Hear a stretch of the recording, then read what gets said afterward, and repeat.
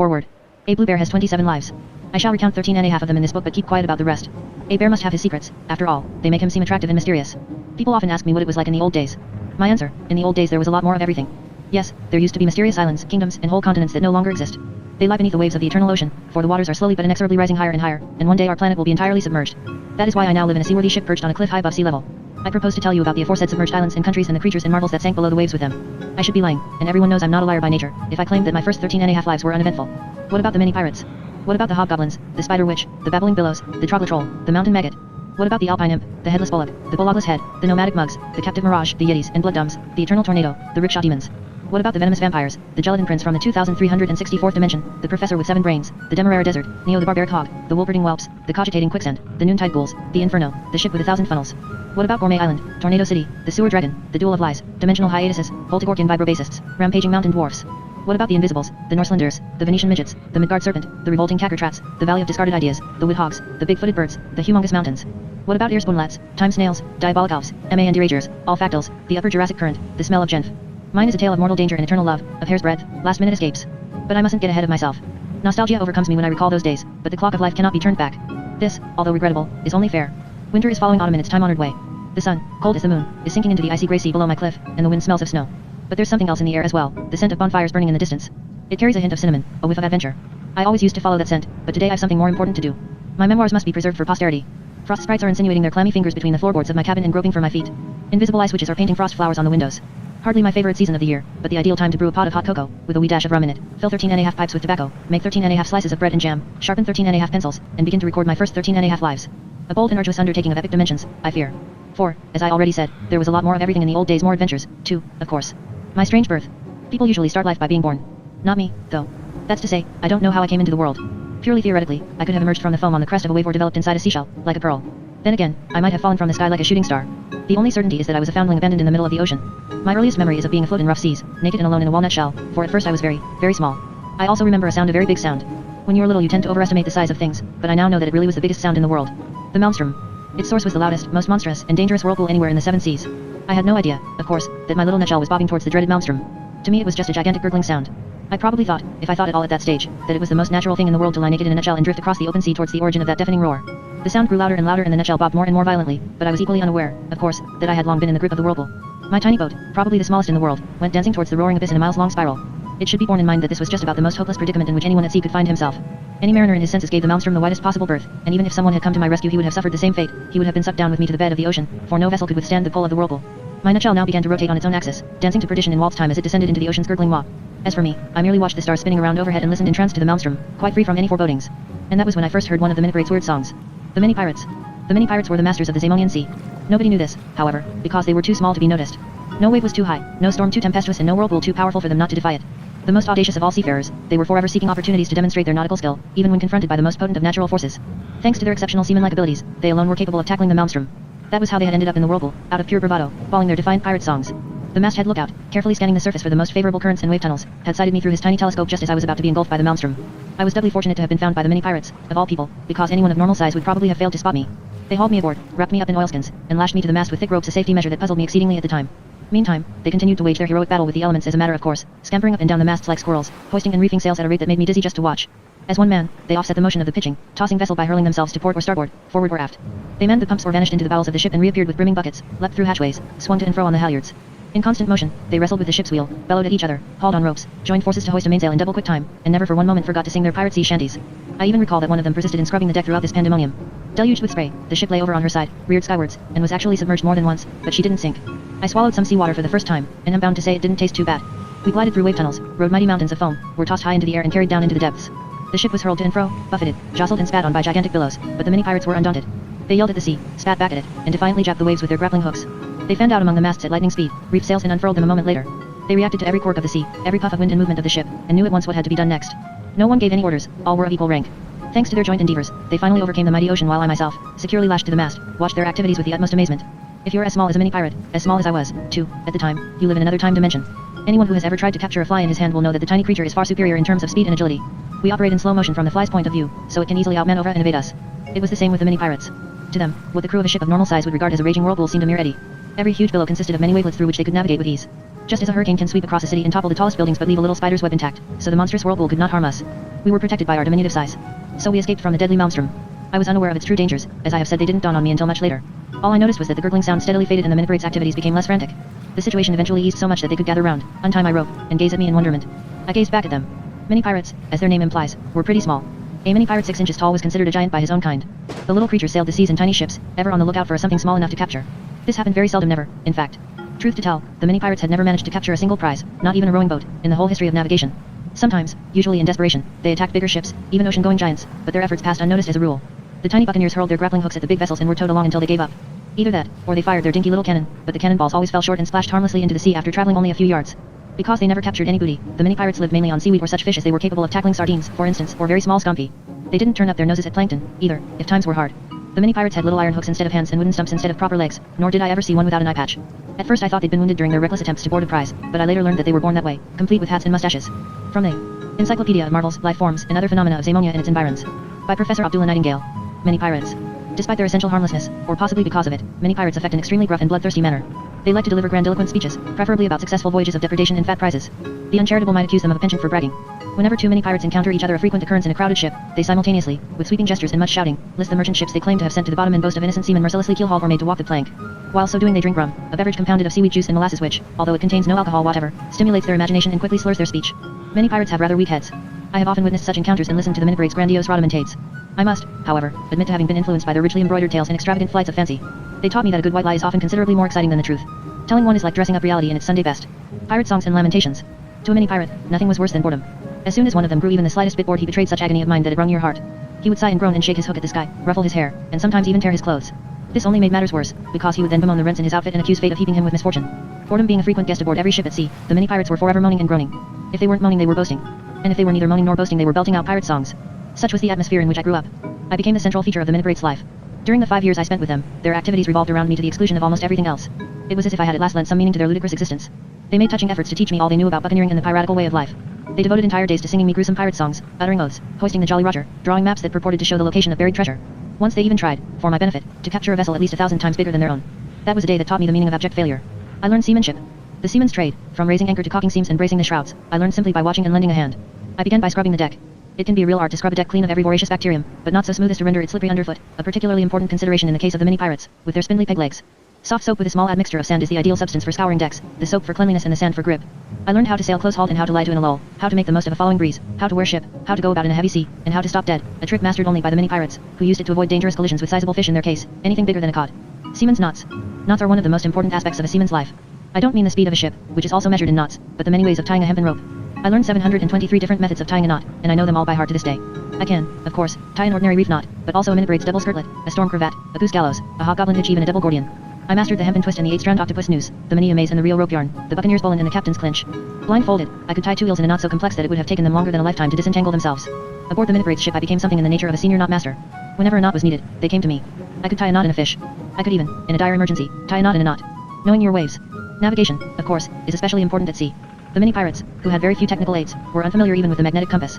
They steered in accordance with a system based on observation of the motion of the waves. People say that one wave resembles another, but they're mistaken. Watch waves for long enough, and you'll realize that every one is different. Each wave undulates in its own particular way. Some are pointed and precipitous, others rounded and flat. Waves can be thick or thin, green or blue, black or brown, turbid or transparent, large or small, broad or long, cold or warm, salty or sweet, noisy or silent, fast or slow, harmless or lethal. Every wave has a stature of its own, so to speak. It possesses not only a face of its own but an individual hairstyle in the shape of the foam on its crest. Waves are differentiated by their mode of progression. Those in southern waters favor a nonchalant, rolling gait, those in northern seas stride briskly along because of the cold and the danger of congealing into ice floes.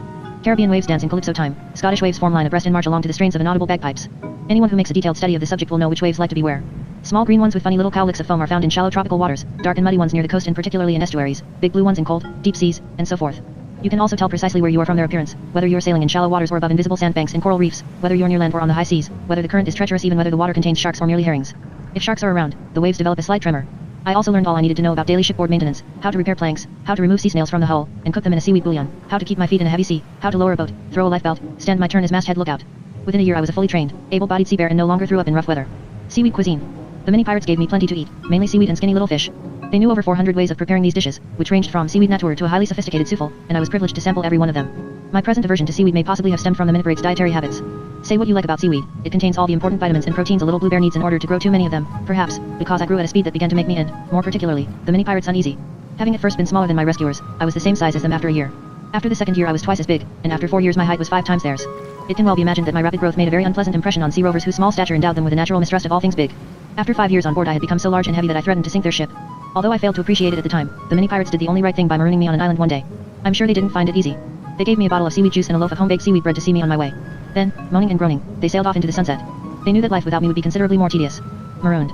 As I sat there, naked and forlorn on the shores of a lonely island, I thought about my predicament for the first time. It was, in fact, the first time I'd ever thought at all, because I'd never managed to form a clear idea about anything in the eternally noisy atmosphere of the Minute ship. I'm bound to admit that my first attempts at cogitation were far from unfathomably profound. The first thought that came into my head was of hunger, the second of thirst, so I greedily wolfed the seaweed bread and hurriedly drained my bottle of seaweed juice. My tummy was promptly pervaded by a pleasant glow, as if someone had lit a little campfire inside me. Accompanying this sensation was a certain self-assurance that encouraged me to take the bull by the horns and explore the island's vast palm forest. This early experience may be said to have become a maxim that has governed all my future lives. However great the challenge, it's easier to overcome with a decent meal inside you. Darkness. Then came nightfall and, with it, darkness. Darkness. Until then I hadn't known what that was. It had always been light with the mini pirates, even at night. Their ship was brilliantly illuminated as soon as dusk closed in. Any Minute Braid's vessel is a miniature sensation at night. It looks like a tiny floating funfair, sound effects included, because mini pirates are terribly frightened of the dark. They believe that night is the time when hobgoblins come to feed on sailors' souls, and that those evil spirits can be kept at bay only by lavish lighting and the maximum possible output of noise. So my former shipmates not only illuminated their vessel with lanterns, flaming torches, strings of colored fairy lights and small fires, but let off one signal rocket after another and created such a hellish din by singing, shouting, and hammering on iron saucepans that no one could get a wink of sleep. Sleeping was done in the daytime. As for hobgoblins, we were never troubled by them. Fear. So it was dark for the first time. And with the darkness came a novel sensation, one that had never afflicted me before, fear. It was a very unpleasant feeling, as if the darkness had infiltrated my body and were flowing through my veins. Having swayed so soothingly in the wind only minutes before, the lush green palm trees had now become black figures lurching towards me with their huge paws raised in menace. Floating in the sky was a thin crescent moon, the sight of which surprised me because I had never noticed it in the permanent blaze of light on board ship. The wind rustled in the fronds of the palm trees and transformed them into a throng of whispering ghouls that hemmed me in, ever closer, and groped for me with skeletal fingers. Despite myself, I suddenly thought of the hobgoblins. I strove to suppress the thought, but it was no good. I missed the Minute Braid's hysterical hubbub, their raucous voices and, above all, their extravagant lighting, the lighting that kept hobgoblins away.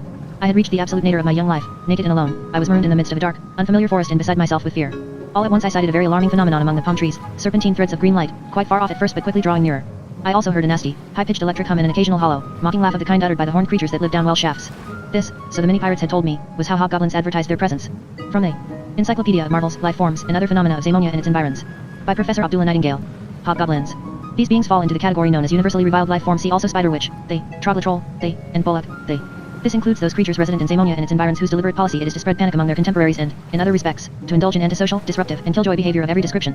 Of repulsive or even terrifying appearance, hobgoblins usually operate in packs, making frightful noises and singing horrific songs. They delight in alarming utterly defenseless creatures. My first tears. It was all too much for me. I felt a hot liquid well up inside my head. My eyes, my mouth, and nose became filled with it, and my only recourse was to yield to this internal pressure. I wept. I wept for the first time in my life. Fat, salty tears plopped onto my fur, my nose ran like a tap, my whole body shook in time to my sobs. Everything else was secondary now. The encircling hobgoblins, the darkness, the fear all were subordinate to this mighty outburst of emotion. I wept and sobbed, stamped my little hind paws, bawled at the top of my voice. Like 2 miniature cataracts, the tears continued to stream down my fur until I resembled a wet floor cloth. I broke down completely. Then calm descended. My tears dried up, my sobs subsided. A reassuring sensation of warmth and weariness overcame me. My fear had vanished. I even plucked up enough courage to raise my head and look the hobgoblins in the face. They were hovering around me in a semicircle, 6 or 7 flickering figures outlined in ghostly light, their arms and legs dangling limply like uninflated inner tubes. They stared at me in silence for a while, almost touched. Then they started to applaud. I won't mince matters, the hobgoblins were a thoroughly unpleasant bunch. Their slithery movements, the slight electric shock you received when they touched you, their high-pitched, sing-song voices, and, above all, the dubious pleasure they derived from terrorizing helpless fellow creatures, all these attributes were utterly repulsive. There was also the smell of rotting wood they gave off. It was associated with their sleeping habits, and, more particularly, their disgusting form of nourishment. But more of that later. Yes, the hobgoblins really were the end, but I went with them notwithstanding. After all, what choice did I have? I didn't understand a word they said or sang, whichever, but I quickly gathered that they wanted me to accompany them.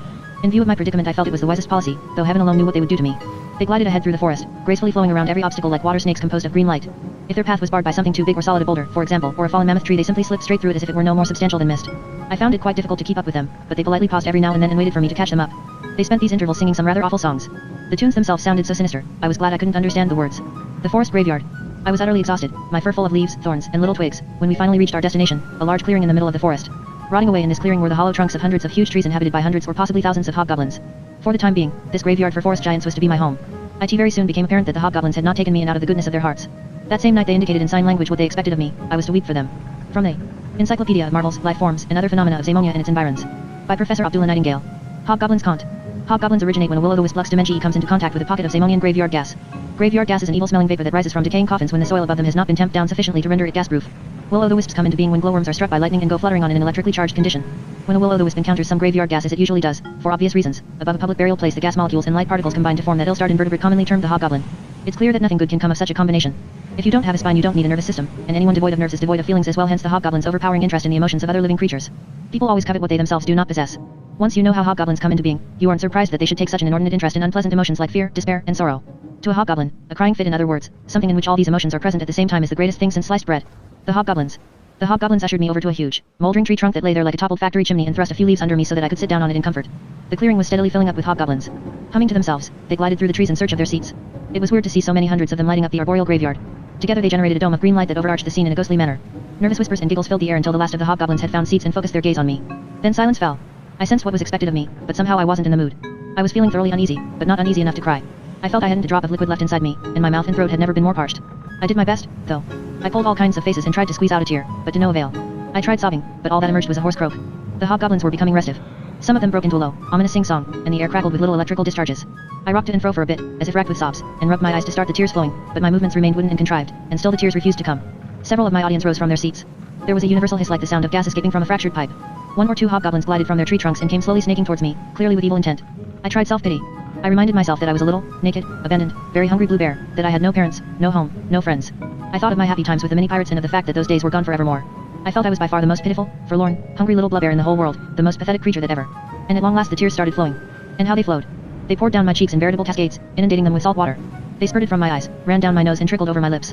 I emitted heart-rending sobs, threw myself on my tummy and hammered the hollow tree trunk with my little forepaws, so hard that the forest rang with the sound. I lashed out with my hind paws and tore at my short fur. I crouched on all fours and howled at the moon like a little, homesick puppy. It was a first-class crying fit, far better and more prolonged than the first. And then, quite suddenly, it was over. I sat up, sniffing, and wiped away the last of my tears. Seen through the moisture that veiled my eyes, the hobgoblins looked weirder than ever. They were sitting quite still, staring at me. Utter silence. I gave a final sniff, ready for anything. Whatever they did now, eat me, or whatever, I felt strangely indifferent. A hobgoblin seated on a tree trunk at the back began to applaud, half-heartedly. The others continued to sit there without moving. A second joined in the applause, then a third and a fourth, and suddenly, as if in response to a secret word of command, they all stood up and applauded till the forest shook. They uttered shrill cries of delight and whistled on their thin, ghostly fingers. Many picked up branches and beat a rhythmical tattoo on the hollow tree trunks. An incredible din arose. Flowers were thrown in my direction. Here and there a hobgoblin shot high into the air like a green flare. All in all, those habitually unemotional creatures gave an amazing demonstration of delight. It rather moved me, I must confess. There's no other way of putting it, I had literally become a star overnight. Although I wasn't paid any money, I didn't even know that such a thing existed. The hobgoblins remunerated me for my lachrymose performances with food. Nothing special, mainly nuts, berries, bananas, and an occasional fresh coconut washed down with spring water, but more than that I didn't need in those days. My hosts had very soon grasped Neptune be praised. That I wasn't their peculiar form of food. The fact was, they lived on fear. I knew from the many pirates that hobgoblins glide across the sea at night in search of ships whose crews they can terrify with their weird singing. Once they've succeeded, they suck in the fear like milk through a straw. My fur used to stand on end when I saw those diaphanous spirits return from their nocturnal raids glutted with fear, plump and bloated like deep-sea sponges. At first they wanted to take me with them on their gourmet excursions, but they dropped the idea when they saw I couldn't walk on water. Despite my initial abhorrence of the hobgoblins, I have to admit I enjoyed my evening performances more and more as time went by. The stage fright beforehand, my steadily improving technique, the thunderous applause at the end, I became positively addicted to it all. I found it ever easier to burst into tears, and I can still do so today, on the few occasions when tears become necessary for histrionic purposes. I had only to think of something sad, and I was off. I enriched my program with dramatic crescendos and pauses for effect. I could run the whole gamut from faint sighs to despairing sobs and frenzied paroxysms of weeping. I learned to synchronize the rhythm of my sobs with the melody of my pathetic cries so perfectly that miniature symphonies resulted. I could turn up the volume of my screams until they attained pinnacles of hysteria, to relapse a moment later into deep valleys of snuffling lamentation. Sometimes I would subject my audience to intolerable suspense by blubbering almost silently to myself for minutes on end, then suddenly howl like a homeless seal pup. Stardom. The hobgoblins were putty in my hands. Their ovations grew louder, longer, and more enthusiastic every night. They almost smothered me with flowers, wove wreaths for my brow, showered me with berries and other fruit. No wonder I began to enjoy my role more and more. It was an intoxicating sensation to stand behind the footlights and be applauded, even when the only applause was the hobgoblins' eerie wails and the only light their faint green glow. The reader should not, however, forget that I was still very young. This was only my second life. I soon became notorious for my star performer's airs and could sometimes be as temperamental as a prima donna. If my audience failed to applaud frenetically enough, I turned sulky and left the stage without giving them an encore. Many were the nights I tormented the hobgoblins by feigning a headache and refusing to appear at all. I became rather loathsome, almost as loathsome as the hobgoblins themselves. I grew more and more like them, in fact. I started to imitate their eerie voices and hum their songs. Having at first insisted on sleeping by myself in the open, I later joined them for the night in their hollow tree trunks. I snuggled down among the humming spirits and dreamed their gruesome dreams. Before long I began to smell, like them, of rotting wood. Sometimes I also glowed a little in the dark because their luminous gas had lodged in my fur. I even made several vain attempts to walk on water, so as to be able to accompany them on their forays. On one occasion I almost drowned in a forest pool. I myself was completely unaware of how hard I was trying to become a hobgoblin. It's quite natural for a young person to want to be like other people. The worst of it was, I'd clearly reconciled myself to spending the rest of my days on the hobgoblin's island. A horrific reflection. One evening, when I was making yet another attempt to walk on water, I had taken to using very shallow pools for experimental purposes. I saw my own reflection in a big puddle. I not only caught myself aping the hobgoblin's slithery movements but uttered one of their frightful, bleating laughs. The ripples on the puddle made my limbs undulate like a hobgoblin's. I was appalled. What? It suddenly occurred to me, would the mini pirates think if they could see me like this? I felt deeply ashamed. My cheeks burn, even today, when I recall that spectacle. It was then that I resolved to escape from the hobgoblin's island. When bad habits become a habit, you have to turn over a new leaf. At dawn one day, when early morning mist was drifting sluggishly across the clearing, I stole out of the forest. The hobgoblins were still fast asleep in their hollow tree trunks. They had returned from a successful raid during the night, bloated and humming with contentment. Now, snoring and squeaking in their sleep like gorged possums, they were digesting the fear they had absorbed. I gave them a last, distasteful glance, then set off for the beach. I escaped by sea. In the days beforehand I had dragged some small fallen trees from the edge of the forest to the shore and lashed them together with creeper. As the sail of my raft I used a big, fat palm leaf. I had scooped out a few coconuts, filled them with water, sealed them up again, and tied them to the mast with thin lianas, together with the unopened coconuts that were to serve as food. That was the sum total of my supplies. I pushed my raft out into the breakers. The tide was just turning, so I was quickly carried out to sea. Where would the wind and waves take me? I had dispensed with a rudder on the principle that fate must be given a chance. I was feeling wonderful. It seemed that the wind in my fur and the wild sea beneath me existed solely to transport me into a world of adventure. Could anything be more exciting than a journey into the unknown, a voyage of discovery across the great, wide ocean? Becalmed. 3 hours later my raft lay becalmed, bobbing in the midst of a vast expanse of motionless water. Could anything be more tedious than a sea voyage? The sea? Pooh. Just a saltwater desert, smooth and featureless as an enormous mirror. Any pool in the hobgoblin's forest had more to offer. Nothing happened, not even a seagull flew past. I had been hoping for unknown continents and mysterious islands, or at least for a minute-wraith ship, but not even a message in a bottle floated by. After a considerable time, a rotten plank came my way. It took hours to drift past. That was the most interesting sight I'd encountered on my voyage to date. I cracked open a coconut and began to feel bored. The younger you are, the more excruciating boredom becomes. Seconds crawl by like minutes, minutes like hours. You feel you are being stretched on the rack-a-time rack, as it were, and very slowly torn apart. An infinite succession of wavelets splashes past. The sky is a bright blue vault of infinite extent. If you are a relatively inexperienced seafarer and watch the horizon, you feel it must disclose something breathtaking at any moment. But all that awaits you beyond it is another horizon. I would have welcomed any diversion, a storm, a seaquake, a terrible sea monster, but all I saw for weeks on end were waves, sky, and horizons. I was beginning to yearn for the hobgoblin's nauseating company when the situation changed dramatically. Although there was little wind, the sea had been unusually agitated for some days. The calm green water had transformed itself into a turmoil of grey foam. The air was filled with soot and the smell of rusty metal. Hopping excitedly to and fro on my raft, I vainly strove to discover the cause of it all. Then came a sound like never-ending thunder. It drew nearer and nearer, and the sky grew darker by the minute. I had my longed-for storm at last. The SS Moloch. Or so I thought until a huge, black, iron ship appeared in the distance. She had at least 1,000 funnels, so tall that their tops were hidden by the smoke that rose from them. Soot entirely obscured the sky and turned the sea the color of Indian ink, thanks to the smuts that kept raining down on it like black snow. At first I thought the ship had come straight from hell to crush me. She seemed to be bearing down on me so purposefully. Then I was lifted by the bow wave and swept aside like a cork. I could now observe the iron colossus from a safe distance as it glided by like a dark mountain of metal. The screws that propelled it must have been bigger than windmills. I don't know how long the ship took to sail right past and disappear from view, but it must have been about a day and a night. Not that I knew it at the time. She was the SS Moloch, the largest ship that ever sailed the seas. From the Encyclopedia of Marvels, Life Forms, and Other Phenomena of Zamonia and Its Environs. By Professor Abdullah Nightingale. SS Moloch, the. With 1,214 funnels and a gross registered tonnage of 936,589 tons, the Moloch is held to be the biggest ship in the world. No precise specifications are available, or none that can be scientifically validated, because no one who has set foot in the Moloch has ever returned. Thousands of tales are told about this vessel, needless to say, but none that has any recognizable claim to credibility. At night, thousands of portholes the windows of that floating metropolis shone brighter than the stars. The pounding of the engines was deafening. They sounded like an ironclad army tramping across the ocean. During the daytime I tried to spot some of the crew, but the deck was so far above me I could scarcely make out a thing. Whenever distant figures came to the rail and threw garbage over the side, as they did from time to time, I set up a tremendous hullabaloo. I yelled and gesticulated, jumped up and down on the raft and waved my palm leaf sail, but my efforts were as futile as the minute-wraith's attempts to board a merchantman. They weren't without their dangers, too. On more than one occasion I was almost sucked into the wash of the gigantic propellers, and swarms of sharks crowded around the hull to fight for the scraps of food that were forever being thrown overboard. At times the creatures were so numerous that I could have walked to the ship's side across their backs. A voice in my head. But the most astonishing feature was something else. In spite of the huge vessel's monstrous ugliness, it held a mysterious fascination for me. There was no discernible reason for this. Although the ship was repulsive in every way, my dearest wish was to sail the seas in her. This desire had taken root in me when the Moloch first appeared on the horizon, a tiny speck growing bigger the nearer she came. While she was passing my raft it became positively overpowering. "Come," said a voice in my head. "Come aboard the Moloch." The words had an unearthly ring, as if uttered by some disembodied being in the world hereafter. "Come," it said. "Come aboard the Moloch." I should have liked nothing better than to obey its summons. I now know it was my good fortune that the sharks formed an insurmountable barrier between me and the ship, but at the time it nearly broke my little heart to watch the Moloch sail away. Come. Come aboard the Moloch. The gigantic ship eventually disappeared from view, but the sky remained dark for a long time to come, like the aftermath of a receding storm. The voice in my head grew ever fainter. "Come," it said, very softly. "Come aboard the Moloch." Then they were gone, both the ship and the voice. It saddened me somehow to think I would never see the Moloch again. I wasn't to know what an important part she would play in one of my lives. The sea had been calm and silvery again for days, the sky clear except when an occasional little fair weather cloud came drifting over the horizon. Having seen the Moloch, I had lost all respect for my own craft. There couldn't have been a more cogent demonstration of the difference between a ship and a raft. I was just debating whether to jump overboard and strike out for land when I heard two voices, loud and clear. "I did, take it from me," said one. "No, you didn't," snapped the other. I peered in all directions. There was nothing to be seen. "I did, so," the first voice insisted. "Pull the other one," said the second. I stood on tiptoe. Still nothing in sight far and wide. Nothing but waves. "But I told you only the other day, don't pretend I didn't." Was madness knocking at my door? Many a doughty mariner had been driven insane by the monotony of life at sea.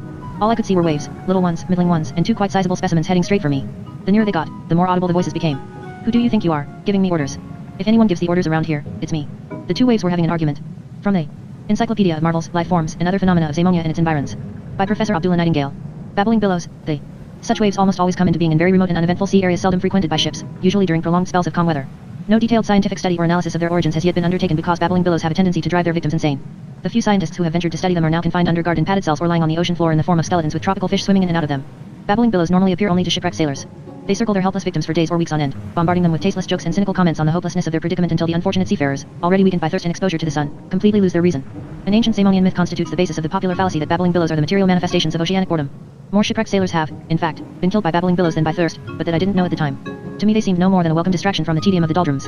The two waves were quite close by now. When they saw me on my ramshackle raft, naked and bleached by the scorching sun, they had a fit of the giggles. Good heavens, cried one. What have we here? A luxury liner, cackled the other. Complete with sun deck. They sloshed to and fro with laughter.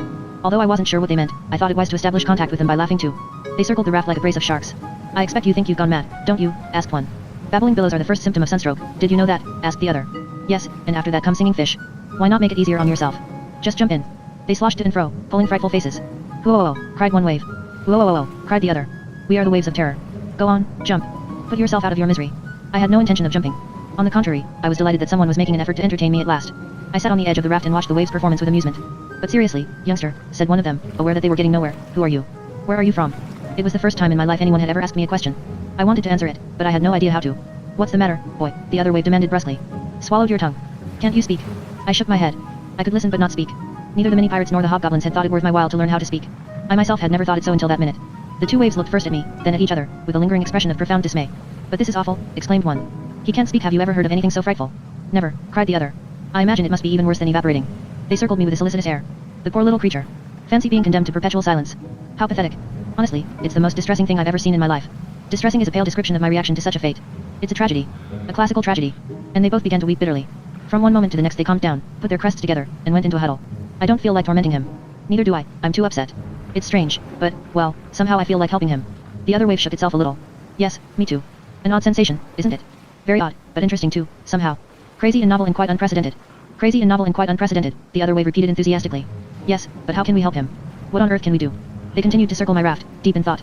I've got it, cried the first wave. We'll teach him to speak. You think we could, the second wave said doubtfully. He looks a bit retarded to me. One of them sloshed right up to me. Say ah, it commanded, looking deep into my eyes and extending a seawater tongue. Ah, I said. You see, it cried. Anyone who can say ah can learn to say binomial coefficient in no time at all. I am taught to speak. In the weeks that followed, the babbling billows tirelessly circled my raft and taught me to speak. First I learned simple words like sun and sea, then harder ones like longitude and circumnavigation. I learned big words and little words, nouns and verbs, adjectives and adverbs, conjunctions and prepositions, nice words and swear words you should never say at all. I learned how to spell and pronounce, decline and conjugate, substantivize and genitivize, accusativize and dativize. Then we got on to clauses, principal clauses and subordinate clauses, pendant clauses and relative clauses and, finally, whole sentences. To avoid any misapprehension, I must add that the babbling billows didn't teach me to write, only to speak. The written word is redundant on the high seas. Why? Because paper gets wet too easily. But the babbling billows were not content merely to teach me to speak, they wanted me to master all forms of speaking perfectly. They taught me to murmur and maunder, gabble and prattle, whisper and bellow, converse and confabulate, and of course to babble like themselves. They also taught me how to deliver a speech or a soliloquy and initiated me into the art of persuasion, not only how to talk someone else to a standstill, but to talk my way out of a life or death situation. I learned to hold forth under extremely difficult conditions standing on one leg, for instance, or doing a paw stand, or speaking with a coconut in my mouth while the babbling billows showered me with seawater. Their spitefulness had long ceased to be perceptible, probably because they had never before been engaged in such a responsible and interesting activity. They became utterly engrossed in it, and I have to admit they were genuinely good teachers. Where babbling was concerned, they knew their onions. I myself became a master of the spoken word. My progress after 5 weeks was such that the waves couldn't teach me any more. Indeed, I'd almost surpassed them. I could utter any given phrase at any required volume, both forwards and backwards. Pneusophiac lemoni b, binomial coefficient, was among the simpler ones. I could deliver a speech, propose a toast, swear an oath, and break it, declaim a monologue, compose a verse, oil a compliment, talk drivel, blather incomprehensibly. I could speak my mind, wax indignant, sound off, wag my tongue, run people down, fire off a tirade, give a lecture, deliver a sermon, and from now on, of course spin a seaman's yarn of my own. Now that I'd learned to speak I could at last hold a conversation, though only, for the time being, with the babbling billows. I didn't have much to tell them because my experience of life was so meager, but they had plenty to impart. Anyone who had traversed the oceans for centuries, as they claimed to have done, was bound to have seen a few things in his time. They told of mighty hurricanes that drilled holes in the sea, of giant sea serpents that fought each other with jets of liquid fire, of transparent red whales that swallowed ships whole, of octopuses with miles-long tentacles capable of crushing whole islands, of water sprites that danced on the crests of waves and caught flying fish with their bare hands, of blazing meteors that made the sea boil, of continents that sank and surfaced again, of underwater volcanoes, ghost ships, foam witches, sea gods, wave dwarfs, and earthquakes in the depths of the ocean. What they liked best of all, however, was to run each other down. Whenever one of them got separated from the raft, the other promptly cast aspersions on its character and urged me not to believe a word it said, etc. The worst of it was, I couldn't tell them apart. They were, in fact, identical twins. For once, and in this particular case, the preconceived notion that one wave resembles another proved to be correct. I had long become used to the two of them. You make friends quickly when you're young, and you think things will remain the same forevermore. But a day came when the babbling billows' light-hearted manner underwent a change.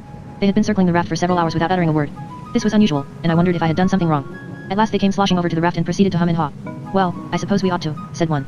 The law of the sea, etc., snivelled the other. Then they both began to weep. Once they had pulled themselves together, they explained the situation to me.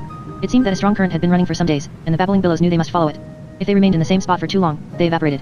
That was why they were doomed to roam the seas in perpetuity. Many thanks for everything, I said, for I could speak now, of course. Oh, don't mention it, said one of the waves, and I could tell it was fighting back the tears. I'm lost for words for the very first time, it went on. We've got something for you, said the other wave. A name. I am named for life. Yes, said the first wave, we're calling you Blue Bear. The babbling billows obviously didn't have much in the way of imagination, but still, I'd never had a name before.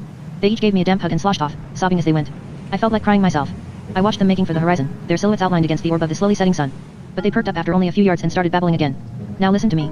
There's nothing you can tell me I don't know already. That's what you think. And they went on babbling. Even when darkness had fallen and they'd been out of sight for hours, I could still hear them squabbling in the distance. My supply of coconuts was gradually running out, and my arduous language lessons had almost completely exhausted my reserves of liquid. What was more, a merciless sun had been beating down on my unprotected head for quite a while, for I was drifting ever further south. The huge eye. After 3 days my brain was so dehydrated that I simply sat there, torpidly contemplating the surface of the sea. If you stare at seawater for long enough, you start seeing the strangest things in the foam, wild beasts, dragons, hordes of sea monsters locked in battle, dancing water sprites, leaping mermaids, weird grey shapes equipped with horns and tails. I soon got the feeling I could see the bottom of the ocean. I glimpsed translucent palaces floating beneath me like glass submarines. I saw a kraken with 1,000 tentacles, a pirate ship manned by clattering skeletons singing frightful songs.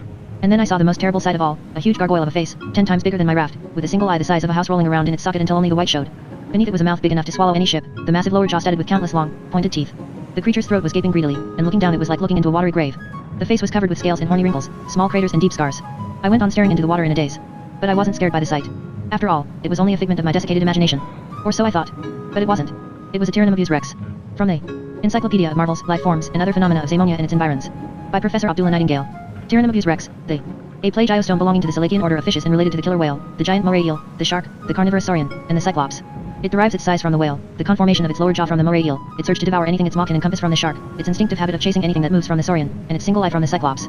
Over 140 feet long, the Tyrannomebius rex may readily be numbered among the largest predators in the world. Its skin is studded with knobs of cartilage and black as pitch, which is why it is also called the black whale. The head consists of a single large slab of bone that enables it to ram quite sizable merchantmen and send them to the bottom. Fortunately, the Tyrannomebius rex is almost extinct.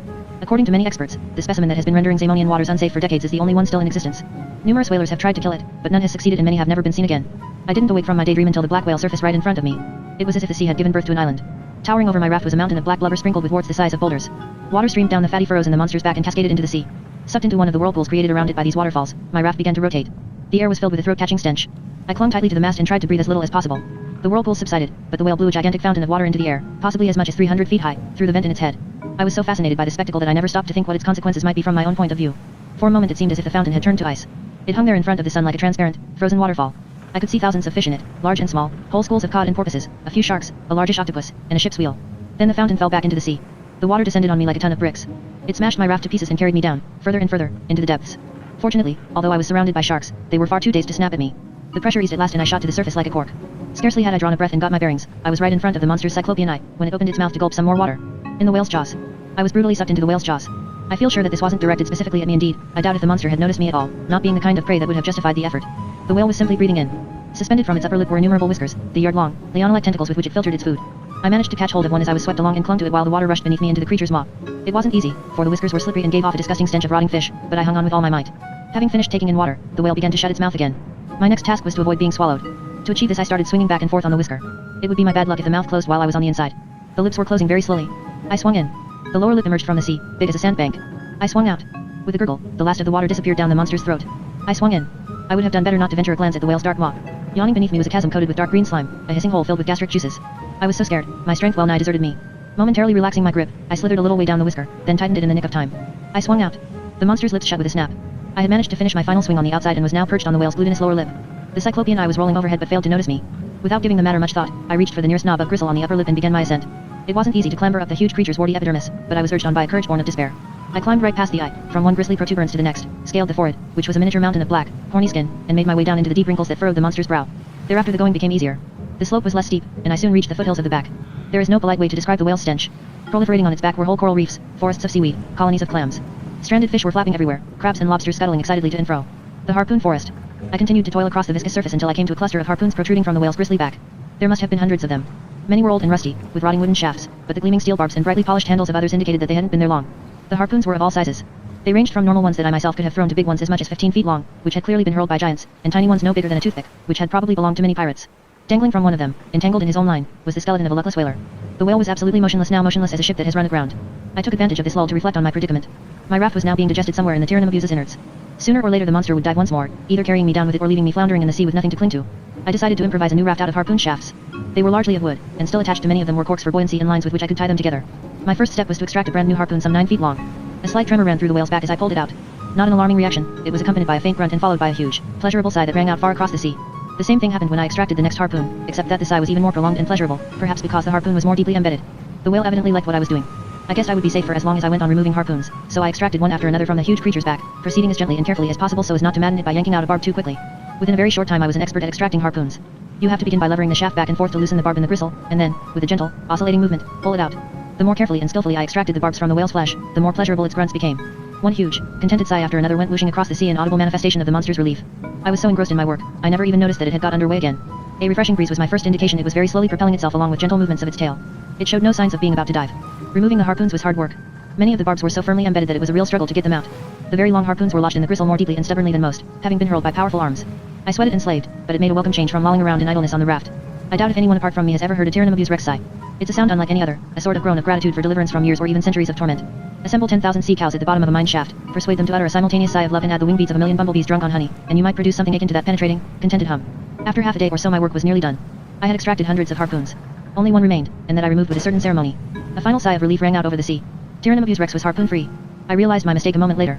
By removing the last harpoon I had also disposed of the whale's only reason for tolerating my presence on its back. It prepared to dive, as I realized when it drew a deep breath. In my eagerness I had completely lost sight of the need to build another raft. I had thoughtlessly tossed the harpoons into the sea. Yes, the Tyrannomebu's rex dived, but so slowly, almost gently, that I wasn't directly endangered by its submersion.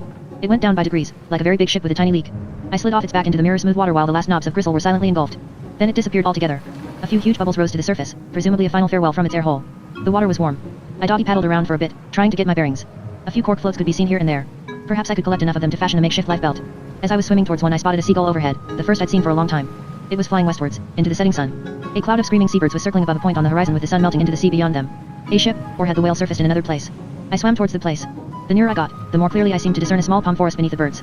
Soon I could make out a coastal strip, an immaculately white sandy beach and, beyond it, some luxuriant vegetation. I sight land. Whether by chance or by design, the whale had dumped me near an island. Alluring scents came drifting across the sea towards me. Appetizing aromas I'd never encountered before, they included vanilla, grated nutmeg, wild garlic, and roast beef. The island smelled good. Having discovered the place, I resolved to take possession of it by right. The sun had almost disappeared by the time I crawled ashore. I was so exhausted I simply lay down on the sand and dozed off at once. Before I finally drifted into dreamland I heard a chorus of inane giggles coming from behind the curtain of forest nearby. But I didn't care, I had nothing to fear. Whoever they might be, those people, they were my subjects. Breakfast on Gourmet Island. The next morning I was roused from my dreams of discovery by a choir of songbirds. A gigantic, breathtakingly beautiful butterfly had perched on my nose and was fanning me with cool air. A coconut plopped into the sand from a nearby palm tree and split in half with such precision that not a drop of the precious milk was spilt. The milk was delicious, cool and refreshing, and the flesh melted on my tongue like cream. A flock of hummingbirds hovered above me for a moment, then formed line ahead and went whirring off into the palm forest. The island seemed to want to welcome its discoverer in person. It was time to inspect my new domain. I brushed the sand from my fur and set off into the interior. I still can't find the words to do justice to the paradisal splendor of Blue Bear Island, as I provisionally christened it. Clouds of colorful butterflies fluttered through serried ranks of huge, shady palm trees with golden fronds and snow-white trunks. Some of these butterflies were as big as seagulls and had wings that shimmered like mother of pearl. Growing beneath the trees were flowers such as I had never seen before, with silver petals and leaves of glass. Other flowers, which had cups that seemed to consist of blue light, could sing in low, subdued, sing-song voices like tiny, industrious elves. I passed tall plants that smelled of vanilla and could unfurl their gorgeous, multicolored leaves like peacocks displaying their plumage. Other, tulip-like flowers with thin yellow stems were forever changing color. If you looked at them for too long, they turned puce and giggled. That was the sound I heard on the threshold of sleep. I came to a clearing in which some pale green orchids were phosphorescing in the deep shade of the palm trees that fringed it. They were blowing iridescent soap bubbles. Other orchids stood among them, bursting the bubbles with their long, tongue-like stamens. The hummingbirds had assembled above the clearing and were amusing themselves by doing some formation flying. Potato fritters. But the most amazing thing of all was situated in the middle of the clearing, where a small pool of cooking oil was bubbling away in an appetizing fashion. The hissing and spitting seemed to grow louder as I approached. At the edge of the pool were some plants whose long stems terminated in potato-like excrescences. As I drew near the stems bent and dipped these in the sizzling oil, I could only gaze at this process in amazement. The stems eventually straightened up and dropped a few potato fritters at my feet. I picked one up and sampled it. Ah, what bliss. I had never tasted anything more delectable. Greedily, I gobbled up the rest of the potatoes as well. The further I ventured into the interior of the island, the more unusual the vegetation became. Tinkling among the trees was a dense network of brooks and rivulets. On examining these more closely, I discovered them to be of different colors. Many looked like ordinary water, but others were white as milk or yellow as orange juice. I bent and drank from one of the yellow streams. It really was orange juice. Cocoa on tap. The white streams consisted of pure, cold milk. Overhanging them were large plants with thick, dark brown seed pods. When I accidentally brushed against one of these plants, dozens of pods fell into the milk, dissolved, and temporarily turned the stream pale brown. I quickly stooped and lapped up some of this delicious drinking chocolate. Growing on the banks of the rivers were fruit and vegetables such as I had never seen before, including blue cauliflowers that smelled and tasted like roast pork with crackling. The flowers brimmed with honey, and you could even eat their leaves, which tasted like white toast. Lengths of thin creeper dangling from the trees smelled faintly of garlic and could be eaten like spaghetti. The trees themselves excreted delicious sauces and gravies from their knotholes when the bark was tapped. Mushrooms the size of pumpkins stewed in their own juice below ground. You had only to break off a piece to see it grow back again within minutes. The island seemed completely devoid of horrors. There were no cannibals lurking anywhere, no treacherous quagmires, no evil spirits, no dangerous wild beasts. There weren't even any of the usual unpleasantnesses like spiders or earwigs, snakes, or bats, only creatures that were either beautiful or, if not beautiful, cute, butterflies and songbirds, hares and squirrels, hamsters and flamingos, hummingbirds and dainty little cats. They were all very trusting and showed no sign of fear, which indicated that the denizens of the island lived in peace. There was plenty of food for all, so they had no need to prey on each other. I had discovered an earthly paradise. The climate was temperate, neither too hot nor too cold, with an average shade temperature of 75 degrees Fahrenheit and a steady, refreshing breeze. It never got very cold, even at night, because the forest floor gave off a pleasant warmth and purred like a contented cat when you stretched out on it. I really hadn't expected such splendor. In fact, I found it slightly embarrassing to have hit the jackpot on my very first voyage of exploration. After all my hardships and tribulations, I felt as if I'd finally come home. For the first few days I toured the island in a kind of dream. I hardly dared to touch its treasures for fear they would dissolve into thin air like a mirage. But they were real enough. After a while I plucked up the courage to sample them all, taking a morsel here, a sip there. Many things were an acquired taste after all. My diet hitherto had consisted exclusively of seaweed, berries, nuts, and water, but many others I took to at once, like the drinking chocolate from the river of milk and the honey from the flower cups. It was a while before I learned what to do with the island's unfamiliar flora, but I learned very quickly. The long, noodle-like creepers tasted delicious when dipped in the warm pulp of the giant tomatoes that grew everywhere. All the grass on the island was edible. Slightly nutty and bitter in flavor, it went well with potato fritters. The fruit was sensational in its variety. In addition to ordinary coconuts, bananas, oranges, apples, nuts, and grapes, there were exotic plants tasting like vanilla and cinnamon that exuded sweet milk or were crunchy as crisp bread. One red, banana-shaped fruit tasted of marzipan, while the leaves of a fat, comfortable-looking tree had a gingerbread flavor. I eventually became acquainted with all the island's delicacies. My daily routine. In the mornings, immediately after waking up, I would totter over to the river of milk, shake the cocoa plants, and slurp up great mouthfuls of drinking chocolate. Then I paid the honey flowers a visit and picked myself a slice of toast. After that I usually retired to a clearing and munched my breakfast while watching the hummingbirds daringly loop the loop for my entertainment. The little cats would come running up and rub themselves against my fur, purring, or romp around in the morning sun. After breakfast I made a regular habit of touring my domain. The island was not very big, only a few hundred yards in diameter, perhaps, but chock full of minor sensations. The singing flowers learned a new song every day, and I spent hours listening to their silvery voices and watching the butterflies perform their flirtatious aerial ballets. The squirrels, too, were fond of showing off their acrobatic skills. Most of the time one of them sat perched on my head or shoulder and let me carry it around. My favorite feasting place at lunchtime was the pool of oil. I generally ate my potato fritters with rocket, or sometimes a morsel of blue cauliflower. After lunch I liked to take a nap. In the afternoons I often went for a swim in the warm sea. The water around the island was calm and clearly uninhabited by any dangerous sea creatures. I lay floating on my back for hours or sat in the gentle surf, which continually washed up thousands of tiny shellfish between my legs. I liked to spend the end of the day on the beach, watching the sun go down with the little cats for company. At dusk I went back into the forest, curled up on the warm, purring, mossy ground, and dreamed of being the skipper of the big iron ship I'd seen. My diet was extremely well balanced at first. I ate at long intervals, took plenty of exercise, and was satisfied with the range of food on offer. After a month or two, however, I began to eat snacks between meals. Nothing elaborate, just a potato fritter here, a slice of toast there, and now and then one of the fat chocolate drops from the cocoa plants. It sometimes irked me that the cuisine was so limited. After 6 months I introduced a second breakfast consisting of 2 slices of toast and honey, a tea-time snack of cake, from the cake tree, a sundowner, mushrooms with blue cauliflower, and a selection of fruit before retiring for the night. Instead of long walks I took siestas. As time went by the intervals between my meals became steadily shorter. I inserted extra courses between my first and second breakfasts. In between breakfasts, I called them, regaled myself with an appetizer just before lunch, marzipan fruits, chocolate drops, dollops of honey, and followed it up with an assortment of pastries. In the afternoon came potatoes and Liana spaghetti and tomato sauce plus more pastries and fruit. I divided supper into several courses to spin it out until bedtime. I generally began by wolfing a whole mushroom, then a blue cauliflower. Then, after a brief interval for digestion, some milk. Then potato fritters with rocket and pastries to follow. Just before going to sleep, a few more slices of toast and honey. In the end I even got up to eat in the middle of the night. I would stagger blearily through the forest and plunge my snout in the river of milk, stuff myself with chocolate drops, or slurp wild honey straight from a flower cup. I was often haunted by nightmares, most of them to do with food. Varied vegetation. The island's vegetation underwent an amazing change. Whenever I had eaten too much of a particular food, kindly nature saw to it that some new and even more exquisite delicacy sprouted elsewhere. Fat, strong-scented truffles had lately been flourishing beneath the forest floor. I took a while to get used to their intense flavor, but once I had I couldn't leave them alone. They went especially well with Liana spaghetti. Seps now grew where ordinary field mushrooms had grown before. The height of a man, they made an elegant dish when combined with fresh rocket. Vast quantities of oysters were being washed up on the beach. Although it had never before occurred to me to eat a raw, slippery oyster, my gums had become steadily more sensitive, my taste buds more fastidious, my palate more refined. I was soon slurping down 24 oysters between each course. Huge lobsters came waddling out of the sea and committed suicide in the pool of seething oil. I discovered, once I had learned how to crack their massive shells, that the flesh inside was absolutely delicious. I had become accustomed to dividing the day into meals. I couldn't sleep properly anymore, my stomach was always too full. I merely dozed a little, half asleep and dreaming of my next meal. Completely unused to physical exertion, I simply crawled or rolled from one course to the next. A year later. By the time a year had gone by I was as fat as bacon rind and as round as a football. I weighed many times what I had weighed when I first set foot on the island and proudly claimed it as my own. I hadn't seen the sea for months. I was thick with grease and stank like a snack bar. I exuded cooking oil from every pore. I had ceased to wash and brush my fur. I hadn't even risen on my hind legs for weeks. Every movement was a terrible effort and made me stream with sweat. My breathing rattled and whistled in my chest. I could no longer see my hind paws because they were obscured by my bulging tummy. Even my eyelids had grown fatter, so I found it increasingly difficult to keep them open. My thoughts were of nothing but food. I spent the whole time planning new menus, lusting after new taste sensations, envisioning ever more daring combinations of ever more exotic foods. One day I was just between my 13th and 14th meals and already wondering anxiously whether a whole man-sized mushroom would be enough for supper. The wind suddenly changed and I smelled something I'd never before smelled on the island. It was the sort of unpleasant stench that might have been given off by 1,000 aquatic plants rotting away in a stagnant pond. For some reason I felt ripe, as overripe as autumn fruit or, rather, like a fattened hog being led to the slaughter. The island awakes. And then the island began to shudder beneath me. I tried to stand up, but no sooner had I succeeded than my head swam and I collapsed. I had literally forgotten how to stand. Within seconds the palm trees around me seemed to wilt, shriveling up into ugly little withered plants resembling skinny black hands. All the other plants withered too, and the lush grass became transformed into a black carpet like a field of scorched stubble. Ugly little holes appeared all over the place, opening and shutting like fishes' mouths. I even thought I spotted teeth inside them. My paradise was turning into a hell. Birds and butterflies fell to earth as if shot, crumbled away to dust, and seeped into the quaking soil. The air was filled with a loud, horrific sound like 100 wild boars smacking their lips and belching. I made another attempt to get up and stagger off, but I was rooted to the spot. One of the withered plants that had once been a singing flower grabbed me by the ankle and hung on tight. Then it started to grow, very, very quickly. I was hoisted into the air and suspended upside down at a height of 80 or 90 feet. Absolutely terrified, I looked down and saw that the island, now completely devoid of vegetation, had split in two.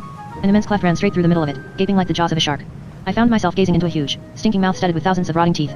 From the Encyclopedia of Marvels, Life Forms, and Other Phenomena of Zamonia and its Environs. By Professor Abdullah Nightingale. Gormtica insularis, they. The Gormtica insularis is a heterotrophic carnivorous plant, that is to say, one of the very rare family of plants that feeds on organic rather than inorganic matter, like most flora. The Gormtica is among the Zamonian life forms that attract their quarry in an unsportsmanlike manner, being distantly related to the much smaller Venus flytrap and the equally rare spider witch. It is capable of transforming itself into a kind of floating paradise in order to lure and fatten its prey in the most ingenious way. A mature Gormtica can attain a circumference of several miles but needs only 300 pounds, live weight, of fresh meat, or thereabouts, to feed itself for a year. This must be provided by one of the more highly developed mammals, however, because fish or birds will not do. The Gormtica is firmly anchored to the seabed, a blessing on nature's part, when one considers what havoc a mobile carnivorous plant of this order could wreak in a heavily populated seaside town. So there I hung, high in the air, the black claws holding me poised above the huge mouth just as I myself had prepared to drop a grape into my own mouth only minutes earlier. Looking down into the plant's gaping maw, I could see cascades of saliva gathering within it. A tongue like a huge green snake came writhing up towards me from the depths, accompanied by a blast of air so foul that it almost robbed me of my senses. Then the grip on my ankle relaxed. Finally released altogether, I fell head over heels into the gullet of the treacherous aquatic plant. They say people see the whole of their lives replayed like a film before they die. In my case it was a very short film, the mini pirates, the hobgoblins, the babbling billows, Gourmet Island. Was that all? Evidently it was, for I was plummeting in free fall into the jaws of a huge, merciless plant that showed absolutely no sign of relenting. It's amazing how vividly you perceive things in a situation of this kind. I noticed, for example, that the Gormatica's teeth were in a shockingly neglected condition, some of them being overgrown with seaweed and colonies of shellfish, others suppurating and coated with a thick, vile-smelling film of slime. Lodged between them were the skeletons of sharks and small whales and the bones of seals and sea lions that had presumably strayed in by mistake. At the back of the throat I even sighted the splintered remains of a rowing boat with two human skeletons on board. The gullet opened, ready to engulf me and convey me into the digestive tract. I actually had time to analyze the differences between my current predicament and my very similar encounter with the Tyrannosaurus rex. They were as follows. A. The whale had not tried to swallow me with evil intent. The Gormtica was not only doing so deliberately but had planned and elaborately staged the whole thing well in advance. B. I had been washed into the whale's mouth, whereas now I was in free fall. C. The Gormtica had no whiskers I could have clung to. I shut my eyes. At that moment something very strong grasped my right wrist and checked my descent. For a second I hung above the abyss, then I was yanked into the air. I shut my eyes and looked down. I was being plucked from the vegetable monster's gaping jaws.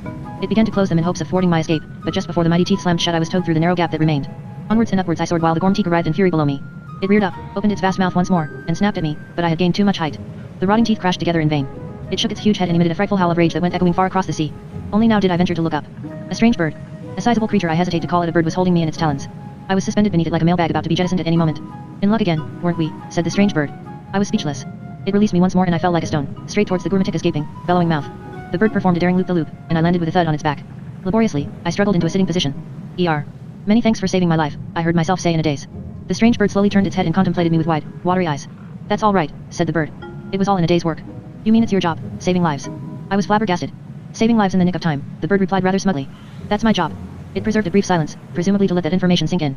Then it introduced itself, Deus Ex Machina, at your service. That's my professional name, to be honest. You may call me Mac, everyone does. Pleased to meet you, I said. My name's Blue Bear. From the Encyclopedia of Marvels, Life Forms, and Other Phenomena of Zamonia and its Environs. By Professor Abdullah Nightingale. Pterodactylus sylvator, The Pterodactylus sylvator or roving reptilian rescuer belongs, like the Zamonian sewer dragon and the Tyrannosaurus rex, to a family of dinosaurs close to extinction. The world's surviving population of pterodactyls is estimated at several thousand, but their numbers are steadily diminishing. Although they possess a few bird-like attributes, for instance horny beaks and wings capable of aerodynamic propulsion, they lay no eggs and behave in a very unbird-like manner from other points of view as well. They eat no earthworms or field mice, adhere to an exclusively vegetarian diet for reasons of physical fitness, and are linguistically gifted to a high degree. Common to them all is a propensity for preserving other life forms from danger.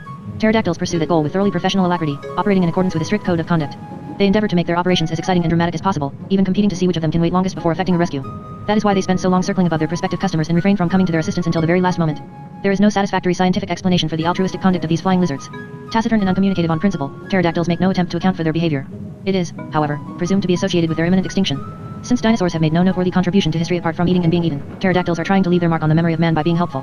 Where I was concerned, Mac had been circling the island for days, knowing precisely what lay in store for me. He could easily have rescued me before, but no, he had to wait until the very last moment. You're nice and plump, said Mac, not looking at me. You really tucked in down there, Ed.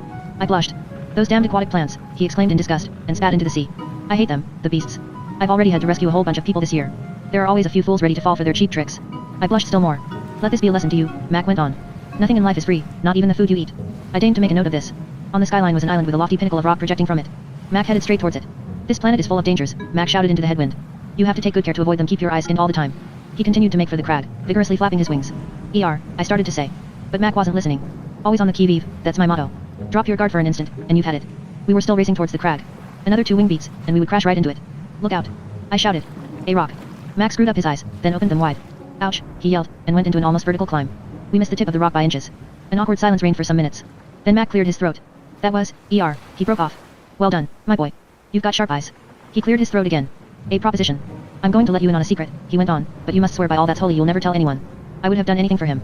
He'd saved my life. You see, my eyes aren't as sharp as they used to be. I'm getting a bit, short-sighted these days. I'm 3,000 years old, after all. I still don't know if that was really true. Roving reptilian rescuers tend to exaggerate. But for heaven's sake keep it to yourself. If my colleagues get to hear of it I'll be finished, professionally speaking. He sighed. The thing is, I've only got another year before I retire. I'll have to keep going till then, but it's getting harder and harder. I only saw you because you are so exceptionally fat and blue. Mac turned his head so that I was looking straight into his demise. Listen, youngster, I've a proposition for you. Stay with me for a year, be my navigator, my helmsman. Tell me where the action is, and I'll provide you with free board and lodging. What's more, you'll get to see something of the world.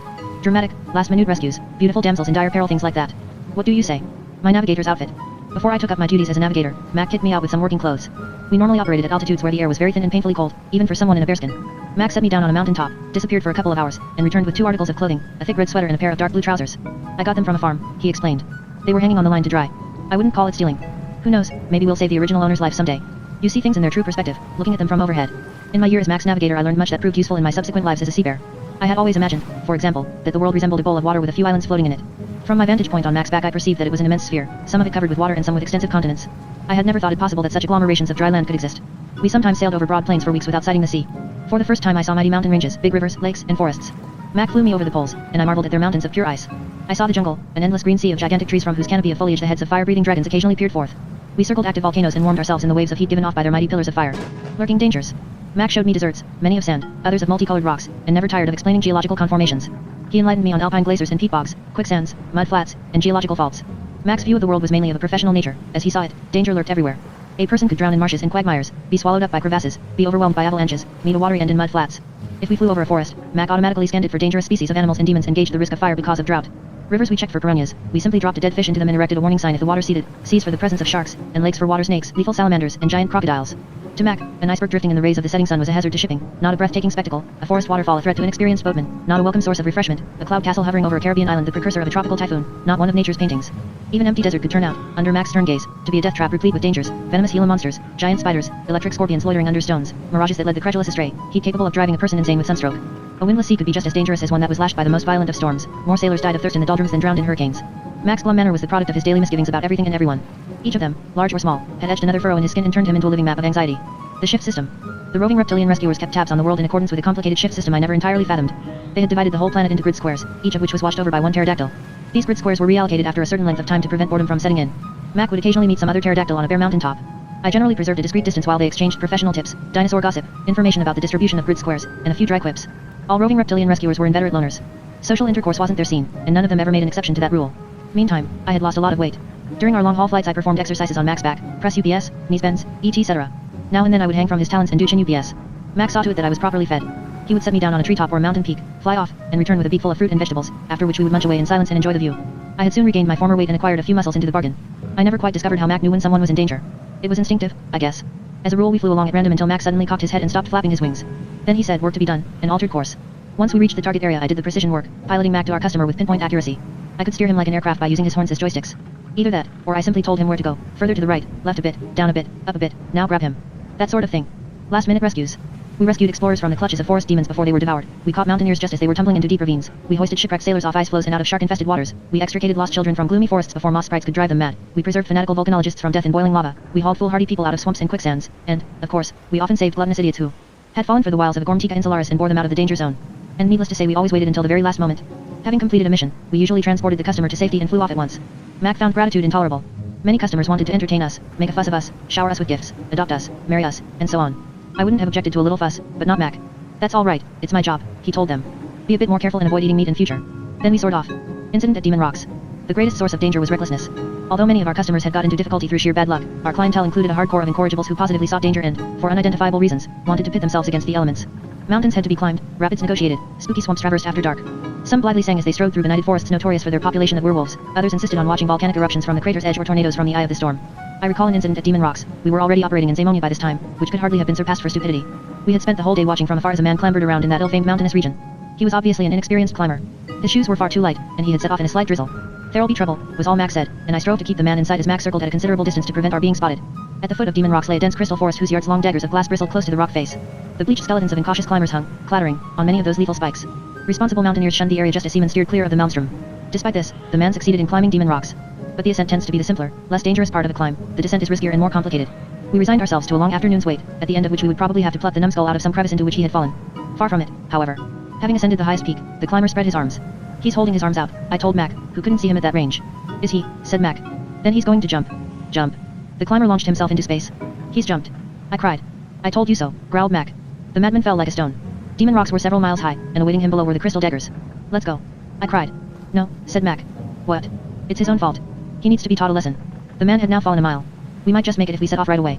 You can't do this, Mac. Come on, move. No, said Mac, and flew another leisurely circuit. 1,500 feet to impact. But Mac, we can't just watch like this. I'm not watching. I can't see him in any case. 900 feet. The drizzle had given way to a heavy downpour, and visibility was steadily deteriorating. Mac. I order you get going at once. I don't take orders from you. 600 feet. I couldn't understand why Mac was doing nothing. By now the situation was well nigh hopeless. 300 feet. Mac. I can't bear to watch. Don't look, then. I'm not. 150 feet. Now, squawked Mac, and flapped his wings harder than I'd ever known. The slipstream almost tore me off his back. He was flying fast, but in the wrong direction. I twisted his horns to the right to bring us back on course. Now. Mac cried again, and flapped his wings even more fiercely. We shot forwards a good 300 feet. Another 60 feet to impact. Now. Mac cried for the third time. His wings clove the air with such force that the sound hurt my ears. Another 30 feet and the climber would be skewered by one of the crystal daggers, but we ourselves were still a good 600 feet away. I applied slight pressure to Mac's horns, putting him into an even steeper nosedive. Now. 15 feet. 600 to go. Now. 6 feet. Still another 300. Now. Only an inch separated the falling climber from the tips of the glass daggers. Grab him. I shouted. Mac caught hold of the man's left leg and yanked him upwards. We deposited the mountaineer on a plateau. Mac gave him a tongue lashing and demanded to know what he'd been thinking of. Nothing much, the man replied. I just wanted to see how good you roving reptilian rescuers really are. I told you he deserved to be taught a lesson, growled Mac as we flew off to find ourselves some supper. I was a talented navigator. Although I never received a word of praise or appreciation from Mac's beak, he was incapable of that. I could tell from his little ways that he respected my work. Whenever we completed a successful salvage operation, for instance, he would emit a self-satisfied hum like an unmusical cat attempting to sing. That hum told me I'd done a good job. I, too, began to develop a nose for danger as the weeks went by. Sometimes I sensed at the same moment as Mac that there was work ahead. I knew it from a sudden smell borne on the wind, the scent of distant wood smoke mingled with a whiff of cinnamon. My knowledge of the earth increased, grid square by grid square. We flew over Africa and the Antarctic, Borneo and the Black Forest, Tasmania and the Himalayas, Siberia and Kathmandu, Heligoland and Death Valley, the Grand Canyon and Easter Island, and eventually over the continents of Cataclysmia, Zambia, and Yahal, which no longer exist. Yes, I soon came to know the earth like a vast mosaic in which only one piece was still missing, Zamonia. Zamonia. Zamonia was recognizable from a great height by an offshore island in the shape of a bear's paw, hence its name, Paw Island. On the way to our new grid square we approached Zamonia from the northeast, where it was traversed by mountain ranges. We flew over the mainland for weeks on end, steering a zigzag course because Mac wanted me to acquire a general overview of the continent. Zamonia possessed the most diverse scenery. In addition to desert plateaus I saw pinnacles of ice, mangrove swamps, vast wheat fields, stony wastes, and mixed forests. In the far west were some mountains known as the Gloombergs, whose peaks were considerably higher than the others. One prominent feature in the middle of the continent was a desert, the biggest I had ever seen. But what interested me most of all was the capital of Zamonia. This was Atlantis, at that time the biggest city in the world. From the Encyclopedia of Marvels, Life Forms, and Other Phenomena of Zamonia and its Environs. By Professor Abdullah Nightingale. Atlantis. Capital and seat of government of the continent of Zamonia. Classified as a megalopolis, Atlantis is divided into 5 administrative districts, each of which really constitutes a kingdom in its own right: Naltatis, Sitnalta, Titalands, Todilands, and Lisnated. These urban districts are, in their turn, divided into sub-districts: Naltatis into Santalit, Tisalant, Sodalint, Sitalton, Tintasal, Tanzalit, and Onslady; Sitnalta into Stalintat, Sadantal, Stanalat, Talnatis, Nastalat, Titanlis, and Tinsalit; Titalands into Elastant, Lisatant, Aslitant, and Santatal.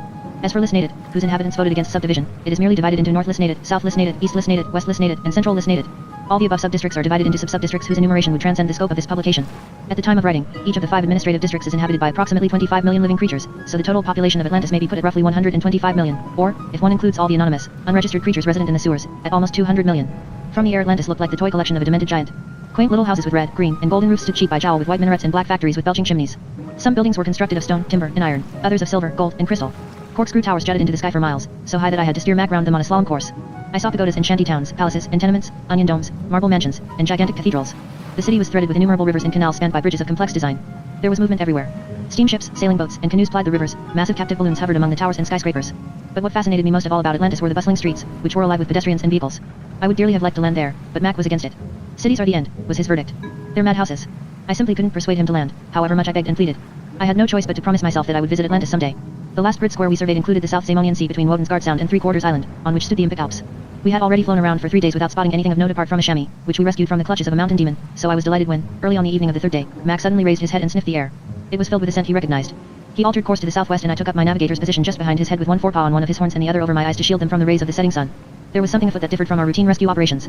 Even the air around us was unnaturally turbulent, swirling violently as if something very large had just passed through it. Crash. A menacing sound like distant thunder. We flew low over Harvest Home Plain. Nothing to be seen but scattered farmhouses, endless fields of wheat, and an occasional small village.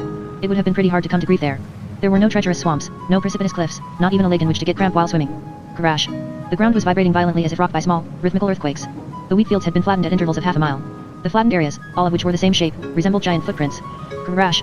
A bullock, said Mac, as if that explained everything. From the Encyclopedia of Marvels, Life Forms, and Other Phenomena of Zamonia and Its Environs. By Professor Abdullah Nightingale. Bullock, the bullock Cyclops stophagus belongs to the giant Cyclops family, which includes all one-eyed, outsized life forms over 75 feet in height. Although giant Cyclopses do not exceed 500 feet as a rule, a bullock can grow to a height of 2 miles and is thus the only living creature to be classified among Zamonia's exceptional natural disasters: Eternal Tornado, or Sher Chialala, It has even been inferred from skeletal remains that bullocks existing in very ancient times could attain a height of 12 miles. Fortunately, very few bullocks still survive in Zamonia. They are currently estimated to number no more than half a dozen. Bullocks possess the unique ability to survive without a head. Although born with heads, they lose all forms of social awareness and communicative instinct the bigger they get. When they reach a height of 150 feet, if not before, their capacity for human contact disappears. Their ability to speak, which is only rudimentary to begin with, becomes completely atrophied, and their brains are scarcely needed anymore. From 5,000 feet onwards, the bullock attains that rare state of independence in which sense organs such as eyes and ears become superfluous. At 6,000 feet or thereabouts, most bullocks discard their heads, which are, in any case, only loosely connected to the rest of their biosystem. From then onwards they take in nourishment through their pores, which are so big that birds, mice, and even piglets and lambs can be ingested and fed into the circulation. A bullock has only to roll around in a field of wheat to satisfy its hunger for months to come. The discarded head is usually left behind. An average bullock head can exceed 1,200 feet in diameter while the rest of the body continues on its way, presumably in search of its missing cranium. Crash. The bullock. And then we saw it. A bullock all of 2 miles high was steadily tramping through the South Zamonian wheat fields. Its fur was dark, almost black, like a gorilla's. It resembled that animal in other ways, too, with its long, dangling arms and ape-like feet, except that gorillas grow no bigger than a wardrobe and keep their heads on their shoulders. Crash. Although it had already trampled a few farmhouses underfoot, it probably hadn't harmed any of their occupants. People can usually hear and sense the approach of a bullock in time to get out of its way. 1 or 2 country folk had already emerged from their bolt holes and were mourning their ravaged fields and farmyards. We soared over them, resolutely making for the bullock, which was only a few miles ahead and had now come to a halt. Mac must have sensed something long before, and even I had registered the growing intensity of the danger in the air. I could now make out a building at the bullock's feet and see, as we drew nearer, that its barred windows were crowded with dozens of little dogs, all howling in the most pathetic manner. Wolperding whelps, said Mac. From the Encyclopedia of Marvels, Life Forms, and Other Phenomena of Zamonia and Its Environs. By Professor Abdullah Nightingale.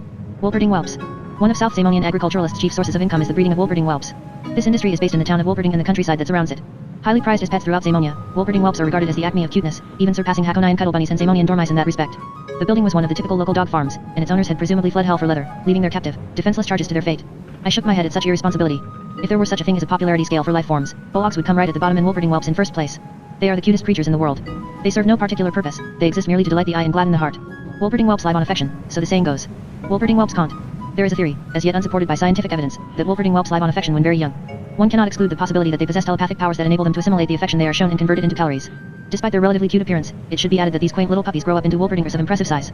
At puberty they measure as much as 10 feet from nose to tail, have 3 rows of fangs, walk on their hind legs, and tend to be pugnacious. They take only 6 months to reach maturity, so inexperienced whelp owners can be traumatized by their lapdog's rapid development. Crash. The bullock came to a halt. We don't have much time, Mac observed. The bullock's about to sit down. Where a bullock sits down, runs an old Zamonian proverb, no Bloomberg moss will grow for 1,000 years. On the very rare occasions when a bullock sits down, it does so with a vengeance, and this one was about to park itself on a building filled with Wolperding whelps. Fortunately, these giants are slow movers, very slow movers. So slow that it's almost agonizing to watch them in action.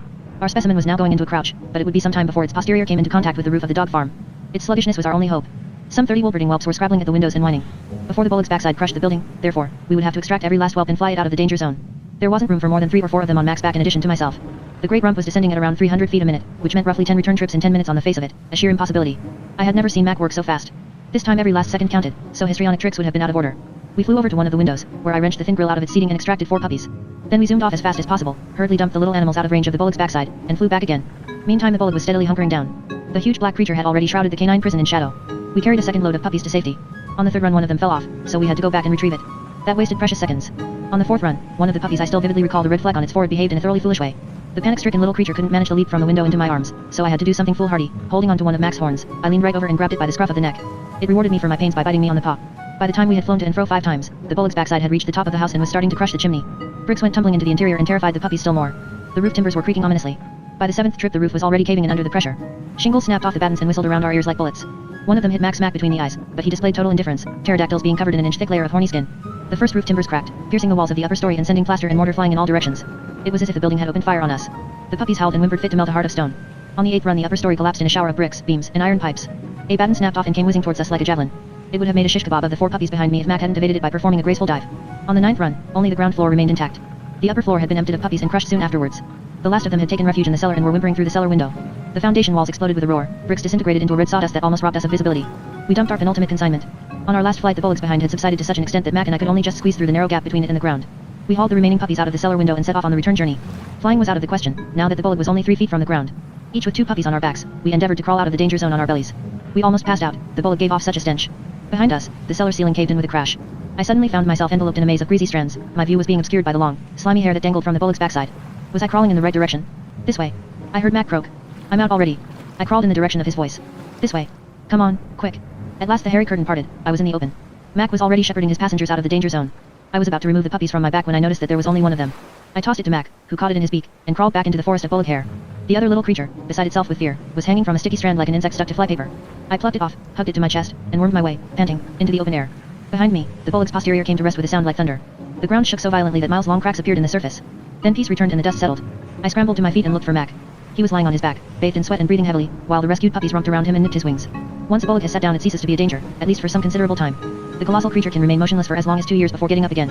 While Mac was flying around in search of other reptilian rescuers who could help us to find the puppies a home, I looked after the quaint little animals. We recovered from our frightening experience in the shade of the gigantic bullock. Each of the puppies wanted me to fondle it. They were probably famished and eager to feast on my affection. Once the puppies had been found good homes and Mac had given the dog farmer a severe dressing down, we flew off. I was mightily proud of our rescue operation. Mac made no comment, of course, but he purred like a cat beside a warm stove. The remainder of my year with Mac literally flew by. I felt so much at home in my new life that I could well have imagined going on like that forever. I never contemplated a change, not, at any rate, until Mac announced at supper one night that we must soon go our separate ways. I've got a chance of a room at North End, the roving reptilian rescuers' retirement home on the Worm Peninsula, he told me, avoiding my eye. Full board, congenial company, a good view of the icebergs and shivering sound. Sea serpents are reputed to mate there in the autumn. It's a breathtaking spectacle, by all accounts. I didn't know what to say. All right, he went, I can also think of pleasanter ways to end my days than playing chess in a home for superannuated pterodactyls, but that's the way of the world. My eyesight isn't getting any better. Besides, it's time you mingled with people and got to know the serious side of life. I can do without the serious side of life, I replied. Mac ignored this. I'll take you to a place where they teach the really important aspects of existence, darknessology, arcane sciences, Zamonian poetry, Grail-Sundian demonism, and so on. I'm going to enroll you in Professor Nightingale's Nocturnal Academy. A school, you mean? A special school for special individuals like you. You must have the finest education there is, and that you can only get at the Nocturnal Academy. But I couldn't afford it. I protested rather feebly. I'm completely penniless. Mac's big, bloodshot eyes fixed me with a lingering gaze. That doesn't matter, he said. Professor Nightingale owes me. I saved his life once in the nick of time, what's more. Farewell to Mac. There were no big speeches when Mac and I said goodbye. After a flight lasting 5 days he set me down in the Gloombergs, a mountain range in northwest Zamonia.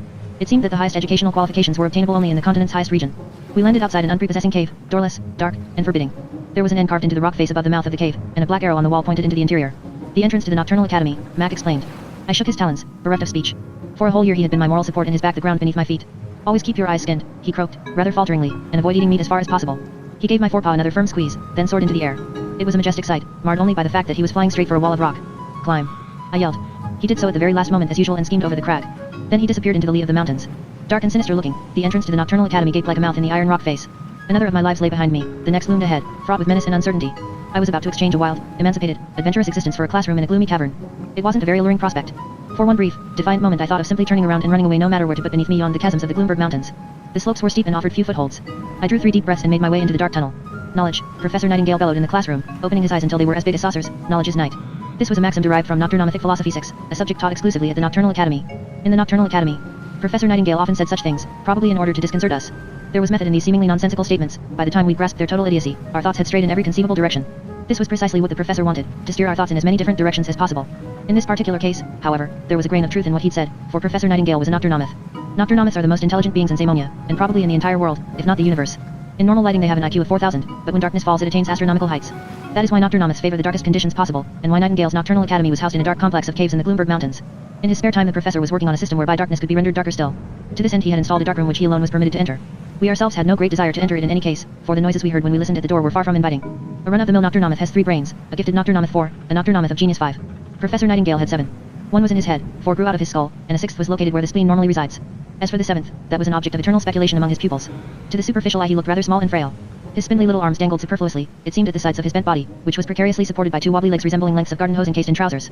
He was slightly humpbacked, and his head, with its 4 external brains, was tremulously balanced on a long, scraggy neck. His big, bright eyes protruded so far from their sockets, we were always afraid they'd pop out of his head, especially when he became agitated. Yes, Nightingale made an extremely frail impression, but appearances were deceptive. He simply preferred to solve problems by dint of mental exertion. I was actually present one day when the professor opened a can of sardines merely by applying his mind to the task. After witnessing that feat, I never flicked another paper pellet at him behind his back. You're very special, he would bellow at us, so loudly that we all gave a jump. He was forever reminding us that every graduate of his Nocturnal Academy was unique in his or her own way. He had a point, too, we really were rather out of the ordinary. The Nocturnal Academy had precisely 3 pupils at this time, Freda the Alpine Imp, Cordito Yop, the Gelatin Prince from the 2364th dimension, and yours truly, the Blue Bear. Professor Nightingale made it a rule only to accept life forms of which it could be proved that only one example existed on Earth, so the Nocturnal Academy was very much an elite establishment. Perhaps I should give a slightly more detailed description of my classmates and the teaching staff before proceeding with my story, because they really merit some explanation. Freda, the Alpine Imp. Freda, the only female creature at the Nocturnal Academy, was madly in love with me. So much for the good news. The bad news, Freda was an alpine imp, and alpine imps may well be the ugliest creatures imaginable. No, let's not beat about the bush. Alpine imps are far and away the ugliest creatures imaginable. From the Encyclopedia of Marvels, Life Forms, and Other Phenomena of Zamonia and its Environs. By Professor Abdullah Nightingale. Alpine imp, an inhabitant of the Impic Alps in southern Zamonia, the common alpine imp may generally be numbered, like the gulch troll and the glacier gorgon, but unlike the troglodyte troll or avalanche ogress, among the so-called guileless mountain demons, in other words, mountain-dwelling sprites devoid of evil intent. Although innocuous in manner, the alpine imp is condemned to relative solitude by its repulsive appearance. Yet the true extent of its ugliness cannot be detected. Providence has been kind enough to conceal alpine imps in a growth of matted hair so dense that their physical characteristics can only be guessed at. The sight of a clean-shaven specimen would be more than the eye could endure. Alpine imps usually vegetate among the highest peaks of the Impic Alps and can climb like chamois equipped with the arms of a chimpanzee. There is a popular belief that they can even walk on clouds, but this unscientific conjecture may safely be consigned to the realm of legend. Alpine imps are trusting and affectionate by nature, but their feelings are seldom returned to circumstance that has led to their gradual extinction. They make a habit of landing on mountaineers' rucksacks from a great height. Having done so, they give full vent to their affection by letting out a blood-curdling scream. This behavior accounts for the fact that any climber who has ever encountered an alpine imp never scales another mountain and becomes a deep-sea diver or mine superintendent. Freda was startlingly immature and silly for her 400 years. She continually interrupted our lessons by making peculiar noises and bombarding me with paper pellets on which she'd scrawled hearts and arrows or declarations of love. She used to trip me up during break, sit on my back, and stick her pencil in my ear until I promised to marry her. I was powerless to resist these attentions, for Freda possessed the strength of 10 mountain gorillas, the reflexes of a puma, and the stamina of a dolphin. No one in school was a match for her except Professor Nightingale himself. Freda couldn't speak, only scream, but Nightingale had begun by teaching her to write and presented her with a pen and a thick memo pad. This she took everywhere with her. She communicated with us by means of these slips of paper, on which she wrote in copperplate. A conversation with her looked something like this. Hello, Freda. Freda. Asterisk asterisk asterisk. Good morning, Blue Bear. Asterisk asterisk asterisk. I sleep well. Freda. Asterisk asterisk asterisk.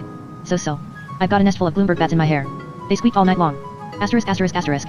Ugh. I couldn't return Freda's feelings, as I've already said, but I was very fond of her. If somebody loves you, you always love them a little in return, even when they're an alpine imp. Cordy. The Gelatin Prince. A gelatin prince from the 2364th dimension, Cordy was as transparent as a jelly and the best friend I made during my school days. We were all exceptional, but Cordy was the most exceptional of us all. His place of origin, the 2364th dimension, is a world that cannot be conceived of by anyone possessing fewer than 4 brains. Cordy was not only a prince of the 2364th dimension. He was really its king, because he had been on the way to his coronation when he tripped over a fold in the red carpet and fell headfirst into a dimensional hiatus. The 2364th dimension is dotted with such holes. If you fall into one, you go tumbling through the entire universe into some other galaxy.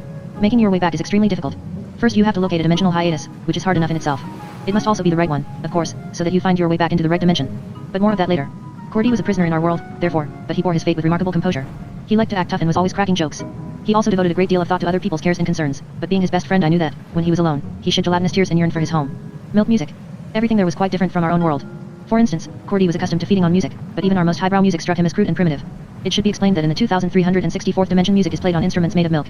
Professor Nightingale had devised a method of keeping Cordy fed. Using sophisticated underwater microphones, he recorded the song of the seahorse, mixed it with the rhythm of thunderclaps, the baying of Baskerville hounds, the inaudible squeaks of bats, the groans of graveyard worms, and a few highly original noises of his own.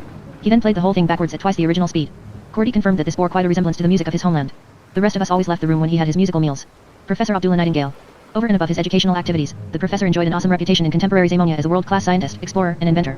He had invented the ant motor, a form of propulsion based solely on the industriousness of Zamonian glow ants. These produced heat and, thus, sufficient energy, when necessary, to drive a steamroller at a speed approaching that of sound. Fuel consumption was limited to a cup of honey poured into the machine from above. Professor Nightingale's inventions. The professor had also invented the volcanic suit, an all-enveloping garment of woven quicksilver galvanized with unmeltable ice, another of his inventions, in which you could not only immerse yourself in molten lava but, if you removed the hood, cut a dash at cocktail parties. During one of his dives in Krakatoa's still active crater, Nightingale discovered the lava-breathing firefish, a species he not only caught and tamed but contrived to use as the basis of a new invention, the firefish-powered cave heating system. If firefish were deprived of lava and placed in ordinary drinking water, they automatically changed their cellular structure and transformed themselves into a kind of living lava. These aquatic creatures breathed water like normal fish and thus made it boil. Firefish could also be used for brewing coffee, although they left a slightly fishy aftertaste. They were only really suitable, in the gastronomic domain, for making bouillabaisse. In the chlorophyllaceous circulation of the Bloomberg alga, Nightingale had localized the so-called supercalorie. A single one of these was sufficient to sustain an adult for a whole week. The professor endeavored to make Giant's teeth algae the Nocturnal Academy's official school meal, but was thwarted by his pupils' aversion to them. His aqua shoes, which enabled one to walk on water by solidifying it with the aid of H2O rays, remained in vogue only until it was found that the water, which had congealed into a jelly, could not be restored to its original consistency. Because every body of water in and around Zamonia would eventually have been rendered undrinkable and unavigable, aqua shoes were banned throughout the continent. But Nightingale tried to make a profit even out of this setback. Having collected the solidified water, he diluted it with aromatic substances, cut it into slices, and sold it as edible water in an assortment of flavors. This product he named Professor Nightingale's Solid Soup. It didn't sell, however, because no one felt like eating soup on which people had tramped around in his peculiar shoes. Nightingale was also the inventor of the scintilla shower, a small plywood cubicle surmounted by a hopper in which, he believed, scintillas would accumulate if the occupant pondered on major problems. According to Nightingale's celebrated scintilla theory, scintillas were the basic material of the ideas, or invisible electroparamagnetic aerial worms, which pullulated throughout the atmosphere. Because good ideas always crop up when least expected, Nightingale had advanced the theory that this phenomenon depended on the density of the scintillas in the surrounding air. He also believed that scintillas had a special predilection for dark, confined spaces smelling of pine wood. If a person sat in a dark, confined space smelling of pine wood and thought big thoughts, therefore, the scintillas would stream out of the hopper into the scintilla shower and come rattling down on the seated thinker's head. Although the existence of scintillas and the effectiveness of the scintilla shower could never be scientifically proved, we pupils happily retired to the cubicle to smoke home-rolled cigarettes of Bloomberg algae. The Chamber of Unperfected Patents. Another of the professor's inventions was a gold extractor that filtered the gold out of the most worthless pebbles, compressed it, and minted it into beautiful coins. He also devised the handy diamond press, with which a lump of anthracite could be compressed into a diamond in 1 second flat. The last two inventions had rendered Nightingale financially independent. He had taken out patents on self-cleansing toilet paper, magnetic paint, a flying carpet, chameleon wallpaper, the diabolic elf microscope, with which Cordy and I examined specimens in our spare time, cyclopean spectacles, and a chisel so tiny it would split an atom if your fingers were small enough to hold it. More romantic than useful was the Fouriermeter, which could convert paroxysms of rage into harp sonatas. Nightingale was famous for the suicidal courage he displayed in the interests of scientific progress. One of his most daring experiments was a personal trial of the vibrogirdle. This belt was capable of causing the atoms in a body to vibrate so violently that the wearer could pulsate his way through any given object or someone else's body.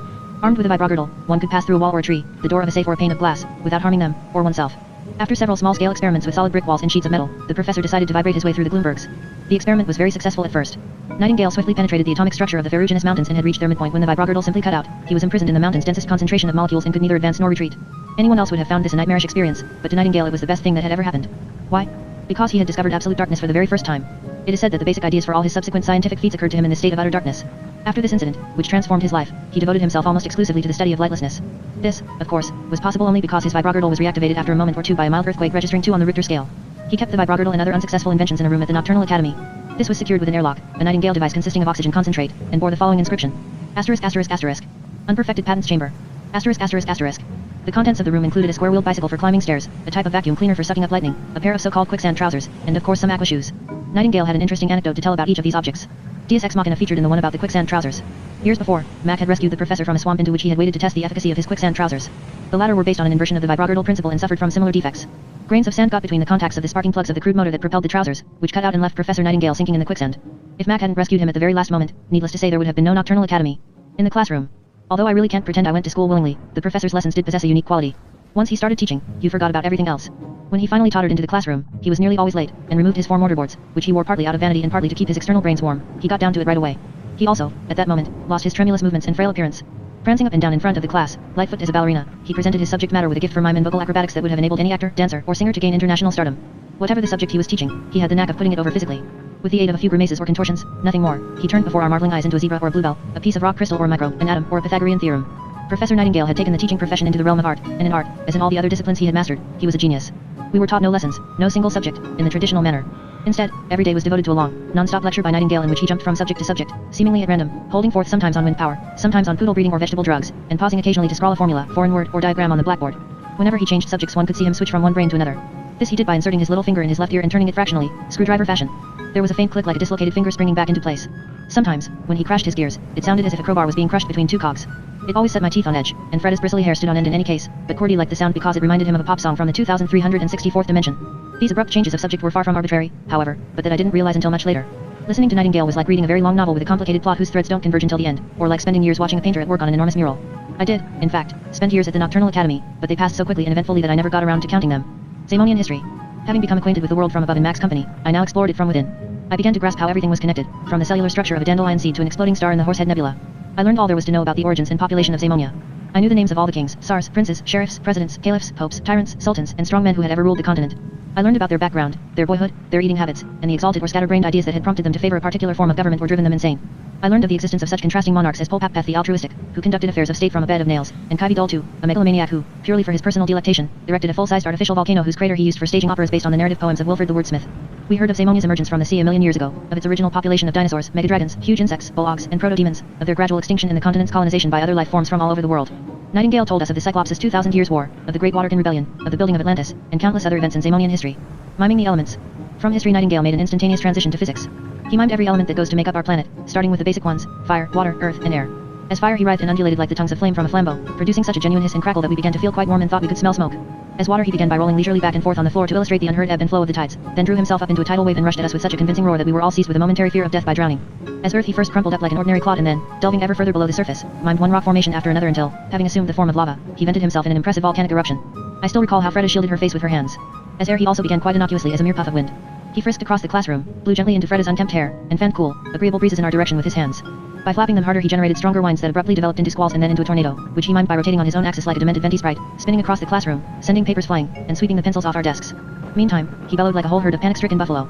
We gripped the desks and held on tight. After that came subsidiary elements such as sulfur and iron, tin and iodine, cobalt and copper, zinc and arsenic, all of them perfectly illustrated in mime. Arsenic, for example, he portrayed by grabbing his throat and emitting a death rattle to show what happens if you swallow that element by mistake. Mercury by twisting his arms and legs into such contortions that they almost look like butter melting on a hot plate. Sulfur by emitting loathsome farting sounds and disgusting smells that gave us a foretaste of hell. Lastly, he introduced us to elements that are now extinct but then possessed attributes that strike us today as magical. Known as Semalium, Runcaium, and Perpenium or Unzium, they were the subject of the wildest myths, and there were adventurers throughout Zamonia who still went prospecting for them. Zamonium. But the rarest and most legendary element of all was Zamonium. I pricked up my ears when Nightingale came to speak of it, possibly alerted by the strange undertone his voice had suddenly acquired. The professor seemed ill at ease with his subject for the very first time. He disposed of it in conspicuous haste, merely informing us that Zamonium is the only element capable of thought, that only a small quantity of it existed, and that this had mysteriously vanished. Then he stuck his finger in his ear and quickly switched to another brain and a different subject. In class Freda kept passing me her little memo slips, most of them bearing poems that dealt with her two favorite subjects, her homesickness for the Impic Alps and her romantic obsession with me. They weren't great literature, but at least they rhymed.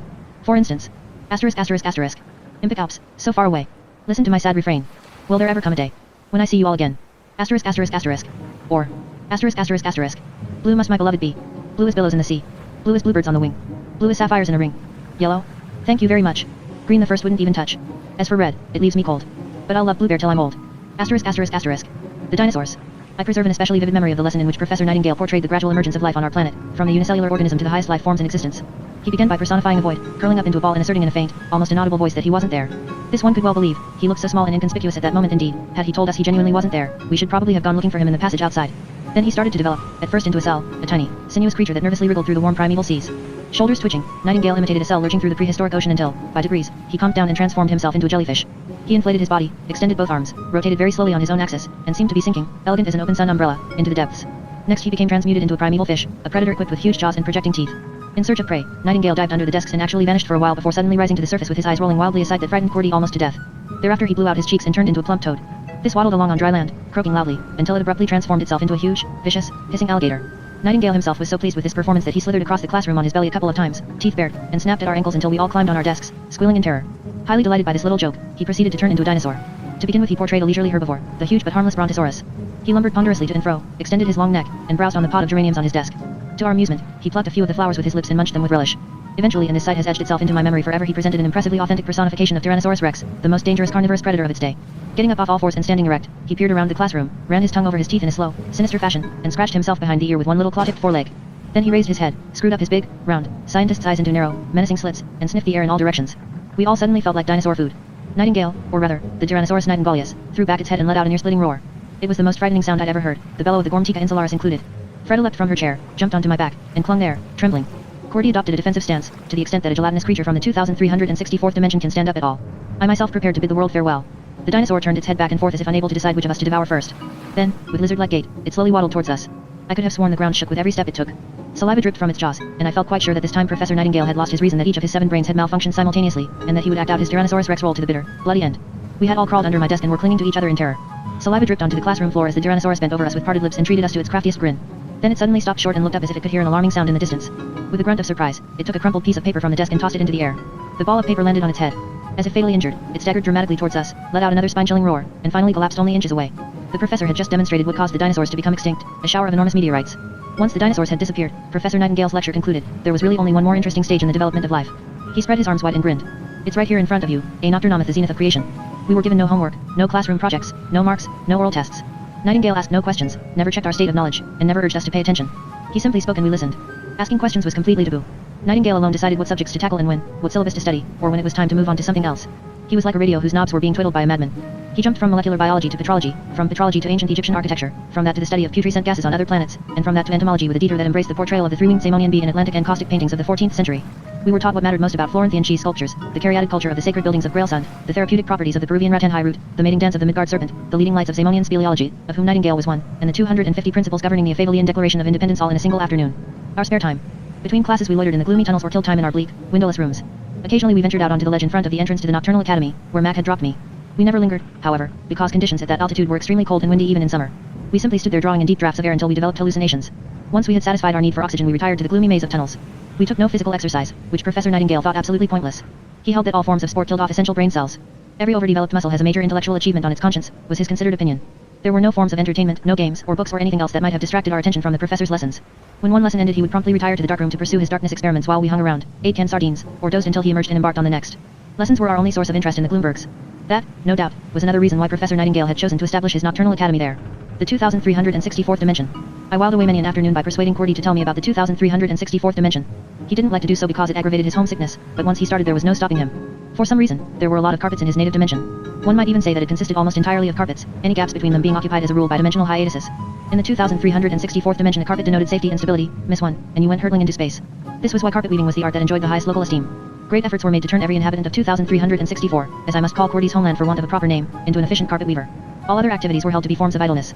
Try as he genuinely did to convey some idea of 2364's carpets, even Cordy found it impossible to describe their manifold patterns and weaves, shapes and colors, sizes and materials. Wall-to-wall carpeting was frowned on, of course. Although there were broadloom carpets of vast dimensions, they never ran right up to the walls because there weren't any walls in 2364. Cordy told me of lovingly hand-woven runners made of pure gold thread, and of others consisting of several layers of cobwebs for durability's sake. The inhabitants of 2364 had raised the art of weaving and knotting to a level that defies our comprehension. They could produce a carpet out of any conceivable material. According to Cordy, 2364 boasted carpets made of glass, wood, sheet metal, and marble even tea. Everything was expressed in carpet form. Cordy reported enthusiastically that poems and whole novels and epics were woven on looms, as were newspapers for adults and long, colored runners with plenty of pictures and not much text for children.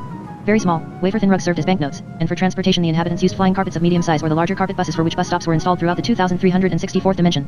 For entertainment purposes one visited the carpet museum. Displayed there were carpets from bygone eras made of obsolete materials and bearing mysterious inscriptions in the runes of long-extinct languages, ancient specimens rendered so threadbare by years of constant use that one could look through them into space. Contemporary artists vied with one another in devising new shapes and colors. There were circular and triangular carpets, star-shaped and corrugated ones, incredibly wide ones and some whose pile was so deep you had to fight your way through it like someone wading through a field of wheat. In addition, every inhabitant of 2364 wove an autobiographical carpet, a sort of diary, retirement home, and shroud all in one. All the memories, information, scenes, and events people deemed important were woven into their carpet as time went by. Their latter years, during which it became steadily more dangerous to walk on other people's carpets, they spent largely on their own, passing the time by looking at the scenes and memories they had recorded. When they died they were rolled up in their carpet and thrown down a dimensional hiatus. Personally, in view of all their efforts to avoid these pitfalls during their lifetime, I found this a rather barbaric practice. As for Cordy, it greatly saddened him that he no longer possessed an autobiographical carpet of his own. Ken Sardines. Meals at the Nocturnal Academy were as follows. Professor Nightingale never ate at all, or so it was said. He was rumored to live on darkness. For everyone else discounting Cordy there were Ken Sardines. Since Professor Nightingale attached no importance to food, he wasn't too concerned about his pupils' diet. I don't care what they eat as long as it's always the same thing, was his motto. Foodstuffs appealed to him only if they were very long-lasting, easy to prepare, extremely filling, and sold in stackable containers. Ken Sardines perfectly fulfilled those requirements. The Nocturnal Academy's pupils made a virtue of necessity and devised the most ingenious ways of preparing them. There was nothing to wash them down with except pure spring water, which came straight from the rock. We were set no homework or exams, as I have already said, and there was nothing that might have assured Professor Nightingale that we were listening to him at all, let alone retaining what we heard. Even so, I had the feeling that I was becoming steadily brainier, and I could tell that the others were too. The thing was, we'd taken to discussing and, if possible, cracking problems after school which the professor had only broached in class and left unresolved. Our standard of conversation rose day by day. Having begun by working out simple sums or correcting our spelling mistakes, we compiled our own logarithmic tables and deciphered some early Zamonian hieroglyphs unaided. After a few months we tackled the doctrines of Manu Cantimel, the founder of Grail-Sundian demonism, and not only disproved them all but demonstrated that he had based them on an 11th century message in a bottle from Mihal. Whenever Freda wasn't actually clinging to my back and inserting writing implements in my facial orifices, she had recently started on my nostrils. We sat in the dining room and wrangled over Haconine xenoplexy or the fluctuations of elf-wing atoms when exposed to magnetism. A philosophical debate. One discussion between Freda, Cordy, and myself ran more or less as follows. I'm just working on the foundations of South Zamonian Yabism. Cordy, oh, you mean the philosophical school of thought which assumes that no one object implies the existence of any other provided they're viewed with the requisite insensitivity. Precisely. Cordy, a most interesting intellectual approach. I infer from it that experience is the sum of ignorance plus militant stupidity. Freda. *****. I entirely disagree.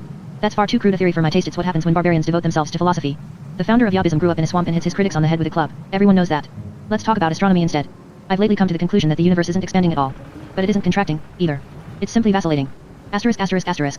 Cordy, are you talking about a self-contained model of the world with the curvature symbol k equals +1, in which phases of expansion and contraction periodically alternate? Now that's too crude for my taste. And so it went on. A sound education. I became incredibly well-read, although there wasn't a single book in the whole academy. In one of his lectures Professor Nightingale made a passing reference to the Cyclopean Crown, the epic poem by Wilfred the Wordsmith. Within a few hours I could recite it from start to finish, word for word, knew the phoneme of every early Zamonian deity, and could have turned out some flawless hexameters of my own. Nightingale also said something about Johann Zafrider's The Black Whale, a 4,000-page novel describing the hunt for a Tyrannomagus rex, and before long I had not only memorized the entire text but knew how to attach a line to a harpoon and coil it round a bollard in the stern. I also knew what whale was in Latin, Greek, Icelandic, Polynesian, and Yahalian, to wit, Cetus, Kappa Eta Tau Omicron Zeta, Valor, Piki Nui Nui, and Trom. At the risk of being suspected of bragging, I was a walking encyclopedia of general knowledge. I had mastered all the languages in the known world, both dead and in current use, including all the Zamonian dialects, and they alone numbered over 20,000. I knew whole sonnets of Zamonian Baroque poetry by heart, was an expert on Atlantean air painting, Dulce Guardian Minzinging, and the analysis of comets' tails. I could calculate the hourly expansion of the universe by observing the oscillations of the Bloomberg algal cell, replace a dislodged auditory ossicle with pincers, determine the blood group of a fossil insect by means of Amadil diagnosis, and gauge the number of animalcules in a glass of water from their weight with my eyes shut. Grail-Sund Library, Zamonia's largest collection of specialized works on demonology, did not list as many titles in its inventory as I myself carried in my head. Although I detested mathematics, the squaring of circles, the cubing of ellipses and the solving of problems of all kinds were child's play to me. My knowledge was far from confined to literature, the sciences, philosophy, and art. I was also versed in every conceivable sphere of daily life. I knew how to repair a church clock and cut a camshaft, how to calculate the statics of a dam, trepan a skull and construct a time bomb, how to put up a solid bell frame and clear a block toilet, how to tune a cello and palpate a liver. I could draw the ground plan of a cathedral, conduct a symphony orchestra, and calculate the trajectory of a cannonball in a crosswind. I could, in no time at all, have fashioned an elegant lady's shoe out of a piece of untanned leather and a stout thatched roof out of reeds. I knew how to grind a lens and brew tasty wheat beer. I knew the names of every star in the sky and every microorganism in the ocean. Freda's farewell. The one thing I didn't know was the source of all this knowledge. Then came the day when Freda left us and was sent out into the world, her school days having ended. I should really have been relieved to be rid of such a pest, but I wasn't. Freda was my first love, after all, even if she was only an ugly alpine imp and our relationship was pretty one-sided. I'd grown accustomed to her, that's all, and she was simply irreplaceable when it came to bringing our intellectual flights of fancy down to earth. I failed to understand how Nightingale could be heartless enough to kick her out, for that was just what he did. Alpine imps have a congenital inability to cry, fortunately, or she would doubtless have kicked up a terrible fuss. Her leave-taking was an extremely subdued occasion. Freda was given no party, no diploma, or school leaver's certificate. She simply said goodbye to us all, to me with a hoarse croak and an overly wet kiss, and was then conducted by Professor Nightingale to a fork in the tunnel. With a last sad wave in my direction, she hesitantly disappeared through the Nocturnal Academy's official exit, which was rumored by its pupils to lead into the labyrinth of passages that threaded the interior of the Gloomberg Mountains. On returning to the classroom, we found Freda's desk occupied by a newcomer, a timid unicorn named Flower Grazer. Flower Grazer. Flower Grazer was as unlike Freda as anyone could possibly imagine. A quiet, attentive pupil, he spoke in a low, inaudible voice and was boring in the extreme. He devoted his spare time to writing poems, all of which dealt with unicorns who were lonely, deeply distressed by their solitude, and called Flower Grazer. A change sets in. Professor Nightingale's lessons had undergone a change of some kind, and I'd recently found it difficult to follow him. Although the subjects were no harder and his lectures as fascinating as ever, I simply couldn't take them in anymore. No sooner was school over for the day than I lost all recollection of what I'd been taught. I sometimes caught myself not listening at all and allowing my thoughts to stray. On such occasions, when subjected to a keen glance from Professor Nightingale, I would feel guilty. Although I still solved differential equations in my head after school, it seemed to me that I was growing steadily more dim-witted. Neo and Weenie. After a short time the Nocturnal Academy acquired some more new pupils, two rather uncongenial individuals named Neo and Weenie. Neo was the last surviving representative of a species known as the barbaric hog, which really says it all. He had more muscles than a plow horse and incredibly bad manners. When you were talking to him he either kept punching you or slapped you on the back with one of his fat trotters. He had short, greasy hair, foul breath, and although he was only 8 years old a bad case of 5 o'clock shadow. He was continually uttering oaths in which prominent roles were played by all manner of gods, giants, or other legendary creatures. By the Midgard serpent, he would cry, or, may the mega dragon devour me if it isn't true. When we were in bed at night he used to torment us with his prodigious flatulence, of which, to crown everything, he appeared to be proud. Watch out, was the customary prelude to one of his phenomenal farts. Here comes Photon's revenge. The rest of us would pull the covers over our heads and hold our breath until the worst was over. It would have been pointless to remonstrate with Neo because he was stronger than any of us now that Freda had gone. Weenie was an omelet, the last of that family of miniature cyclopses. Gnomelets were a rather degenerate form of cyclops, neither strong nor awe-inspiring nor possessed of any other notable cyclopean attributes, but disagreeably pushy, sneaky, cowardly, lazy, arrogant, covetous, and greedy. Weenie was also short-sighted, not that he could help that. He kept fixing people with his single, piercing eye, which didn't exactly add to his charms. It was amazing how many obnoxious qualities could be accommodated in such a small body.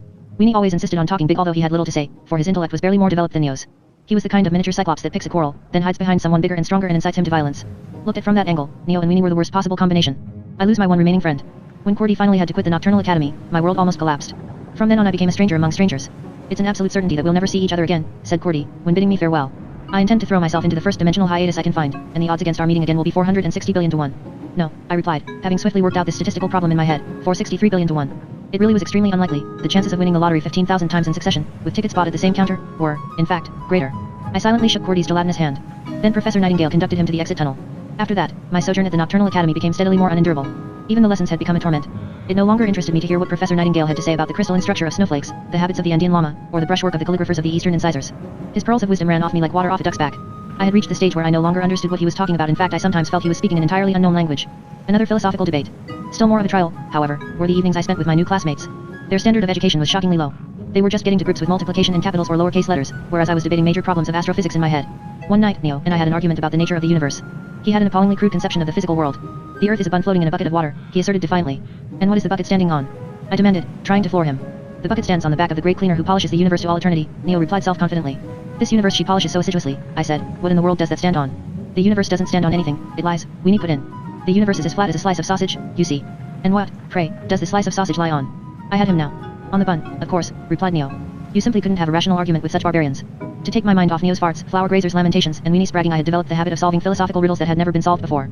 One night, when sleep had eluded me yet again because a philosophical problem was preying on my mind, I was reflecting that I was bigger than Weenie, so I was big. At the same time, however, I was smaller than Neo, so I was small. But how could I be big and small at the same time? I passed Professor Nightingale's darkroom on my way to the Ken Sardine store. The professor's darkroom. A terrible splintering sound penetrated the heavy door and went echoing along the passage. Whenever the professor was pondering an especially ticklish problem, he made a noise like a nutcracker demolishing a large walnut. This noise issued straight from his brains, a fact that impressed me on the one hand but gave me the shivers on the other. I was about to tiptoe on when a loud come in made me freeze in mid-movement. No pupil had ever been privileged to set foot in the professor's mysterious domain. I was beginning to think I'd made a mistake when I heard Nightingale's voice a second time. Come in, but don't let any light in. On opening the door I felt as if the darkness were flowing over me like molasses. Come in and shut the door. Nightingale commanded, so I obediently tiptoed inside. The gloom that enveloped me when I shut the door behind me was so absolute that I got the wind up. It was a darkness I could feel on my skin, the way I'd felt it on Hobgoblin Island when, for the very first time, I spent a night without any lights on. But this darkness was audible as well. It gripped me like an icy fist, making a humming sound so faint and despairing that my first stood momentarily on end. I hadn't been in the chamber for more than a few seconds when I got the feeling I'd been blind since birth and had no idea what light was. I groped for the doorknob, but I didn't even know where ahead or behind were, still less up or down. I felt I was floating in starless space, weightless and utterly alone. Don't go. Professor Nightingale said sharply. One gets used to it. I hadn't the slightest notion where he was. My dearest wish was to run for it, screaming in terror, but I strove to remain polite. It's very dark in here, I understated. Poppycock, barked the professor. The ambient lighting registers 400 nightingales. The nightingale, I knew from my lessons, was a unit of luminosity invented by the professor himself. Modesty wasn't his long suit. A nightingale corresponds roughly to the light prevailing on a starless night during a lunar eclipse. To take a more down-to-earth example, the interior of an airtight refrigerator registers, when the door is shut and the light has gone out, precisely 1 nightingale. Thus, a luminosity of 400 nightingales was equivalent to the darkness prevailing in 400 closed refrigerators. It was correspondingly cold as well. The nightingale is running at only half speed. I've even blindfolded myself because I find the light too bright. Nightingale removed the blindfold. I could tell this because his eyes glowed in the dark like a pair of searchlights. A nocturnometh's eyes always glow, even in daylight, but the effect was far more impressive in absolute darkness, perhaps because of the brains revving away behind them. Caught in their beams, I somehow felt guilty. Why creep around in the middle of the night, the professor demanded, playing the twin beams over my face. I, couldn't get to sleep because I, couldn't get a philosophical problem out of my head. I was turning it over in my nonsense. Nightingale brusquely cut me short. You couldn't get to sleep because Neo, that antediluvian idiot, pollutes the air with his barbarous expulsions of wind. You couldn't get to sleep because you can't take any more of your classmates' childish chatter. You couldn't get to sleep because you miss your conversations with Cordy and Freda. The old man knew simply everything. He shook his head, and the beams from his eyes roamed the room like those of a lighthouse. You've been here too long. Now your time is up. One moment, I'll switch off the nightingale. The nightingale. I heard a series of faint, mysterious clicks and it slowly grew lighter. Although the lighting that now prevailed would undoubtedly have been described as dim under normal circumstances, I found it quite bright after the darkness that had preceded it. I could at least distinguish the outlines of the curious apparatus Nightingale was tinkering with. It looked like a factory in miniature, or rather, like several little interconnected factories with countless tiny smokestacks and boilers, cables and cogwheels, pumps and engines. There were bellows rising and falling, pistons sliding in and out, little chimneys that emitted occasional jets of flame, and air shafts with black steam issuing from them.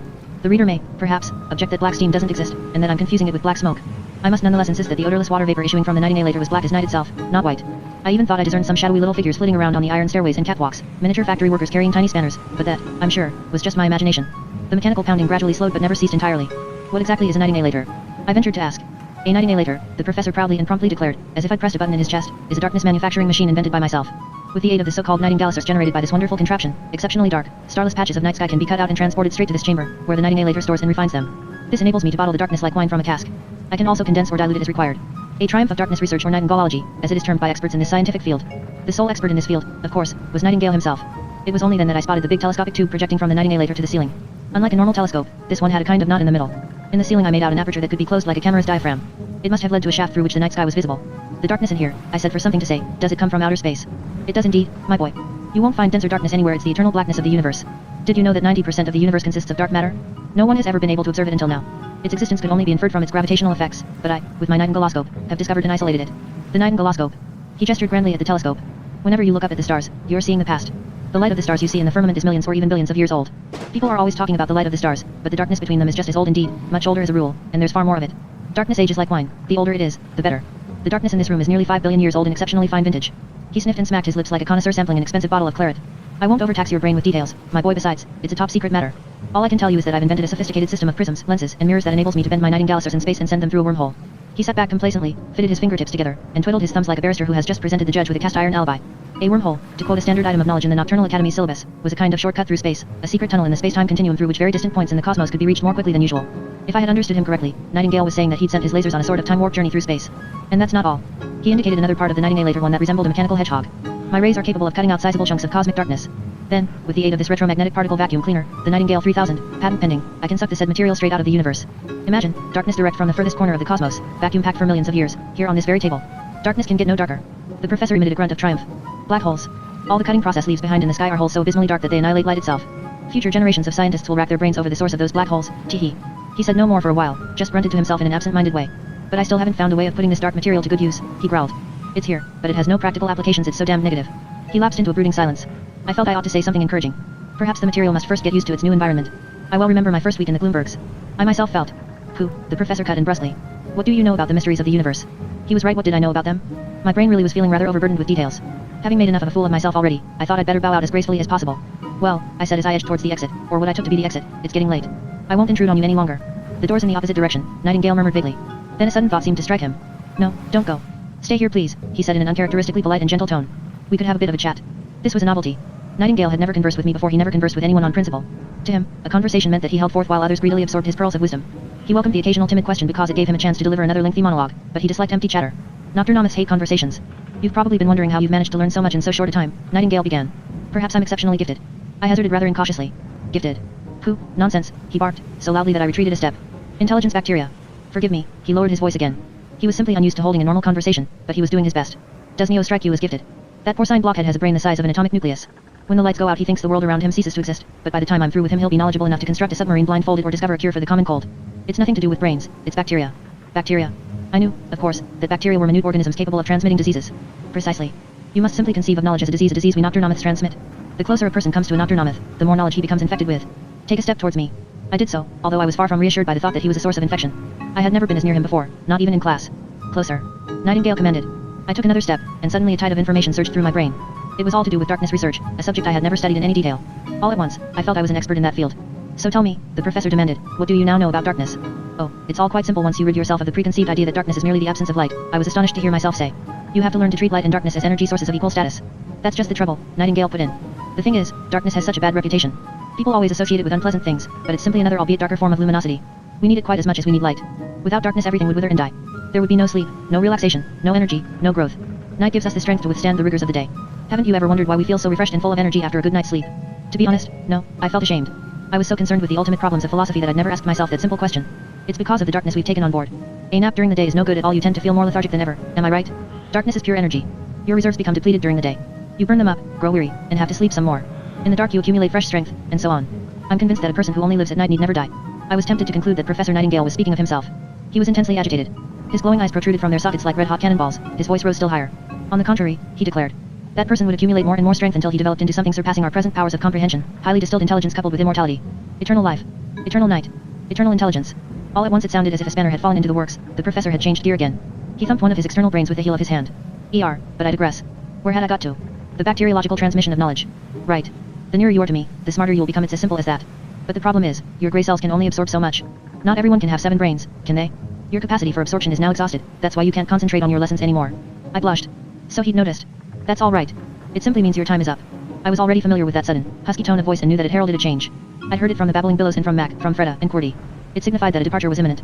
There's nothing more I can teach you, the professor went on. You now know as much as 100 universal scientists, world chess champions and brain surgeons rolled into one. That ought to be enough to launch you on a suitable career. I'm short of space here, so a new pupil will be taking your place. Your school days are over, my lad. Tomorrow I shall conduct you to the exit tunnel. It's a long trek through the mountains, but a blue bear with your brains will find the way out. Good night. Our conversation, which had again become rather one-sided, was at an end. I groped around until I found the doorknob. Oh yes, my boy, Nightingale called after me, about that philosophical problem of yours. Yes. You're neither big nor small. What am I, then? Medium-sized. So Professor Nightingale really was a mind reader. When I walked into the classroom the next morning, I might have been entering it for the first time, it seemed so unfamiliar. A new pupil was sitting at my desk, a dodo and albino dodo, to be precise, because it had bright red eyes and snow-white plumage. I said goodbye to Flower Grazer, Neo, Weenie and the dodo, whose name was Odod. They meant nothing to me, those classmates of mine, so I didn't feel the least bit sad. A strange mixture of fear and eagerness overcame me as I followed Professor Nightingale to the exit. The encyclopedia. Once there, he did something I found genuinely surprising because it was so unlike him. He gave me a hug. I had never been as close to him before, not even the previous night. His brief embrace sent another mass of knowledge surging through my brain. Millions of letters whirled around in my mind's eye, then formed themselves into words, scientific facts, whole treatises, and, finally, into a book whose title flared up for a moment, clearly legible, and then vanished. It was Professor Nightingale's standard work on Zamonia, his accumulated store of knowledge about that continent and its environs. He had etched it telepathically, as it were onto the hard disk of my brain. Another thing, he said in a subdued voice. 2 rules, if you get hungry or thirsty, simply lick the walls of the tunnel. Your thirst will be assuaged by the condensation that always adheres to them, your hunger by the spongy fungus whose slight fluorescence provides a modicum of lighting. This contains Bloomberg algae and is thus a major source of vitamins, minerals, carbohydrates, and roughage. And the second rule. Never trust a troglotrol. A troglotrol. I said. What's that? But the professor had already thrust me into the darker of 2 tunnels and hurried off with his coattails flapping. The road to freedom. Uninviting though it was, the maze of tunnels in the Gloomberg Mountains, I entered it with a feeling of relief. My school days were over.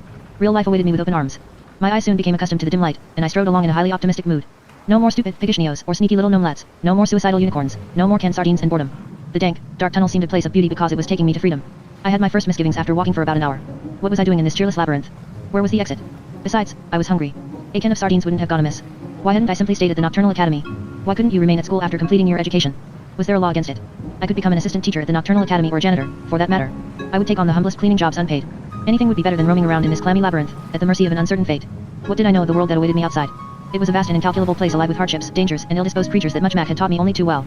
On the back of a reptilian rescuer I'd been safe, but now I had to fend for myself. I decided to go back to Professor Nightingale and ask him to keep me on. Why hadn't I thought of that during our conversation last night? A futile decision. I turned on my heel and walked back to the Nocturnal Academy. Yes, I could already picture myself pursuing a comfortable, desk-bound career. At the professor's side I would hand the torch of wisdom to a never-ending stream of grateful students, and in our spare time we would devote ourselves to darknessology. Perhaps Nightingale really was on the track of the secret of eternal life. I could assist him with his experiments and might even give him a hint that helped to achieve the vital breakthrough.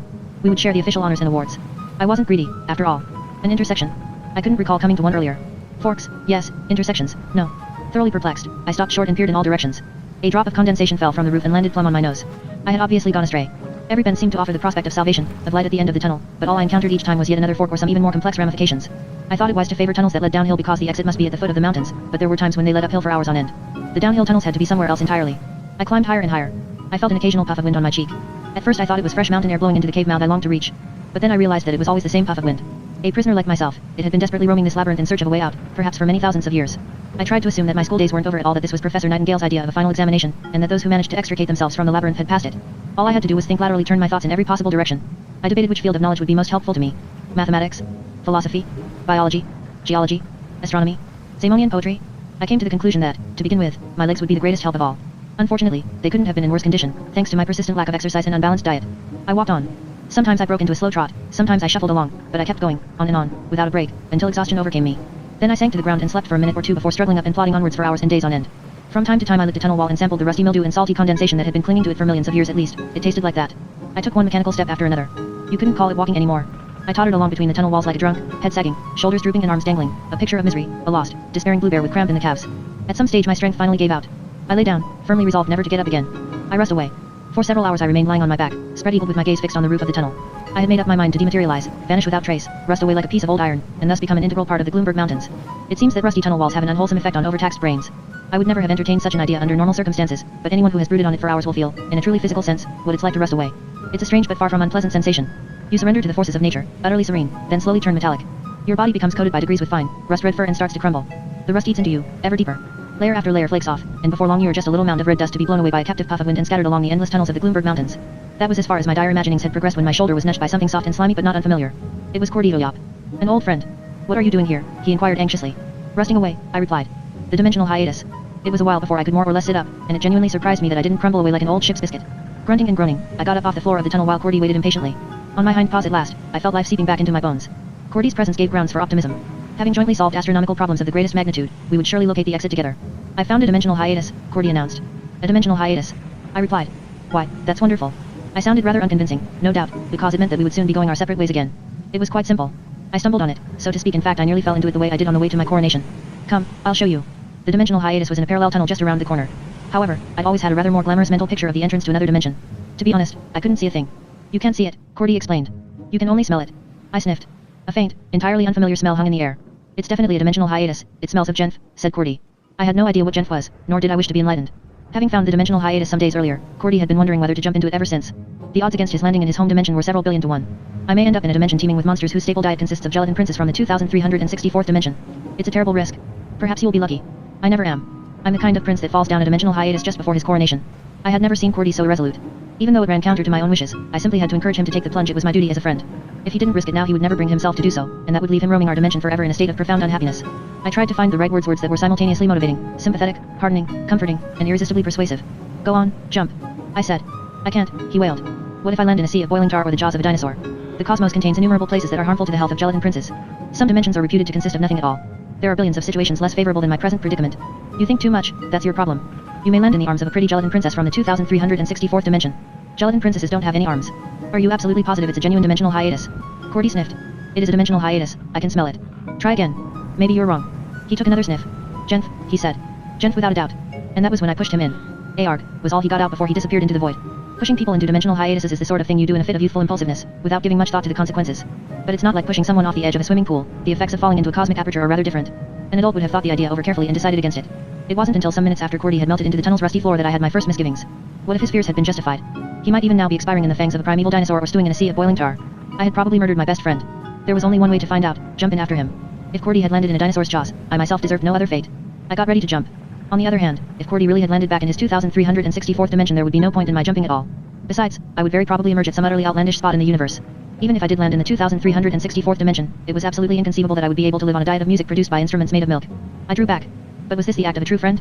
What had I got to lose? After all, Cordy's dimensional hiatus seemed to be the only way out of this diabolical labyrinth. I held my nose like a diver and prepared to leap into the unknown. Jumping off the edge of the pool is strictly prohibited, growled a stern voice. I spun round. A peculiar figure emerged from beyond a bend in the tunnel. Short and thick-set, it was precisely half my height and entirely covered with warts and scattered tufts of hair. It looked like an old beetroot afflicted with some frightful skin disease. Who are you? I asked uncertainly. The Troglotrol. I'm a Troglotrol, the figure blurted out. No, wait, that's wrong. I'm a swimming pool superintendent disguised, just for fun, as a Troglotrol. I may bear a superficial resemblance to a Troglotrol, but I'm really a swimming pool superintendent, aka. Even the gnome's laughter was peculiar.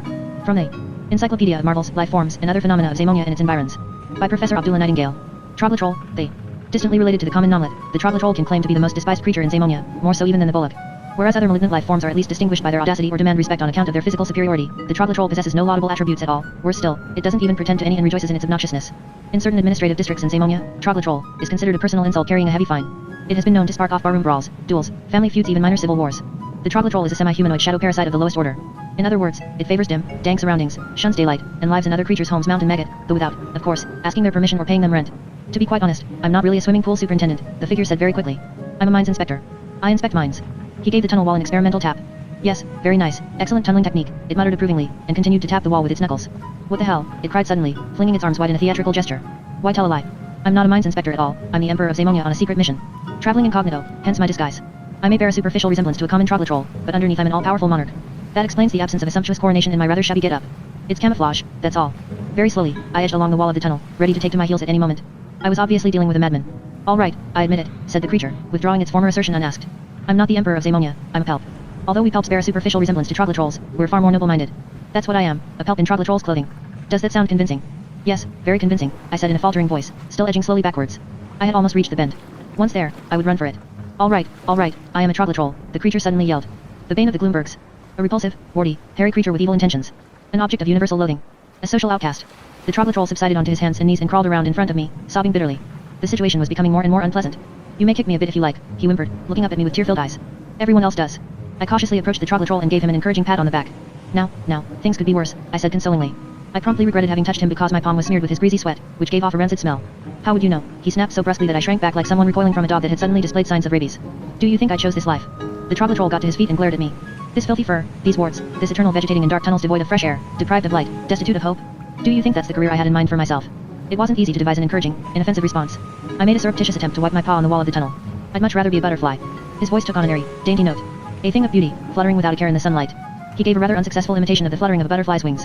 I was beginning to feel sorry for him. To exist simply to gladden people's hearts, to give pleasure to exist to be good, the troglotrol performed a few clumsy pirouettes, then stopped short and stared gloomily at the ground. Is that such a reprehensible ambition? He wasn't such a bad fellow after all. The rudiments of self-improvement and the intention to achieve it were definitely present. But I'm just a troglotrol. His voice sounded once more as if it came from the depths of a well shaft. The most despicable creature in the history of creation, that's me. I'm the bitter end. He banged his head against the wall. It made a hollow, disagreeable sound. I'd sooner be a cockroach, he whimpered. Or a tick. Even bacteria have a better reputation. I tried to buck him up. Outward appearances don't matter. True beauty comes from within. I blush, even today, at the banality of my attempt to console him. But that's just it, sobbed the troglotrol. I'm utterly depraved on the inside as well. Lying and cheating. Acting malicious for no reason and taking pride in it. That's my forte that I'm first class at. Looking for an unscrupulous rogue? I'm your man. But a single good deed? Impossible. And then I had an idea which might justly be described as brilliant. I was reminded of the babbling billows. They had converged on me with evil intent but turned over a new leaf by teaching me to speak. I've had an idea. We'll kill two birds with one stone. You simply show me the way out. Like that, I'll escape from this labyrinth and you'll perform a good deed. It's the answer to all our problems. Do you know the way out? The troglotrol eyed me mistrustfully. Of course, often been there. Not a nice place, though too much fresh air, too much light. But I can take you there all right. Sure it'll help. 100% sure. I know people whose lives have been transformed by a good deed. I was at least certain that the troglotrol's good deed would change my own life for the better. I'm unconvinced, he said. But we may as well give it a try. A good deed. I could see a change take place in the troglotrol as he walked on ahead. Having at first shuffled morosely along in front of me, he progressively straightened up. His gait became light and springy, almost balletic. AK, he chuckled. It's incredible. The nearer we get to the exit, the better I feel. I'm in great form. I feel, how can I put it? Good. That's just the word for it. I feel good. That's the reward for your good deed, I explained, a clear conscience. It really perks you up. I think I'm going to change my entire way of life, the troglotrol cried eagerly. I could do so much good. I could come with you, leave the Gloomberg Mountains, go to some impoverished country and help the needy, perform a good deed every day, AK. That's a very laudable intention, I told him encouragingly. Once you know how the system works, you just can't stop. It's like an addiction. I was feeling rather proud of myself, I can't deny. It's nice to be able to help someone, especially in such a practical way. Absolutely. I can hardly wait to perform my next good deed. I'd never have thought myself capable of such a thing. You never know till you try. And you'd really take me with you, asked the troglotrol. On your adventures, I mean. What gave you that idea? Well, I thought we might, the two of us together. I mean, out there, he broke off. You really want to leave the Gloombergs? I'd never dare to on my own, but with someone like you, well, that would be another matter. I studied the troglotrol in profile. I was beginning to regret my helpfulness. It certainly wouldn't be any easier to make my way in real life burdened with a creature like that, but I had to finish what I'd begun. Naturally, I said. Of course I'll take you along. The troglotrol performed a touching little dance of joy in front of me and gave me his hand. I clasped it. It was even more moist and sticky than his back. We walked for several hours, but still no cave mouth came in sight. Is it very far now? I asked. I should say so, AK, tittered the troglotrol, and he darted down a side tunnel. What are you doing? I called after him. Leaving you in the lurch, he called back out of the darkness. What? Why are you doing this? His reply came from very far off. Hard to say. I'm a troglotrol, that's all. I can't help myself. He was so far away by now, I could barely hear him. I've led you much deeper into the maze. You were quite close to the exit when we met, aka. The last I heard of him was his mocking laughter. Then I was alone again. I sat down on the tunnel floor and started laughing too. It wasn't a very nice laugh, in fact the very sound of it gave me the creeps. If there's one piece of advice I can give the readers of my autobiography, it's this: never trust a troglotroll. I'd reached the end of the road, that much was certain. I was utterly exhausted and bereft of hope. All my faith in others, especially troglotrolls, had been destroyed. I felt at least 100 lives old. I lay down at an intersection, one that seemed very familiar to me, and promptly fell asleep. Bad news from a puff of wind. I was roused by a gentle current of air in my ear. I sat up. Hello, said a faint voice. There was no one to be seen. Where are you? I asked. Here, right in front of you, whispered the voice. I can't see you. Nobody can. I'm a puff of wind. It was the puff of wind I felt several times. I'd never conversed with one before, but I decided to give it a try. Do you know the way out of the Gloombergs? I asked. I'd hardly be flitting around in these stuffy caves if I did, the puff of wind replied. I'd be wafting over the mountains and seas with my brothers and sisters. I'd be propelling the clouds across the sky or brewing up a tremendous storm. I'd be doing something useful, like blowing a ship across the ocean or driving a windmill, anything rather than going to seed in this crazy labyrinth. How did you get in here? It was the most disastrous moment in my life, believe me. I curse it to this day. I was sailing over the Gloombergs in glorious, sunny autumn weather, free as air. The puff of wind sighed. Then I passed this mountainside here. It was full of caves. I wafted over to them and peered in, wondering what they were like inside. I looked around for a bit, and there you have it, the whole sad story. I've been searching for the exit ever since. How did you get in? My teacher sent me. Nightingale, asked the puff of wind. Yes. How come you know his name? I've come across a lot of people in here who curse his name. Their bones lie scattered everywhere in this labyrinth. My blood ran cold. Perhaps we should join forces, I said. Two might find the exit quicker than one. The puff of wind gave a contemptuous whistle. I doubt it, you're far too slow. By the time you groped your way along a stretch of tunnel, I'd have searched it 100 times and I've been in this labyrinth for over 4,000 years. That'll give you some idea of your chances, aka. The puff of wind's malicious laughter sounded strangely familiar. Still cackling, it materialized before my eyes and assumed the shape of a troglotroll. You must be thinking I'm a troglotroll, it said, but I'm not one at all. I'm just a puff of wind that has temporarily taken on the guise of a troglotroll. That sounds convincing, doesn't it? I had tensed every muscle, poised to spring at the little gnome and throttle him until he showed me the exit, when the ground started to vibrate. Oh, a tunnel quake, remarked the troglotroll. You'd better dissolve into thin air like me. If you don't, I can't vouch for your survival, aka. Still cackling, he vanished. And I woke up. One thing I hadn't dreamed, the ground really was shaking badly. I could also hear a frightening noise, a loud, savage, ominous din, an audible threat. It sounded as if something was deliberately and inexorably heading straight for me through the Iron Mountain. There were sounds of grating and grinding like icebergs colliding, and sometimes I thought I heard a sort of belch, as loud and hollow as if it had been emitted by a dragon at the bottom of a well. Then came a fiery hiss and crackle, and the air became unbearably hot. The wall of the tunnel started to glow like a hot plate, red at first, then yellow, and finally white, until it dissolved into a pool of molten iron. I had to leap aside to prevent my paws being burnt by the stream of metal. The noises died away, and a dense cloud of greasy black vapor came gushing through the hole in the wall. My fear was overridden by my eagerness to know what had caused this spectacle.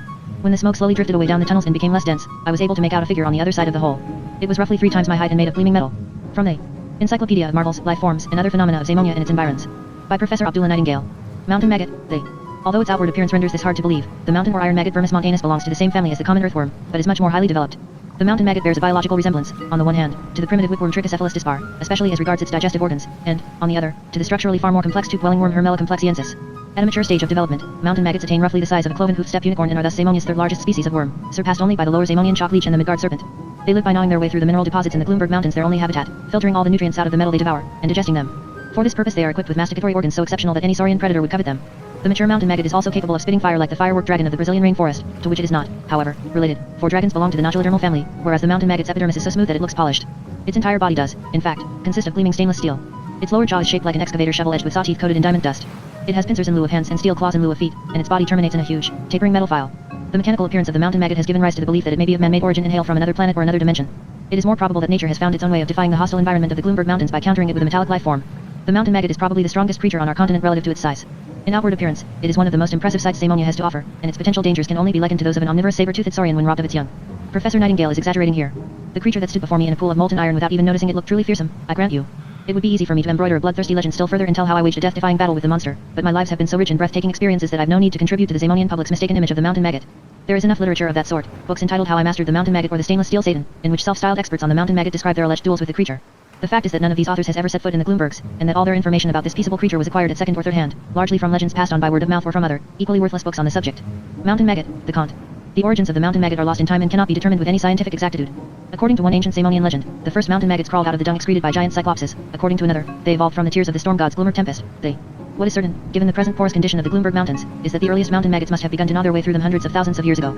Although no scientific proof of this has yet been adduced, it is surmised that, in addition to its vermicular relationship, the mountain maggot has an affinity to the termite. This is suggested by the perforations in the Gloombergs, which are reminiscent of a termite's nest. Mountain maggots are solitary creatures. When two of them meet, as they occasionally do, they tend to ignore each other. One of biology's great unsolved riddles is how mountain maggots reproduce in view of their lack of contact with others of their kind. The answer may lie in another Zamonian legend that tells of the Great Queen, a maggot that lives in the interior of the Gloombergs and lays steel eggs from which the infant grubs emerge. There is, however, no scientific confirmation of this. The mountain maggot didn't notice me at all, or, if it did, no more so than I would have noticed a fly on the wall. It simply went on with its work, marched over to the next tunnel wall, opened its stainless steel jaws, and blew out a jet of flame the thickness of my forepaw. Then it tore off some big chunks of half-molten metal with its pincers, tossed them into its mouth, and noisily swallowed them. Having swiftly made a new hole, the creature climbed through it. I am one of the few to have witnessed the fascinating process whereby a mountain maggot makes its way through the Gloomberg Mountains. The wall of metal melts, and there, a hole comes into sight. I feel a gentle breath of air, and through the gap streams light. What was that? Mountain Maggot, the poem. This 78-stanza poem by Wilfred the Wordsmith is regarded as the acme of Zamonian organic verse. Organic verse? Wasn't that the highest form of Zamonian poetry, one at which so many mediocre poets had failed? Yes, but what did it have to do with the mountain maggot? Organic verse. In this, the supreme manifestation of Zamonian lyricism, the poet adopts the perspective of an organism which is so rarely found as to escape notice in the normal course of events, e.g. reptilian rescuer, the O.R. mountain maggot, the... Widely regarded as the finest example of organic poetry is the poem Mountain Maggot, by Wilfred the Wordsmith. I remembered now, I knew all of Wilfred the Wordsmith's sonnets by heart, but I'd shirked learning the mountain maggot because of its immense length. Mountain Maggot, the poem Kant. Wilfred puts himself in the place of a mountain maggot and gives a highly detailed account of its laborious journey through ferruginous rock. In the final verse he makes the maggot find its way out into the open air and thereby lends meaning to its seemingly pointless endeavors.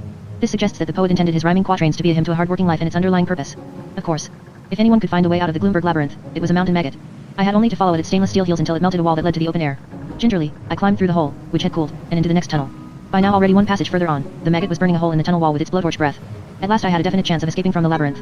You can't beat a good education. The mountain maggot. Following the maggot was fairly simple. It took no notice of me even when I came within eyeshot, and once, when I lost sight of it for a short time, I could tell which way it had gone by the freshly melted holes in metallic, crunching sounds. I amused myself en route by mentally dipping into Nightingale's encyclopedia, which for some reason kept quoting the mountain maggot, over and over again. I know it by heart to this day. Give way it must, that iron wall. And let me through it climb. I cannot stop to eat it all. I never have the time. I bore holes with my fiery breath. Digest the iron with ease. And chew it with my stainless teeth. As if it were but cheese. Away, you troglotrolls. You'd best. Steer clear of me. Begone. Although I never pause to rest. My work is never done. To give the poet his due, Wilfred the Wordsmith certainly had what it takes to turn oneself into a mountain maggot. I particularly liked the verse about the troglotrolls. My only problem was the maggot's stamina, which seemed to be inexhaustible. It never stopped to rest and didn't appear to sleep either, not, at least, while I was following it. Mountain maggot, the Kant. The mountain maggot belongs to the unisomnolent genus, i.e. it sleeps only once in its life. This it does shortly after attaining its 200th birthday, but for 14 years at a stretch. During this time it subsists on its accumulated mineral reserves and breathes only once a month. I myself was running out of stamina after following hard on the creature's heels for 3 days. The speed and diligence with which it worked were colossal. More and more often I had to sit down and take a breather. I even dozed off from time to time. On one occasion I awoke to find the mountain maggot gone. The nearest hole had cooled off long ago, and I couldn't hear it at work. Ahead of me lay a fork in the tunnel. If I took the wrong turning, all my efforts would have been in vain. First right and second left, hooray. It's easy to remember. If only I can find the way. I'll get out by December. The last hole in the wall had led to the right, so I now followed the poem's instructions and turned left. There was no guarantee that Wildred's suggestion was correct, of course. It might simply have been poetic license. But it was my only hope. Sure enough, in the next passage I found a relatively fresh maggot hole. I climbed over hissing pools of molten iron, stopped to listen in the passage after that and was relieved to hear the familiar sounds of the mountain maggot at work. I hurried in their direction. Strangely enough, I got the impression that the darkness was becoming less intense. I turned a corner and ran full tilt into a wall of light. The wall of metal melts, and there, a hole comes into sight. I feel a gentle breath of air. And through the gap streams light. The hole in the mountain. My eyes gradually accustomed themselves to the glare. Fanned by a cool breeze, I saw the mountain maggot standing with its back to me in the circular hole that led to the outside world. I drew nearer, quite unafraid, and walked right up to it. Even now it took no notice of me. Perhaps, like me, it was simply too overcome by the panorama that presented itself to our gaze. Beneath us, the crests of the Gloomberg stretched away into the far distance, and the clouds beyond them formed a flat expanse as white as cotton wool. It seemed we were on one of the highest pinnacles of rock in the entire mountain range, and the view below was obscured by mist. The sunlight warmed my stiff limbs, my hopes revived. Then a fat black storm cloud thrust itself in front of the sun and the temperature dropped in an instant. I leaned out and peered over the edge. The peak was several miles high and the surface of the Gloombergs as smooth as polished marble. Not even the most experienced climber could have found a foothold. All my hopes vanished in a flash. The mountain maggot made some sniffing, lip-smacking noises, nervously shuffled from foot to foot and emitted exclamations that sounded like ee and do. Then it turned abruptly and went back into the tunnel. I hesitated for only a moment, then followed. What use was an exit at this altitude? I had no choice but to remain with the creature and hope that it would sometime make an opening lower down. Swiftly but aimlessly, or so it seemed, the mountain maggot burrowed ever deeper into the mountain, and I went with it. Boing. What was that? A bell note in the bowels of a mountain? The maggot stopped short. Boing. There it was again, a little fainter and further away. Boing. A third bell note, louder and nearer than the first two. Ooh, said the mountain maggot. Bong bong bong bong bong bong bong. Bong bong bong bong bong bong bong. Bong bong bong bong. I had yet to learn what a thunderstorm in the Gloombergs entailed. It seldom if ever rained in those mountains, but when it did so with a vengeance. From the Encyclopedia of Marvels, Life Forms, and Other Phenomena of Zamonia and its Environs. By Professor Abdullah Nightingale. Gloomberg Tempest, Because of their iron content, the atmosphere above the Gloomberg Mountains always carries a heavy electrical charge. Thunderstorms are a very rare natural phenomenon there. When they do occur, however, the consequence is something that need not fear comparison with any other natural disaster and is known as the Gloomberg Tempest or the Tantrum of the Gods. Within minutes, gigantic black rain clouds accumulate above the mountains, miles high, and dispense raindrops as big and heavy as kitchen stoves. A single one of these raindrops can fill a bathtub or slay an elk. Millions of flashes of lightning per second turn night into day, darting in directions from which normal electrical discharges are debarred. Long, thin thunderbolts go hissing into valleys and send up cascades of white sparks. Others, white as streets, cleave whole mountain peaks in half. Bolts of globe lightning fall to earth like spinning comets. Huge explosions at their point of impact create smoking craters filled with molten iron. The flashes of lightning take a wide variety of forms. Some undulate through the mountains like giant serpents, others are short and sharp like spears. They even quiver for a moment after piercing the ground. As for the accompanying thunder, it sounds as if demented giants are beating the iron mountains like a gong. What we were hearing were the first immense raindrops striking the hollow mountains and making them ring. Then the thunder started, amplified 1,000-fold by the reverberating tunnel walls. I had never been exposed to such a din in all my life. For the first time, I was glad to be inside the Gloombergs. The elements were welcome to rage outside. I couldn't have wished for better protection than the mountain's miles-thick layers of iron. The mountain maggot was looking worried, however. It turned on the spot, emitting whimpering sounds, and seemed to be looking for something. That such an immensely strong, almost invulnerable creature should be anxious made me anxious too. Why should it be scared of a thunderstorm when we were in the middle of a mountain? Gloomberg Tempest, the Kant. The Gloomberg Mountains are porous in structure, being perforated like a termite's nest. Mountain maggot, by countless passages. Because many of these lead to the open air, the mountainsides afford the masses of water teeming down during a Gloomberg Tempest numerous apertures through which to penetrate the tunnels and wash them out. This is hygienically beneficial to the mountains but life-threatening to the creatures that inhabit them. Natural denizens of the Gloombergs like mountain maggots and troglotrolls do, however, possess innate skills that enable them to survive under such conditions. A mountain maggot, for example, can hold its breath for as long as 2 hours. I faced death by drowning. I was anything but a natural denizen of the Gloombergs, nor did I possess any innate skills that would have enabled me to survive underwater. The fat, heavy raindrops began by collecting into rivulets, developed into streams as they ran downhill along the tunnels, and finally became raging torrents. At some points they filled whole passages like water rushing down a drainpipe. Not that I realized it yet, I was in mortal danger. The mountain maggot had found a projection in the tunnel wall and driven its steel claws into the rock. It clenched its powerful jaws and hugged the wall. This was a mountain maggot's customary method of coping with a Gloomberg Tempest. It clung to the rock and held its breath until the flood subsided. The thundering masses of water propelled the air in the tunnels ahead of them, creating a shockwave that heralded the cataclysm to follow. It wasn't until I felt the wind in my fur that I sensed that something very unpleasant was coming my way. Then, with the roar of a subway train entering a station, the flood came racing around the bend. Preceded by a circular plug of foam, it sped towards me, washed over the mountain maggot and thundered on in my direction. I took to my heels, but the water closed over my head almost immediately. Underwater. I'm good at holding my breath, but I can't manage 2 hours. With the requisite preparation, a little meditation and some deep breathing exercises, I can hold my breath for up to 20 minutes. At sea you are sometimes submerged by sizable waves, or sucked under by a sinking ship, or swallowed by a whale, or carried down into the depths by a kraken. In short, good lung capacity is part of every sea bear's basic equipment. On this occasion, however, I'd had no opportunity to meditate. Indeed, I didn't even get a chance to draw a decent breath. From one moment to the next I was completely engulfed in liquid, a doubly shocking experience when you've long been living in extremely dry conditions. The flood propelled me through the maze of tunnels like a rifle bullet. A roaring sound filled my ears, and all I could see was an explosion of white sparks occasioned by the pressure of the water on my eyeballs. Then, because I wisely and instinctively shut my eyes, I couldn't see anything at all. I sped through the darkness, blind and weightless, spinning round and round as I went. The air in my lungs slowly began to make its presence felt. When you breathe under normal circumstances, air is a welcome guest that keeps coming and going. Breathe in, and it enters the bronchial elevator, rides it down to the lungs, and takes a quick look round. Breathe out, and it exits by the same route. In this instance the air remained imprisoned. After a while it seemed to expand, pressing against the walls of my lungs like a small, captive beast desperately seeking a way out. To take my mind off this unpleasant sensation I decided to open my eyes briefly. The water was surprisingly clear, being irradiated by the phosphorescence on the tunnel walls, and I could even see minute air bubbles dancing around my body in a frenzied ballet. Air bubbles. If each bubble contained some oxygen, several might contain a whole breath, and there were thousands of them. They might even be the remains of the puff of wind I'd encountered in the maze of tunnels. I had only to reach them and suck in the life-giving oxygen, so I puckered my lips into a short straw and performed a few contortions, maneuvering my head into the vicinity of a string of whirling air bubbles. I had just reached the nearest of these life-saving globules of oxygen when the whole bunch put on speed. I followed them, swimming strongly, and closed with them once more. Only 3 strokes separated me from the nearest bubble. 1, 2, and... An eddy overtook me, captured the serpentine string of bubbles, and bore them off down a dark side tunnel. I yelled with disappointment, thereby expelling the last of the oxygen from my lungs. A submarine constricted by water pressure must experience the same sensation. Then I saw the troglotroll. Or rather, I thought I saw the troglotroll, because it was likelier to have been a hallucination conjured up in my brain by lack of oxygen. The creature drifted past me lying on its back with its hands clasped behind its head. It overtook me provokingly slowly, gave me an amiable smile, and waved before it vanished round a bend in the tunnel. No doubt about it, this was the end. My internal organs seemed to be inflated to bursting point. My eyes were bulging from their sockets, my ears roared as if I were standing at the foot of the Niagara Falls. I felt as if boiling water were flowing through my veins and collecting in my lungs. A violent fit of coughing assailed me. I was ready to give up. I would simply open my mouth and let the water in. Anything was preferable to this torment. I opened my mouth and breathed in, prepared to die by drowning. But it wasn't lethal water that filled my agonized lungs, it was clear, life-giving mountain air. The rainwater had found its own way out and sluiced me out as well through the last hole the mountain maggot had made. I was free at last. The exit. But at what a price. My exit was situated at an altitude of roughly 5 miles. I went plunging down like a fish trapped in a waterfall, a thin but very long waterfall. The view of Zamonia must have been magnificent, but I had no time to enjoy it. Such was the abrupt end of my life in the Gloombergs. So the transition from my 6th life to my 7th was a watery one. I continued my downward progress until there were only 2 miles to impact. This was a predicament that called for exceptionally careful coordination between my mental faculties and physical abilities. "Canned sardines," said a voice in my head. "What? Canned sardines?" It sounded like Professor Nightingale, but what was all this nonsense about canned sardines? "Knowledge is night," said Nightingale's voice. "Only a mile and a half to go." I could see that the waterfall ended in a lake. However, when you fall from such a height it makes no difference whether the surface you hit is concrete or water. It was a perfect opportunity for a reptilian rescuer, but there wasn't one in sight. Perhaps I was in the grid square that had been left unsupervised by Max retirement. Tyrannosaurus Rex. The encyclopedia in my brain seemed to be quoting headwords purely at random. Knowledge is night. Only a mile left. The professor had always used this aphorism as a way of steering our thoughts in every possible direction. What else had he said? Canned sardines. True, canned sardines. Canned sardines were very filling. They came in cans. The cans had to be opened. Nightingale had applied his intellect to that problem. Bacteria. Nightingale had infected me with his intellectual bacteria. Was he hinting that I myself was capable of similar mental feats? Another 2,000 feet, at a rough guess. Tyrannosaurus Rex.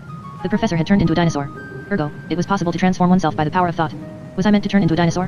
Where was the sense in that? I would only become heavier and hit the water even harder. 1,800 feet. Canned sardines. He meant me to turn into a sardine. A fish trapped in a waterfall. That made more sense. As a sardine I would be bound to survive the fall. But how had Nightingale done it? He had 7 brains, I had only 1. Knowledge is night. Darkness. Of course. Darkness enhances one's intelligence. I shut my eyes. 1,500 feet. I thought of sardines. A shoal of them appeared in my mind's eye, gliding through the waterfall with me as we plummeted into the depths. 1,200 feet. The sardine trick. I metamorphosed, but not into a sardine. I became a primordial cell, just as Nightingale had done in the course of our lesson. I grew bigger, developed into a multicellular organism, a tiny, glassy fish. Scales sprouted from my translucent skin, gills, and powerful fins appeared. I felt myself filling up with bones. I inhaled the water like fresh air. I had turned into a sardine at last. The water gave a sort of jolt in a hurricane of air bubbles seated around me. I had dived into the lake almost without noticing it. Eager to reach the surface, I struck out with my fins, but they weren't fins any longer, they were my legs and paws. I surfaced and took a deep breath. I'd ceased to be a sardine, that was quite obvious, because my clothes and fur were sodden by the time I'd laboriously swum ashore. I wrung out my clothes and shook the water out of my fur. Naked and rather stiff but alive and contented, I sat down at the water's edge and surveyed my surroundings. The lake was fringed with huge fir trees, and I greedily inhaled the fresh, resin-scented forest air. Fat rain clouds were still chasing each other across the sky, but the storm was over indeed. The setting sun was blazing down through scattered rents in the clouds. I had every reason to feel pleased. Not only had I escaped from the maze of tunnels, I had cheated death twice over, death by drowning and by multiple injuries. What had happened? Had I really turned into a fish? Or had Nightingale used the encyclopedia to hypnotize me into behaving like one? Whichever, he had helped me to embark on a new life. From the Encyclopedia of Marvels, Life Forms, and Other Phenomena of Zamonia and Its Environs. By Professor Abdullah Nightingale. Great Forest, The Great Forest owes its somewhat unimaginative name to the fact that no one wants anything to do with it, even in theory. It is simply avoided on principle. Everyone gives it a wide berth and advises everyone else not to set foot in it. The few people who have entered the forest in defiance of this advice have never been seen again.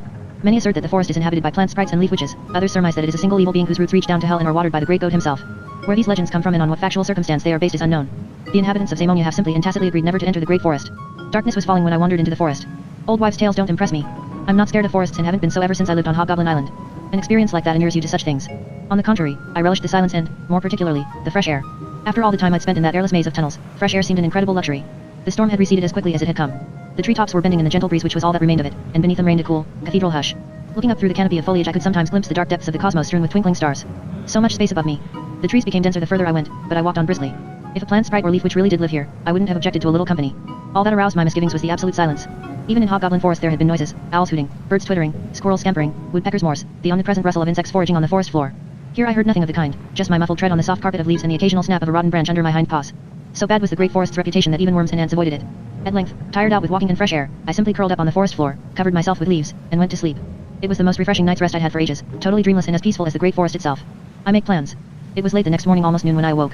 I gathered a few berries, nuts, and chestnuts, munched a handful of dandelion leaves, and washed the whole meal down with some cool water from a spring. Then I set off, meaning to leave the forest behind me as soon as possible and get to the nearest outpost of civilization. I pictured a little village on the edge of the forest, a place in which to practice a profession with the knowledge I'd acquired at the Nocturnal Academy, at least for a limited period. I could work as a teacher, give lessons in astronomy and fossilology, nightingaleology, Zamonian archaeology, and ferromagnetic deep-sea botany. Name an occupation and I would pursue it. Lace maker wanted? At your service. I could have worked with equal facility as a sponge diver or violin maker, wine grower, piano tuner, or dentist. I could have translated books from all languages into Zamonian or vice versa. Perhaps there was an opening for a grinder of telescope lenses, or an expert on geodetic oscillations between the poles. I might even be able to open a small private school of my own and pass on Nightingale's store of wisdom to my pupils. Thanks to the excellent education I'd received at the Nocturnal Academy, my professional opportunities were positively limitless. The Great Forest. Quite contrary to its evil reputation, the forest was a wonderful place. The best thing about it was its absolute normality. It wasn't a creeper-infested, almost impassable jungle like the forest on Hobgoblin Island, or a treacherous tropical paradise with singing flowers and glass vegetation like the Gormtica insularis. It was just a healthy forest of the kind that grows in temperate climatic zones, with tall firs and sturdy oaks, slender poplars, and an exceptional number of silver birches, the latter arrayed at such regular intervals that they might have been individually planted by hand. Berry-laden bushes grew here and there, and every few steps one came across sun-dappled clearings sprinkled with daisies and toadstools or crystal-clear streams and pools. It was a genuine delight to roam the forest. I came across no obstacles at all, not even a fallen tree. My chronic headache, the eternal dry cough occasioned by particles of iron, the backache I got from bending double, all these were things of the past. I walked all day long, almost without a break. It was such a joy to be out of that rabbit warren. Then darkness descended on the forest once more. I would soon have to find a place to sleep.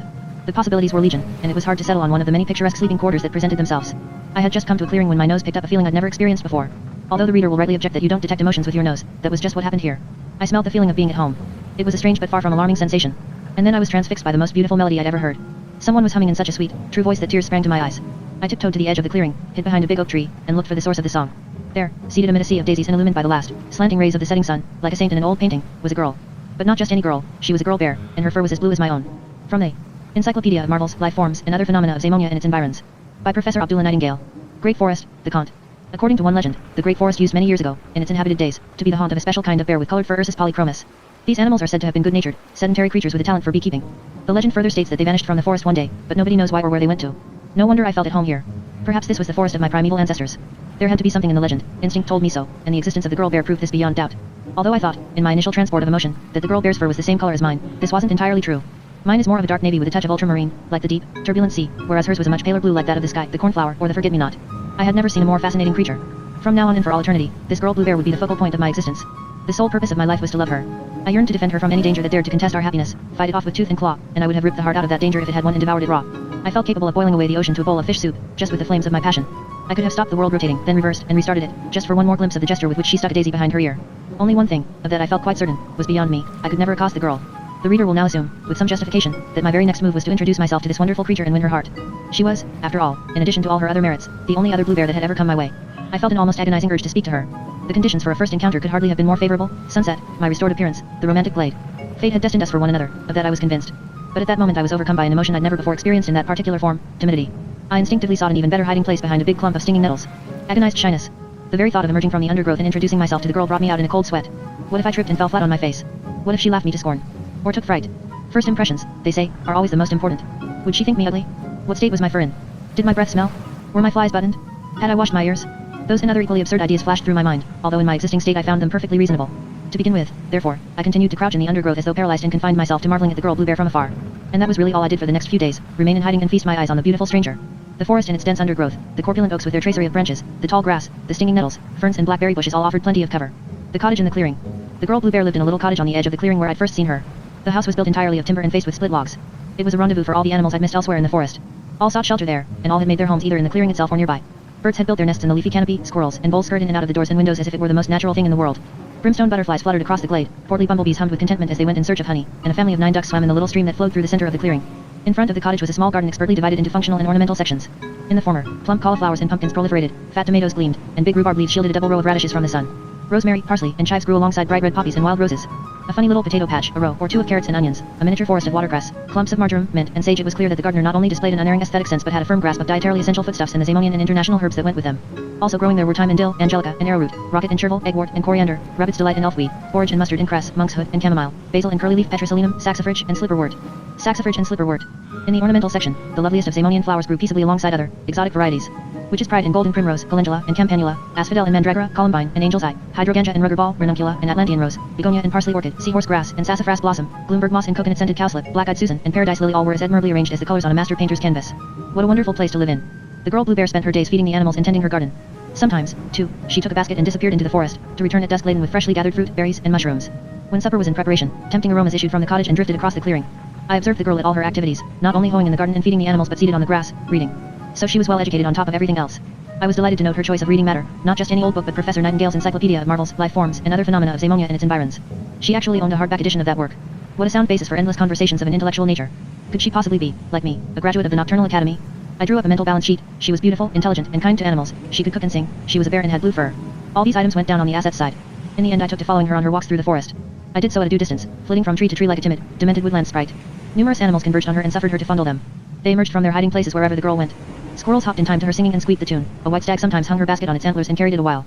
She was obviously popular with all the creatures of the forest and adept at communing with them. Even savage wild boars became playful pets in her presence.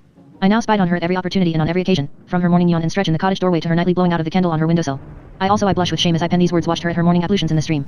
I had never derived such an inexplicable feeling of happiness purely from looking at someone, or, more surprising still, just from thinking about them. And this feeling became more intense with every hour, every day I spent in the proximity of the girl blue bear. So, in turn, did my abhorrence of myself and my craven failure to reveal my presence.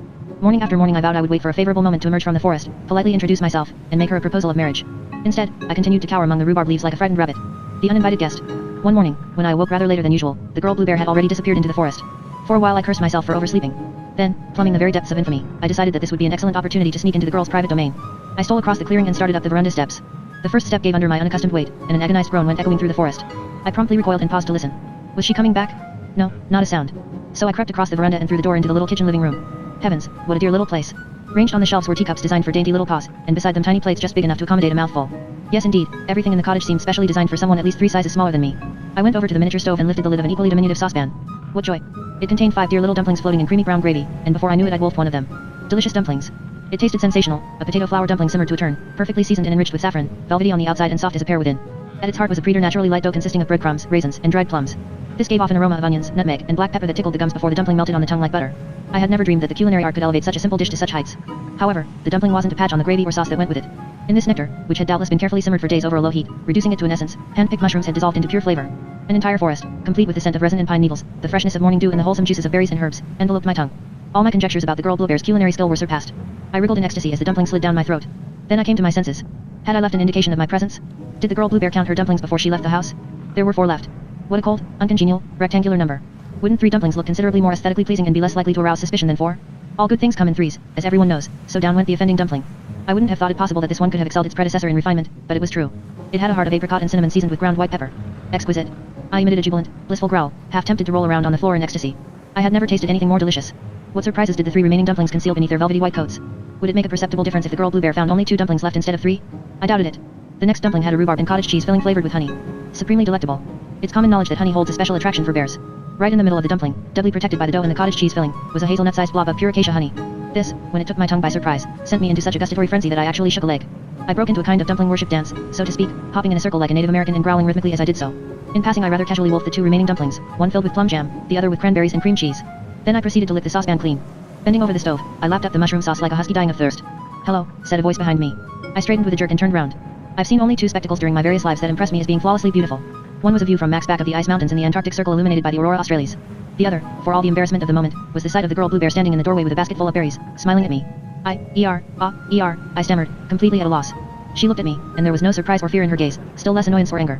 On the contrary, she wore an expression entirely consistent with the emotions churning around in my own breast. It was the look of a girl Bluebear hopelessly in love. The whole distressing game of hide and seek had been quite unnecessary. We were destined for one another, we would live together forevermore, here in this forest glade or aboard a ship on the high seas wheresoever fate chose to take us. I had found my niche in life. My everlasting quest was at an end. Only 3 paces separated me from my future happiness. Throwing off all my timidity, I strode boldly over and folded her in my arms. She felt exceedingly thin and sticky, like a length of ship's rope smeared with tar. Indeed, she suddenly looked like a tarry rope as well. More precisely, the girl Bluebear had vanished, and in her place was a taut, sticky rope. The cottage, too, had disappeared into thin air. The clearing was still there, but it was empty save for some thin black rope stretched across it in a skillful, systematic way, like a spider's web. And I was stuck fast to one of those ropes. From the Encyclopedia of Marvels, Life Forms, and Other Phenomena of Zamonia and its Environs. By Professor Abdullah Nightingale. Spider witch, the common spider witch or witch spider tarantula valkyria belongs to the family of 4-lunged megaspiders, e.g. the bird-eating spider, but attains a considerably larger size. Its predatory techniques have never been fully investigated because no researcher has ever got near enough and lived to report his findings. The spider witch is classified among those Zamonian life forms which employ unfair methods of luring their quarry, e.g. carnivorous oyster, Gurmatica insularis, and the venomous frog prince. The spider witch is usually black, with dense, shaggy, reddish-brown, or fox-red hair and coppery fur on the flattened extremities of its legs and palps. It is held in low esteem by other creatures because of its bad manners and malicious nature, one exception being the tarantula tick, a parasite that lives in its fur. Its bite depending on the victim's size can be innocuous, injurious to health, or absolutely fatal. An adult bullock, for example, will scarcely notice its bite, whereas a 200-foot-long water snail can suffer for several weeks from inflammation of the jaw area accompanied by dizzy spells and breathlessness. In creatures less than 50 feet long, the bite is not only lethal but inevitably causes the victim to dissolve entirely into a viscous, readily digestible liquid, similar in appearance to white of egg, which the spider witch sucks up with its mandibles. It can attain a height of 25 feet, has 4 to 8 legs depending on its age. It is born with 4 legs and acquires another pair every 100 years, 12 eyes, 4 beak-like mouths, and, on the top of its head, a funnel-shaped, sharply tapering horn which vaguely resembles a witch's hat and has given it its name. It probably uses this horn to skewer its victims and transport them to its storage net. The spider witch can excrete a sticky solution that induces delusions of a wish-fulfilling kind, in other words, hallucinations that conjure up a vision of what the victim most ardently desires. The spider witch coats its webs in this secretion. Because it cannot be fitted into any evolutionary pattern, the creature is assumed to have entered Zamonia by way of a comet strike or a dimensional hiatus. It nests exclusively in the Great Forest. That is why the reader is here advised, most strongly, to give the place a wide berth. Many thanks, Professor Nightingale. I had learned all about the Great Forest at the Nocturnal Academy. I knew that it covered 17,000 square miles and was a densely wooded tract of land whose luxuriant forms of vegetation ranged from evergreen trees to mosses and subterranean truffles. I could cite the Latin names of every plant in the forest and ascertain the age of every tree by means of bark analysis, but I did not learn that it was inhabited by an omnivorous spider witch until I woke in its web. I was probably the last person to grasp this fact, as many readers will have guessed, but love as everyone knows is blind. The beautiful girl Bluebear wasn't what she seemed. Not only was she no girl Bluebear, she wasn't even a girl or anything at all. She was merely an illusion, a figment of my imagination generated by the hypnotic vapors emanating from the fluid to which I was adhering. I thought I'd spent whole days in the clearing, whereas everything had occurred within the space of a few minutes, or only seconds. I had probably hurled myself at the spider's sticky web with open arms, and now I was caught fast in it like a common housefly. I began by endeavoring to free my paws. The adhesive substance was viscous. I could move my paws a good inch to and fro, but I couldn't, however hard I tried, detach them from the web. I mobilized my reserves of optimism. Perhaps there wasn't any spider witch in this area, perhaps it had merely spun a web and moved to another part of the forest. That was possible, after all, wasn't it? Who was to say it would definitely return? From the Encyclopedia of Marvels, Life Forms, and Other Phenomena of Zamonia and its Environs. By Professor Abdullah Nightingale. Spider witch, the Kant. Once the spider witch has spun a web, it leaves it and goes off to spin more webs in other places. Thereafter the creature checks its skillfully constructed traps for prey at regular intervals. It may be days or weeks before it returns to a web, but return it will, on that you may safely stake your last cent, your sanity, and the health of your entire family. So I was hopelessly stuck, and the spider witch would beyond a doubt be coming back to liquidize me with its bodily fluids. What use was the encyclopedia in my head if it never supplied me with vital information until too late? Why hadn't Nightingale told us anything in class about spider witches and their hypnotic secretions? I was beginning to have considerable doubts about the Nocturnal Academy's educational system. The cobweb to end all cobwebs. I submitted the cobweb to detailed scrutiny for the first time. To give the spider witch its due, it was a masterpiece of the weaver's craft. The creature had not only stretched ropes taut between the trees and attached them to each other, but filled every interstice with smaller cobwebs spun from threads of steadily diminishing thickness. If one looked very closely, one could see that these smaller cobwebs were themselves filled with even smaller ones in which, if I'd had a magnifying glass, I would doubtless have discovered smaller ones still. Any living creature, be it never so microscopically small, would have been trapped by this diabolical snare. It wasn't just a cobweb, it was a work of genius. Had a cup been awarded for insidious trapping techniques, it would have gone to that treacherous snare. The spider appeared to devote all its energies and intelligence to constructing these masterly examples of the predator's art, of which there were probably thousands in the great forest. No wonder these woods were now destitute of animals. The last surviving deer and bird, the last surviving beetle, butterfly and mayfly must ultimately have become entangled in one of the spider witch's webs. It is doubtful if there is a more horrible way to die than in the mandibles of a spider witch. It very carefully coats its victim in an acidic, nauseating fluid that begins by eating away the skin and then, with excruciating lentitude, turns the flesh into porridge-like, readily digestible sludge. The victim experiences unendurable pain as his bones are. Thanks very much, but I'd sooner not know all the gory details. It might be nice if the encyclopedia could give me a few practical tips from time to time. For instance, on how to extricate oneself from a spider witch's web.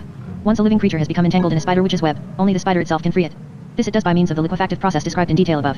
Where research into the relevant field is concerned, the spider witch's secretion is considered to be the undisputed king of liquid adhesives. There is no chemical, vegetable or other compound that can dissolve the said secretion. That was nice to know. Not only was I trapped in the web of the Zamonian continent's most bestial life form, which would sooner or later pass by and turn me into porridge, no, it had also been scientifically demonstrated beyond a doubt that the adhesive imprisoning me was indissoluble. Except by water. What? Except by water. Remarkably enough, only ordinary spring, rain, or tap water is capable of neutralizing the adhesive properties of the spider witch's secretion. Aha, water. There was water, certainly, a whole streamful of it, but all of 50 feet away.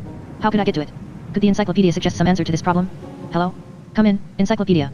The forest remained silent. Perhaps the spider had only just spun its web and wouldn't return for a week or two at least. It might well rain in the interim. Then I could free myself with ease and quit the forest in a hurry. Great Forest, the Kant. The Great Forest gets most of its water from the numerous underground streams that permeate the soil.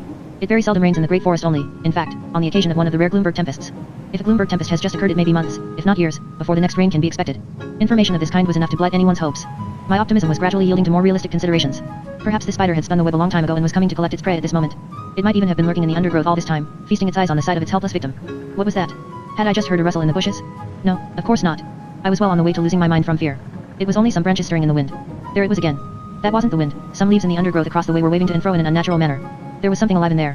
What sort of creature could it be? The great forest was deserted save for the spider witch and me. Another rustling sound, louder and more prolonged than before. The undergrowth parted, and an incredibly hideous, repulsive-looking creature slunk slowly towards me. It was no spider witch, it was the Troglotroll. An old acquaintance. AK, he cackled. I may look like a Troglotroll, but don't be misled. I'm really a forester, the great forest's forester-in-chief. Incognito, of course, hence my deceptively genuine-looking Troglotroll disguise. Does that sound relatively convincing, at least, or should I admit right away that I'm a Troglotroll? Cut it out. I snapped. I'm in an extremely unpleasant predicament. There's some water over there. If you'd be good enough to. One moment, the Troglotroll broke in, lounging comfortably on the grass. How did you get into that mess? I mean, you've got to be pretty stupid to get caught in one of those things. I've seen them all over the forest, but I'd never have taken it into my head to try and kiss one. Ugh, looks like a huge spider's web. Anyone who isn't absolutely cuckoo would give it a wide berth. It's a long story. I'm listening. This liquid here makes you think the web is the loveliest thing imaginable, not a web at all. It positively hypnotizes you and, it's very hard to explain. How come you weren't taken in by one? The Troglotroll sniffed a bit, then shrugged his shoulders. No idea. Perhaps because I can't imagine anything lovely, just horrid, nasty things. AK. It doesn't matter anyway, not now. Would you be kind enough to scoop some water out of the stream and sprinkle it over my hands? It's the only thing that'll release me. Is that all? Just some water from the stream. Precisely. I'd be most grateful. All right. The gnome wagged his head and waddled over to the stream. Kneeling down, he cupped some water in his hands and carried it carefully over to me like a waiter with a trayful of champagne glasses. Just before reaching the web he stopped short. Hurry up. I called impatiently. What's wrong? I came within an ace of forgetting I'm a Troglotroll. I'm behaving like a Boy Scout. That's neither here nor there, I said, trying to sound as casual as possible, because I already guessed which way the wind was blowing. Just bring the stuff here. The Troglotroll let the water trickle slowly through his fingers into the grass. Phew, he said. Only just stopped myself in the nick of time. I very nearly performed a good deed. He wiped some imaginary sweat from his brow with the back of his hand. Hey, would you please fetch some more water and release me at last? The spider may turn up at any moment. This is no joke. I'm not being funny, I'm a Troglotroll. Don't tell me you've forgotten our little adventure in the mountains. No, I haven't forgotten it, but I forgive you. Leading someone astray is rather different from leaving them to be devoured by a giant spider. You wouldn't do a thing like that. Yes, I would. It's my job. You wouldn't. Now listen, my boy, said the Troglotroll, very serious all of a sudden, and there was a look of genuine regret in his eyes. You don't seem to grasp what a fix you're in. I'm a Troglotroll, the most abominable creature in Zamonia. I couldn't help you even if I wanted to, which I don't. It's simply not in my nature. All I want, and all I can do, is not to help you. In present circumstances, I'm the most treacherous person you could possibly have met. I mean, it would be only too easy for me to help you child's play, in fact, but I won't. Lurking back there in the forest is a giant spider as big as a house, and all I'd have to do to save you is fetch a little water. But I'd sooner leave you to your uncertain your absolutely certain fate. Only a Troglotroll could do that. You've got a greater chance of being released by the spider itself than by a Troglotroll. Put that in your pipe and smoke it. And the Troglotroll disappeared into the undergrowth. I'm really sorry, he called. That's to say, I'm not even that, AK. I flew into a rage I'd never have thought myself capable of. Shrieking and vituperating, I tore at the spider's web and yelled curses so vile that not even as hated a creature as the Troglotroll had heard them before, neither had I. Seemingly endowed by my maniacal fury with colossal strength, I wrenched at the sticky rope until the anchor trees shook, tugged at the cobweb until the blood pounded in my temples. It did, in fact, stretch a little and became steadily thinner. I tugged still harder, emitting noises like a weightlifter on the verge of rupturing himself. The spider's rope became as thin as a silken thread, expanded until it was almost invisible, but it didn't snap. My strength eventually deserted me, and the thread contracted into a thick rope once more. I roared and raved, hurled imprecations after the troll, assured him that I would pursue him to all eternity, and described what I would do to him. I kicked up what was probably the loudest din the great forest had heard in its many thousand years of existence. Until it suddenly dawned on me what I was really doing, in other words, personally ringing the spider witch's dinner bell. Nowhere does a noise sound louder than in a forest where no other noises can be heard. It might be thought that a mountain valley or a cathedral would produce the loudest echoes, but they sound far more impressive in deserted woods. Undiluted by the hooting of owls or the rustle of insects or other noises, they rebound from tree to tree, leaf to leaf, pine needle to pine needle, until they combine to produce a monster of a sound far louder than their original cause. That is frightening enough in itself, but in this case there wasn't just a monster of a sound, there was the sound of a monster. Spiders move silently as a rule, but that applies only to the lightweights. I was here dealing with a 3-ton spider, and I could already hear it in the distance as it drove its yards-long legs into the forest floor like a pile driver. At first the ground just vibrated gently, but then my ears detected an 8-fold tread that seemed to be making for me fast and purposefully. Boom. 1, boom. 2, boom. 3, boom. 4, boom. 5, boom. 6, boom. 7, boom. 8. 8 booms. 8 legs. So the spider was fully mature. Sailing over the clearing at an altitude of several miles was a tiny rain cloud, probably a belated leftover from the Gloomberg tempest. I stared at this cloud. Perhaps I could persuade it to shed a few drops by telekinesis. I stared until my eyes almost popped out of my head. I commanded it, again and again, to rain on the spot. For a moment it seemed to pause immediately overhead, perhaps because the wind had dropped, but then it sailed blithely on until it disappeared behind the canopy of foliage, leaving nothing behind but clear blue sky. That was probably the last chance of rain for months to come, if not years. Boom. Water. Boom. Water. Boom. Water. Boom. Water. Boom. Water. Boom. Water. Boom. Water. Boom. Water. Water. Water. Water. Like a man dying of thirst, I could think of nothing else.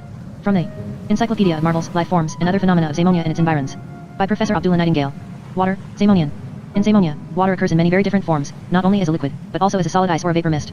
Solidified water, a rarer variety, is a byproduct of Aquashoe's Professor Nightingale's solid soup. The largest reservoir in Zamonia is the Zamonian Sea, which surrounds the continent, though this is hard to render drinkable and must be desalinated at great expense. Boom. Boom. Boom. Boom. Boom. Boom. Boom. Boom. For this reason, drinking water is extracted mainly from rivers, lakes, and underground watercourses. Sweet water is found exclusively in the subterranean caverns of the Demerara Desert, red and green water in the caves beneath the much water marshes, where it is a product of the discoloration caused by slipper animalcules during the mating season. Boom. Boom. Boom. Boom. Boom. Boom. Boom. Boom. Magnetic spring water, which can flow uphill, is sometimes found on the slopes of the Gloomberg Mountains, which have a substantial iron content. The Trappist monks of the Church of the Chastened Chestnut used this water to make their so-called uphill beer, intending to revolutionize the brewing industry and facilitate consumption. It was hoped that a tankard need only be put to the drinker's lips, not tilted. Their experiment was an abysmal failure, however, because the beer rose into the air of its own accord and floated off into the blue. Boom. Boom. Boom. Boom. Boom. Boom. Boom. Boom. The encyclopedia's useless items of information were only making my situation worse. I would have given anything to be able to switch it off. Birolanian birch water, which is sometimes excreted during heat waves by the Birolanian turf birch, is regarded in certain circles as a sacred liquid endowed with a miraculous ability to cure incurable diseases. Other natural sources of liquid for use in an emergency include rain clouds, the morning dew on vegetable foliage, pressed cacti, camedar humps camedar, they, and human tears and saliva, which are 90% or water. Tears. Saliva. My own body consisted largely of water. All I needed to do was spit. Incredible how slowly one's mind works, especially in situations of the utmost urgency. So I collected some saliva in my mouth. That is to say, I tried to collect some but failed. My throat was absolutely parched.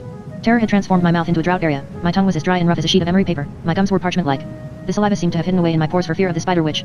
I found it quite impossible to coax so much as a droplet to the surface. Boom. Boom. Boom. Boom. Boom. Boom. Boom. Boom. But tears. All I had to do was cry. I had not only learned to weep to order but promoted weeping to the status of an art form. I was a champion, no, the world champion at that form of activity. Except that I hadn't engaged in it for a long time, and the situation in which I found myself made concentration difficult.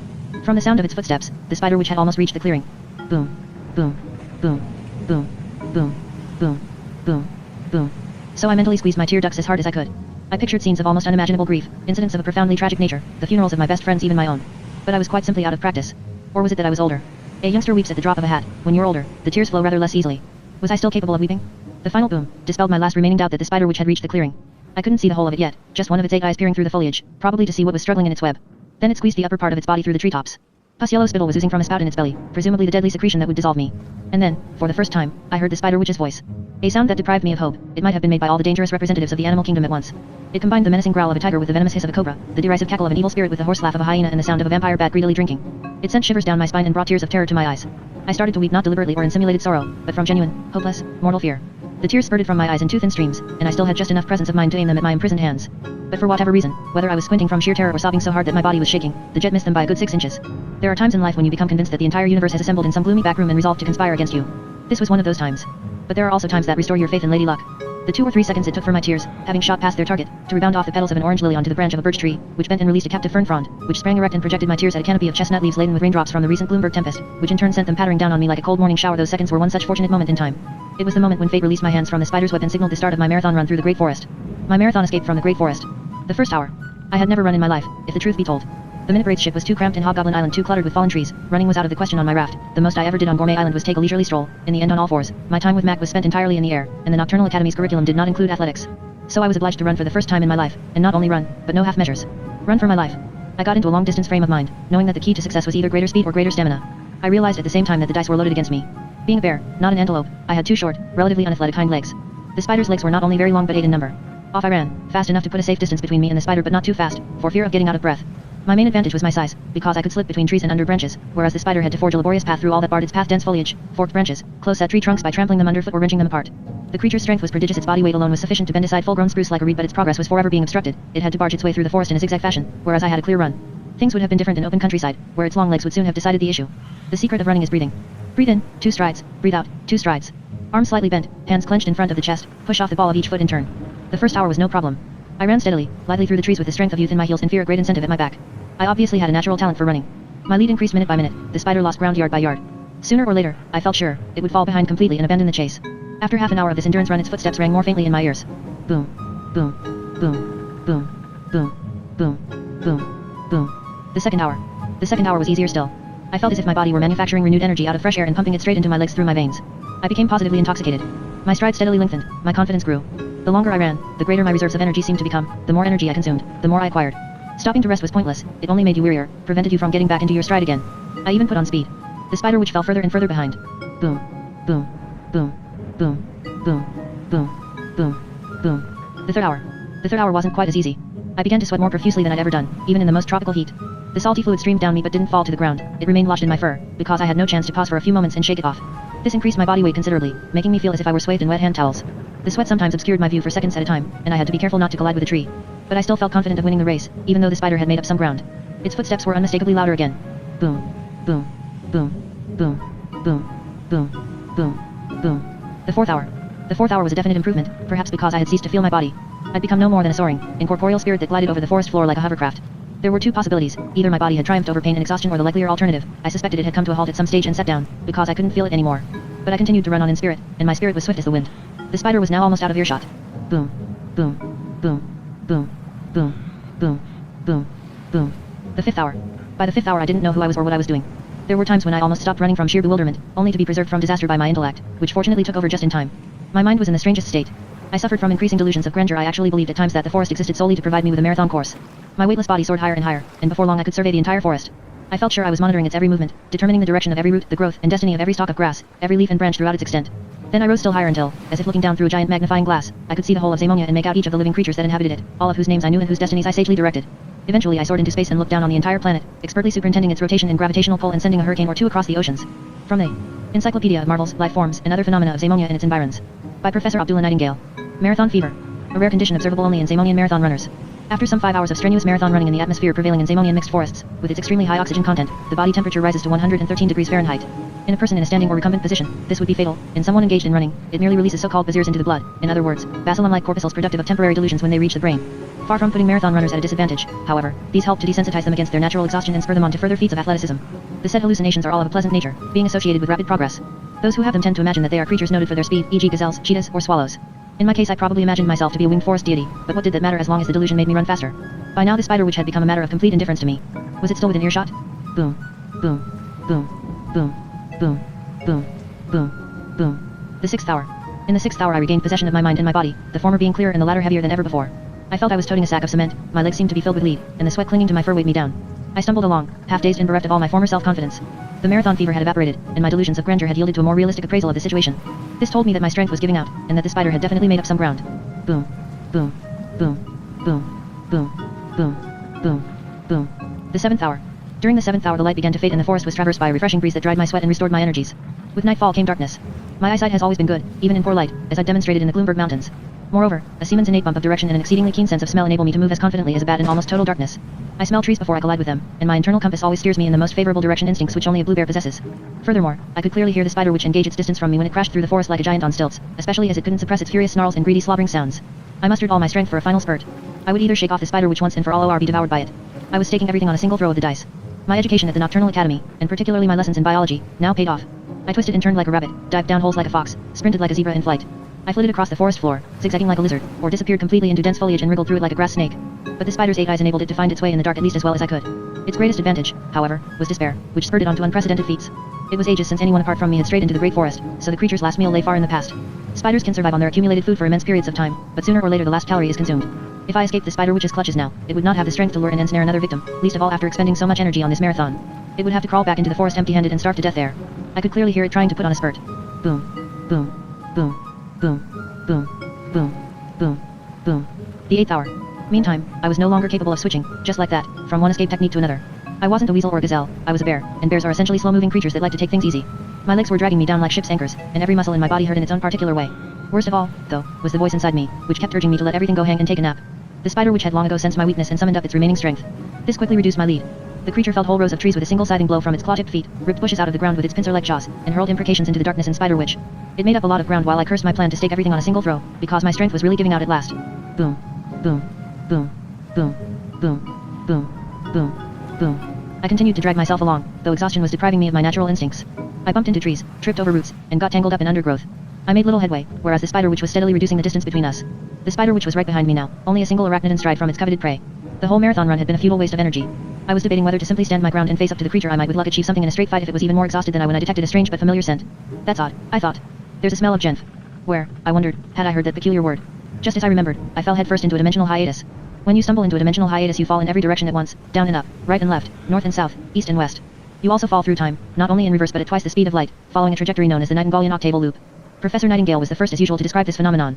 The Nightingalian octaval loop should be conceived of as a double loop in the shape of an eightfold figure of 8 of which 1/8 is situated in space, 1/8 in time, and the remaining 6/8 in the other 6 dimensions. This means that, while falling, you're everywhere in the universe at every point in time. This process is very confusing at first, and the reader would be well advised not to try to form a mental picture of multidimensional space. It has been estimated that even a nocturnomoth would take an entire lifetime to picture even 1 square yard of it. From the Encyclopedia of Marvels, Life Forms, and Other Phenomena of Zamonia and Its Environs. By Professor Abdullah Nightingale. Multidimensional space. It is really quite easy to picture a square yard of multidimensional space provided you have 7 brains. Simply picture a train traveling through a black hole with a candle on its roof while you yourself, with a candle on your head, are standing on Mars and winding a clock precisely 1 yard in diameter, and while an owl, which also has a candle on its head and is traveling in the opposite direction to the train at the speed of light, is flying through a tunnel in the process of being swallowed by another black hole which likewise has a candle on its head. If you can imagine a black hole with a candle on its head, though for that you will require at least 4 brains. Join up the 4 points at which the candles are burning, using a colored pencil, and you will have 1 square yard of multidimensional space. You will also, coincidentally, be able to tell the time on Mars by the clock, even in the dark, because of course you've got a candle on your head. So you're everywhere in the world at once, in the Alps and on the Atlantic Ocean, at the North Pole and in the Gobi Desert, on the Nile and in the Brazilian rainforest. You're also, as already mentioned, present at every point in time. To cite a few alternatives, 1 million years ago in the day after tomorrow at 3:30, in the autumn, in springtime, in summertime, at Christmas, in 100 or 100,000 years from now. But you're not only on Earth, you're also on the Moon and on Saturn, in the Horsehead Nebula and on Cassiopeia's starry throne, on the far side of Betelgeuse and beneath the wings of Pegasus, on the left horn of Taurus, in the constellation of Cancer, and everywhere else in the known universe. And, just to make matters even more puzzling, you're in every other unknown universe as well. So anyone falling down a dimensional hiatus really goes places everywhere, to be exact. This deluge of optical stimuli would normally drive a person insane, but the brain's response to a fall down a dimensional hiatus is remarkably self-protective. It lapses into a state of mild dementia, or as Professor Nightingale has termed it, carefree catalepsy. From the Encyclopedia of Marvels, Life Forms, and Other Phenomena of Zamonia and Its Environs. By Professor Abdullah Nightingale. Carefree catalepsy. The muscular and cerebral paralysis into which one's mind and body subside when confined to a dimensional hiatus for a considerable length of time. This state of almost complete physical and mental torpor renders one unimpressed by anything, even a plunge down a dimensional hiatus. The body is pervaded by an agreeable feeling of lassitude, the ears become abnormally hot, and the face takes on a broad, fatuous grin. This condition is very distantly related to the state of helpless ecstasy engendered by 2 360-degree loops on a roller coaster. Such was my condition when I encountered Cordy. I was roaming the constellation of Orion and Cordy was clearly still in free fall in the dimensional hiatus into which I had pushed him. Either that, or he'd fallen down another one. Since anyone in a dimensional hiatus is everywhere at the same time, as I have already said, it was really only a matter of time before we met up again. Cordy came sailing weightlessly towards me in slow motion, revolving on his own axis, and gave me a foolish grin as he sailed past. Like me, he was obviously in a state of carefree catalepsy, hence our remarkably blasé reaction to this incredible coincidence. "Hi, Cordy," I called. "Hi, Blue Bear," he called back with a casual wave. Then he sailed on towards the Rigel Nebula while I zoomed off in the opposite direction. Now that it had taken place, this fantastic incident completely banished the possibility that our paths might cross again somewhere, at least according to the general laws of probability. The condition known as carefree catalepsy even enables a person to sleep while falling through a dimensional hiatus. Indeed, it's positively soporific. I became more and more sleepy as I plummeted through endless, universal space. My eyelids drooped and I sank into a sleep filled with dreams of just about everyone who played a role, however minor, in my life to date. Many pirates bellowed pirate sea shanties, babbling billows sloshed past, hobgoblins whispered requests for encores. I plunged again and again into the jaws of the Gormtika and was rescued from them each time by Mac. Freda bombarded me with meteorites. Professor Nightingale rode past on his nightingale, brains clicking furiously. A mountain maggot nibbled an iron moon, and needless to say the Troglotrol also sailed past, waving amiably. But there were also creatures and things I'd not yet encountered, black-clad figures riding beasts like camels, a floating city, a head the size of a mountain, and an endless stream of fantastic, simultaneously frightening and fascinating life forms, giants, dwarfs and demons, monstrous worms, and huge avian predators. At the time I took this to be an incoherent phantasmagoria, but I realized now that I was dreaming of my future. Then I was jolted awake by an ear-splitting blast on a horn. No, in reality I was still dreaming, because now it was the Moloch I encountered for a second time. The ship seemed very real. I could even see the underside of her vast hull, which was overgrown with coral reefs, shellfish cities, and forests of seaweed. Escorting her through the universe were thousands of sharks, jellyfish, and moray eels. That is how you soar through time and space, in a state midway between dreaming and carefree catalepsy, until you suddenly tumble through one of an unimaginable number of dimensional hiatuses and emerge at some point in the cosmos. I wondered where that point would be. Not, I hoped, in another dimension. From the Encyclopedia of Marvels, Life Forms, and Other Phenomena of Zamonia and Its Environs. By Professor Abdullah Nightingale. Dimensional hiatuses. Anyone venturing into a dimensional hiatus should realize in advance that everything in an alien dimension can be fundamentally different. It may lack something important, air, for example, or the atmosphere may consist of water, or lead, or concrete. The laws of nature that prevail there may be quite different from our own. There may be no gravity, no time, or no space. Another dimension could, for instance, consist of congealed boredom or musical frigidity, of lethal poison gas or a solar temperature registering many thousands of degrees, of high voltage electricity or unfulfilled wishes. There are said to be dimensions in which sorrow is the staple food of creatures that vegetate in little pools of grief. Many dimensions are so tiny, many dimensions with very, very small natural laws that our planet would be compressed to the size of a pinhead on entering them. Others, again, are so big that even their atoms are bigger than our native planet. There are some dimensions in which only thoughts can survive and others inhabited exclusively by unpleasant sensations like hunger or envy in the form of little red pretzels that can sing. Anything is possible. Land in a two-dimensional dimension and you are squashed as flat as a pancake. A one-dimensional dimension will stretch you like an endless rubber band. A five-dimensional one will transform you into a radio wave with a headache. As for an eight-dimensional dimension, its appearance cannot be conveyed in our language. Only one thing is certain, those who enter another dimension must change their way of life, possibly in the most drastic manner. In another dimension. When I came tumbling out of the dimensional hiatus I felt as if a hand had reached down my throat into my stomach and turned me inside out like a wet sock. I can't think of a less distasteful simile. I turned a few somersaults, first through the air and then across the ground, before I came to rest. I sat on my backside, trying hard not to be sick, and looked down at the surface I'd landed on to see what it was made of. It's extremely important to know what material the surface of an alien dimension consists of when you land on it. If it's concrete, for example, you can expect relatively stable natural conditions. If it's lava or cometary gas, you're done for. The ground beneath me was not only soft but strewn with artistic designs. It was a carpet. Very long and some 100 yards wide, it was flanked by yawning expanses of outer space. Other strips of carpet crisscrossed the dimension like intergalactic motorways covered with pretty patterns, and flying carpets were zooming around all over the place. About 100 yards from me stood a magnificent throne. Still rather dazed, I got up and tried to adjust my clothing. Then someone nudged me from behind and I turned round. It was Cordy Hoyop. Actually, it wasn't Cordy Hoyop, it was someone who looked very like him. But so did the 200,000 odd other creatures arrayed on the strip of carpet behind me. These endless rows of gelatinous, Cordy-like figures pulled me back, ever further into their wobbly ranks. It seemed that I had been blocking their view of the throne, which they considered very important for some reason. That apart, they didn't take umbrage at my presence. A group right next to me struck up a kind of tune. Not only did it sound awful, but this is the gospel truth, they played it on instruments made of milk. Then a great commotion arose, and thrusting its way through the restless crowd came a little procession. At its head, and this time I was sure of it, marched Cordy. You can recognize your very best friend when you see him, even in the midst of 200,000 lookalikes. I called his name, but my voice was drowned by the general tumult and I was pushed back still further. Cordy oozed majestically along, then detached himself from the crowd and slowly and deliberately approached the throne. The music took on a dramatic flavor, which made it sound even more frightful than before. Cordy couldn't possibly have heard me above the din, so I wormed my way forwards and went up to him. A historic moment. How it had happened I couldn't tell, but I'd obviously landed in his dimension just as he was about to be crowned. I had to get to him before he fell into the dimensional hiatus. An angry murmur ran through the crowd as I hurried towards him, but Cordy didn't hear that either. The music was too loud. Tremendously excited, no doubt, he continued to make for the throne. I was just behind him, so close that I could almost have grabbed him, when my foot caught in a fold in the carpet. I stumbled, nearly lost my balance, and blundered into Cordy from behind. Propelled by me, he rolled to the edge of the carpet, toppled off it into space, and vanished into thin air. The crowd froze, the music died away. I went to the edge of the carpet and stared helplessly into the void. There was a faint smell of genthe. It wasn't Cordy who had tripped, as he had always believed, it was me. I was responsible for his having landed in our dimension in purely mathematical terms, the most improbable happening in the universe and one that no one would credit. By now the crowd was wobbling angrily towards me. Without a moment's hesitation, I launched myself into space. From the Encyclopedia of Marvels, Life Forms, and Other Phenomena of Zamonia and Its Environs. By Professor Abdullah Nightingale. Equitemporal tunneling of dimensions, The time known to us is divided into earlier and later, now and immediately, shortly and previously, yesterday and today, tomorrow, soon, eventually, at one time, finally, ultimately, formerly, hitherto, and meanwhile. But all of these junctures once occurred in the present and will sometime be in the past, and, after a considerable period, in the old days or, to use somewhat more old-fashioned terminology, in days of yore. How can this be? It's hard to say. The only certainty is that dimensions are connected by tunnels whose entrances and exits are dimensional hiatuses, and that time flows back and forth through these tunnels from one dimension to another. This may provide an answer to the major question of how time can vanish while remaining omnipresent. I hope this affords the reader a reasonably satisfactory explanation of how I was able to participate in a future event that had taken place not only in the past but in another dimension. I myself was temporarily less preoccupied with this problem than interested in knowing where I would land this time. After the incredible coincidence that had landed me in Cordy's dimension, my chances of emerging in my own, native dimension were very slim indeed, absolutely nil. From the Encyclopedia of Marvels, Life Forms, and Other Phenomena of Zamonia and Its Environs. By Professor Abdullah Nightingale. Dimensional hiatuses Kant. Once a person has traveled from one dimension to another, returning by the same route is the unlikeliest thing that could happen to him in the known dimensional system. The odds against his landing in the original dimension are a nidillion to 1. A nidillion? Nidillion. A mathematical unit of measurement first computed by Professor Abdullah Nightingale. A nidillion is a quantity unimaginable by the normal brain, only by one that has at least 6 ancillary brains. In common parlance, a nidillion signifies inconceivably many. I went plunging down through the depths of the cosmos. To be absolutely honest, I didn't find this journey half as exciting as the first. Once you've seen one spiral nebula, you've seen them all and know what they look like, so a repeat performance isn't anything like as thrilling. Like an old spaceflight pro, I was preparing myself for a longish bout of carefree catalepsy when my descent was abruptly cut short and I tumbled out into another dimension. I realize that I'm running the risk of losing my last well-disposed reader, but I have a duty to tell the truth and can only report what actually happened. I popped out of the very same dimensional hiatus into which I'd originally fallen. This was not only the most improbable of all the possibilities in the universe, but the most unpleasant. Why? Because the spider which would be waiting for me beside the hole, and the odds against my escaping it had been drastically shortened, not lengthened, by my fall. Already exhausted by my marathon run, I had since been subjected to the stress of falling through a dimensional hiatus. In any case, my existence between the dimensions was at an end. Had it been the longest or the shortest of my lives to date? Hard to say. Both, perhaps. But there was no spider witch in sight. Nor was it nighttime, as it had been when I fell down the hole, but broad daylight. Same place, different time. It would, after all, have been a truly impossible coincidence had I tumbled out of the dimensional hiatus at the very same moment in time. That simple fact accounted for the spider's absence. I had emerged on another occasion. It was another day, perhaps. Another week. Another month. A year or a century later. Or a million years earlier. Any juncture in history was possible. The spider had gone, that was the main thing. Perhaps it had crawled back into the forest to die of starvation. Perhaps it had yet to be born. Perhaps it had tumbled into the dimensional hiatus after me and was sailing through outer space. Best of all, perhaps it was even now cooking in a primeval lake of boiling pitch or would in the future be devoured by monsters still more frightful than itself. But one shouldn't bear a grudge. It was conceivable, though not very probable, that the creature had found its way back into the dimension from which, according to Professor Nightingale's theory, its ancestors had come. The universe abounds in possibilities. For all that, I hurriedly proceeded to quit the sinister forest. The trees became steadily sparser, and within an hour I had reached the edge. A curtain seemed to part, disclosing a view of a new world. I was looking down at a pale brown, apparently endless plain whose extremities melted indistinguishably into the sky. There wasn't a single tree or mountain for as far as the eye could see. This was quite all right with me, after all the dire experiences I'd previously undergone in mountainous or wooded areas. I was completely dehydrated, so I replenished my reserves at a forest spring and drank, greedily and noisily, for minutes on end. Then I made my way down a hill and across some withered grass until I reached the edge of the great plain. The surface consisted of very fine brown, sticky sand that smelled of vanilla. I stuck a paw in it and tasted some. It was pleasantly sweet. This had to be the Demerara Desert of which Nightingale had told us in class. Somewhere over there, at the far end of that desert, Atlantis must lie. I wanted to go there.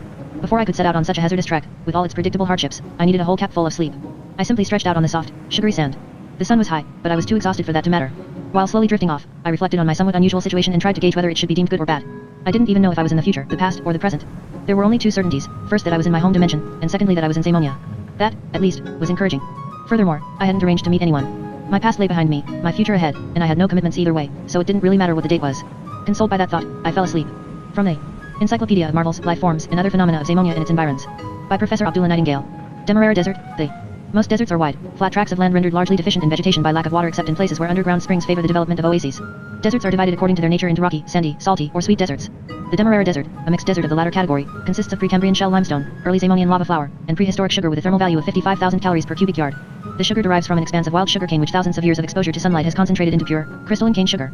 The basic constituent of the Demerara Desert is a sweetish-tasting carbohydrate, soluble in water and alcohol but not in ether, which forms ozozones when mixed with phenylhydrazine. These, depending on the number of carbon atoms in the molecule, may be trioses, tetroses, pentoses, hexoses, heptoses, octoses, or nonoses.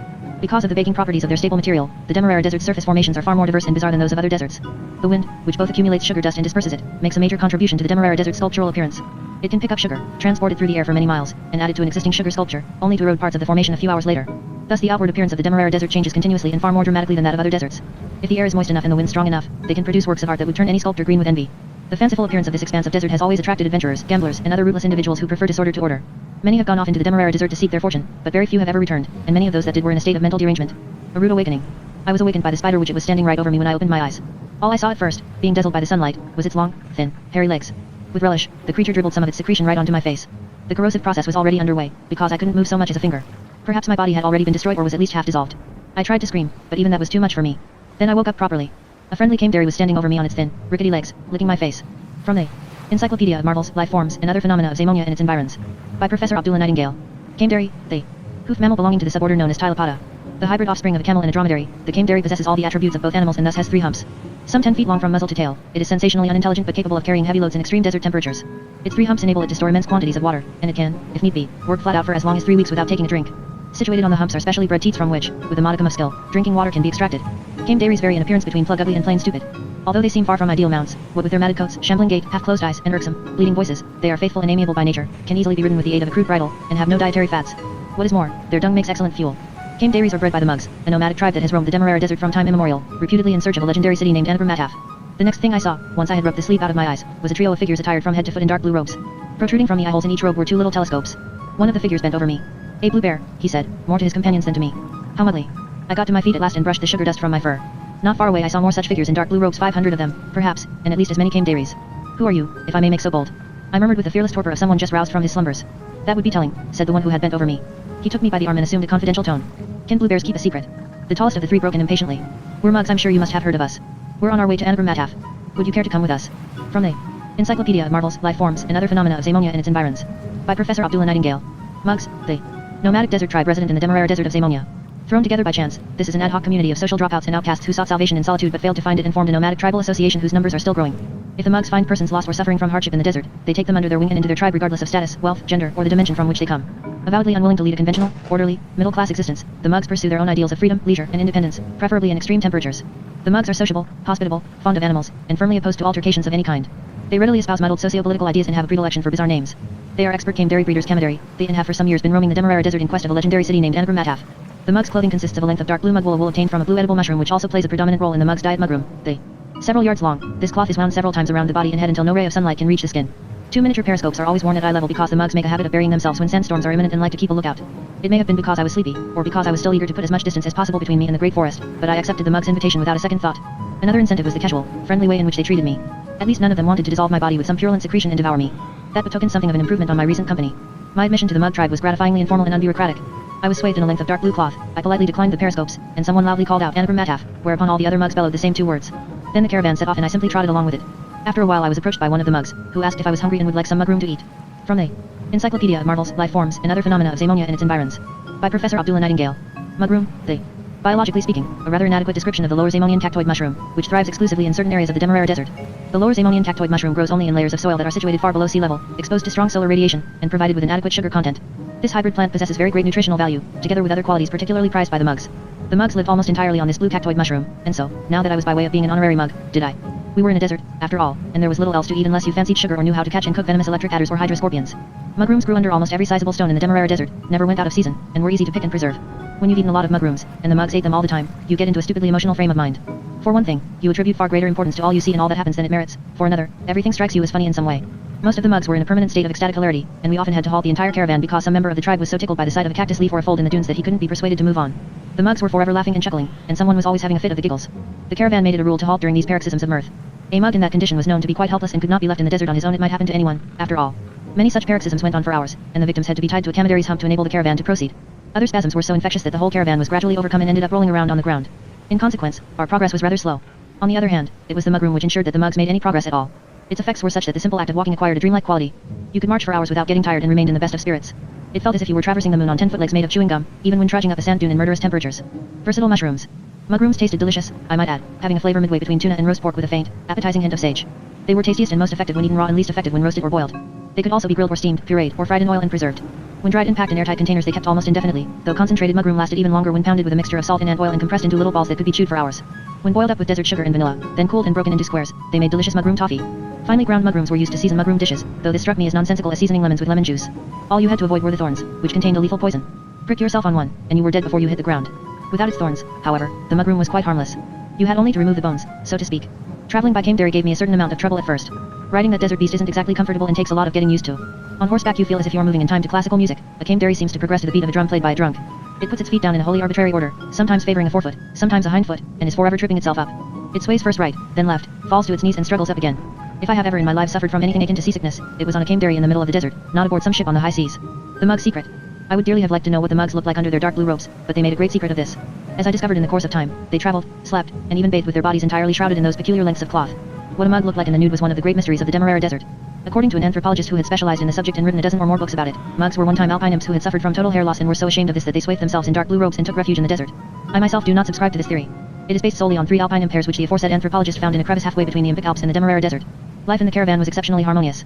Disputes, altercations, problems, etc., were wholly repugnant to the mugs, who always sought the most acceptable solution. Even when they disagreed on which way to go, as they sometimes did, they didn't take a vote on the matter because a vote would have betokened a conflict. They compromised by adopting a zigzag course. The mugs were fond of music, but only of homemade music produced by homemade instruments, which they liked to play round their campfires at night. It wasn't particularly good music, in my opinion. It was more a way of making a soothing noise that would lull everyone to sleep. Most of the instruments, into which the mugs hummed in a melodious way, consisted of dried cactus stalks hollowed out and stripped of their thorns. Others had drumskins made from camedary udders and were beaten very slowly. Those mugs who didn't play instruments simply swayed to the beat and conveyed their appreciation of the musician's efforts by uttering an occasional, encouraging mudley. Finally, tired out after the long day's march and sedated by the music, we would all subside into the dust of the desert floor and fall asleep. We must have presented an astonishing sight as we trekked across the desert like a procession of dark blue, giggling mummies. Despite their uniform outward appearance, mugs were staunch individualists. This made us something of a walking paradox, a community of lone wolves welded into a pack by force of circumstance. The mugs had rules like every community, but they were so refreshingly different from traditional rules and regulations that it was almost a pleasure to obey them. 12 in number, they had been discovered by the mugs in a so-called desert message in a bottle. The Desert Postal Service. These messages in a bottle are always turning up in the Demerara Desert. They are often, especially in an emergency, the only means of sending an SOS. You cork up your messages in glass bottles and insert them in a drifting dune in the often illusory hope that it will forward them fast. Sadly, drifting dunes are thoroughly unpredictable where speed and direction are concerned, so the chances of their ending up in the right hands are very slim. The message the mugs found must have been in transit for a very long time, because the paper was yellow with age and the writing on it faded and in an old-fashioned script. However, since a violent sandstorm blew up just as they were unfolding it, they construed this as an omen and made the 12 rules on it their code of conduct. They read as follows. 1. Honor the mugroom. 2. Thou shalt not address a white cockerel by name. 3. Thou shalt eat no wood. 4. If thou seest 2 sticks lying one on top of the other, thou shalt walk backwards over them with thy left foot first, not forwards with thy right. Moreover, thou shalt not devour them. 5. Should a vulture's shadow fall across a fire that has gone out, thou shalt rekindle it 3 times or a great misfortune will ensue. 6. If thou cross the path of a white cockerel seated on 2 superimposed sticks, thou shalt not strike it, nor shalt thou address it by name nor partake of the said sticks. 7. Thou shalt bear a name unlike any other in the entire universe. On encountering one of thy brethren thou shalt address him by his full name without a single slip of the tongue. I shall, in due course, have a tale to tell about this innocuous-sounding rule. 8. Should a vulture's shadow fall across a white cockerel seated on 2 charred sticks in the ashes of a dead fire, thou art in a deplorable predicament. Notwithstanding this, thou shalt not, illegible, nor address the cockerel by name, nor devour the sticks, nor strike the vulture, nor greet thy brother in an inadequate fashion. 9. Thou shalt not finkle backwards. Since none of the mugs knew what finkling entailed, no one could do it. Consequently, this rule was one of the easiest to keep. 10. Thou shalt not finkle forwards. See Rule 9. 11. Thou shalt not sleep on a dune that drifts in the direction of noon. Should it drift towards evening, thy time has come. 12. Thou shalt betake thyself to the city named Anagram and, when thou hast found it, trap it, and make it thy home for evermore.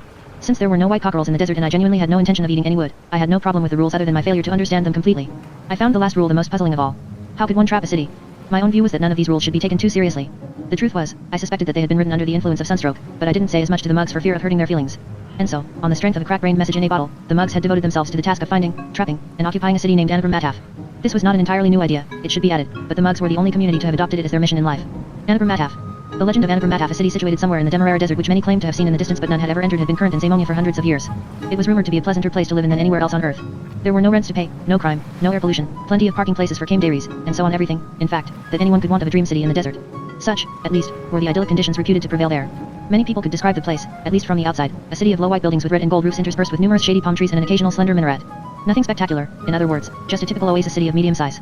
But anyone who tried to enter it found that it shrank away like a timid deer and vanished into the desert. It was precisely because no one had ever seen Anagram from the inside that it had acquired such a legendary reputation. Adventurers surmised the existence of fabulous treasures, the old and frail of medicinal springs or fountains of eternal youth, gluttons of a land of milk and honey. Many people even believed that Anagram was the gateway to the Garden of Eden and had set out to find it, but none had ever quite got there. The desert was littered with the bleached and sand-blasted bones of those who had pursued this phantom of a city ever further into the waterless waste. Moreover, no one had ever evolved a reasonably convincing scientific theory about this phenomenon. No one, that is to say, except Professor Nightingale. From the Encyclopedia of Marvels, Life Forms, and Other Phenomena of Zamonia and its Environs. By Professor Abdullah Nightingale. Anagram. This is a semi-stable Fata Morgana or semi-solid mirage in the shape of an oasis city situated in the so-called Demerara Desert, an arid tract of land on the continent of Zamonia. In temperatures exceeding 320 degrees Fahrenheit, the sugar of which the Demerara Desert consists begins to melt sugar flux, releasing a cloud of fine sugar vapor. If the temperature drops sharply at that moment, e.g. because of sudden katabatic winds, the sugar hardens in midair, and if, in addition, the image of a real oasis city is projected on the crystallizing sugar molecules, its layout can become permanently imprinted on them. This produces the semi-solid mirror image of a city that can be blown hither and thither by the wind, creating the impression that it is moving of its own volition. I, on the other hand, took the view that Anagram had resulted from centuries of mudroom eating and from the monotony of the desert that it was the idealized image of a city dreamed up by people half dead from thirst. But still, I had no intention of depriving the mugs of their dreams. Anagram was the only thing that kept them going. The mugs roamed by day and slept by night. I myself considered this nonsensical, because it would have been much easier for them to make progress during the relatively cool nights than in the scorching heat of the day. They would have consumed less water and found their bearings more easily. There were hardly ever any clouds over the Demerara Desert, so the night sky was always clear and well lit, particularly when the moon was full, thanks to the highly reflective crystalline surface. But the mugs feared the night in a way that reminded me of the mini pirates. When dusk approached, they looked for a campsite near some source of water. It was always a great pleasure to watch the mugs searching for an underground reservoir. They began by consuming vast quantities of mudrooms to sensitize themselves to the proximity of a spring. Then they tottered across the twilight desert with their arms outstretched like inebriated albatrosses. If a mug began to rotate on the spot and hum like a top, it meant that he had found a watercourse. The others had then to hurry to his assistance, because he couldn't stop spinning by himself. Many mugs, having mistakenly strayed too far from the group in search of water, continued to rotate for hours before they were found. This left them feeling dizzy for days, and care had to be taken to prevent them from falling off their cane dairies again and again. Alarming stories. Once a source of water had been found in a temporary borehole sunk, huge campfires of cane dairy dung were kindled and everyone sat down to talk and make music. The mugs' conversations abounded in old wives' tales about the threats night presented. The most innocuous stories concerned sugar gnomes, more of them later, but others were considerably more frightening and bloodthirsty. There was, for instance, the legend of the dark men, who were made of night and had stars for eyes. Unwitting mugs who traveled by night were borne up into the sky by these creatures and then hurled to earth, burning up like meteorites on the way. The mugs spoke in whispers of huge snakes that looked in the dark like dunes and could swallow whole caravans at a single gulp. They also told the story of the drowsy dunes that slept all day, to awaken at dusk and transform themselves into treacherous quicksands. They knew stories about wind, sand and cactus sprites that did their dirty work in the dark, about invisible crevasses, deadly scorpions, desert demons, and sand pirates. These tales were reason enough to avoid traveling at night, light a ring of campfires around the caravan each evening, and spend the night in the shelter of the flames and the tribe. A sleepless night. I cannot pretend that these stories made going to sleep any easier. One night I lay awake longer than usual. As if I didn't find it difficult enough to sleep on the hard desert floor, I heard the weirdest noises in the darkness. Sand coyotes were howling and prowling around the camp with glowing red eyes, rattlesnakes rattling the tips of their tails, monstrous cicadas chirping in their thousands. Rustling, crackling sounds were audible in every direction, for at night the desert awoke to a life that lay in wait by day. A seven-tailed hydra scorpion was dancing in a circle, seemingly in time to the music that had ceased long before. Dust moths fluttered around the campfires, and every conceivable kind of insect came crawling out of the darkness, eagerly seeking the proximity of the flames. Stilt-legged spiders stumbled over stones, earwigs, and venomous lizards vied for places in the foremost rows around the embers. None of this worried the mugs. They had mummified themselves tightly in their lengths of cloth and were blissfully snoring, whereas I kept an anxious eye on the small creatures that teemed on the desert floor. A multicolored rainbow adder wormed its way up to me. I lashed out at it with a stick and drove it towards the campfire. Dazzled by the firelight, a fat tarantula staggered around me in circles. That, too, I drove off with my stick. 4 big dust moths danced above my head. A cicada the size of a loaf jumped over me and sang its maddening song a mere 2 feet from my ear. I began to realize that I wasn't made for life in the desert. I could only hope we very soon reached a spot that would enable me to get my bearings sufficiently to go my own way. Meanwhile, I kept a wary eye on my surroundings. I could always sleep on my cane dairy the next day. If another unpleasant creature crept up on me, I would use my stick to fend it off. Only a few yards away and to my front, the sand began to stir. Some insect must have overslept and was now struggling to the surface with the aim of helping its colleagues to terrorize me. I watched the process intently. There was a minute eruption, and the desert floor broke open. What came to light was no insect, however, it was a bony finger. From the Encyclopedia of Marvels, Life Forms, and Other Phenomena of Zamonia and its Environs. By Professor Abdullah Nightingale. Subterranean Sandmen, of all the Demerara Desert's unpleasant life forms, so-called subterranean sandmen are probably the most unpleasant. Before they can awaken and emerge, 4 conditions must be met. 1. Cogitating quicksand. The first prerequisite is cogitating quicksand. Zamonia's largest deposits of cogitating quicksand are to be found in the numerous quicksand swamps of Nearland and in certain parts of the Demerara Desert. 2. Disreputable cadavers. The second prerequisite is that 1 or more persons of evil repute should have sunk into this quicksand and given up the ghost. 3. Dehydration. The third prerequisite is that the quicksand has, in the course of the centuries, been baked by extreme heat into firm, sandy ground, and that it has absorbed its capacity for cogitation from the skeletons buried in its depths. 4. Victims. The fourth prerequisite is that 1 or more persons should bivouac for the night above the skeletons lurking in the sand. If all these conditions are met, there occurs the phenomenon referred to by Grail-Sundian demonologists as a malign awakening. Like ticks, the skeletons spend a long time in a trance-like or hibernant state before coming to life, burrowing their way to the surface, and killing any unwitting creature that happens to be asleep there. A malign awakening. A second finger broke through the desert floor, then a third, a fourth, and finally a whole hand. The ground beside it broke open for a considerable distance, and a skull emerged. The same thing happened at several places inside the ring of campfires. All the insects vanished into the night. Skeletons were now protruding from the ground waist deep, some of them wearing remnants of their former clothing, rusty helmets, and coats of chain mail. Many were even brandishing notched sabers, which indicated that the quicksand's victims had once been desert pirates. The subterranean sandmen had come to life. Help! I shouted. Wake up, all of you. The first skeleton had now dug its way out completely. Its bones were encrusted with pale brown sugar, which lent it a singularly unreal, ghostly appearance. It threw back its death's head and clattered its teeth together in an act which doubtless corresponds, in skeletal circles, to a triumphant laugh. The mugs had meantime scrambled to their feet and were blearily staggering around. More skeletons were breaking through the surface all over the place. Subterranean sandmen, the Kant. As already mentioned, one of the preconditions for the sandmen's emergence is their disreputable character. In most cases they are former criminals, desert pirates, or murderers who have fled from the law and escaped into the wilderness. When coupled with the quicksand's negative attributes, this produces a life form that leaves little to be desired in the way of savagery. The mugs shrieked and clung to each other but made no move to defend themselves. Their peaceable nature forbade them even to take up arms against bloodthirsty skeletons. They clustered together, wailing, while more and more sandmen arose on every side. I hurried over to a campfire and pulled out a big, blazing piece of wood. Fire! Everyone was scared of that. Then, running up to one of the skeletons, I hit out with my torch. The hissing flames parted the darkness, my weapon struck the skeleton's shoulder, and for a moment we were both enveloped in a shower of whirling sparks. The skeleton threw back its head and clattered its teeth to gruesome effect. Then, quick as a flash, it wrested the torch from my hand, rammed it down its throat, and bit off the glowing tip, which slithered through its ribs to the ground. Having retained some of the embers in its mouth, it spewed them out into the darkness in a stream of sparks. Last of all, it casually tossed the remains of my now useless torch over its shoulder and into the desert. The skeleton fixed me with its empty eye sockets, the mugs clung to each other more tightly than ever. Next, the skeleton raised its right arm and described a small circle in the air with its bony forefinger. This was the signal for the other sandmen to take up their positions. They formed a big ring round us. By this time I, too, had joined the mugs, feverishly trying to think of some way of fighting off the undead. Fire was no use, that much was clear. Subterranean sandmen, the Kant. There is no point in defending oneself against sandmen. Even discounting the fact that the layers of sugar sand encrusting their bones render them invulnerable e.g. to fire or cuts and thrusts with a sword, they no longer have any vital organs to pierce. Moreover, even if it were possible to kill a sandman, it would make no difference to him because he is already dead. The best advice that can be offered to those who experience a malign awakening is to resign themselves uncomplainingly to their fate. The ring of skeletons drew closer. When it came very straight inside the cordon, a dozen skeletons pounced on the poor beast and hauled it off into the darkness. Its desperate bleating rang briefly in our ears, then ceased abruptly. The sandmen were now within a yard of us. Their teeth grated together as they conversed in their skeleton tongue, probably discussing how to share out their prey. I shrank back into the throng of trembling mugs and almost fell over. I had trodden in the half-drilled borehole leading to an underground stream. My hind leg remained stuck in the mud. 2 mugs hurried up and helped me to extract my paw from the ooze. There was a sucking sound, and I was free. A thin jet of water emerged from the hole and shot into the air. The sandmen stopped short. One of them indicated the spurting water with his jawbone and ground his teeth hideously. I seized the drilling pole that lay beside the hole and rammed it in with all my might. There were many puzzled exclamations, both from the sandmen and from the mugs. Then the muddy hole emitted a subterranean belch, and a jet of water as thick as a tree trunk broke surface and shot into the night sky. For the first time in ages, it was raining in the desert. The mugs still failed to see what underlay my course of action, but the sandmen had already grasped what lay in store for them. Fat, heavy drops of water came pattering down on the skeletons. Dumbfounded, they put their skeletal arms over their skulls and tried to shield them from the downpour. But the water permeated their bony frames unhindered, soaking the mixture of bone meal, sugar sand, and malevolence. One skeleton lost an arm, which simply fell to the ground and broke into 3 pieces. Another's leg dissolved. It flailed its limbs for a moment, then measured its length on the ground. The skull of another skeleton toppled off, while that of yet another dissolved into gruel and trickled into its thoracic cavity. Jawbones fell off into the mud. The sandmen were liquefying. At last the mugs grasped what had to be done. Seizing the pole, they rammed it repeatedly into the borehole to enlarge the aperture and reinforce the jet. The downpour grew steadily heavier. The sandmen staggered helplessly around, trying to escape their fate. Skeletons completely dissolved and oozed to the ground like porridge. The mugs went prancing through the rain. I myself took care to see that none of the skeletons got away. Meantime, nearly all of them had liquefied and seeped back into the ground from which they had come. The few skulls that still lay here and there, grinding their teeth, were carefully trampled underfoot by the mugs. Before long, not a single trace of the sandmen remained. The mugs slapped me on the back and congratulated me on my vigilance. We decided to move on by night, for once, and pitch camp in another spot. I decided to quit. The sandmen incident clinched my decision to try to leave the Demerara Desert and strike off on my own.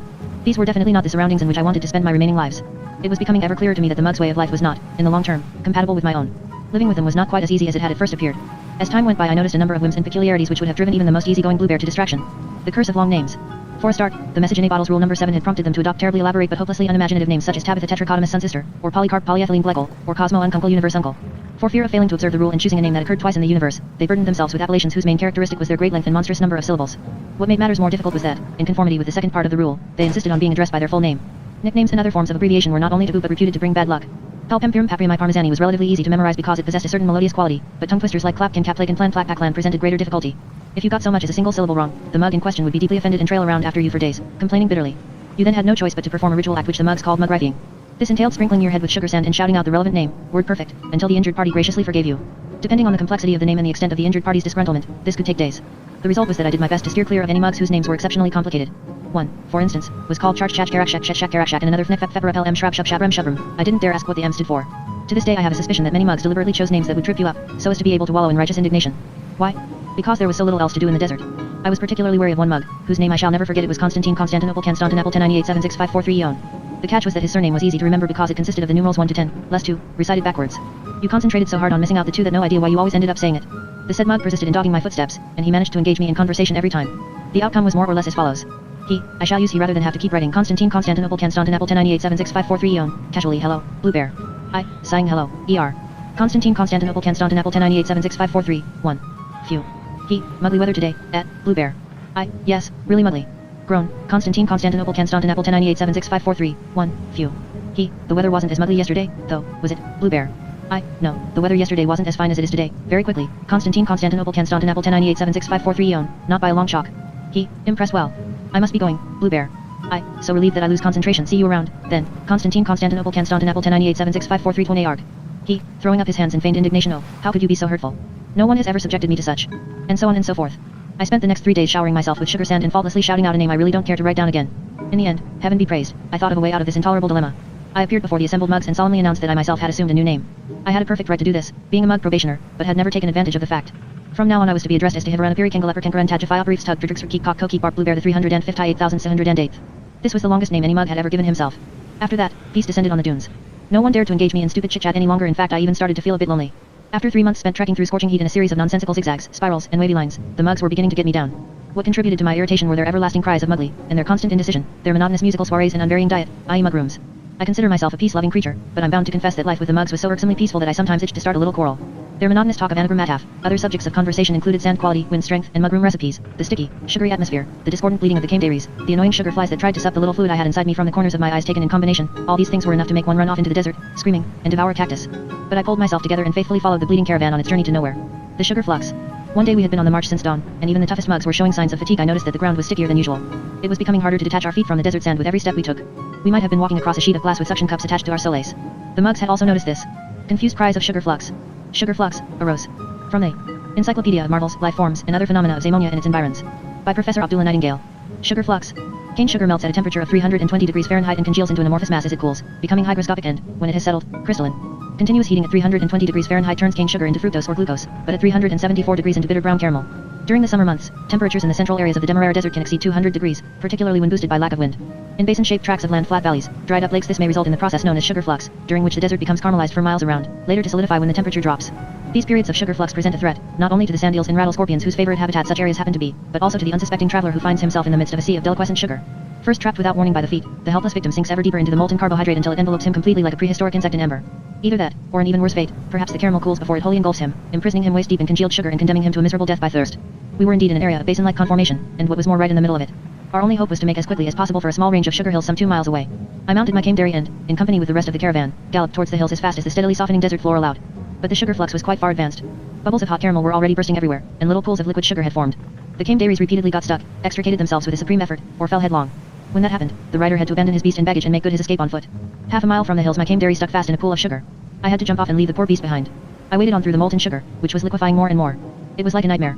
I found it harder to extricate my paws with every step I took, as if hot, sticky hands were trying to capture me and drag me down to my death. I mustered all the reserves of strength in my legs, just as I had when racing the spider witch, but the molten sugar was growing steadily hotter. The mugs vociferously urged each other on, the cane dairies bleated in mortal fear, the sounds of our panic-stricken flight were multiplied 100-fold by the sides of the basin, which we reached at last. We climbed over the edge of the basin, summoning up the last of our energy, and shoved and hauled each other and the cane dairies to safety just before the molten sugar began to boil. Our losses that day were 14 cane dairies and a ton of mug rooms. It dawned on me that, quite contrary to their intentions, the mugs led an exceptionally hard life, the hardest, perhaps, in all Zamonia. Their daily wanderings, their everlasting worries about water, the heat, the insects, and poisonous snakes, sandmen, sugar flux, I could scarcely conceive of an existence fraught with greater deprivation and danger. In conditions such as those one took pleasure in the smallest things, a cool breeze blowing through a desert valley, a cluster of mug rooms under a stone. Desert art. One of the desert's few pleasant distractions was the variety of sculptures created there by the sugar-laden wind. Many had grown to the size of a mountain massif and others were only 2 or 3 feet high, but it was always interesting to study their shapes and look for familiar images in them.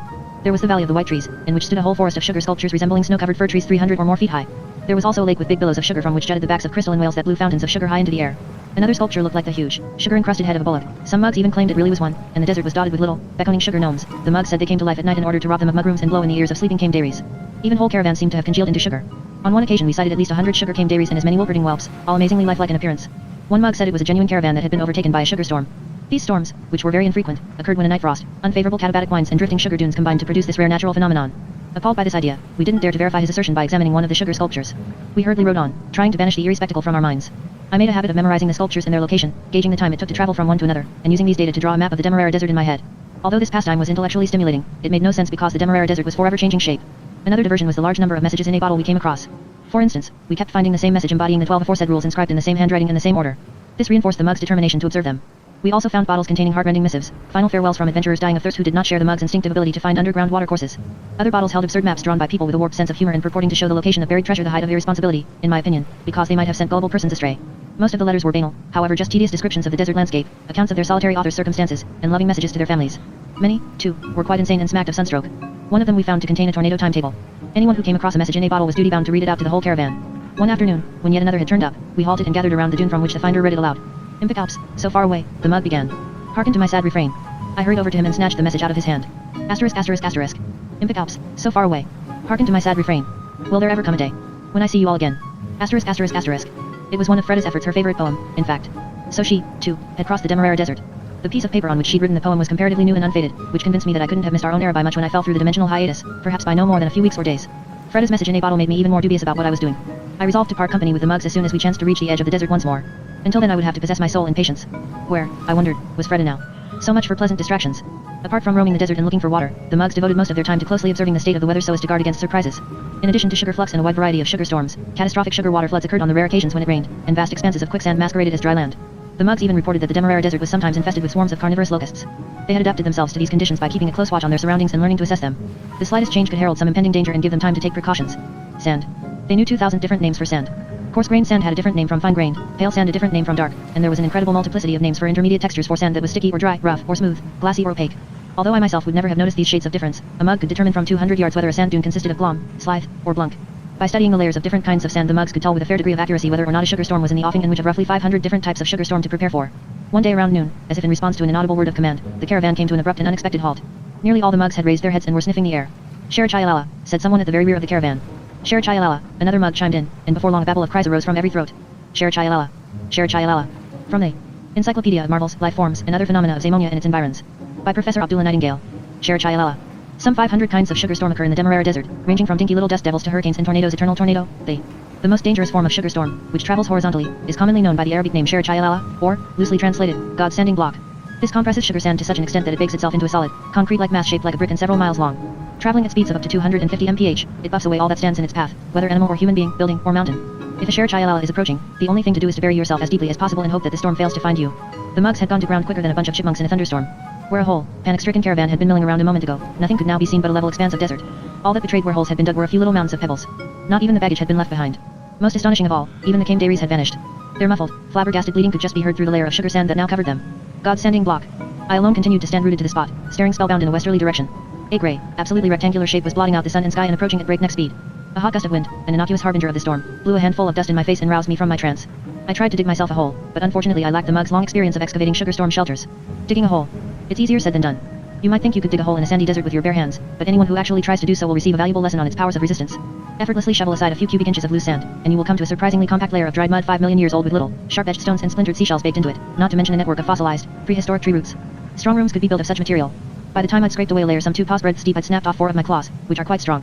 Beneath the layer was a massive block of granite probably 1 mile across. Had I actually managed to dispose of this, I would doubtless have come upon some prehistoric reinforced concrete or a thick layer of diamonds. So I resigned myself to my fate, gazed at the wall thundering down on me like a rabbit mesmerized by a snake, and waited to be sanded to death. The Sherichayalala raced towards me like a gigantic brick. It was about a mile wide and would reach me in 20 seconds at latest. This meant, since I was right in the middle of its leading edge, that I would have to run 1,000 yards in no more than 9.0 seconds to escape at a speed roughly 10 times the current world record. This wholly superfluous calculation, which occurred to me only seconds before my death by abrasion, convinced me yet again that mathematics is of only limited practical use in real life. I ran to and fro, tore out my fur, and adopted what was, after all, the only sensible course of action in such a predicament. I went out of my mind. Yes, I went insane. Sheer terror had caused my brain to suspend normal service. At least, I could find no other explanation for what happened before my very eyes. Not more than 500 yards away, a ghostly apparition interposed itself between me and the oncoming, brick-shaped storm. It took the form of numerous little buildings and minarets, and it was white as snow. I'd gone crazy, of course an entirely pardonable reaction under existing circumstances. Even the most hard-boiled veteran of the desert would have lost his reason at the sight of a Sheri-Chayalala, so I found it quite understandable that my brain should pretend that an idyllically beautiful architectural complex had kindly come to my rescue and interposed itself between me and the hurricane. With a mighty grating, grinding screech, the sandstorm slowed like a gigantic train whose emergency brakes have been applied. It came to a stop just beyond the white apparition, paused for a moment, then changed direction and went thundering off to the left. Another few moments, and it disappeared over the skyline. From the Encyclopedia of Marvels, Life Forms, and Other Phenomena of Zamonia and Its Environs. By Professor Abdullah Nightingale. Conventions observed by exceptional natural phenomena, they. In view of the fact that natural phenomena such as catastrophic tempests, the northern lights, volcanic eruptions, meteor storms, etc., never occur simultaneously, it may be assumed that they observe something akin to a set of rules, a sort of highway code respected and complied with by all large-scale natural phenomena. No hurricane would intrude on a devastating earthquake, just as no tornado would spoil the effect of a mirage. Little research has been devoted to the origins and practical operation of this code. Gullible souls credit storms with minds and volcanoes with the power of thought, but the truth, as ever, is probably far more banal and down to earth. The subject need only be computed, catalogued, tabulated, made the subject of numerous doctoral dissertations, and formally included in the university syllabus. But the apparition remained. It continued to hover, shimmering, above the desert when the mugs dug themselves out of their holes and patted the sugar sand from their robes. If it really was a hallucination, it was a collective and very celebrated one. I was convinced of this by a mug who, pointing to the white city with outstretched arm, reverently murmured, Anagram Mataf. Anagram Mataf, chorused the whole caravan. Anagram Mataf. A few of the more impatient mugs tried to storm the city at once, needless to say, but it was just as the old wives' tales had foretold. If approached by a living creature, be it only a Kamdari, Anagram Mataf retreated precisely as far as the intruder had advanced. After several fruitless attempts, therefore, we pitched camp nearby and confined ourselves for the next few days to observing the city at a distance. The chosen one. Having simultaneously defied the Sheri-Chayalala and sighted Anagram Mataf before anyone else, I had overnight become a person worthy of respect. When I strutted across the sand in camp, the mugs deferentially stepped aside to let me pass. No one tried to engage me in complicated conversations, and at meals I was given the biggest portions of mug room. I often saw little knots of mugs with their heads together, quite obviously whispering about me. On the morning after the first sighting of Anagram Mataf, a delegation of mugs came to my tent and asked me to trap the city. Trap it. It's in the rules. Paragraph 12. Why me, of all people? You're the one who tamed the Sheri-Chayalala. You're the one with the book in his head. You're the chosen one. The chosen one. The chosen one, chorused the entire tribe, which had by now assembled outside my tent. It seemed that they had all conspired to ensnare me. I was touched, to tell the truth, and found it hard to suppress a certain sense of pride. No, really, fellows. I said, all modest and defensive. As one man, the delegates went down on their knees and presented me with some great big pieces of the smoked mug room that was normally reserved for high days and holidays. Meantime, the mugs outside the tent continued to chant the chosen one. The chosen one. When the mugs proclaim a person the chosen one, he has to be prepared for a post-election party of the first order. The mugs were past masters at holding post-election parties. First, the delegates picked me up by all four paws and bore me out of the tent. Then they swung me to and fro a few times and tossed me high into the air, to be caught by a multitude of hands. After that the crowd carried me around in a circle for an hour or so, shouting and singing, and each mug made it a point of honor to carry me at least a little of the way. Drunk on mugroom juice. Meanwhile, vast quantities of mugroom were being grilled over the big campfires that had been lit, and fermented mugroom juice flowed like water. Last of all, dancing started, but dancing to no discernible step. Each mug simply shook like a jelly or hopped along as if bitten on the backside. The merrymakers jostled each other, blew down hollow cactus stalks, beat drums, or just bellowed unintelligibly at the desert. Having bemusedly watched this revelry for a while and drunk a good deal of mugroom juice, I ventured onto the makeshift dance floor. At first I merely flailed my arms in a rather helpless fashion and staggered to and fro, but I soon became bolder. I hopped on the spot, yelled the first thing that came into my head, and finally worked myself up into a frenzy such as the mugs had never seen before. They stopped dancing and formed a circle round me. I didn't notice this at first, but when I did it fired me up still more. I have very little recollection of what happened after that. The next morning I awoke with a head so fat it filled the whole tent and the feeling that I had made a complete fool of myself. But the mugs gave no sign of this. They brought me a fortifying breakfast of mugrooms, then carried me to a wooden platform which they had erected to give me a better view of the city. I mounted it and studied Anagram Mataf through a telescope. The city was hovering quietly a hand's breadth above the desert floor. It was a Fata Morgana, of that there was no doubt, but what exactly was a Fata Morgana? From the Encyclopedia of Marvels, Life Forms, and Other Phenomena of Zamonia and Its Environs. By Professor Abdullah Nightingale. Fata Morgana. Originally the name of the legendary King Arthur's sorceress stepsister and Sir Lancelot's spurned mistress, a fairy who was particularly fond of demonstrating her power by means of mirages. The more precise world of science defines a Fata Morgana as an atmospheric mirage that occurs when layers of air of different temperatures and, thus, different density and refractivity are juxtaposed or superimposed in such a way that the rays of light passing through them are refracted, change direction, and follow a zigzag course. It is also rumored in confidence that Fata Morganas are cities inhabited by those who have died of thirst in the desert. There is a certain logic in this theory, given that a desert lacks any buildings which the dead could inhabit and haunt. It is only natural, therefore, that they should make their home in wandering mirages. But this could not deter me from trapping the city. I had a chosen one's reputation to live up to, after all. The entire caravan, bleeding Kamdaris included, was staring up at me expectantly from below the platform. Fata Morgana can't. It is quite impossible to trap a Fata Morgana because it always retreats at exactly the same speed as the person or persons approaching at advance. To cite the so-called Nightingalian unapproachability equation governing mobile mirages, a distance equals x person approaching divided by s speed times t2 times squared. In other words, the distance between oneself and a Fata Morgana remains constant however quickly or slowly one approaches it. Professor Nightingale had a brutal way of confronting one with the facts, but it was also he who had taught me the virtues of lateral thinking, not that this was getting me anywhere at the moment. Besides, I would have to leave the platform in a hurry if I didn't want to get sunstroke. It was hotter than it had been for ages. Just then a mug shook the platform. How to trap a city. Chosen one, he cried. We must strike camp and move to higher ground. It's so hot, we may be in for a sugar flux. If we stay down here, it won't be long before we're stuck. That was it. The ideal solution. A sugar flux was just what we needed. If we couldn't approach the city because it always retreated, we would have to prevent it from doing so. While climbing down from my vantage point I worked out the basic physics of the plan in my head, then sat down on the desert floor and drew my calculations on the sand with a stick. Nightingale's Fata Morgana research had disclosed that mirages always hover precisely 9.2 inches above the ground. This altitude is constant, unlike their horizontal position, which is unstable. If the said 9.2 inches could be filled with adhesive or something similar, the Fata Morgana would be stuck to the desert floor and immobilized. That, at least, was what my plan envisaged. As I saw it, the sole requirement was accurate scientific computation. From the direction of the wind, the position of the sun, the temperature, the humidity, the mug's information about sugar sand texture, and my own knowledge of gravitation, geophysics, meteorology, and gastronomy, the category to which the caramelization of sugar really belongs, I could precisely foresee when and where a sugar flux would occur in this valley during the next few days. Moreover, since sugar fluxes always occurred at the lowest point in a dip, it would be child's play to locate it. What was more complicated was to maneuver Anagram Mataf over that spot without falling prey to the sugar flux oneself. My plan required the city to be surrounded on all sides. The next afternoon, when the temperature was at its highest for several weeks and the air had been completely still for hours, I decided to act. If a sugar flux occurred, it would do so within the next hour. I had instructed the mugs to take their musical instruments and dig in around the city in a big circle. There, doubtless chewing mug room balls, they patiently awaited my orders. I myself sat on my platform armed with a primitive cross between a megaphone and a trumpet, which I had fashioned out of a dried cactus stalk. I had agreed 5 prearranged signals with the mugs. Toot. The mugs on the south side left their holes and marched towards Anagram Mataf in open order. Predictably enough, the city retreated at the same speed as the mugs advanced. Toot toot. The mugs on the north side dug themselves out, formed up, and slowly advanced on the city. Insofar as the city may be credited with an emotion, Anagram Mataf seemed disconcerted. It wavered between east and west as the two groups marched towards it at a steady pace, clearly uncertain which escape route to take. Then it decided to glissade westwards. Toot toot toot. The western contingent struggled clear of the sand, formed line abreast, and set off. The Fata Morgana promptly stopped short and turned east. Toot toot toot toot. The mugs in the eastern contingent burrowed their way out and swiftly took up their prearranged formation. Anagram Mataf was trapped. The whole mirage quivered like a huge blancmange, incapable of going in any particular direction. The sun had just passed the zenith, the time of day when the ground temperature reached its peak. A mug reported the latest reading, 214 degrees. 214 degrees. We needed 215 degrees.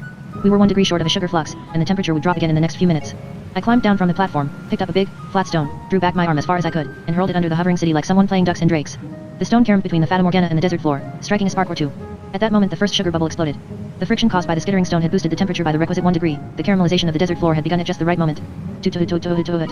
On the last signal, the mugs hurriedly withdrew so as not to become caught up in the steadily expanding process of caramelization. This was probably the first time in the history of mirages that a semi-stable Fata Morgana had been fused to the desert floor, so no one could ever before have heard the noise that resulted. Not a very dignified noise, rather vulgar. In fact, it was reminiscent of a bullock's fart. Imagine the effect of a wet coffee pot being deposited on a hot plate, only much louder. Bubbling, hissing, whistling, squeaking, rattling sounds ensued. Anagram Mataf creaked and groaned as if it were being torn apart brick by brick. From time to time one of the big sugar bubbles exploded like a burst balloon. The city fought hard. It kept rising a few inches, only to be sucked back into the molten sugar. In the end, all the noises died away. Whistling faintly, Anagram Mataf subsided and, with a dull thud that shook the whole valley, embedded itself in the caramel for good. The city was firmly welded to the desert floor. Anagram Mataf was ready for occupation. We looked anything but a band of intrepid conquistadors when we entered Anagram Mataf. Eyes darting nervously in all directions, we stole silently along the broad main thoroughfare and into the heart of the city. No one had ever before captured a mirage, still less entered one. Was it inhabited? If so, by whom? Were they human beings? Monsters? Spirits? Zombies? Were they peaceable or ill-disposed? The suburbs consisted of small, whitewashed, single-storied houses, all very spick and span. Washing was hanging out to dry at many windows, but there wasn't a soul to be seen, not even the cats or mongrels so often found in desert cities. We came at last to the marketplace, which looked as if all the traders and their customers had been spirited away on a busy market day. There were big stalls laden with fresh fruit and vegetables, sausages and eggs, spices and bread. There were baskets filled with red apples and fat green watermelons, cheeses, hams, dried beans, corn cobs, sacks of grain and flour, rice and noodles. I make a pig of myself. After months of deprivation in the desert and an endless diet of mug rooms, I can surely be forgiven for having fallen on the fresh food like a shipwrecked sailor. I stuffed a banana into my mouth, then a hunk of sheep's cheese, and tossed a handful of strawberries after them. Strangely enough, they didn't satisfy my hunger in the least. I ate a few grapes, half a loaf of bread, 2 apples, and a small maize cake au gratin. Still hungry, I tore off a big piece of ham, devoured 2 more bananas, a squashy pear and a garlic sausage, then a bowl of figs, half a melon, and a whole pancake. I slurped down 4 raw eggs, dipped a piece of currant cake in honey, helped myself to some more ham, consumed a whole meal bun, an entire salami, and 2 croissant-like pastries with vegetable filling, a bowl of millet gruel with sultanas, and a sticky donut that tasted of sugar and cinnamon. I was as hungry as ever. Then someone handed me a piece of mug room. 1 bite, and I instantly felt replete. We combed the whole city systematically, street by street, building by building, room by room. We found signs of human occupation everywhere, half-empty plates on the tables, hot stoves, soup simmering to themselves but never a real sign of life. In other respects everything was perfect, the streets clean, the houses newly decorated and pleasantly cool, the beds made, and a great abundance of things such as anyone would find immensely luxurious after sleeping on the hard desert floor for a long time. When hours went by and still no inhabitants or householders showed up, I formally proclaimed Anagram Mataf a mug possession. We at once proceeded to share out the houses among ourselves. By sunset Anagram Mataf was completely occupied and humming with new life. That night we held a little celebration at which the mugs, too, sampled the food that was lying around. Curiously enough, though, we all felt equally unsatisfied and had to fall back on roast mugrooms and fermented mugroom juice. The next morning I strolled through the city and inspected a few empty houses. One of them smelled of freshly baked cakes, and the table was laid. When I went into the bedroom I heard a whispering sound behind me. I spun round quickly, but there was no one there, so I left the house feeling a trifle creepy. Eventually I came to the marketplace, where we'd held our inaugural party the night before. The mugs were all still in bed, most of them for the first time ever. Hanging over the city was a thin pall of morning mist which would soon, without doubt, be burnt off by the fierce desert sun. I felt sure we'd finished off nearly all the food, but no, the baskets had all been replenished and the hams were as fresh and untouched as if the sugar gnomes had been there during the night. Although the mugs were slow to take to urban life, they did their level best. Most of them sleepwalked at nights and roamed the streets by day because they missed their perambulations. Indeed, many of them made a thoroughly dejected impression. Until now they had never devoted much thought to how to spend their time, they had simply roamed because roaming was their way of life. Now that they had reached their destination, they didn't know what to do with themselves. Learning how to settle down. As the chosen one and trapper of Anagram Mataf I felt it my duty to help the mugs settle down. I organized a course in which the art of dwelling was taught. People don't find dwelling too easy, especially when all they've done hitherto is roam restlessly from place to place. I began by showing the mugs how to sit on chairs, having set up a few in the marketplace for them to practice on. They went about it very clumsily, either missing them altogether, or knocking them over and falling over themselves, or climbing on them and not daring to get down. They ended by being even more frightened of chairs than before. It was the same with lying in bed. The mugs couldn't get on with beds, which they found far too soft. Many filled their mattresses with pebbles or lay beside or under them. Even basic activities like entering a house by the front door did not come naturally to the mugs. They climbed in through the windows, not knowing how to operate a door handle, or locked themselves in or out or lost the keys. For this reason, many preferred to sleep in the streets. Domesticity was entirely alien to them, and it remained so. Being the chosen one, I was in the thick of every problem and had to answer innumerable questions. How do you make a bed? How do you stoke a stove? What do you do with a cupboard?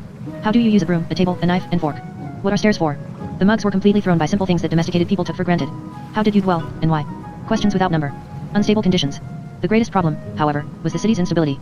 Anagram Mataf was only a semi-stable Fata Morgana, which meant that certain parts of it continually vanished and reappeared after a certain interval. Items of furniture dissolved into thin air, whole houses suddenly weren't there anymore. The next day these things would be back in place, and a wall would be standing in yesterday's blank space. Sometimes whole districts vanished one day and reappeared the next. Life in Anagram Mataf was completely unpredictable. A chair could vanish from under your backside just as you were sitting down. This was harmless enough, but several mugs had nasty falls when the first floors of the houses they were sleeping in evaporated. One mug ran full tilt into a wall that had suddenly materialized in his path. Accidents of this kind occurred almost daily. Before long, everyone was sleeping downstairs and moving very slowly. I found a steaming dish of mashed potatoes on the kitchen table the first time I entered my house. That was why I'd chosen the place, on the principle that there couldn't be much wrong with a house whose kitchen table bore a steaming dish of mashed potatoes. I emptied the dish every night though it never took the edge off my appetite and always found it refilled when I woke up the next morning. Several other mugs had similar experiences. Empty fruit bowls replenished themselves, dirty clothes were washed and ironed, pieces of furniture had been shifted, doors closed, and windows opened and always surreptitiously or during the night, when everyone was asleep. A sinister rumor. Before long, a rumor circulated that we weren't alone in Anagram Mataf. Some of the mugs thought the sugar gnomes were responsible for these strange happenings, other more timid souls attributed them to the spirits of the city's former inhabitants. There were several identical reports of ghostly apparitions, transparent figures that scurried away when challenged. Nocturnal rumblings and bangings could be heard in nearly every house, and many mugs told of spine-chilling groans and wails that rang out as soon as the sun had set. Something surprising was happening to the mugs, something of which I would never have thought them capable. They started quarreling. At the civic assemblies we held from time to time, there were always one or two who came to blows over some trivial point like refuse collection or the establishment of a communal kitchen. This was very odd, given their traditionally peaceable behavior. They began to form little cliques and got in the hair of other little cliques. They took offense at the drop of a hat. They became embroiled in disputes and expected me to settle them. I was the unelected mayor of a city full of discontented, quarrelsome mugs. Then there was the lack of sleep. The mugs, who were used to exerting themselves to the point of collapse, had been so tired after a day's march that they literally fell asleep. Now they spent the whole day loafing around with nothing to do but gather a few mug rooms and look for water. Many mugs found it impossible to sleep for want of exhaustion, while others were kept awake by the nocturnal noises. Some even claimed that their beds started shaking as soon as they shut their eyes. When they sat up with a start, they saw transparent figures disappear, howling, into the darkness. So universal irritability was aggravated by constant overtiredness. I myself did not suffer from this. Give me a nice soft bed, and I always enjoy a healthful night's sleep, but I resolved to get to the bottom of the problem, so one night I lay in wait. I was determined to solve the mystery of the inexhaustible supply of mashed potatoes in my house. Accordingly, I sat down at the kitchen table, ate the potatoes, no effect, and waited. The dish had to replenish itself somehow or other, and I intended to witness the process even if I never shut my eyes all night. Half an hour later I was asleep. I dreamed of troglodytes making poisoned mashed potatoes in the cellars of Anagram Mataf, though Anagram Mataf had no cellars. They were stirring their saucepans with big iron forks, making a terrible clatter. That was the sound that woke me. The Fatum. Standing at the small, coal-fired kitchen stove was the transparent figure of a man who was noisily stirring a saucepan with an iron fork. I rubbed my eyes to reassure myself that I wasn't still dreaming. The transparent man continued to stir his mashed potatoes. He really was as transparent as a glass of wine. Having scooped the mashed potatoes out of the saucepan with a spoon, he filled the dish and joined me at the table. Bon appetit, I said, to be polite. Izawekiel, he replied. I was conversant with all the Zamonian languages, tribal dialects included, but this meant nothing to me. From the Encyclopedia of Marvels, Life Forms, and Other Phenomena of Zamonia and Its Environs. By Professor Abdullah Nightingale. Fata Morganic. The only mirror image language in Zamonia, Fata Morganic, is High Zamonian spoken without an accent but backwards, and is unique to the interior of mirages. It is relatively easy to translate. If in written form, it should be held in front of a mirror. If spoken, it must simply be listened to with one's brain in reverse. Mota fmai, said the transparent man. Dire fa ebot din on eseri tinamai, el pope narax dna nitnuas noitnitni yiltsag on eva utub, wonkai, emozerki turk coolio. His voice was thin and reedy. Not to make matters more difficult than necessary, I shall here translate into Fata Morganic as I go. Once I knew the secret, it was really quite simple. The man had said, I am a Fatum. There's no need to be afraid. We look pretty gruesome, I know, but we have no ghostly intentions haunting and scaring people, I mean. A Fatum? I'd come across phantoms in Nightingale's lectures on Grail Sundian demonology, but I knew nothing of Fatums. From the Encyclopedia of Marvels, Life Forms, and Other Phenomena of Zamonia and Its Environs. By Professor Abdullah Nightingale. Fatums. Translucent life forms belonging to the restless spirits without cause of death family. Found only in semi-stable Fata Morganas, they consist for the most part of reflected light, frozen sugar vapor, and diluted spiritual essence in gaseous form. As already mentioned in the article on semi-stable Fata Morganas, the sugar sand of the Demerara Desert melts at temperatures in excess of 320 degrees Fahrenheit. Sugar flux begins to boil, and gives off a fine sugar vapor.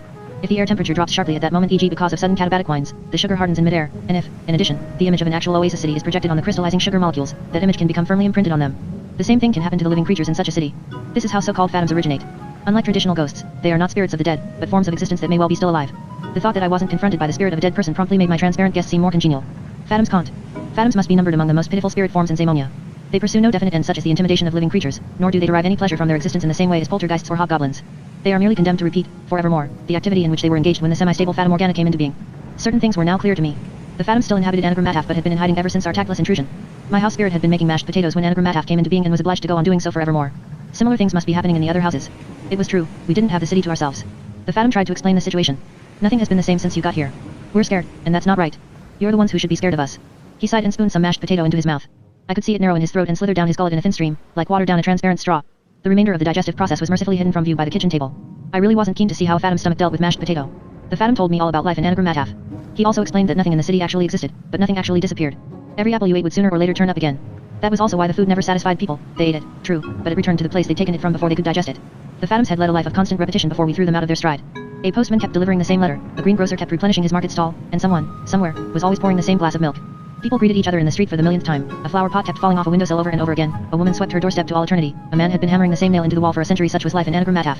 What sounded awful to a non-Fatum was the Fatum's normal way of life. They were content with their ever-recurring repetitions and had become accustomed to them. What frightened them was change, and, in particular, the changes introduced by the Mugs and myself. The Fatum made the saddest impression any creature, if Fatums may be classified as such, being only half creatures, had ever made on me. We had deprived him and the rest of Anagram Mataf's legitimate inhabitants of the only thing they had left, their repetitious activities. It was quite impossible to go on opening the same door if Mugs were passing through it. How could a street be crossed at the same point, again and again, if the roadway was occupied by a bunch of Mugs arguing about municipal refuse disposal? How could a Fatum go on taking the same nap when dairies were bleeding all over the place? Life in Anagram Mataf had become a nightmare. The Fatums had gone to ground wherever they could. In constant fear of discovery, they hid by day, not well enough to prevent the occasional sighting, and waited for nightfall, when they could at least resume their beloved activities under cover of darkness. The Fatum emitted a groan in reverse, which sounded as if he'd inadvertently swallowed a moth. I promised him that I would convene a citizens' assembly, all that occurred to me on the spur of the moment. The Mugs must meet these half-spirits for a frank exchange of views, and I would act as interpreter. The citizens' assembly at Anagram Mataf was probably one of the most extraordinary political meetings in the history of Zamonia. All the Fatums and Mugs had gathered in the marketplace and were eyeing each other suspiciously. I delivered a short speech in both languages, Zamonian and Fatum Organic, in which I appealed to their forbearance, public spirit, and good neighborliness. There was no applause. What's the use of good neighborliness if we don't have anything to eat? Called one Mug.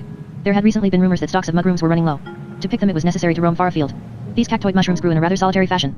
Incapable of being bred, cultivated, or planted in large numbers, they had to be picked wherever they were found. And what's the use of good neighborliness? Cried another voice, if our houses simply vanish. The problem of Anagram Mataf's semi-stability was indeed proving hard to tackle. I had issued a strict ban on using beds that were more than 3 feet from the ground, but this was more a cosmetic measure than a genuine solution. Then came the Fatum's turn to speak. One of them, the real mayor of Anagram Mataf, delivered a long, plaintive speech which I translated for the Mugs' benefit. He declared that we had no manners and no right to live in Anagram Mataf. We were causing chaos indeed, we hadn't the least idea what dwelling in a place really meant. The Mugs retorted that they had every right to be there. In support of this they displayed their golden rules and drew special attention to Commandment number 12. It was a diametrical difference of opinion. The citizens' assembly ended in disaster. The mayor kept repeating his speech over and over. The Fatums and Mugs gabbled at each other without understanding a word. The city could never have witnessed such a commotion in its history. Realizing that agreement would be hard to reach, I decided to try another tack. I called for silence. I've got it, I announced. We'll move out. The Fatums applauded enthusiastically. The Mugs booed. Where would we go? Called a Mug. Anagram Mataf was our destination. How could we roam the desert without a destination? That was a relevant, justified, and off the cuff, at least unanswerable question. I requested an adjournment. I needed to think. I roamed the desert for days on end, cudgeling my brains. I could ask the Mugs to accompany me to Atlantis, but that was my goal, not theirs. Experience of Anagram Mataf had shown that the Mugs were out of place in a city.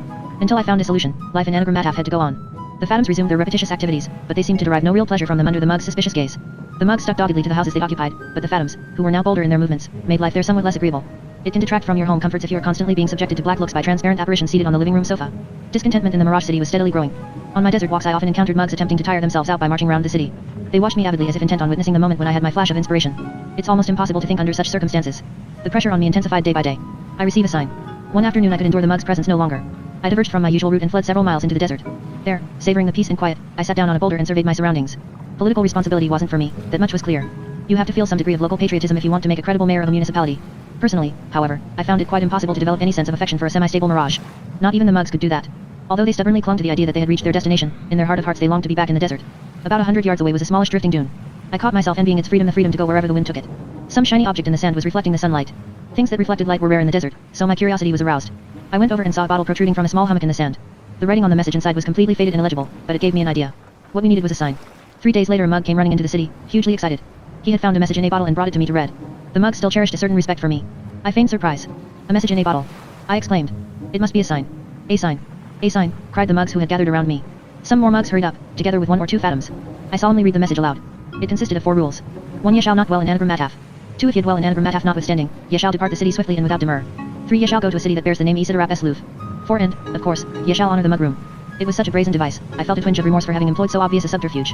I waited for the booze and rotten Mugrooms to start flying. Ye shall not dwell in Anagram Mataf, cried one of the Mugs. If ye dwell in Anagram Mataf notwithstanding, ye shall depart the city swiftly and without demur, yelled another.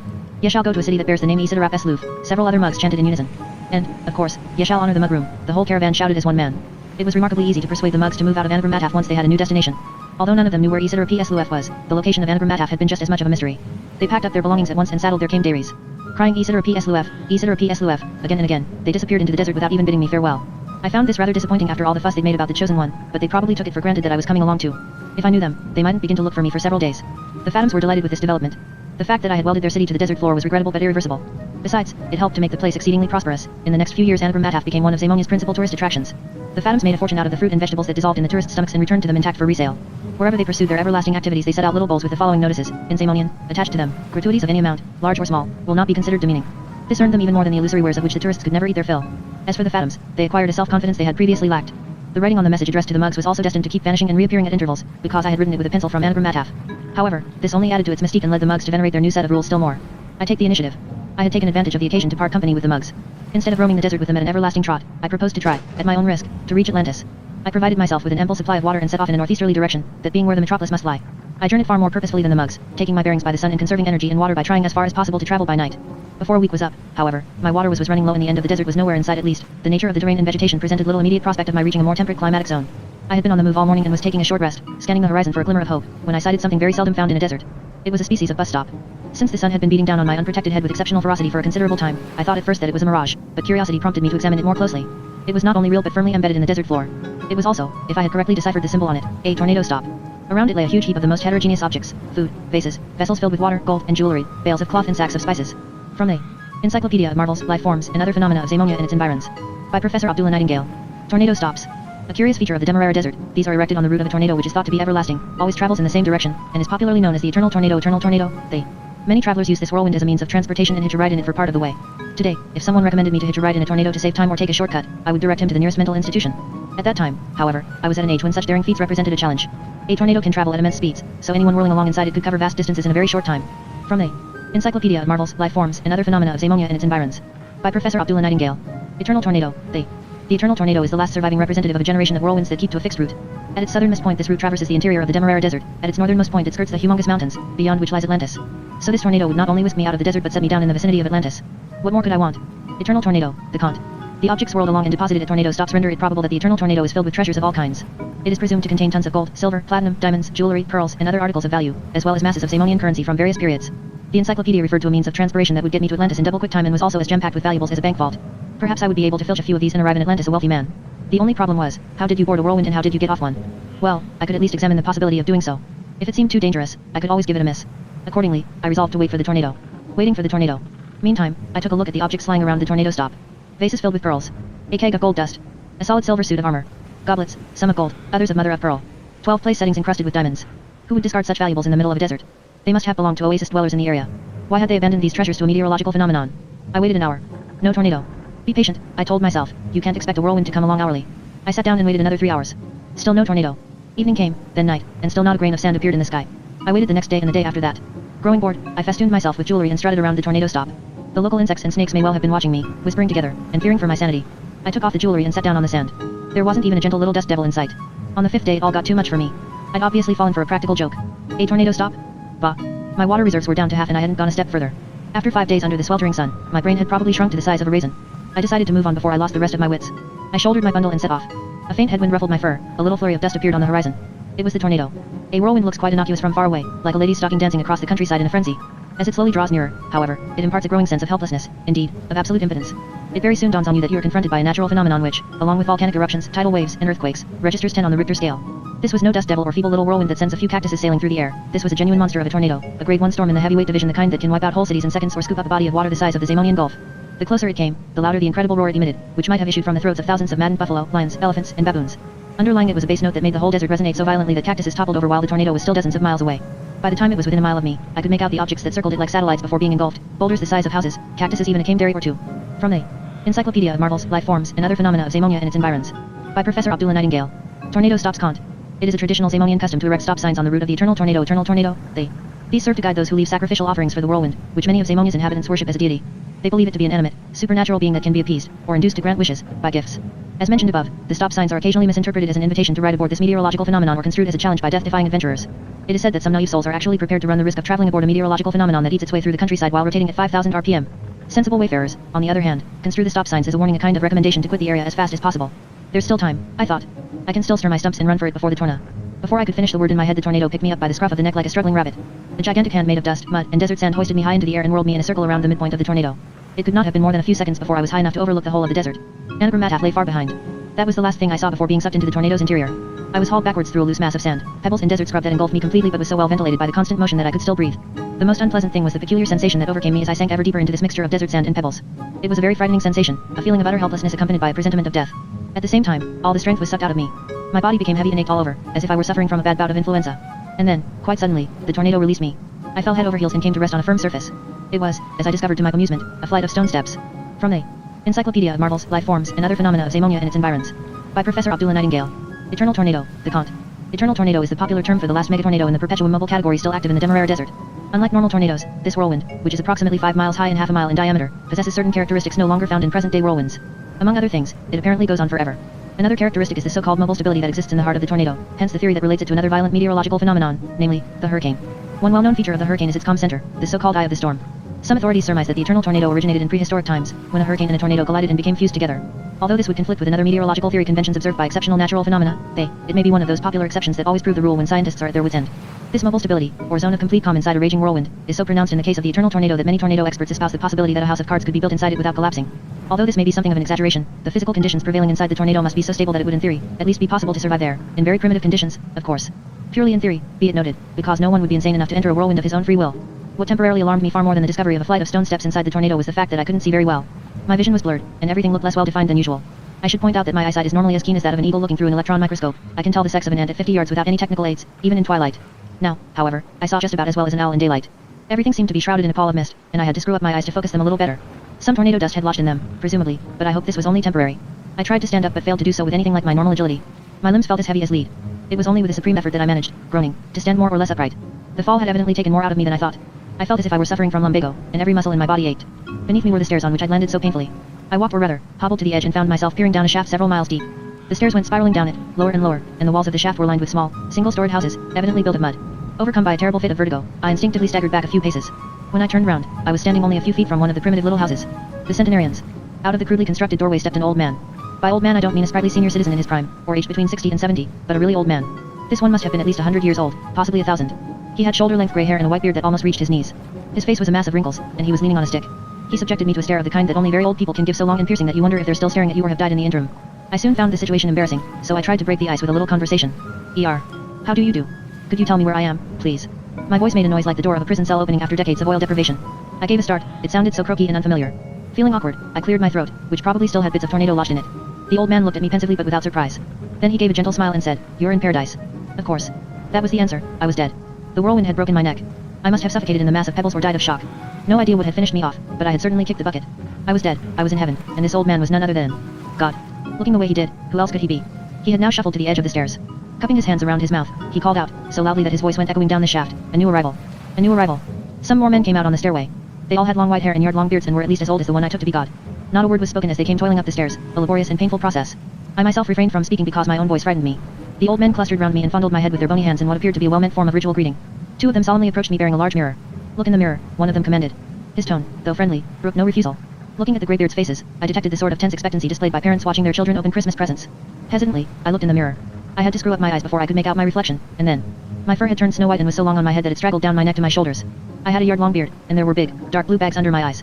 At a rough estimate, I had aged at least a century. I opened my mouth to give a horrified cry, but before I could do so my knees turned to jelly and I lapsed into merciful unconsciousness. When I came to, I was lying on a comfortable mattress with 5 of the old men standing round me. One of them handed me a cup of tea. They had evidently carried me into one of the houses. Near the bed on which I was lying stood a table and 2 chairs. There were also a small stove and a cupboard containing some crockery. "Feeling better?" asked the graybeard who brought the tea. "It's normal, happens to everyone. It's the shock." The others eyed me sympathetically. "The shock," tee-hee, tittered the smallest of them. "It knocks everyone sideways." "I had a terrible nightmare," I said, still rather bemused. "I dreamed I was terribly old as you are," and I stopped short, aware that I was being tactless, but the old man continued to smile understandingly. The bearer of the teacup acted as their spokesman. His name, I soon discovered, was Baldwin Baobab. "I've got some news for you," he said. "Bad news and good news. You grow older very, very quickly when you enter the tornado. You age decades in a few seconds, 70 or 80 years on average. I'm sure you experienced that sensation, it's thoroughly disagreeable. That's the bad news. The good news is, once you're inside here you hardly age at all, only around a minute a year. You can work out for yourself how long a year of life takes, forever. No matter how old you are, you generally live for another umpteen thousand years unless, of course, a piano falls on your head. It isn't immortality, exactly, but you won't come closer to it anywhere else. Once you get used to it, you feel you're in paradise. But don't ask me how it works, old boy. To discover that, you'd need more than one brain." From the Encyclopedia of Marvels, Life Forms, and Other Phenomena of Zamonia and its Environs. By Professor Abdullah Nightingale. Eternal Tornado, the Kant. The perpetual motion tornado is a meteorological phenomenon that can recur again and again because of exceptionally stable temperatures and atmospheric conditions, which cause it to follow a course known as the Abdullah-Ndebel tornado pretzel, so called after Professor Abdullah Nightingale, the celebrated amateur tornadologist. In this mode, the tornado always follows the same course, a series of loops in the shape of a double pretzel some 2,000 miles across. Interesting, but what bearing did it have on the fact that I'd become a doddering old man within the space of a few seconds?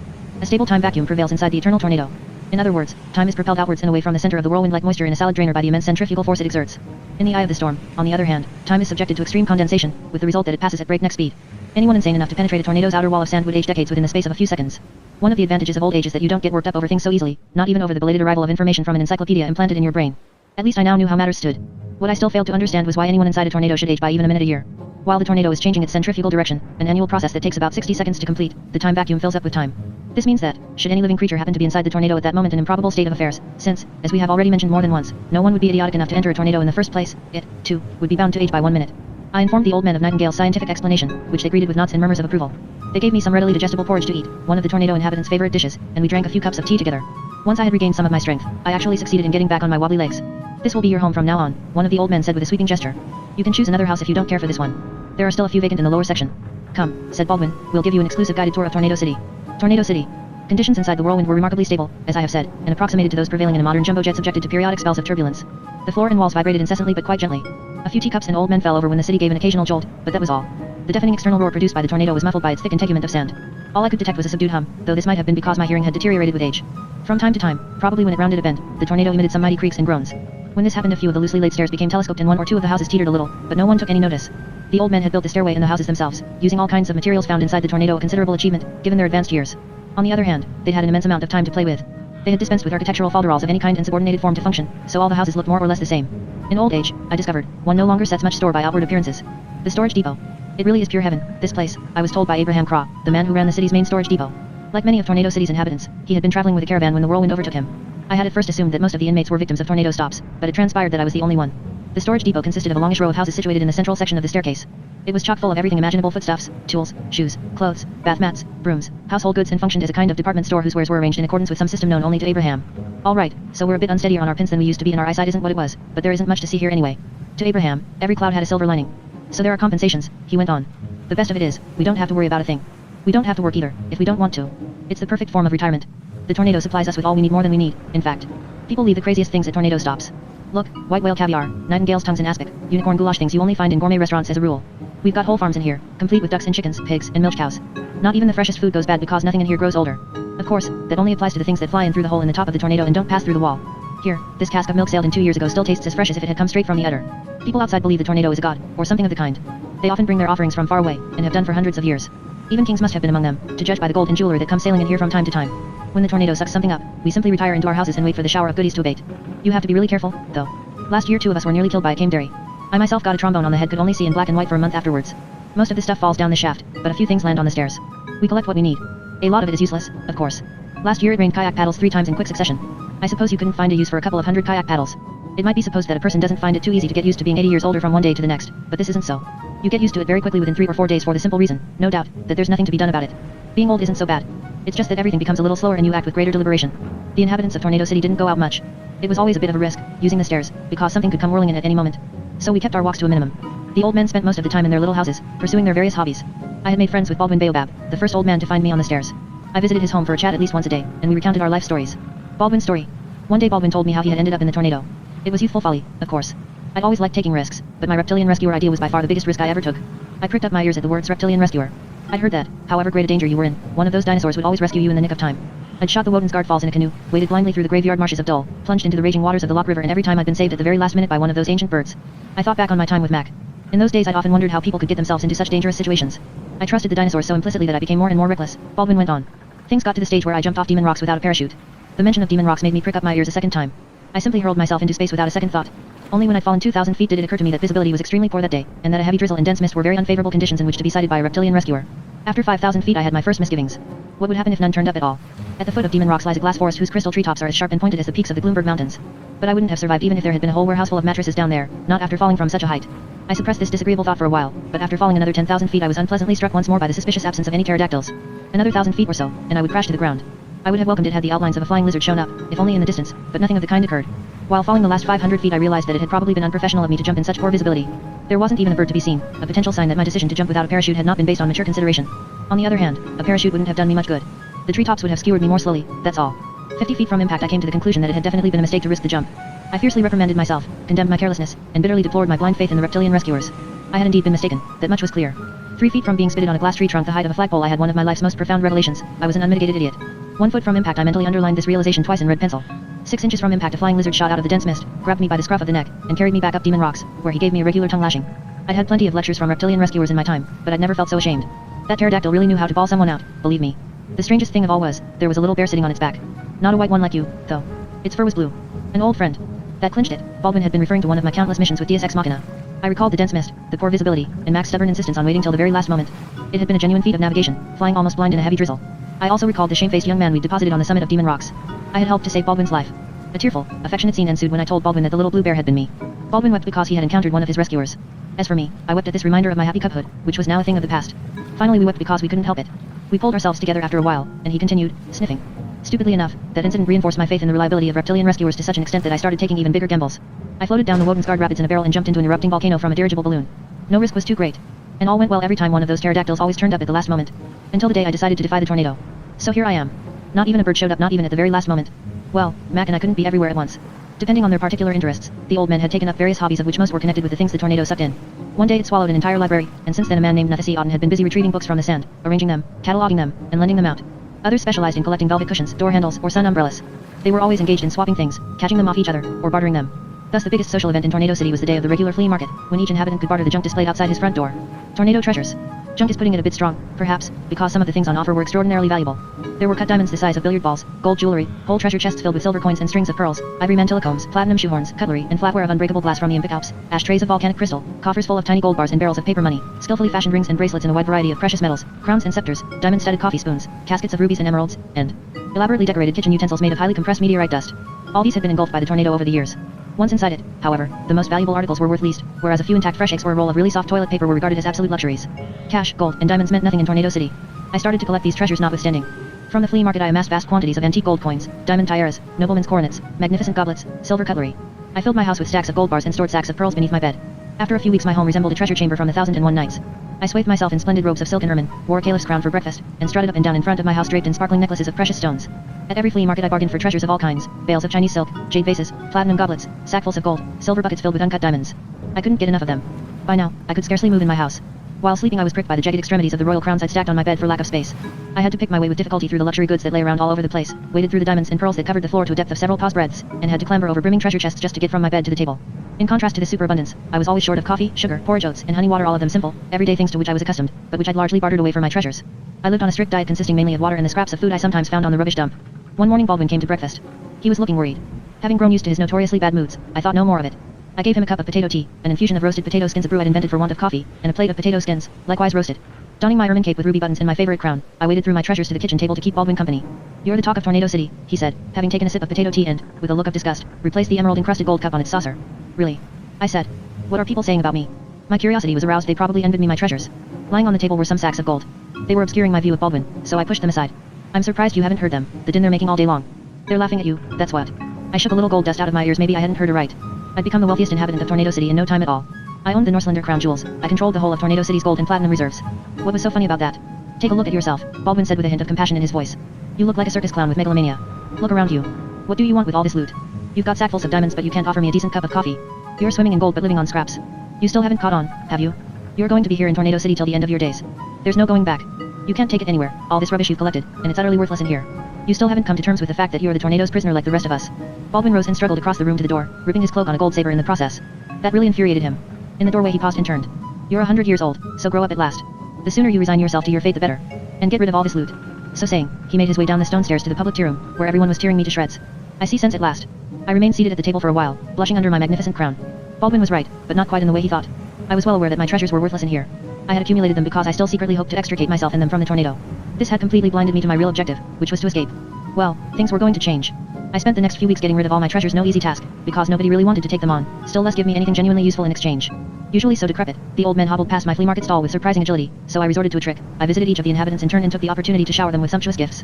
In Tornado City, as in every sensible society, to refuse a gift was considered an insult. I would drop in for coffee and leave a sack of diamonds behind, or pay someone a brief visit and happen to have a casket of gold bangles with me, or come for a game of chess and drape my host in dozens of pearl necklaces. This not only divested me of all my useless ballast but enabled me once more to enjoy what the tornado had to offer in the way of really important things like coffee, bread, and tobacco, for it was customary for a host to repay one gift with another. Having jettisoned all my ballast, I concentrated on escaping. I searched the tornado daily for potential escape routes. I combed it for cracks and fissures big enough to squeeze through. I even sniffed the air in quest of a dimensional hiatus. No matter how much longer I lived inside the tornado, I simply wasn't born to remain in the same place forevermore, even if that place itself covered vast distances. I wanted another side of the sea and sky, yearned to breathe fresh air again and gaze across miles of open countryside. If there was a way into the tornado, there must also be a way out. That was a lesson I'd learned in the maze of tunnels in the Gloomberg Mountains. I crawled into every corner of Tornado City in search of loopholes, emergency exits, secret trapdoors. I sounded every wall with my knuckles, burrowed into the rubbish dump like a mole, and mentally reviewed the most adventurous methods of escape, for instance in a homemade balloon, with the aid of a parachute made from underpants sewn together, or in a do-it-yourself helicopter with kayak paddles for rotor blades. But the tornado seemed as escape-proof as a maximum security prison. Nobody knew what would happen if you burrowed through the tornado's walls. You probably aged still more, so the risk was simply too great. As for escaping by air, this was rendered far too dangerous by the heavy objects that were forever sailing in through the top of the funnel. Escape plans. I proceeded to pump the old men. It transpired as time went by that nearly all of them had flirted with an escape plan of some kind. They told me of tunnels that had filled up with detritus in a flash, of flying machines that had crashed, of daring dreams and shattered hopes. In the end, I was forced to acknowledge that all my escape plans had already been tried and found wanting. There was only one way out of the tornado, straight through the wall, and that route no one had ever ventured to take. No, wait, said Baldwin. One person did. You mean he made a genuine attempt to escape? I said eagerly. Who was it? Fonzoder Huxo, who owns the post office. I knew the dilapidated building at the foot of the staircase. The sign outside said post office, but I'd always assumed it to be a joke the tornado dwellers played on themselves. What good was a post office in the middle of a tornado? Does someone really live there? He seldom ventures outside his door. Pay him a visit. Fonzoder always welcomes a bit of company. Baldwin turned his head aside, so I couldn't tell whether the noise he made was a cough or a smothered laugh. Fonzoder Huxo. I paid a visit to the post office the very next day. The interior of the building was dark and untidy. The walls were lined with tall shelves full of dusty, empty bottles, and there were big stacks of faded message forms in the corners. Fonzoder Huxo was seated at a desk piled high with papers, scribbling away in the gloom. Excuse me, I said cautiously. Is this the main post office? No, it's the bakery, the old man snapped without looking up. He continued to scribble away, then picked up the message form and inserted it in a bottle. I'm sorry. I simply wanted to know how the postal system works here. It must be a complicated business. I had evidently struck the right note, because his manner became somewhat less brusque. It's quite simple, he croaked. You insert your messages in a bottle in the wall of the tornado and they're forwarded. Incoming mail falls into the top of the tornado. You only have to gather it up. You mean you do receive incoming mail? Not so far, but it should be here any minute. ER. How long have you been waiting for it? Fonzoder scratched his head. He might have been gazing out across a wide expanse, trying to discern something on the horizon. ER. 200 years? 300? What's the date today? I tried another tack. I've been told you tried to leave the tornado once upon a time. It wasn't me, it's so long ago. It was someone else. But you did try. Yes. How? Fonzoder looked at me for the first time. He didn't make a demented impression. On the contrary, he looked like a wise old man who knows all the secrets of the universe. You want to know, eh? You're new here, I suppose. Can't come to terms with the idea of dying in here, no matter how far in the future? That's it, isn't it? I nodded. Then I'll tell you something, youngster. Listen carefully, because I'll only tell you once. There's only one way out of the tornado, and that's straight through the wall, as I'm sure you've discovered for yourself. I nodded again, too excited to interrupt him. I come from a long line of adventurers. According to our family annals, my forefathers first arrived in Zamonia paddling tree trunks. Curiosity alone impelled them to cross the ocean. They did so without any navigational aids, with nothing between them and Davy Jones's locker but a few logs. That's what I call courage, my lad. I mumbled some appreciative noises. Some of it rubbed off on me. I've never shirked risks, no matter how great they were and how slender my chances of survival. Have you ever sat on a palm leaf and tobogganed down a frozen waterfall a mile high? I was forced to admit that I'd not yet had that pleasure. That's the sort of thing I mean. When I think of the dangers I've defied, I could tell you a tale or two, youngster. I hoped he wouldn't go off at a tangent. That's the reason I'm in the tornado now, he went on. And that's why I risked trying to burrow my way out through the wall. Yes, yes. Horrific visions. But I only managed to stick my head in the wall. It felt as if a shaft of lightning had gone in through one ear and out the other. A look of horror came over Fonzoder's face. Armies of dead men went marching through my head. I heard a noise like a cosmic scream. My brain turned to ice. Then the ice cracked in all directions and disintegrated into tiny particles like snowflakes, and each snowflake was afflicted by a pain of its very own. In the end, everything went black. I found myself looking out into the universe. Seated on a diminutive planet made of glass was a red dwarf who had 12 important messages for me. Fonzoder's face brightened. I extracted my head from the sand. The next day I opened this post office. He proceeded to scribble on another message form. The old man's attempt to escape from the tornado had obviously driven him insane. I thought it appropriate to withdraw. Just as I was leaving the gloomy room, Fonzoder called me back. Hey, take these and stick them in the tornado wall. Express post, very urgent. Well, go on. An important message. The old man handed me 3 bottles. I took them for courtesy's sake and went outside, then drew several deep breaths. The possibility of leaving the tornado by way of the wall could be struck off my list. I couldn't restrain my eagerness to read what Fonzoder had written. I uncorked one of the bottles and removed the message. It read. 1 honor the mudroom. 2 thou shalt not address a white cockerel by name. 3 thou shalt eat no wood. 3 if thou seest 2 sticks lying one on top of the other, thou shalt walk backwards over them with thy left foot first, not forwards with thy right. Moreover, thou shalt not devour them. 5 should a vulture's shadow fall across a fire that has gone out, thou shalt rekindle it 3 times or a great misfortune will ensue. 6 if thou cross the path of a white cockerel seated on 2 superimposed sticks, thou shalt not strike it, nor shalt thou address it by name nor partake of the said sticks. 7 thou shalt bear a name unlike any other in the entire universe. On encountering one of thy brethren thou shalt address him by his full name without a single slip of the tongue. 8 should a vulture's shadow fall across a white cockerel seated on 2 charred sticks in the ashes of a dead fire, thou art in a deplorable predicament. Notwithstanding this, thou shalt neither lose courage nor address the cockerel by name, nor devour the sticks, nor strike the vulture, nor greet thy brother in an inadequate fashion. 9 thou shalt not finkel backwards. 10 thou shalt not finkel forwards.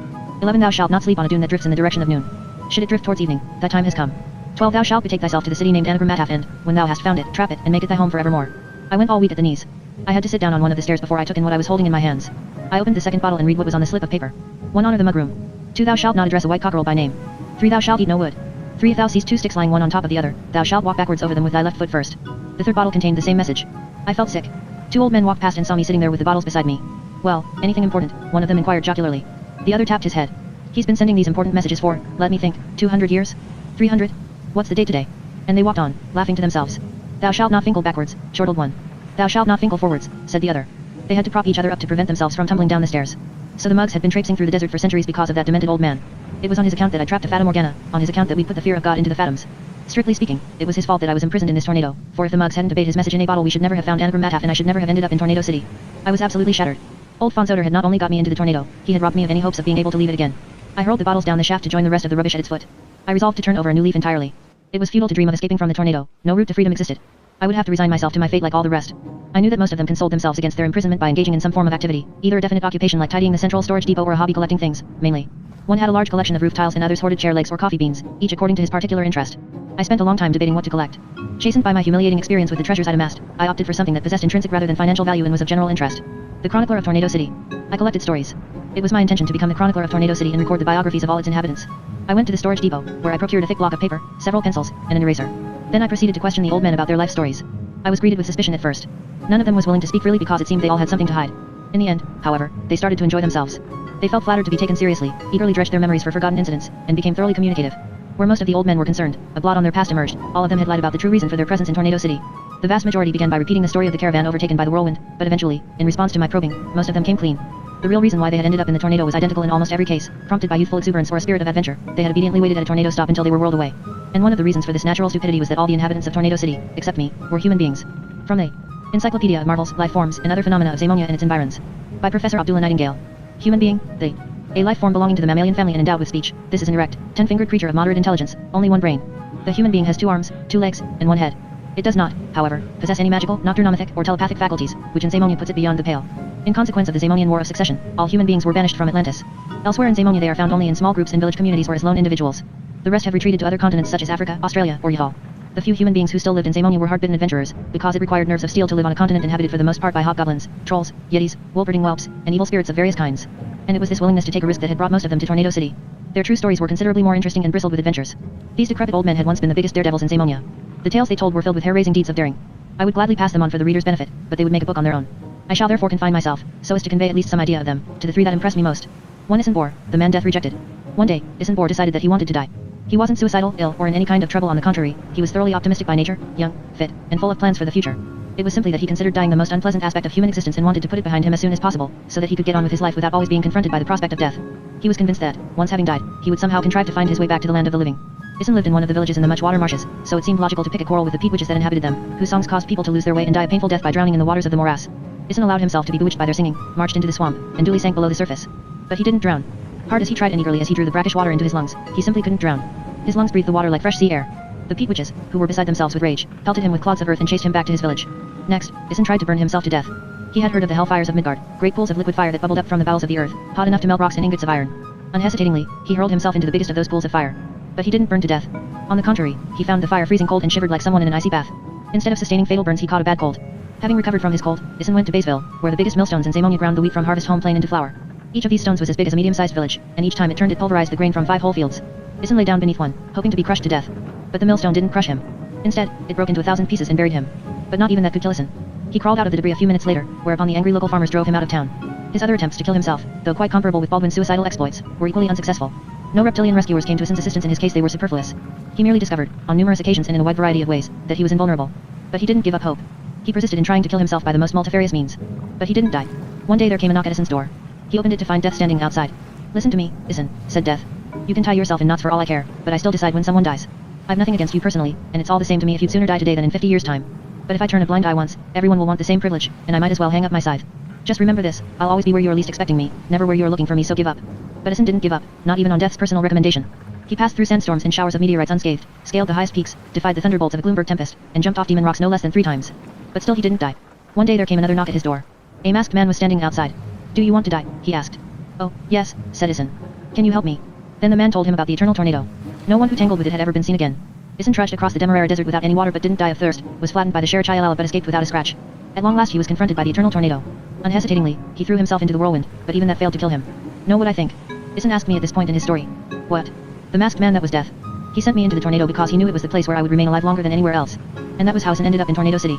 To Slugald Morven Jr., the bullet hunter. Slugald Morven was the least respectful person I have ever met. Compared to him, Neo the barbaric hog was a creature of the utmost sensitivity and refinement. Even before he could walk, his father, Slugald Morven Sr., made him wrestle with some Ornian strangleworms, not an educational method I myself would recommend for universal adoption, but one that led him to despise any living creature except himself, be it never so big, strong, dangerous, cunning, poisonous, or good at wrestling. When the time came, his father asked him what profession he would like to pursue. Slugald thought it over. He thought it over for a day, 2 days, a whole week. Slugald's forte was wrestling, not thinking. He pondered the matter for a month, trying to decide which was the biggest, most fearsome, and invincible creature in Zamonia. After a month and 2 days it came to him. I'd like to become a bullet hunter, he announced. For the first time, his father began to have doubts, not only about Slugald's sanity but about the wisdom of using strangleworms as a teaching aid. But Slugald was now almost twice as big as his father and a far better wrestler, so he simply said, an excellent idea, my son, and let him go. Slugald traveled throughout Zamonia, defeating the numerous yetis, mountain demons, and strangleworms that barred his path, but not a single bullet because he never encountered one. So he settled down at the foot of the humongous mountains, which were reputed to be a favorite bullock stamping ground.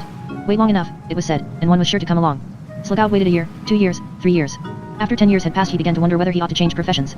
Bullet hunting hadn't earned him a penny so far, and he was just debating how to provide for his old age when he suddenly heard a distant commotion. Crash. It was a bullet, a belated bullock, but still. Crash. Slugald went hot and cold by turns. It suddenly occurred to him that he hadn't the faintest notion of how to slay a bullock. Crash. The bullock had almost reached Slugald's hut. Slugald was running to and fro, racking his brains as to how he could kill the gigantic creature, when he heard a distant sound. Vroom. Another bullock. Vroom. No. Bullocks go crash. Vroom. It was the eternal tornado. More than that, it was racing towards Slugald's hut from the opposite direction. So the tornado and the bullock were about to collide exactly over Slugald's hut. This would have made anyone else run off, screaming, but it gave Slugald an idea. He would defeat the bullock by allowing the tornado to pick him up and whisk him high into the air. Then he could jump off the whirlwind and throttle the giant into submission. Slugald sprang boldly into the tornado and was swiftly hoisted into the air. Once up there, however, he discovered that the bullock had no head at all and, consequently, no throat he could squeeze. Having come to that final realization, he was sucked into the whirlwind. And that was how Slugald came to be inside the tornado. 3 Olsen of Oslo, the gentleman adventurer. Olsen of Oslo was the most striking individual in Tornado City. He was the only one without a beard and white hair, and could not have been more than 35. As unlike Slugald as could be, Olsen of Oslo had the most perfect manners in the tornado. A blue-blooded adventurer whose ancestors came from Northern Europe, he was susceptible to bets of all kinds. He simply couldn't resist a wager, no matter how high the stake or how slender his chances of winning. If someone said, I bet 1,000,000 Atlantean peers you wouldn't walk through a forest full of sharp-eared werewolves with a bell round your neck, you could be sure that Olsen would hot-foot it to the nearest bell foundry. Olsen won every bet he accepted, almost as if Lady Luck had personally selected him to demonstrate her existence. His only problem was, he had so many daredevil wagers running simultaneously, he hardly had time to draw breath. One night he really did walk through a smallish wood in South Zamonia notorious not only for its omnivorous werewolves but also for their extreme sensitivity to sounds. They had devoured many an innocent wayfarer from the feet upwards, just for disturbing the hush that prevailed in their little wood by inadvertently treading on a rotten branch. Olsen, I need hardly add, had a massive, 3-clappered dinner bell suspended from his neck. When the first 4 werewolves pounced on him, Olsen tried to take advantage of the occasion to win another wager. He had bet someone, with whom he already had 2 more wagers outstanding, that he could simultaneously, and in the course of a single night, lift the curse on 3 werewolves by faultlessly reciting the Dulsguardian spells backwards. The moon was full, there were enough werewolves available, and Olsen had wisely taken the precaution of learning the Dulsguardian spells by heart backwards, of course. So he recited them aloud in the darkness. To his amazement, 3 of the werewolves turned back into what they had been before, namely, a peat cutter, a troll hunter, and a journeyman baker. The 4th werewolf had a hearing problem, however, so it didn't resume its original form. It continued to do what werewolves do best, it bared its teeth and flew at Olsen's throat. Just then, Olsen was whisked into the air by a reptilian rescuer that had heard his bell clanging on an inspection flight over South Zamonia and waited until the last, dramatic moment. The reptilian rescuer gave Olsen a thorough talking to and offered to fly him home before he could indulge in any more stupidities. Olsen gratefully accepted. They were overflying the Demerara Desert when he suddenly spotted the eternal tornado from above. What's that? He asked the reptilian rescuer.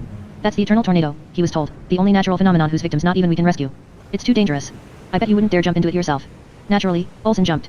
And that was how Olsen entered the tornado, the only person to have done so from above and not through the wall, hence his uniquely youthful appearance. Well, such was the cloth from which Zamonia's last human beings were cut. They weren't all great luminaries, but you certainly couldn't accuse them of lacking guts. One day the tornado changed its rotational direction. There was a sudden hush. The roaring and creaking died away. The others merely looked up for a moment and then went on with their daily routine, but I, who was experiencing this phenomenon for the first time, took careful note of what happened. Nothing happened, strictly speaking, until the roaring and creaking began again. Roughly a minute's absolute silence had elapsed in the interim. Eternal tornado, the Kant.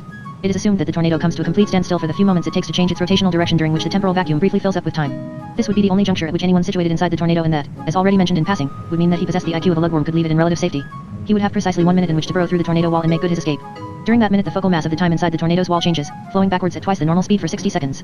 This signifies that, if the wall were penetrated during that period, the aging process to which those entering the tornado are subjected would be reversed. This is only a hypothesis, however, and has yet to be confirmed by practical experimentation. This encyclopedia article had scarcely faded from my mind's eye when the tornado got underway again. Another of Nightingale's priceless gems of information. Had he told me a few minutes earlier I could have escaped from the tornado. There would be another chance in a year's time, but how would I know when the year was up? The very thought of Nightingale made me seethe with fury. From the Encyclopedia of Marvels, Life Forms, and Other Phenomena of Zamonia and its Environs. By Professor Abdullah Nightingale. Zamonian year, the standard Zamonian year is precisely 1 day shorter than the years on other continents. Time in Zamonia flows somewhat faster because of the greater incidence of dimensional hiatuses, gaining almost exactly 24 hours in a full year. This means that a Zamonian year lasts 364 days, or 8,736 hours, or 524,160 minutes, or to be absolutely precise 31,449,600 seconds. Aha, so a Zamonian year lasted exactly 31,449,600 seconds. That was intensely interesting. These eternally nonsensical or belated encyclopedia articles were beginning to get on my nerves. I would have given anything to banish them from my head. I now knew how many seconds there were in a year on the Zamonian mainland, seconds which, thanks not least to the encyclopedia, I would never see again. One moment. There were precisely 31,449,600 seconds in a Zamonian year. 31,449,600 seconds until the next tornado standstill. Approximately 3 minutes had elapsed since the last standstill, or 180 seconds. That made, ER. From now on I need only count off the seconds backwards to determine the exact time of the next tornado standstill. 31,449,419. 31,449,418. 31,449,417. The trouble was, I would have to go on counting, not only for a whole year but backwards. That would require immense concentration. I would have to count and think simultaneously. 31,449,395. 31,449,394. 31,449,393. Was it feasible? After all, I would have to sleep occasionally. No one can sleep and count backwards at the same time. It was an impossibility. Wait, though I could take it in turns with someone. Baldwin could take over the counting shift while I slept. He was very dependable as a rule. 31,449,355. 31,449, 354. 31,449,353. Counting and thinking simultaneously worked, but what about counting and speaking? I tried a little experiment with Freda's favorite poem. Impecaps, 31,449,328, so far away, 31,449,327. Listen to, 31,449,326, my sad refrain. 31,449,325. Will there ever, 31,449,324, come a day, 31,449,323. When I see you, 31,449,322, all again. 31,449,321, dot. There, it went perfectly. I hobbled downstairs to the tea room and quickly told Baldwin the sensational news. Hello, Bald, 31,449,111, win, I've, 31,449,110, found A, 31,449,109, possib, 31,449,108, ability of, 31,449,107, SCAP, 31,449,106, ing from, 31,449,105, the torn, 31,449,104, adieu. And so on. I told him about my plan to count backwards. He wasn't too enthusiastic. The thought of counting backwards for half of all the seconds in a year didn't appeal to him. It's R, 31,449,056, one end, 31,449,055, only chance. 31,449,054, otherwise wheel, 31,449,053, never know, 31,449,052, exactly when, 31,449,051, the right, 31,449,050, moment, 31,449,049, comes. It was like having numerical hiccups. Baldwin reluctantly fell in with my plan. 31,449,023. 31,449,022. 31,449,021. Drumming up support. Next, I tried to persuade the rest of Tornado City's inhabitants to escape with us. I had no trouble at all with Olsen of Oslo, Slagald Morven Jr., Issenbor, and one or two other bold spirits, but the majority presented more of a problem. I found it too tedious to win them over individually, especially as I had to count backwards at the same time, so I convened a general meeting at the assembly hall. There I explained my plan in every detail with the aid of a large blackboard and some colored chalks borrowed from the central storage depot. It met with little enthusiasm. The inhabitants of Tornado City had become unaccustomed to changes in their daily routine, adventurous schemes, and, above all, physical exertion. It wasn't easy to do the necessary spade work. My presentation evoked agitated murmurs, and there were even a few cries of balderdash, youthful impetuosity, and the like. Why should we escape at all? Why escape from paradise, was one of the counter-arguments. We've got all we need. Enough to eat and drink, good books to read, eternal life or as good as. Many of the inhabitants had developed the mentality of long-term prison inmates. They were afraid of freedom, of the world outside, of an unregulated mode of existence. Who's to guarantee we'll regain our youth if we go through the tornado wall, cried someone else. We could age still more. We might even die in the attempt. A hard argument to refute. And here I may have another 20,000 years ahead of me, probably far more. Outside, 50 at most if your rejuvenation idea works at all. And you call that a good plan? I fudged a bit, blathering about free will and a readiness to take risks, fresh air and good eyesight, and tried to remember to count at the same time. All in all, it wasn't a very convincing performance. Do you want to end up like Fonsoder Huxo, called an old man. Why, what's wrong with me, demanded Fonsoder, who had been venturing out into society for some time and was actually present at the meeting. He didn't understand the question. Many of my audience simply rose and walked out. They were the ones who would never be convinced, not even after a year. The rest, or some 3/4 of the tornado's population, remained seated and were at least prepared to discuss the matter. They included those who hadn't been in the tornado very long, so could hope that their friends and relations were still alive, and those who, even at a ripe old age, had preserved their exceptional spirit of adventure. 15,678,978. 15,678,977. 15,678,976. 6 months went by. In the meantime, a split had developed between the 30% who were still prepared to escape and the remaining 70% who had dissociated themselves from us, possibly for fear of becoming infected with our foolhardy stupidity. We escapers had held regular meetings at the tea room and made strategic preparations for our exit from the tornado. First came the theoretical part. We ran daily checks on the number of seconds left, drew sketch maps of the tornado, and calculated the strength and height of its walls. We also explored its nether regions for the most favorable jumping-off point.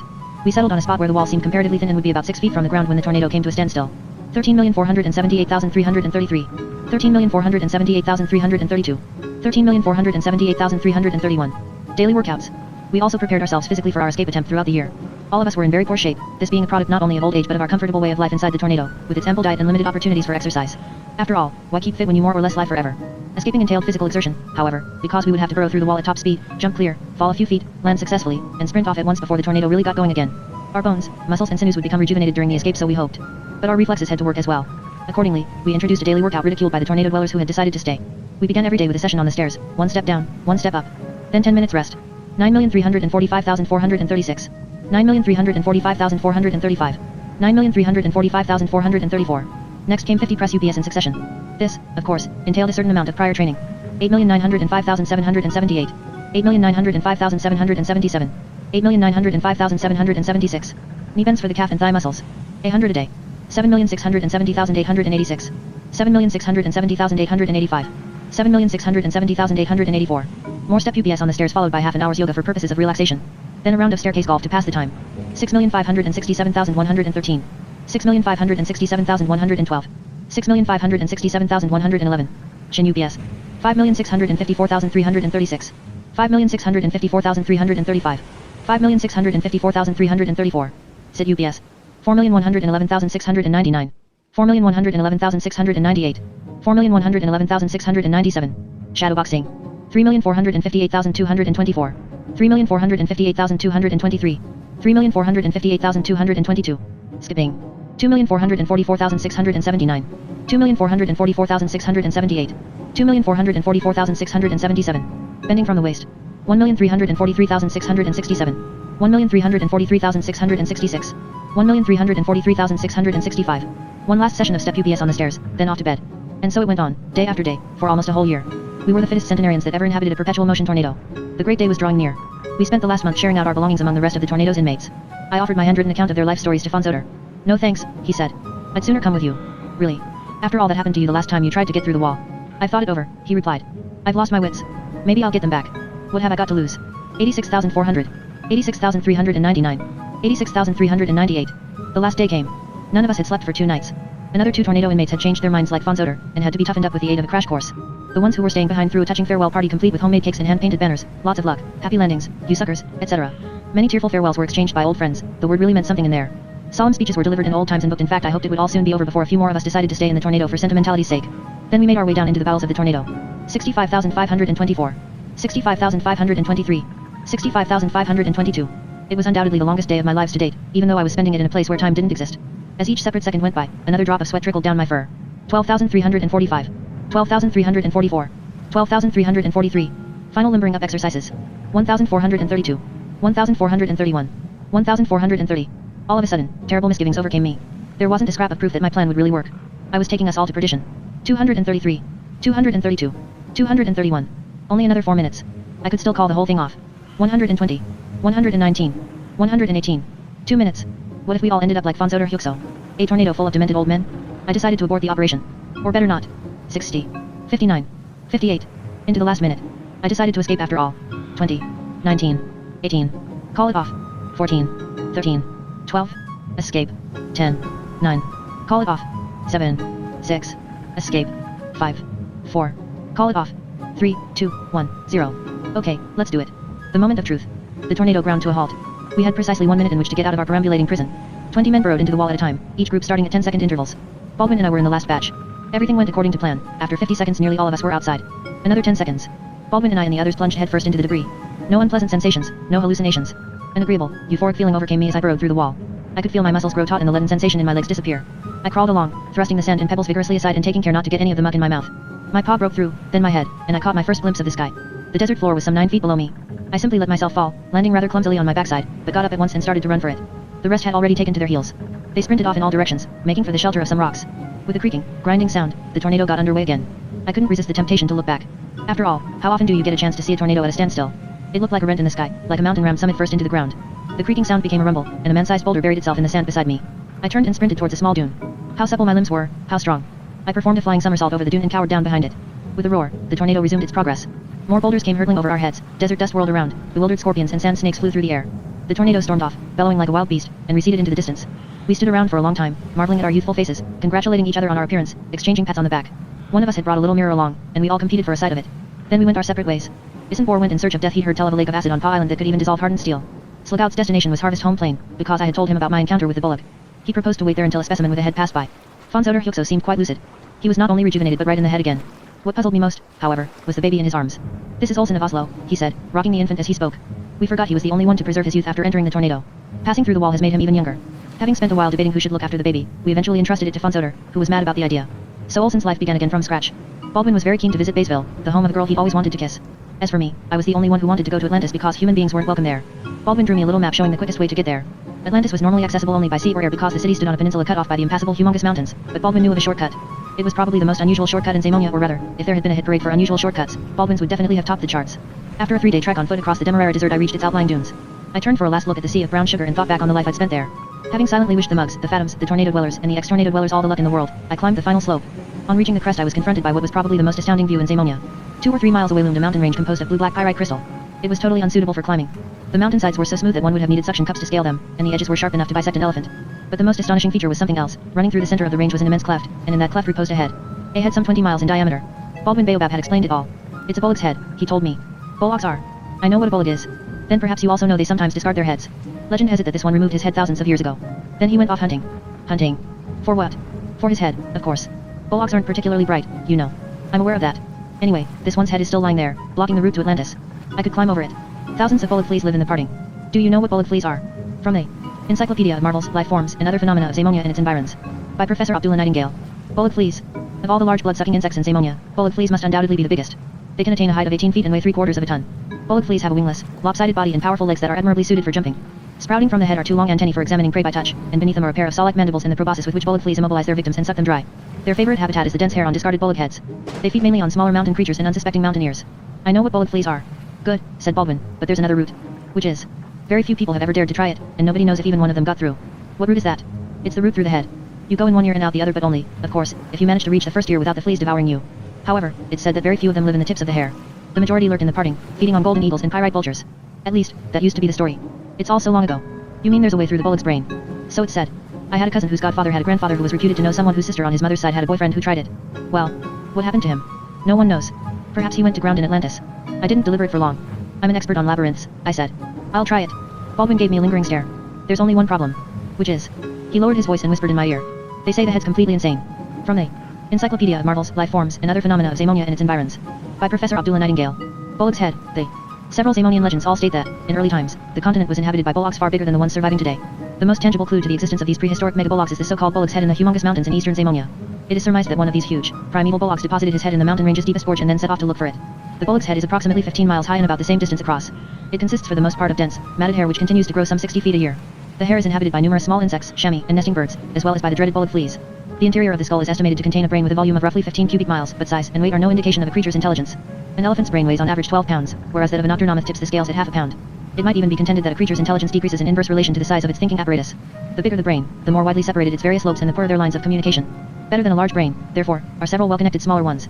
It is further surmised that the bullock's head is not dead but asleep, because it allegedly emits periodic snores and mutters unintelligibly from time to time. A living mountain. My ascent to the ear was disagreeable rather than genuinely difficult. If every mountain were hairy, mountaineering would be child's play. There were handholds everywhere. The hairs were not only as strong as ship's ropes but matted, tangled, and knotted in a way that presented plenty of aids to climbing. What I found most unpleasant of all was the smell of the matted tufts, which had been proliferating unwashed for thousands of years, the feel of the gooey sebaceous matter, and the very peculiar sensation aroused by scaling a gigantic head. The one thing I had to beware of was dandruff. Flakes of bullock scurf are as big as soup plates, weigh a couple of pounds apiece, and can, if dislodged, sweep you away like an avalanche. They covered the head in layers like roof tiles, and one tug at the wrong hair could set hundreds of them in motion. 2 such avalanches of dandruff descended on me. I escaped the first by taking refuge beneath a greasy, matted strand of hair, the second missed me by only a few feet. But I made good progress. The weather was superb, not a breath of wind and no rain in prospect. Within an hour I had covered 2/3 of the distance and was taking a breather on a tuft of hopelessly knotted bullock hair. After a brief rest I resumed the ascent with renewed vigor. The bullock's earlobe, an immense, fleshy overhang, was dangling less than 100 feet above me. I skirted around it on the right so as to be able to climb straight into the auricle. Sprouting from the ear within arm's reach of me was a long hair, distasteful sight, admittedly, but a perfect means of swinging myself straight into the cavity. Except that the hair began to move. Instead of swinging straight into the ear, I was swung to and fro on the end of the hair. What with a sheer drop of several miles beneath me and no kind of handhold but a slippery growth, I could not have held out for long. But then as if the hair had changed its mind it hoisted me over the rampart of flesh and into the shell of the ear. The thing I'd been holding wasn't a hair, it was the antenna of an outsized bullock flea. I let go at once and landed with a thud, not that this did much to improve my situation. The huge creature was standing between me and the entrance to the ear, rubbing its 4 feet together like someone sharpening a carving knife. I had absolutely no time to panic, I had to act at once. I took a step to the left. The flea followed the movement with its massive body, but I promptly swung right and slipped between its legs. The flea was too bulky to react in time, which enabled me to sprint into the interior of the ear. The earwax pool. Ponderously, the huge insect turned and took up the pursuit with long, powerful strides. A few yards ahead of me was a large pool full of what I took to be rainwater. It was dark brown and looked extremely uninviting, but I had no reason to be fastidious. I boldly dived headfirst into the murky brew, hoping that bullet fleas couldn't swim. Whether or not this was a mistake was hard to judge. It seemed to be a wise move where the bullet flea was concerned, because it remained rooted to the spot on the edge of the pool and did not attempt to dive in after me. On the contrary, it made a peculiar movement resembling a sympathetic shake of the head, then turned and walked outside again. It wasn't such a wise decision from my own point of view, because the putative rainwater turned out to be bullet earwax, a substance quite as potentially lethal as a morass or a bed of quicksand. The evil-smelling sludge encompassed me like a huge, greasy hand and drew me down. I thrashed around wildly with my forelegs, not a very well-considered course of action, but at least it kept me on the surface. My desperate doggy pedaling even brought me a little closer to the opposite bank of the earwax pool. Sprouting from the bank and trailing into the pool was a clump of black hairs the thickness of a finger. As I paddled towards it with all my might, the earwax closed over my head and found its way into my nose, eyes, and ears, rendering me temporarily blind and deaf. I even swallowed a substantial helping of the sludge, the most disgusting sensation I ever experienced. In my horror and disgust I forgot to paddle and sank still deeper into the soft, warm ooze. All that now protruded from the pool was one of my paws, which groped for the clump of hairs. My final movement was less of a grab than a farewell wave. I was utterly exhausted. Someone or something, it was hard to tell which, in such a predicament grasped my paw. At least it didn't feel like a flea's antenna or anything else of an insect-like nature, so I clung to it and allowed myself to be hauled to the surface. I hung on tight and lashed out with my hind legs until they encountered terra firma. Then I crawled out of the pool on all fours and wiped the earwax from my eyes to see who had saved my life. A transparent, pulsating blob of light, it made even at first sight a strangely despondent impression. A bad idea. My name is 1600H, it said. I'm an idea. Delighted to meet you, I replied. My name is Blue Bear, and I'm a blue bear. We stood there rather awkwardly for a while, at a loss to know what to say next. For want of a better idea, I started to wring the earwax out of my fur. You were lucky I happened to be nearby, the idea said. Many people have drowned in that pool. Bullet earwax is treacherous stuff. You can say that again. Many thanks, you saved my life. I owe you one. Don't mention it. I'm glad to have been of service for once. I'm not much use as a rule. How do you mean? Well, I'm an idea, but a bad one. Everyone began by making a tremendous fuss of me, but they eventually discovered that I wasn't a good idea. When that happens, people simply drop you. There are masses of us roaming the passages in this brain. We're the dregs of the cerebral community. Could you find a use for a bad idea?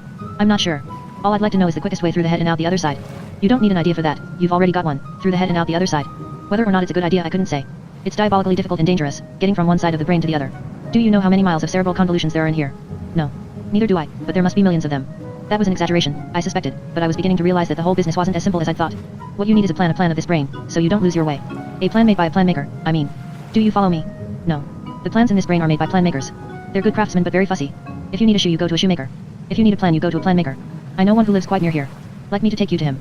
Ideas, so 1600H told me, took their names from the hour, minute and second at which they occurred to someone. Most such names were much longer, for instance 2346H/46M/12S or 1321H/32M/55S, and so on, but 1600H really had originated on the stroke of 4 p.m. The trouble is, lots of us have the same name. After all, new ideas crop up almost every second of every day. I know 50 other ideas named 1600H, and guess what? They're all equally bad. 4 p.m. doesn't seem a particularly favorable time for good ideas. In the auditory canal, entering ahead by way of an ear gives one a vaguely burglarious sensation. I have to admit that I felt rather guilty and uneasy, somehow, like an uninvited guest sneaking in by the back door. Little daylight penetrated the passage at our backs. 1600H shuffled on ahead of me, wearily pointing out items of interest from time to time like a tourist guide who has seen them all far too often before. Look up, and you will now see the massive temporal bone. I had to be careful not to lose my footing on the precipitous slope, which was slippery with earwax. Before long our path was barred by a wall resembling an expanse of parchment. That's the eardrum, 1600H explained. I know a hole we can get through. The tympanic membrane of the bullet's ear was, in fact, as riddled with holes as a Swiss cheese, but most of the apertures were no bigger than a fist. 1600H led me over to one the size of a football. The eardrum is very elastic, he told me. We must simply squeeze through. Ideas were very elastic too, it seemed, because 1600H slipped through the aperture just like that, whereas I managed to negotiate it only with his active assistance and by pulling in my stomach hard. We now found ourselves in a large cavern. Something appeared to be moving on the roof, high overhead, but the ambient lighting was now so poor that I couldn't make out what it was. Those are the hammer, anvil, and stirrup of the ear, said 1600H. Don't ask me why they're called that, but they're said to play an important part in hearing. On reaching the other side of the cavern we had to squeeze through another perforated membrane. We're now climbing through the cochlear or snail window, as it's called, and then climb a kind of staircase. We're now ascending the majestic cochlear spiral. There was no light at all now, discounting the meager phosphorescence given off by 1600H's body, doubtless the faint afterglow of an abandoned idea. In labyrinthine surroundings once more, I wondered how I could have been stupid enough to land myself back in a situation so alarmingly reminiscent of my experience with the troglotrol. The passage ahead of us seemed to spiral inwards like a snail shell, becoming steadily narrower. We were now crawling along on our hands and knees. Not much further, said 1600H, doing little to reassure me. He crawled into an even narrower tunnel that branched off the main passage. Its walls were lined with slimy cables of many different colors. Those are nerve fibers. This is the auditory nerve canal. We've now reached the innermost part of the ear. The troglotrol had uttered optimistic remarks of a similar nature. The passage terminated in a small aperture rendered visible by the faint light beyond. 1600H slipped through it with practiced ease. Come on, he called from the other side. I squeezed through the hole with a considerable effort. Inside the brain. We were now in yet another passage, a big tunnel along whose walls minute specks of light were racing like demented sparklers. The sparks seemed to have voices, faint but clearly audible little voices that whispered or muttered, murmured, or giggled as they sped past us. They varied in size and color, some being white and others red or green. They came from all directions, from behind and ahead, above and below, making me feel as if I were in the middle of a miniature firework display. Sometimes two sparks collided, combined to produce a dazzling flash, and raced on into the darkness, chattering together. I paused to stare in amazement, turning my head this way and that like a spectator at a tennis match. 1600H answered my unspoken question. Their thoughts, he said. We're now inside the bullock's brain. From the Encyclopedia of Marvels, Life Forms, and Other Phenomena of Zamonia and its Environs. By Professor Abdullah Nightingale. Bullock thoughts. Strictly speaking, these are any ideas promoted by means of cerebral activity from a Bullock's realm of perception and sensation to that of the conceptual, judgmental, and inferential. In a wider sense, however, they are ideas relating to matters not directly perceived by a Bullock or possibly inaccessible to its senses. In other words, ideas conjured up not only by the power of memory but also by the Bullock's imaginative faculty. As usual, the encyclopedia's explanation had turned up too late, at the wrong moment, and couched in insufficiently comprehensible language. To put it rather more simply, a thought is intermediate between a feeling and a spoken sentence. This is much the same in Bullock's as in other creatures capable of thought. I felt I ought to comment on this, but nothing occurred to me. Precisely. That is another very good definition of thought. I sometimes had the peculiar feeling that Professor Nightingale was calling me on the telephone, as it were, and that it wasn't the encyclopedia inside me speaking at all. Bullock brain, the Bullock's immense cerebrum consists of two parts or so-called hemispheres traversed by deep furrows sulci and subdivided by a principal fissure sulcus maximus. The cerebrum is assumed to be the seat of consciousness, memory, and volition. Also based there are fear, humor, hunger, and depending on the character of the subject modesty or megalomania. The cerebellum of a discarded Bullock head is uninteresting because it controls the tactile sense and muscular coordination, both of which help to facilitate physical movement, and these, since the discarded head no longer possesses a body, are completely redundant. 1600H pointed to the specks of light flitting along the wall of the tunnel. There are a lot of different ideas in here, you can tell them apart by their colors. The red ones are commonplace, everyday ideas, those are in the majority. The yellow ones are worries, of which there are also plenty. The blue are questions the brain keeps asking, and the green are answers. If a blue question collides with a wrong green answer, absolutely nothing happens. Just then a green flash collided with a blue one, setting off a few sparks. They circled each other in a puzzled kind of way before whizzing off again. You see, if the blue question bumped into the correct green answer, they'd merge and become a solution. See that big orange flash there? That's a solution. In fact, several of these orange flashes were racing along the wall of the tunnel. 1600H drove his fist into his palm. A good idea. If two solutions collide they produce an idea, a good one or a bad one, whichever. I'm a bad one. He sighed. Here comes a good one. A glowing blob of light rounded the bend a few feet behind us. At least twice the size of 1600H, it was lit up from within like a Christmas tree and hummed like an electricity pylon as it strode majestically past us. Hello, 1600H, it said in a condescending tone. Hello, 2100H/36M/14S, 1600H replied humbly. How does a Bullock manage to have a good idea? I asked. I thought Bullocks were mentally rather ill-equipped. We were walking side by side along the tunnel, which seemed to meander on forever. At brief intervals, numerous neuron paths branched off it to left and right. Meanwhile, we were surrounded by a continuous, multicolored stream of racing thoughts, questions, answers, and solutions. They don't become stupid until they remove their heads. The heads themselves are far from daft. Only the bodies are stupid. Then why did this one remove his head, if he was so intelligent? 1600H glowed red for a moment. He hummed in hot, then. Well, that was one of his bad ideas. Why are you blushing? I asked. 1600H groaned. To be quite honest, the bad idea was me. We rounded a bend beyond which I expected to find yet another passage. Instead, the tunnel suddenly opened out to reveal an impressive view of a cerebral valley, one of the enormous cavities that sometimes occur in a Bullock's brain. Thoughts were flashing across the roof of this cavern like colorful comets speeding across a dark firmament. Below us lay a tangled maze of cerebral convolutions, narrow little lanes in which thousands of ideas skirted around like the inhabitants of an oriental Medina. That's the valley of discarded ideas, 1600H said sadly. My home. We descended into the valley by way of a switchback neuron path. 1600H explained the hopeless predicament of the bad flashes of inspiration that lived in the valley. To justify their existence they spent their days roaming the lanes and trying to marry themselves off in the vain hope that two bad ideas might produce a good one. It was like a fish market. Blobs of light stood on every street corner, loudly extolling their own alleged virtues. Others kept clutching me by the arm and claiming to be the idea of the century. Many stood around in groups, arguing over which of them was the best. None of them took offense at my unusual appearance, they were all too busy pursuing their futile activities. 1600H was detained and engaged in conversation. Meanwhile, the crowd swept me on. When I reached a fork and turned to look, I found that I'd lost 1600H in the seething mass. I decided simply to stay where I was and wait until he was borne past on the tide. Something caught hold of my arm and accosted me. Hey, want an idea? You look like you could use a good one. The bearded idea. The first thing that struck me about this idea was his mouth odor. He pressed against me, wafting his foul breath into my face. The second thing was his beard. None of the other blobs of light were bearded, but this one had a beard that covered his body almost completely from the nose down. I concluded that I was dealing with a particularly stale specimen. What are you offering? I asked, to be polite. The idea gave me a lopsided grin. This is my idea. How about short-circuiting a few nerve fibers? Well, how about it? Are you game? You think I should short-circuit a few nerve fibers? Yes. A good idea, don't you think? I couldn't help laughing, a tactless thing to do, as I realized too late. Yes, well, I know I'm not the fount of wisdom. The bad idea sounded positively hostile all of a sudden. What did you expect, the secret of perpetual motion? Picky, aren't you? I looked around for 1600H. The situation was getting unpleasant. The walking beard eyed me suspiciously. What sort of creature are you, anyway? You don't look much like an idea to me. You wouldn't by any chance be from the other side of the brain, would you? The idea clutched my arm and raised his voice. Hey, everyone. Look what we've got here. The noise and bustle around me died away, all eyes turned in my direction. The pressure on my arm increased. This young gentleman thinks he's too good for us. Curiosity turned to anger, the busy hum of voices gave way to malevolent mutters. What's he doing here? Called someone. He's probably one of the riffraff from the right hemisphere. The other ideas formed a close packed ring round me. This incident seemed to be presenting them with a welcome diversion from their futile activities. He looks quite different from us, cried a high-pitched voice from the crowd. I'm just passing through. I said defensively, but my words were drowned by the general tumult. He's a spy, crowed the bearded idea. He's planning to steal our good ideas. That really got my goat. I wrenched my arm away and gave the idea a shove. Don't talk rubbish. I yelled. What is there to steal here? Not a thing. You're just a bunch of totally useless, crack-brained notions. The mob fell silent. There are times when the truth is the worst possible thing you can come out with. The ideas looked more hostile still, the ring drew still closer. It was the bearded idea that uttered the clincher. We ought to throw him into the Lake of Oblivion. The Lake of Oblivion. I was seized by numerous hands and hoisted into the air. Yes. Throw him into the Lake of Oblivion. He's a spy. Into the Lake of Oblivion with him. I was borne off by the mob like a cork on the high seas. Into the Lake of Oblivion with him, croaked the bearded ringleader. And then we'll start a revolution. This time they've gone too far. We'll reduce the whole brain to chaos. They've trampled us underfoot for too long. Into the lake with him. Bullock brain, the Kant. Situated in every Bullock's brain is a so-called lake of oblivion, a pool of liquid forgetfulness not unlike a lake of boiling pitch. Anyone or anything that falls into it dies of oblivion, a peculiarly drastic form of demise because nothing remains of the deceased, not even a vague recollection. To die of oblivion, to vanish forever without leaving behind the smallest memory, to simply dissolve without having etched myself into the minds of my contemporaries was the most unpleasant end I could conceive of. I had been born to become famous even, perhaps, immortal. What now confronted me was the diametrical opposite. The lake of oblivion seethed beneath me like boiling lava, sending up sulphurous fumes that almost took my breath away. I was poised on a cliff above it with 4 ideas holding me tightly by the forepaws while the bearded one stood beside us and harangued the others, who had gathered around the lake, in a demented voice. This is the beginning of a new age, he cried. We shall seize control of the brain. Away with the old order. Long live anarchy. We shall fill every corner of the brain with chaos. And this creature, this henchman of the old cerebral establishment, will be our first victim. On the count of 3, throw him into the lake of oblivion. I racked my brains for a means of escape, but it would have been pointless to start a fight with so many opponents. 1, cried the bearded idea. What did liquid forgetfulness feel like? Was there a chance of escaping from it by swimming? Bullock brain, the Kant. Liquid forgetfulness, which consists of equal parts of hydrochloric acid and bullock bile, is inhabited by millions of voracious mortality bacteria. Anyone taking a dip in the lake of oblivion is as unlikely to survive as if he had jumped naked into the crater of an active volcano. 2. The ideas thrust me to the edge of the cliff. And, the bearded one raised his arm in readiness to give the crucial signal. Stop, bellowed an imperious voice. It was 1600H. My diminutive friend had managed to elbow his way through the throng. He strode resolutely up to the ringleader, who recoiled, looking rather taken aback. Then he did something I really hadn't been expecting. He seized the bad idea's beard and wrenched it off. It was false. What came to light beneath it was the most repulsive sight I'd ever seen. Not even the offspring of a hobgoblin and a troglodyte troll could have looked more loathsome. You fools, cried 1600H. Don't you know who this is? It's insanity. The crowd let out a yell and drew back. The idea that had turned out to be insanity spread his sharp claws and hissed, don't touch me. I'll bite anyone who dares to lay a hand on me, and you know how infectious I am. SSSSSS. The crowd parted like a piece of cloth ripped down the middle. Nobody wanted to come into contact with insanity, who forged a path through the others, hissing and lashing out with his claws. Out of my way. SSSSSS. I'm insanity, so take care. SSSSSS. Insanity vaulted some cerebral furrows and gained the mouth of a tunnel. There he turned and shouted, one day you'll all be mine. As for you, he leveled a finger at me. I'll settle accounts with you personally. SSSSSS. Then he disappeared into the tunnel, followed by the echoes of a peal of laughter that made all my fur stand on end. 1600H addressed the crowd.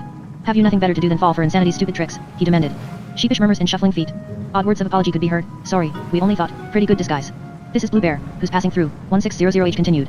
He's my personal guest, and I want you all to treat him accordingly. Is that clear? The mob dispersed in silence. Then they started scurrying around and hawking their wares as if nothing had happened. He keeps trying it on. 1600H told me when we had left the Valley of Discarded Ideas and were walking along a quiet tunnel. Insanity is the most evil creature imaginable. He creeps along the cerebral passages and tries to inflict as much damage as possible. He saws through nerve fibers and causes short circuits in the synapses. He's a master of disguise and intrigue. His object is to drive the whole brain insane. But that's stupid, I said. He'd destroy himself. You're right. There's only one explanation for his behavior. 1600H tapped his forehead and lowered his voice. He's not quite right in the Planmaker's cave. The Planmaker was occasionally a cube that hovered about 3 feet above the ground. He lived in a spacious cavity beside an exceptionally quiet cerebral convolution. The cavity was completely empty apart from him. I said he was occasionally a cube, because he was forever changing shape and texture. At the moment he was a cube illuminated from within, and abstract symbols were flickering on each of his rectangular sides. One side seemed to be displaying a paper pattern for a man's shirt, another a weather map, another the ground plan of a cathedral. Then the surfaces changed once more.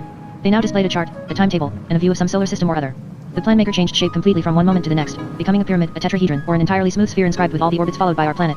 He also rotated continuously on his own axis, which made it quite a strain to watch him. His voice seemed to issue from deep within him. It was a high-pitched, almost sing-song voice, and it gave an electric crackle whenever it uttered a sibilant, but it wasn't disagreeable. All right, Incrony your watch, the Planmaker said in an authoritative tone. 1600H glanced at his wrist. He wasn't wearing one at all and mechanically replied, 1600 hours. ER, 19 hours 47 minutes, I called out at random. The Planmaker looked triumphant. 16 hour even minute.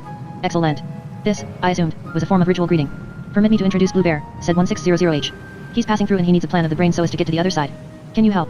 T, hissed the Planmaker, and transformed himself into a rotating disc bearing a medical diagram of a brain. A brain map, he mused. It bound to take a while. Don't you really how complicated a bullet brain I? How many mile a page there are in it? If all the page and THI brain were put together, they'd trudge from the Earth to the moon. You don't by any chain need a map of all the moon crater, do you? I could tell you one for a A very handsome map of the moon, with the craters neatly drawn in, appeared on the back of the rotating disc. Come now, 1600H cut in. How long will it take? 2 months, lisped the Planmaker. At least. How much?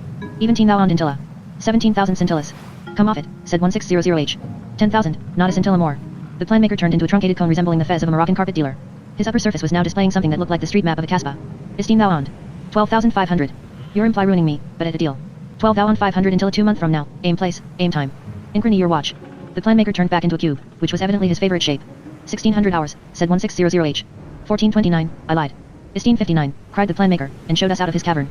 It high time I tart work. Scintillas.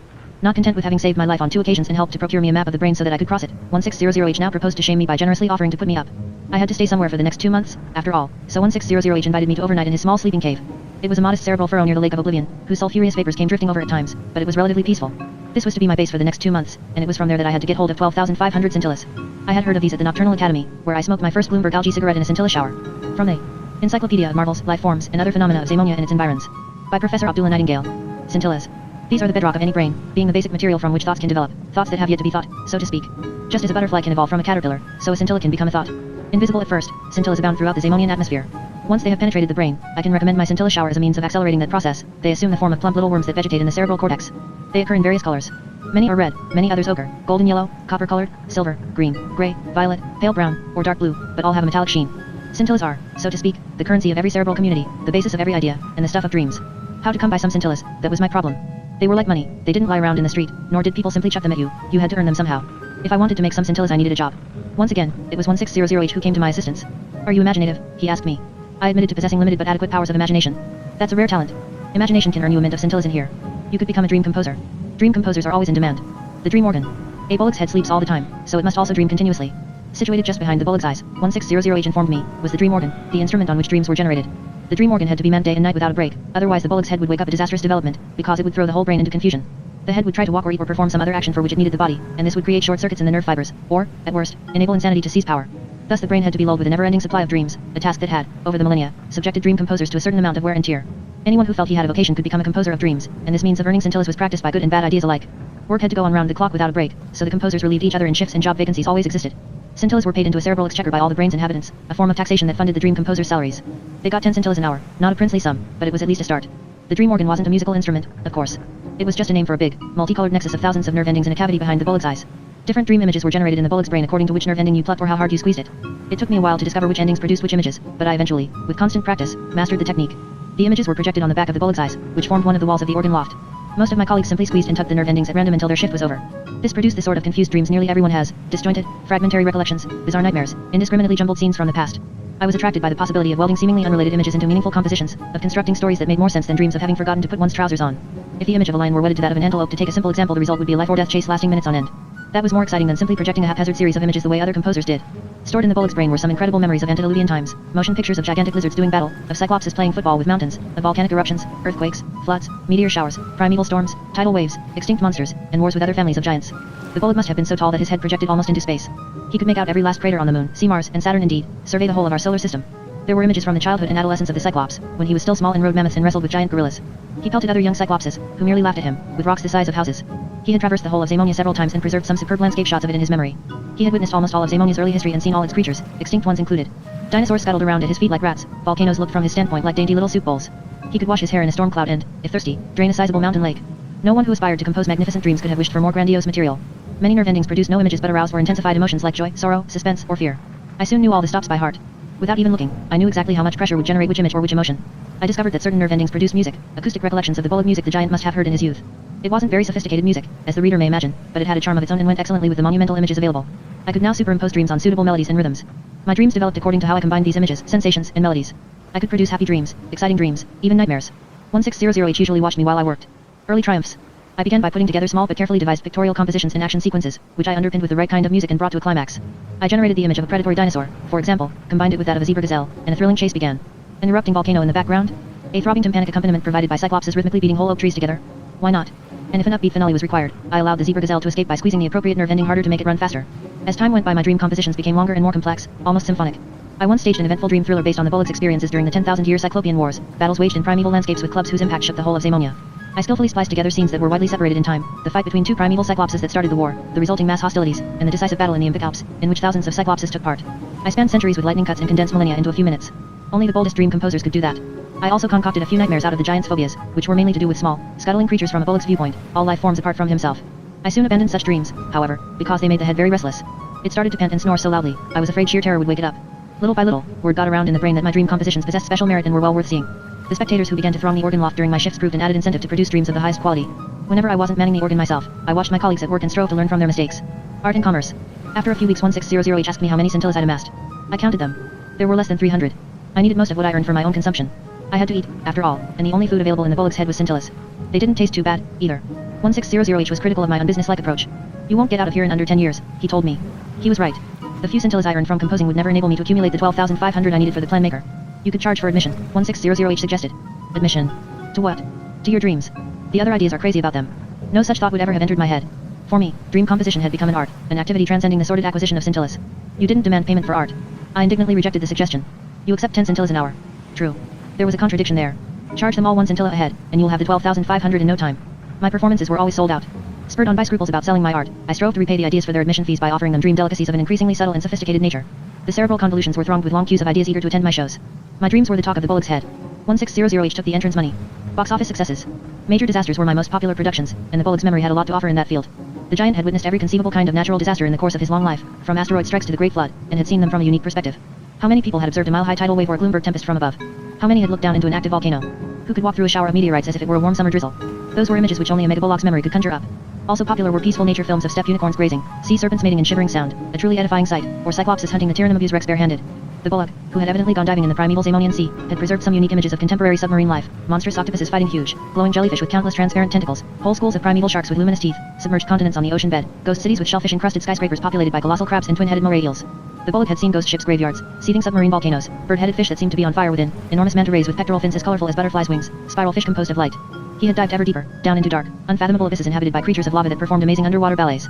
He had swum through the coral forests of the Zamonian Riviera, among red, turquoise and cobalt blue trees of shell limestone, and across meadows of yellow fireweed on which grazed whole herds of seahorses as big as unicorns. My audiences were enthralled. Seated at the dream organ like some ecstatic pianist, I used to pull out all the stops. Sometimes I simply improvised, but instead of projecting a haphazard series of images on the Bullock's retina, I followed a dramatic pattern based on color. Having summoned up shades of yellow only streams of lava, flaming sunrises, deep-sea buttercups opening, undulating fireweed, I would then go over to shades of red exploding meteors, poppy fields, galloping primeval horses with fiery manes, and underscore it all with grandiose music. These voluptuously self-indulgent compositions of mine verged on kitsch, I must confess, but the material was just too tempting. And the public loved it. Before 2 months were up, I had my 12,500 scintillas. The brain map. All right, Incrony your watch, commanded the plan maker, turning into a cube, a sphere, and a trapezohedron in quick succession. 1600 hours, said 1600H. 19 hours 37 minutes, I sang out. 15 hour even minute, crepitated the plan maker, a cube once more. The map he'd made was truly worth every scintilla. It not only showed every cerebral convolution in detail, together with the principal shortcuts and dead ends, but was beautifully drawn. Inscribed on finest cerebral cortex in dark red ink, Bullock blood, it resembled a treasure map and was a masterly aid to orientation. I would be able to find my way out of the other ear unnerringly and in double quick time. The map also made it plain that I might have taken years to do so without it. It quite imple, jet follow the dotted line, the plan maker explained. Don't let any bad idea lead you atrally. Don't let them parrot you to take a shortcut or take one Uralf. Life a winding path. One no time how to make deeper. That my humble opinion, anyway. I deposited my sack of scintillas on the ground and thanked him politely. Check your watch, cried the plan maker, turning himself into a ball. 1600 hours, murmured 1600H. 1738, I called.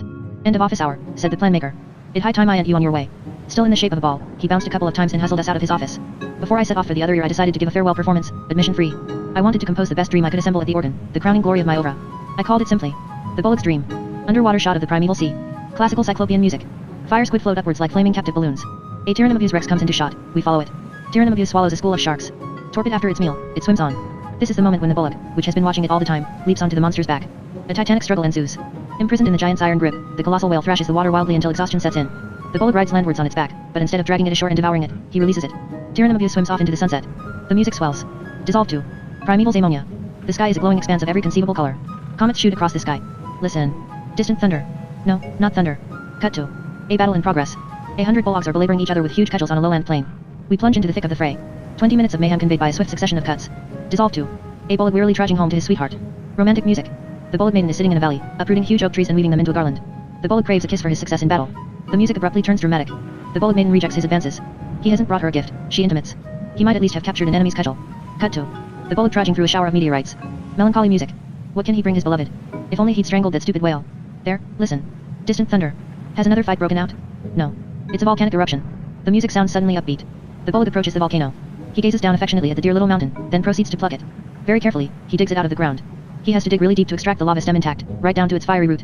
That done, he bears away the active volcano like a tulip on its long stem of pumice stone gingerly, so the lava doesn't dribble down over his fingers. Cut to the Bullock maiden sulking in the valley. The Bullock hands her the erupting volcano. She smiles. The ice is broken. She rewards him with a kiss. Romantic music. Cut to the primeval sky. Blazing meteors explode like gigantic fireworks. The end. I found it hard, saying goodbye to 1600H. He'd done so much for me, and I couldn't do anything in return. It was fun to do something useful for once, he said. Besides, your dreams were really great. The standard of dream composition is bound to go downhill again. Let's not prolong the agony. And he shuffled sadly off, back into the valley of discarded ideas. The route to freedom. I proceeded in the opposite direction, following the map eastwards. The recommended route skirted the Lake of Oblivion and followed a switchback cerebral convolution leading to the other hemisphere. When I came to the lake, I was assailed by evil memories as well as sulfurous fumes. I walked swiftly past it and set off up the switchback. If I hurried, the trip would take me only a few days. You don't propose to run off just like that, do you? We've a score to settle. SSSSSS, said a snarling voice I hadn't heard for quite a while. It was Insanity, who had been lurking behind a cerebral ridge. I've been waiting for ages to get you on your own, he went on. Very popular you were, you and your dreams, but now you're all by yourself. Leave me alone, I said. I haven't done anything to you. I'm Insanity. SSSSSS. I don't have to have a reason for doing something evil. You're insane. I said. Nothing more original occurred to me on the spur of the moment. SSSSSS, snarled Insanity, very loudly now. Don't say things like that, not to me. What else, then? That you're bats in the belfry. Insanity rolled his eyes and seemed to double up in agony. He couldn't bear to hear the truth, I suppose. Never say that again. What would you prefer? That you're a screw loose? That you're off your rocker? I'd found a way of tormenting him. SSSSSSSSS. Take that back. Sorry, no can do. You're bananas. Is it my fault you're cracked? Alright, so you've lost your marbles and come unglued, but can I help it if you're loony, screwy, gaga, cuckoo, not all there, nutty as a fruitcake, a couple of prawns short of a seafood salad, sadly, I'd run out of synonyms. It was all too much for him. He sprang at me with a snarl and wrested my map of the brain away. Now let's see you fish it out of the lake of oblivion. And he ran off in the direction of the lake. Here's a piece of good advice, never tell Insanity to his face that he's not quite right in the head. It makes him really mad. Insanity raced to the cliff top from which he'd intended to hurl me into oblivion. I sprinted after him, even faster than I had from the spider witch. On the edge of the cliff he halted and, with the map between his fingertips, held it poised over the seething brew. Green bubbles of corrosive acid burst with an ugly sound. I hereby solemnly commit you to oblivion, he said in an unctuous voice. Then he let go. I boldly leapt forwards and just managed to grab the map, only to lose my balance and tumble over the edge. As I fell I succeeded in clinging to a small cerebral fissure with my free paw. There I dangled like an overripe fruit, one forepaw lodged in the crack, the other holding the map. Beneath me lay the lake of oblivion, above me loomed Insanity. He leant over with an evil grin. So I'm not all there, eh? It was time to be diplomatic. I didn't mean it that way. It was just a joke in poor taste. Oh well, if I've lost my marbles it doesn't matter if I let you fall into the lake of oblivion. It won't be my fault. After all, I'm not responsible for my actions. Insanity prized one claw out of the crack. I was now suspended by only 4 claws. Don't. I cried. He prized out another claw. That left 3. Did I hear something? No, must have been the voices in my head. I'm off my rocker, don't forget. Another 2 claws. Only 1 left. Goodbye, then. Another few seconds and you will cease to exist, even as a memory. He set to work on the last claw. Quite suddenly, Insanity went flying over me and plunged headfirst into the lake of oblivion. Arg, he gurgled as the mortality bacteria closed over him. The lake hissed and bubbled, giving off noxious putrescent gases. There was a hideous crackling sound, and Insanity sank from view. 1600H bent down and grasped my paw. Honestly, you can't be left alone for a minute. He hauled me up. I've always wanted to do that, he said, watching the last of the ugly bubbles Insanity had left behind. That was a really good idea. I told him. 1600H blushed and bridled. I came back because I remembered the pool of earwax. There must be one inside the other ear as well. How do you propose to cross it unaided? I was genuinely relieved to have 1600H's company while crossing the brain. In other respects it was a very tedious trek along endless, monotonous cerebral convolutions and across knotted ganglions and excrescences of cogitative tissue. Ideas were rarer in the left-hand half of the brain. Most of the ones we did encounter had lost their way, so we were able to redirect them with the help of our map. I seized every opportunity to tell them how 1600H had disposed of Insanity. He always writhed with embarrassment like an earthworm, but I thought it might earn him somewhat more respect in the cerebral community. It was my only way of repaying him a little. Things were more boring in the left-hand half of the brain, which was largely populated by reflexes and thought patterns. These took the form of little spheres and cubes in various shades of gray that floated along the passages, humming monotonously to themselves. No creative processes occurred in this part of the brain. No ideas were originated or debated here. This was where orders were executed and stocks of ideas filed. It was the brain's administrative center. We felt like ants that had strayed into the wrong nest. Although the ideas we met politely stepped aside to let us pass, they did so with a resentful hiss. Foreign bodies and anomalies were clearly not appreciated in this half of the brain. All the walls were dotted with recesses of various sizes, many rectangular, others hemispherical. The whizzing spheres and cubes would look for a suitable niche and park in it, still humming to themselves. Then they flew on once more. Crash. A very faint noise, accompanied by a very faint but perceptible vibration. Hey, what was that? Said 1600H. No idea. Crash. There it was again. The tunnel walls shook slightly. What can it be? Asked 1600H. Concussion. I said flippantly. I've never known anything of the kind in here. We'd better hurry. The further we went, the stronger the tremors became. Scarcely perceptible at first, they steadily increased in violence. The rhythmical, repetitive sounds reminded me of something, but what? The floor of the tunnel gave a sudden lurch. 1600H and I staggered to and fro. What's going on? I exclaimed. I, too, was becoming nervous. Search me. Another, more violent lurch. By now the reflexes and thought patterns were racing along the passages in an even more hectic and erratic manner, humming and muttering in extreme agitation. 1600H detained a dark grey cube as it flitted past. Their conversation was incomprehensible to me, unfortunately, being telepathic.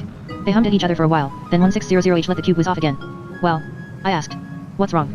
The brain is waking up, said 1600H. Crash. Time presses. It seemed egotistical of me to quit the Bullock's brain at such an historic moment, but we had now reached the lake of earwax on the far side. You must go, said 1600H. Don't worry about us. We'll manage, even if the brain really has woken up. The old place could do with a bit of a shake-up. We plucked out a few thick hairs and tied them together. It's far from easy to tie knots in hair, but I hadn't lost the skills I'd acquired during my time with the mini-pirates. Then, having made a noose in one end, I lassoed a fat wart on the other side of the pool. 1600H pulled the hair rope taut and held it tight while I went across it, paw over paw, and gained the far bank without difficulty. I doubt if I'd have made it without his help. We exchanged a farewell wave. Then 1600H went back into the ear with the brain map under his arm. He was the best bad idea I ever had. Crash. I made my way out of the ear. It was around noon, and the sun was shining down on Zamonia. Not a bullet flea in sight. In the distance I could see Atlantis, an endless expanse of buildings bathed in sunlight. At last, all I had to do was climb down the bullock's head. Crash. Why did I find the sound so familiar? Crash. I caught a familiar scent. It was the smell of danger. Crash. Every crash made the bullock's head vibrate. The last one sent me reeling. I fell over and landed on my backside. Crash. I now knew the answer, only a bullock's footsteps sounded like that. The primeval giant had come back to retrieve his head. The worst thing that could happen now was that the bullock should replace his head before I managed to get off it. To judge by the vibrations, he was already very near. I scrambled quickly out of the ear and set off for the valley below. Feverishly, I slid down a strand of hair. The vibrations had ceased, an ominous sign, because it denoted that the bullock had reached his destination. Then the sky went dark and I saw a primeval megabullock for the first time. He must have been 100 miles in height. The upper half of his body was obscured by cloud, but his shoulders were probably in space. The Colossus crouched down. The largest life form on Earth was bending over the head he'd removed so many eons ago. He was about to replace it on his neck. I clambered down as fast as I could. Sometimes I simply let go and clutched at tufts of hair as I fell. I could do that because the slope wasn't vertical, more like a steep slide, but it was dangerous even so. If I once missed a handhold, I would hurtle down out of control, and I still had several miles to go. Then the heavens parted and two hands appeared among the clouds.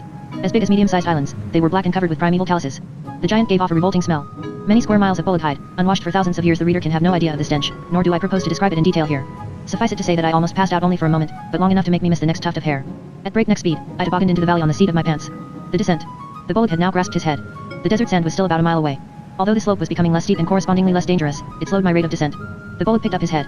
The hairy track beneath me gave a lurch. I pitched forwards, turned several somersaults, and continued to slide down it on my belly. The track drew taut. Only a few yards to the ground. On this occasion, too, it was the giant's sluggish movements that largely contributed to my escape. A bullock was slow, but a megabolog was monstrously slow. I was able to stand up and run the remaining few yards. At long last, I sank to the hard ground. I crawled a bit further on all fours, then scrambled to my feet. A very rare spectacle was unfolding high above me, the replacement of a megabolog's head. The gigantic cyclops twisted his skull to and fro with an unpleasant, crunching sound. Then came a click that rang out far across Zamonia. The head had snapped into place. For the first time for many thousands of years, the bullock was surveying his surroundings through his single, cyclopean eye. I prayed he wouldn't decide to make for Atlantis. Eventually he turned and headed south towards the Zamonian Gulf. Perhaps he felt like taking a dip in the sea. So did I, as a matter of fact. I could hear it from far away, that sound which only very big cities can produce, a sound consisting of all sounds rolled into one, the hum of voices and the cries of animals, bells ringing and the chink of coins, children's laughter and hammers beating metal, knives and forks clattering and 1,000 doors slamming, the grandiose sound of life, of birth and death, itself. I made for the city like a dog hauled along on a leash, slowly and rather fearfully at first, then faster and faster until I broke into a loping run. Atlantis seemed to exert a magnetic attraction. The louder the hum of the city became, the more I itched to find out who or what was making all those sounds. At last I stood panting outside the gate, only one of many, but that I didn't discover until later. Looming over me were two black marble columns at least 60 feet high. They bore a plaque engraved with the following words. Between the columns stood an impressive individual 3 times my size and 3 times as hairy, with glassy red eyes and twice as many teeth in his mouth. In his hand was an implement that would have lent itself to innumerable uses, on his head a military-style peaked cap of blown glass. Although I didn't know it at the time, he was a trooper in the municipal guard, a unit traditionally recruited from Yetis alone. The Yeti looked down at me sternly and tapped his cap with the implement. The glass gave out a high-pitched ping. Hello there. Are you a human being, or directly related to, or on close terms with, or related by marriage to, or financially dependent upon, or romantically involved with, any member of the human race? No, I replied. I'm a blue bear. Of course you are, I'm not a halfwit. I have to ask, it's my job. Welcome to Atlantis, the city with a future. You see that griffin up there? He leveled his tool at the summit of a minaret jutting into the sky behind him. Seated on the topmost parapet was a huge griffin. Yes, I replied. It's a genuine griffin. Do you know what that means? No, I said. It means it's a genuine griffin. He gave me a long, enigmatic look, then waved me on. Just as I was slinking past him with my head down, the ground suddenly shook. It was only a slight tremor. The Yeti and I swayed a little, then it stopped. What was that? I asked. An earthquake. It's harmless, we get lots of them. Welcome to Atlantis. From the Encyclopedia of Marvels, Life Forms, and Other Phenomena of Zamonia and its Environs. By Professor Abdullah Nightingale. Atlantis. Capital and seat of government of the continent of Zamonia. Classified as a megalopolis, Atlantis is divided into 5 administrative districts, each of which really constitutes a kingdom in its own right: Naltatus, Sitnalta, Titalands, Todilands, and... Thanks, but we already know that. At the time of my arrival, Atlantis was by way of being the world center for non- or half-human life forms. Human beings were simply not admitted in consequence of the Zamonian War of Succession. It happened like this. Human beings used to make up 1/3 of the population of Atlantis until they and the Norselanders became embroiled in a dispute over who should be mayor of the city, which in practice meant governor of all Zamonia. City Hall had been controlled by the Norselanders for several generations, and the mayoral office continued to be handed down from father to son until, one day, the inhabitants condemned this as nepotism and demanded free elections. Some heated arguments ensued, at first of a verbal nature only, but the opposing camps ended by resorting to violence. The Zamonian War of Succession. In the course of the wholesale free-for-all that broke out during a debate in the municipal senate between human and Norselander politicians, a Norselander was pushed out of the window in the general confusion and broke his ear. The structure of a Norselander's ear is very complex, with a fragile osseous system. With considerable diplomatic skill, the Norselanders took advantage of this incident to form an alliance with almost all the city's other non- or semi-human life forms, thereby imposing what amounted to a strict local ban on humans. The latter resentfully emigrated to other continents, where in a spirit of defiance, so to speak, they founded metropolises such as Rome, Constantinople, and London, from which semi- or non-human life forms, and Norselanders in particular, were debarred in their turn. The ban on human beings. What resulted was the breach between humans, semi-humans, and non-humans that persists to this day. That is why dwarfs, demons, troglotrolls, witches, and other non-human manifestations hide themselves away from human eyes. A similar fate attended the few humans remaining in Zamonia, who either steered clear of Atlantis or went off into the desert like the ones I got to know in Tornado City. The Andal writes. So Atlantis was ruled by Norselanders. These rather disagreeable creatures allegedly hailed from Norway, or possibly from Iceland. They were reputed to have reached Atlantis by clinging to Viking ships, a myth, perhaps, but one that does at least say much for their stamina. Norselanders were elks with human bodies. They walked erect, and extremely long, sensitive, protruding ears. It's hard to say what made them, in particular, such good politicians. Perhaps it was their ultra-sensitive hearing. According to one Atlantean proverb, a Norselander could hear the wind change before the wind itself became aware of it. Clods, hazel witches, glacier gophers, and other Atlanteans. Other denizens of Atlantis included Florenthian clods, a very sociable species of large dog bat with wings and dark fur, Melanos sprites, Grailsundian hazel witches, North Zamonian zombies, harvest home hamsters, glacier gophers, whose ancestors came from Greenland, shivering sound shrews, and scampering hordes of much water mannequins. Most of the inhabitants of Zamonia originated on other continents. Among them were the Italian doombirds. These strange hybrids, a cross between a human and a chicken, resembled normal farmyard fowl in outward appearance but spoke in deep bass voices, generally of impending disaster. Beneath Atlantis' numerous bridges resided the Bobkins, a timid race of likable, helpful little gnomes who voluntarily collected the city's refuse at night. Also living on the waterfront in corrugated iron shacks were the wildlings, a fascinating bunch of hybrids, at times half human, half fish, at other times half goat, half insect. Much to everyone's relief, they kept themselves to themselves. Bufetistas and blood dumbs. At the street corners sat bufetistas, toad-like creatures from Portugal who sang melancholy ditties about unrequited love and other injustices. Passers-by were rudely pestered for coins by fearsome-looking blood dumbs, from the waist up, shaggy black bears with huge projecting teeth, below that, bony humans with blood-red skin and preternaturally large feet. Blood dumbs were always to be found where uncouth behavior was called for. Zamonian Wolperdingers. Zamonian Wolperdingers were universally respected but ever so slightly feared because of the mock battles they staged with much clashing of antlers. Their ancestors came from Lapland. Antlers apart, they looked almost like normal canines, except that they were 10 feet tall and walked on their hind legs. Most Wolperdingers hired themselves out as bodyguards or bouncers. Koopbukes. Koopbukes baked little yeast cakes on open grass fires and sold them so cheaply that they had, to all intents and purposes, become a staple food. Very small, spherical in shape, and entirely covered with fur, Koopbukes were of pure Zamonian stock. Legend had it that they grew in the graveyard marshes of Dol. Rickshaw demons. Responsible for transportation were Chinese rickshaw demons, unutterably hideous creatures with huge calf muscles. They simply perched you on their humpbacks, however much you weighed, and raced off like the wind. Sedge gnomes. The African Tangawongas were sedge gnomes not much bigger than children of 3 but immensely quick, strong, and pugnacious. The Irish druids, by contrast, were peaceable but not wholly innocuous. They were said to be able to turn you into a harp or a lump of peat if you insulted their native island. Trifakirs. Noontide ghouls. The Central Indian Trifakirs, though something of a pest, were quite harmless. They always appeared in threes, of course, and made a practice of handing out metal-headed philosophical tracts. The Noontide ghouls, who hailed from Asia and preferred to get up to their tricks in the middle of the day, looked like paper cutouts. Nobody knew what to make of them. Ghosts that appear during the day are not very impressive, after all, because they forfeit their spooky appearance. Having a disembodied spirit in your home in broad daylight is merely a nuisance, nothing more. The Noontide ghouls were undeterred, however, and would continue their monkey business even when you ignored them and got on with your lunch. Droks. The Droks, amusing little mini dragons belonging to the goblin family, were good-natured, well-meaning house spirits. They had nothing in common with big, fire-breathing dragons apart from their physical resemblance. Just as a dolphin isn't a fish but a mammal, so Droks weren't dragons but well, something else. They even brought you good luck if you treated them with respect, and by respect the Droks meant mainly first-class board and lodging. But keeping them was rather like going in for the lottery. You could pamper them for years and get nothing in return, whereas someone else could invite a Drak to a meal just once, and the next day he would find a bucket full of gold on his doorstep. Droks also had a curious knack of transforming themselves into wet dogs for brief periods, something they particularly liked to do on high days and holidays. Toothworms. Toothworms occupied the lowest rung on the social ladder. Originally natives of the Swiss Alps, they were somehow out of place in a big city. Persons of stable temperament were repelled by their subservient, groveling manner, but blood dumbs liked to keep them as salaried domestic pets and used them to fetch their newspapers for them. Griffins. Griffins, which were breathtakingly beautiful lion-eagle crossbreeds, had huge black wings like angels of death. They were Atlantis' unofficial police force and primarily responsible for the fact that conditions in such a vast, chaotic city were so relatively peaceful. Everyone respected the Griffins, not only because of their physical superiority but, above all, for their Solomonic integrity and sportsmanlike fairness. Like symbols of justice carved in granite, they perched almost motionless on the tops of the city's skyscrapers, minarets, and pyramids, their keen eyes scanning the busy streets below. You had to have witnessed the arrival of a griffin to know how authority should be personified. Its wings created more noise and turbulence than a tornado, and when it dug its talons into the ground and opened its mighty beak to emit a roar worthy of a whole pride of lions, you stopped whatever you happened to be doing. Gargoyles. The Griffins were assisted by gargoyles, a winged species of gnome whose appearance varied greatly. This was because the gargoyles of Atlantis came from a wide variety of continents and had interbred over the millennia. Some specimens had the bodies of humpbacked dwarfs and semi-human faces, others reptilian tails and dragons' heads, and others webbed feet and gnome-like features, but all had small, leathery wings. They took care of any minor misdemeanors, traffic offenses, cases of shoplifting, nocturnal breaches of the peace, etc. that would not have warranted the intervention of a griffin. It was the gargoyles' rather sinister appearance and somewhat brusque manner that accounted for the remarkably low crime rate in Atlantis. The stone figures of these creatures still to be seen on churches or old buildings in many modern cities were carved by sculptors who at one time lived in Atlantis. Hoopoes. The hoopoes also had wings but enjoyed considerably less respect. Indeed, nearly everyone pursued them because of the rumor that their feathers brought good luck in matters of the heart. This meant that only the proximity of a griffin could make a hoopoo feel reasonably secure. Not only were seated griffins encircled by the usual fluttering gargoyles, a big flock of hoopoes would also be jostling for position on some nearby gutter. Big-footed birds. Big-footed birds were half duck, half bush witch, more precisely, women with duck's bills up top and ducks with very big women's feet below. They were entirely harmless, even though they cursed everything and anyone that crossed their path. Quacking and vituperating, they restlessly roamed the streets of Atlantis on their own, and it must be accounted a blessing that no one understood their language except the birds themselves. Their profanities became truly dramatic when two of them happened to bump into each other. If this occurred at night, sleep was out of the question within a radius of 3 miles. Dragons. Atlantis had its dragons too, of course over 500 of them, so it was said, though they were never seen. Sewer dragons lived in the subterranean part of the city, of which more later, because they really belonged to the scaleworm family, whose members favored cool, damp, unstressful conditions on account of their high blood pressure. For the present, all I shall say of them is this: yes, they really can breathe fire. No, they don't abduct damsels in distress. Yes, they have human voices, at least, the one I encountered did, and yes, they can become very, very vicious if you cross their path at the wrong moment. Duodwarfs. Duodwarfs walked around all over the place, quarreling with themselves. Pathetic creatures belonging to the genus Contradicens, they comprised a speaking head and a speaking stomach that were always at odds over everything, no matter what. Chimeras. Chimeras were extremely annoying and unpopular creatures. Members of the overweight pressure sprite family, they were enabled by their bat-like wings to gain access to any bedroom by night, there to perch on the chests of slumbering citizens and give them nightmares. This did no one any good, not even the chimeras themselves, so the Norselanders, with the griffins' tacit consent, declared them fair game. The only result, however, was that the chimeras transferred their roosts and hatcheries to even more secluded places, of which Atlantis had plenty. It was even rumored that the chimeras had discovered the secret tunnels leading to the Atlantean pyramids and installed themselves there. Popples.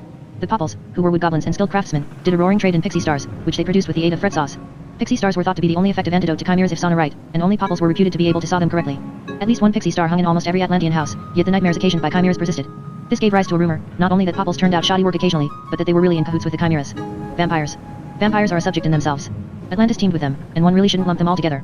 For a start, it entirely depended what they lived on, and very few of them lived on blood. Those that did were unpleasant creatures of whom most lived in the ruins of the Italian cathedral, which no one in his right mind entered after sunset. Contrary to all modern descriptions, blood-sucking vampires looked like big, dark-furred cats with baboon-like faces and the short, leathery wings of a bat. Also contrary to all the legends about them, they were not necessarily dependent on blood and quite capable of living on a normal diet even on garbage, if they pulled themselves together. There were also blood-drinking vampires that acquired their blood by legal means. They purchased it from one of the numerous Atlantean blood-broking establishments. These vampires included Buerogs, ferret-like creatures with projecting teeth and good manners, Italian blood slurpers, obese mountain demons with two faces, and Transylvanian werewolves, which traditionally ran the said blood-broking businesses. All factals. The remaining, considerably more innocuous vampires were dependent on smell, touch, and hearing. One example of the first category was the olfactal, an extremely thin vampire some 4 feet long and equipped with as many as 15 noses. Olfactals fed exclusively on body odors of all kinds. Although superficially unattractive, this habit had a very practical side.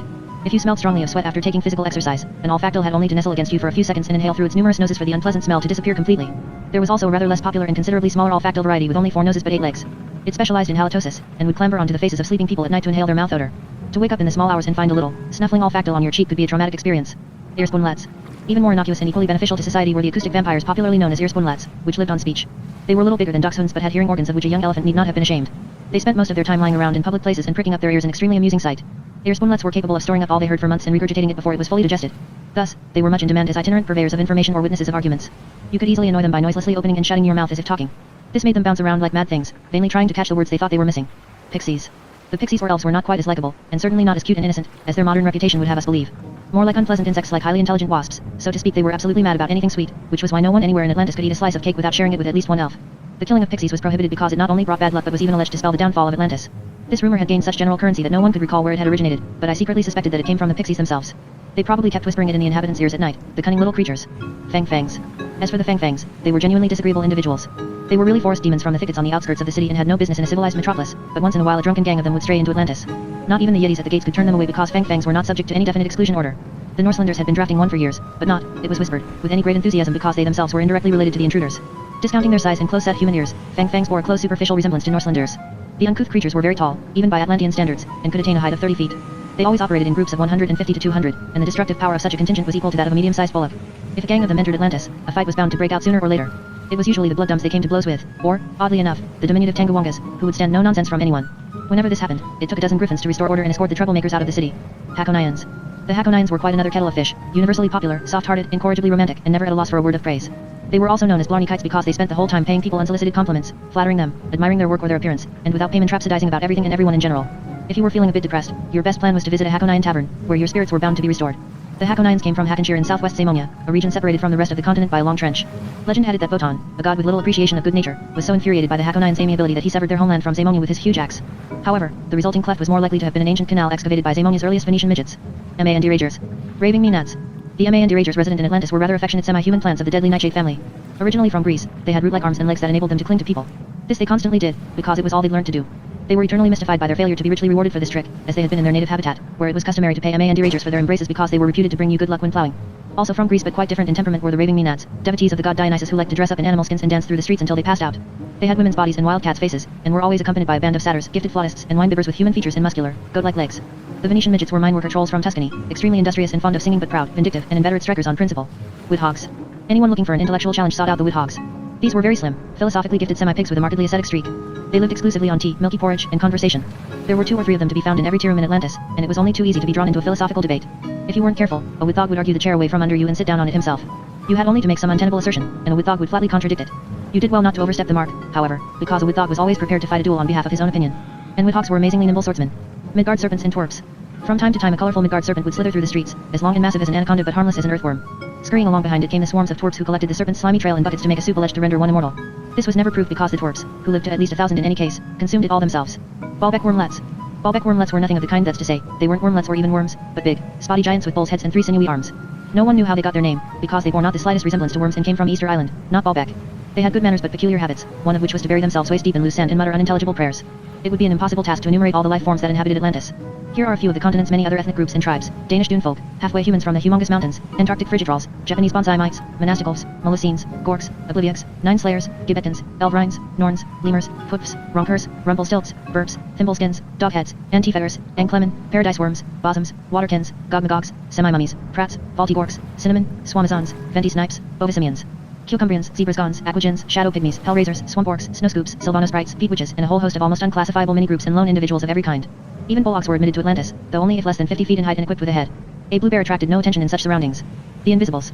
Oh yes, to complete the picture I should add that there were also the so-called Invisibles, social misfits, and radical dropouts who had retreated to the ancient, disused sewers of Atlantis. They never showed themselves in the streets by day. Only at night, and very seldom even then, did they crawl out of their tunnels and into the open to perform the few really essential tasks that compelled them to remain in contact with the world above. There was even a rumor that the ones who did come to the surface were not true Invisibles but their aides and intermediaries. Genuine Invisibles were said to be really invisible and not of this world. This, at any rate, was what parents told disobedient children, not forgetting to add a dire warning that Invisibles had a fondness for kidnapping fractious youngsters and hauling them off to their catacombs. The creatures that lived beneath the streets were rather like the sacred cows of Atlantis. Although they made no contribution to the common good, the city's inhabitants cherished a natural respect for them, partly out of fear and partly from superstition. At all events, it was the Atlanteans' inviolable custom to throw surplus foodstuffs, obsolete household equipment and other donations into the ancient sewers as sacrificial offerings to those who dwelt in darkness. All they would hear was an eager, rustling sound in the depths, and the gifts disappeared. This was why Atlantis had no beggars, no pavement dwellers, and no genuine poor or none that were visible, at least. Anyone who couldn't cope with the world of daylight vanished into the sewers and was never seen again. Atlantean architecture. The city displayed every conceivable form of architecture plus a few more besides. Representatives of every nation that ever sailed the seas in ships had visited Atlantis at some stage and left their architectural traces behind. The descendants of some Egyptian pirates had erected as Egyptians tend to do several huge sandstone pyramids whose entrances were still being sought when I arrived in Atlantis. The dead were reputed not only to live inside them but to go about their daily business there in the normal way. These gruesome rumors did not deter Atlanteans from using the terraces, which were almost completely overgrown with grass and creeper, as picnic sites on fine summer days. At night, however, when the pyramids creaked and groaned and weird bell music issued from deep inside, they gave them a wide berth. Arabs had constructed minarets and labyrinthine casbahs made up of low, whitewashed buildings. They were also responsible for those urban districts that consisted almost entirely of tents. The Italians, who had built vast cathedrals with lavishly decorated interiors and erected huge, ostentatious statues, preferred to live in narrow alleyways flanked by houses with peeling stucco walls and washing lines suspended between them. The Italians were also fond of ruins, so they partially demolished their showplaces and abandoned them to the weeds and wild vine. What made these ruins so interesting, once they had been gnawed by the teeth of time, was that they were ruins of ruins and more ruined than that you can't get. The Menhir gnomes from Normandy had erected monoliths in every sizable square and opened little cafes around the sides. There they served coffee so strong that it made your head wobble for hours afterwards if you weren't used to it. At night the granite dwarfs from the south of England, who were at loggerheads with the Menhir dwarfs, knocked the monoliths over or constructed bizarre sculptures with them. It was one of Atlantis' abiding mysteries where the little creatures found the strength to do this. The most superficially primitive but because of their monstrous size visually impressive buildings in Atlantis had been erected by the Australian ant people. These were anthills of immense proportions, many of their towers being several miles high. The ant people, human below the waist and Formicine above, were respected for their diligence. The streets were spotless, thanks to the indefatigable way in which they collected refuse free of charge and incorporated it in their towers. Thus the latter were really nothing more than ever-growing rubbish dumps with firmly cemented exteriors. The ant people's physical strength was impressive.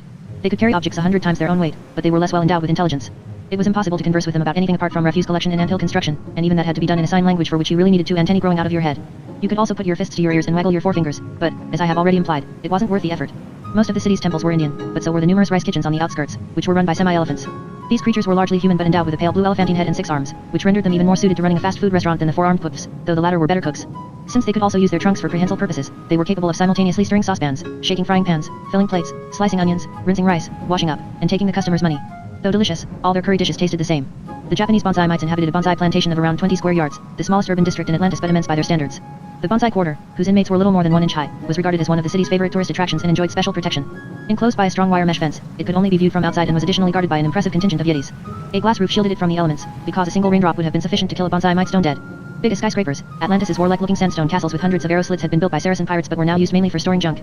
Proliferating inside them, so it was said, were innumerable cackertrats, extremely unpopular creatures of which more in due course.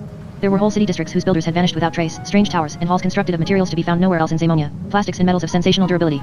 Most of these buildings consisted of a material resembling burnished copper but much harder and more imperishable. Although they had allegedly stood for thousands of years, no downpours or meteor storms had dulled or scratched their gleaming surfaces. Their windows were huge, circular, multicolored crystals that concentrated the light in a very economical way and distributed it over the interior spaces. The floors and ceilings were made of a glass-like substance that glowed green in the dark and seemed to breathe. Erected in the squares in these city districts were monstrous statues 5 times as big as those of the Italians. Portrayals of creatures unlike anything that existed in Zamonia or elsewhere in the world. These statues were surprisingly enough of polished wood, though the wood came from trees as hard and durable as high-grade steel. Many of these buildings were governed by the strangest natural laws. Water flowed uphill in them, and they were allegedly haunted on a vast scale. The furniture insofar as the outlandish objects jutting from their walls, floors, and ceilings could be described as such was said to hold nocturnal conversations. Not even the most hard-boiled citizens of Atlantis ventured to occupy these buildings, even though all their doors stood open. It was whispered that the Invisibles had lived there before they retreated to the sewers. The goat is 100 stories high were a Chinese legacy. The Chinese had also, for some unknown reason, tried to bisect the city with a great wall but had lost interest at some stage, so all that remained of it was a low mound 18 inches high, 20 miles long, and breached in numerous places. The Vikings had left behind hundreds of elongated timber buildings now used by Smorgard dwarfs, who tended the cauldrons of water that steamed on eternal fires inside them. Atlanteans liked to meet there on cold days to sweat and pay the dwarfs to thrash them with bundles of reeds in their opinion, an aid to good health. In accordance with the proverb that a greenhouse arises wherever 2 Dutchmen meet, the Dutch had glassed over whole city districts. These were now used for growing their giant tomatoes by corn demons of Celtic stock. Modes of transport. The Venetian midgets had nostalgically crisscrossed the entire city with canals on which they liked to spend their leisure hours rowing colorful gondolas and belting out sentimental arias. You could get almost anywhere by way of these canals provided you had a boat and knew your way around. Other forms of transportation included the underground tramway system, the aforesaid rickshaw demons, some domesticated Midgard serpents, giant snail coaches, romantic but slow, a large number of captive balloons, and a Zamonian version of the streetcar powered by Nightingalian ant motors. The tramway. The underground tramway was a complex network of tracks operated by dwarf miners and propelled by gravity. You entered an underground station somewhere in the city and were loaded aboard one of the tramcars, which were usually coupled together in tens. Then, having blown his horn, a dwarf miner in the leading car would release the brakes and off you went, hell for leather, through tunnels illuminated by blazing torches. Traveling by tramway was not for the faint-hearted. You went downhill all the way from A to B, the sole motive power deriving from the gradient and the weight of the cars and their occupants. At many points the cars reached a speed of 100 mph or more. On bends the showers of sparks were very impressive, and there were derailments from time to time. At point B you alighted with trembling knees and regained the daylight by way of a long spiral staircase. The tramcars were hoisted by means of ropes and tackle onto different tracks that led in many other directions. If your nerves were strong enough, you could reach almost every part of Atlantis by changing several times. Tethered balloons. Suspended above the city from pylons were cables along which captive balloons traveled. This guaranteed that the balloons, most of them equipped with spacious gondolas, were not too dependent on the winds. If the air currents were unfavorable, passengers could lend a hand and drive the airship along with the aid of a large propeller. Provided for this purpose was a long crankshaft running the length of the gondola within easy reach of every seat. The streetcar network was a municipal, tax-funded system on which citizens could travel free of charge. It was manned by a permanent staff of ant people, who were, logically enough, experts at maintaining ant motors. Illstatna Boulevard. Cutting right across Atlantis was a broad boulevard known as the Illstatna, an exclusively commercial thoroughfare offering every known commodity and service in the contemporary world, including restaurants to suit every nationality and outlandish dietary requirement. Zamonian Wolperdingers, who were good chess players, had taken advantage of this to establish a chain of Wolperdinger chess cafes. Here, while eating snacks and drinking strong beer, customers could lose to a Zamonian Wolperdinger at chess. Nobody had ever defeated a Zamonian Wolperdinger, perhaps because nobody dared to. The fur dressing salons were mainly patronized, of course, by furry creatures. They were run by Molosines, a hairless type of dwarf with a penchant for gossip and a positively artistic way of wielding brush, comb, and scissors. I went there at least once a week, passing garlic bakeries, twerp tailoring establishments, Chinese laundries, tooth-pulling clinics, run by blood dumbs, fortune tellers' tents in which Italian doombirds made dire predictions, betting shops, foot care studios, herbal tea rooms, malediction bureaus, where you could pay shamans to curse your enemies, dance halls, cryptic bookstores, containing books found exclusively in Atlantis and written in still undeciphered languages, spitting taverns, where, for a small charge, you could spit to your heart's content on sawdust-covered floors, briquette boutiques, fried ham stalls, cafes, boxing booths, beer gardens, and other products of Atlantean business acumen. Other life forms, other customs. The inhabitants of Atlantis had requirements that far transcended those of human beings. Gnomes, for example, no matter where they hailed from, found it hard to resist footwear made of reeds, with the result that there were countless shoe shops selling grotesque shoes woven from that material. Although non-gnomes would pass such establishments shaking their heads, they would be thronged with gnomes avidly trying on one reed shoe after another. Irish druids, for their part, had a love of austerity that manifested itself in their businesses as well. Druid shops were the bleakest places imaginable. All that most of them contained were some rickety shelves on which lay a few mossy stones, misshapen twigs, and pieces of damp driftwood, yet in business hours the druids fought to get at these wares as if they were the Ornean crown jewels. Atlantis also had its so-called rumor cookshops. Run by Ornean dune toads, these were small establishments in which you could partake of rumors. The cooking was done at large, circular wooden tables round which the toads sat busily smoking cigarettes and whispering together. Little by little, their whispers, slanders and unverifiable allegations combined to produce an interesting rumor that could be picked up, taken home, and passed on. For instance, that the mayor of Atlantis secretly dined on the contents of trash cans at night. Hide thrasheries were gloomy little establishments, most of them situated in basements, where Yahalian dervishes thrashed uncured hides with heavy iron carpet beaters, singing melancholy songs in Yahalian the while. Only those who brought their hides to be beaten knew the purpose of this procedure, but they preserved a stubborn silence on the subject. And that was probably the whole secret of Atlantean society. Few minded what their fellow citizens got up to as long as they themselves were left in peace. Atlantean politics. Politics had really been a dead letter since the Zamonian War of Succession. In very early times the various urban districts had been ruled by kings. Then, by employing a series of diplomatic stratagems, the Norselanders had taken over the reins of government while the kings confined themselves to ceremonial duties. The latter did little more than attend the opening of new supermarkets, run marathons for charity, deliver graveside addresses at the funerals of prominent citizens, or turn up on major sporting occasions. One exception was King Snalatat XXIII of Toddy Lands, who had lost his reason at some stage during the Zamonian War of Succession and ran naked through the streets making unintelligible government announcements. His last edict was that all Norselanders over the age of 13 be painted yellow and lined up in a row to have their feet tickled. The people of Atlantis really governed themselves, a system that worked well at times, less well at others, and sometimes not at all. Total chaos broke out about once a month. Either one of the dwarf communities would draw attention to some form of discrimination by clogging the sewers with toilet paper, or the rickshaw demons and the Venetian midgets would call a solidarity strike, thereby paralyzing the entire transport system and cutting off supplies of fuel. Absolute chaos in such a confined space very soon became intolerable, however, so everything calmed down after 2 days at most and before any sensible strike demands could be put, let alone met. Then everything returned to normal. Atlantis really functioned like an anthill. Although at first glance it looked completely chaotic and conformed to no discernible system, it held together and served a single common purpose, the survival and functional efficiency of a gigantic and alarming, wonderful, and incomprehensible city. A culture shock. To someone who had spent most of his previous life at sea, in the desert, on small islands, or in enclosed labyrinths, such a massive concentration of different life forms and cultures was like a blow with an invisible club. I must have resembled someone who had just been hit on the head as I tottered through the streets of Atlantis open-mouthed, continually turning on the spot to marvel at some unfamiliar sight. Several hours went by before I paused at an intersection, each corner of which was guarded by a black marble lion at least 300 feet high. It was late afternoon by now. Atlanteans were strolling, jostling, and shoving each other around me. My feet were beginning to ache, and I hadn't the slightest idea exactly where I was, where I wanted to go, or what there was for supper. I had hitherto been used to being given my food or finding it in my natural surroundings. Nightingale's lessons had taught me that different laws prevailed in big cities, which meant, among other things, that you paid for your meals with money, to be precise. I had already noticed that Atlantean money consisted mainly of gold, silver, and copper pyramids of various sizes. In a Pupfront pizzeria, for example, you could buy a delicious maize pancake smothered in just about everything a person could eat. During the last hour, Pupf pizza had become, for me, the most desirable object in the universe. Pizzas were obtainable on almost every street corner, and wherever you walked or stood you could see chins draped in skeins of cheese from one of those pancakes with the alluring aroma. Pretty impressive, Gah, said a voice beside me. A tobacco dwarf named Kemluther in Havana. It was a tobacco elf, a southern jungle dwarf of the rainforest family, creatures who normally liked to pursue their nefarious activities on tobacco plantations and had more or less normal dwarfish habits that much I knew from Nightingale's classes. They were recognizable by their tastelessly garish home-knitted caps, olive complexions, absurdly curly mustaches, and the gargling sound they made whenever they said an R. They also tacked a Gah onto every remark they made. Depending on the context, this could mean all manner of things. Incidental note, Zaimonian was spoken in Atlantis by common consent, fortunately, but every little ethnic group had smuggled its own dialect into the language. Many interspersed all they said with saliva-rich sibilants, others with hoarse bellows, and others prefaced every word with an et. The easiest to understand were educated druids, who spoke academically precise High Zaimonian. Least comprehensible were the horned imbeciles, who communicated in a croaking sing-song. They sounded like an opera singer with a moth in his throat. But nobody conversed with the horned imbeciles in any case, so that problem, like so many others in Atlantis, resolved itself. Yes indeed, I said absently, being engrossed in the sight of a bloodum who was disposing of a put pizza in 3 quick gulps. The lens, I mean. I awakened from my put pizza trance. Oh, the lens. Yes, they're very fine. Beautifully carved. Lovely and smooth. Gah, they weren't carved, the dwarf replied almost lovingly. They were hand-polished with paper handkerchiefs. Can you imagine how long it takes, Gah, to polish a sculpture like that out of marble with tissues? I tried to express my admiration. An amazing feat, I said, and meant it.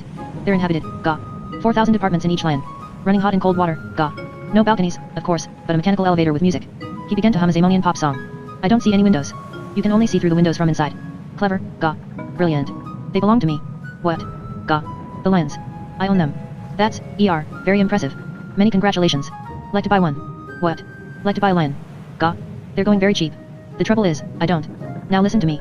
The dwarf lowered his voice and glanced anxiously in all directions. I've taken to you, Gah. That's why I'm going to quote you a crazy price, Gah, 10 piras. He proceeded to slap his own face to punish himself for making such an altruistic proposition. Gah, Gah, he cried at every slap. What an idiot I am. I'll never make a good businessman. I gave him a lingering stare. In Atlantis, 10 piras would just about buy you a pizza. I felt offended. I must have looked an utter nincompoop for him to have tried to bamboozle me with the oldest tourist trick in the world. Okay, Gah, he said, and improved his offer. Call it 5 piras. And that was how I got to know Chemluthor and Havana, who became my best friend in Atlantis. Once I had made it clear to Chemluthor, first that I hadn't escaped from a funny farm and secondly that I didn't have a pira to my name, he promptly changed his tactics. He was determined to make money out of me somehow, quite how, he didn't yet know, but he stuck to me like glue. You're something special, Gah. You're blue. You're a bear. You're a rarity. Gah.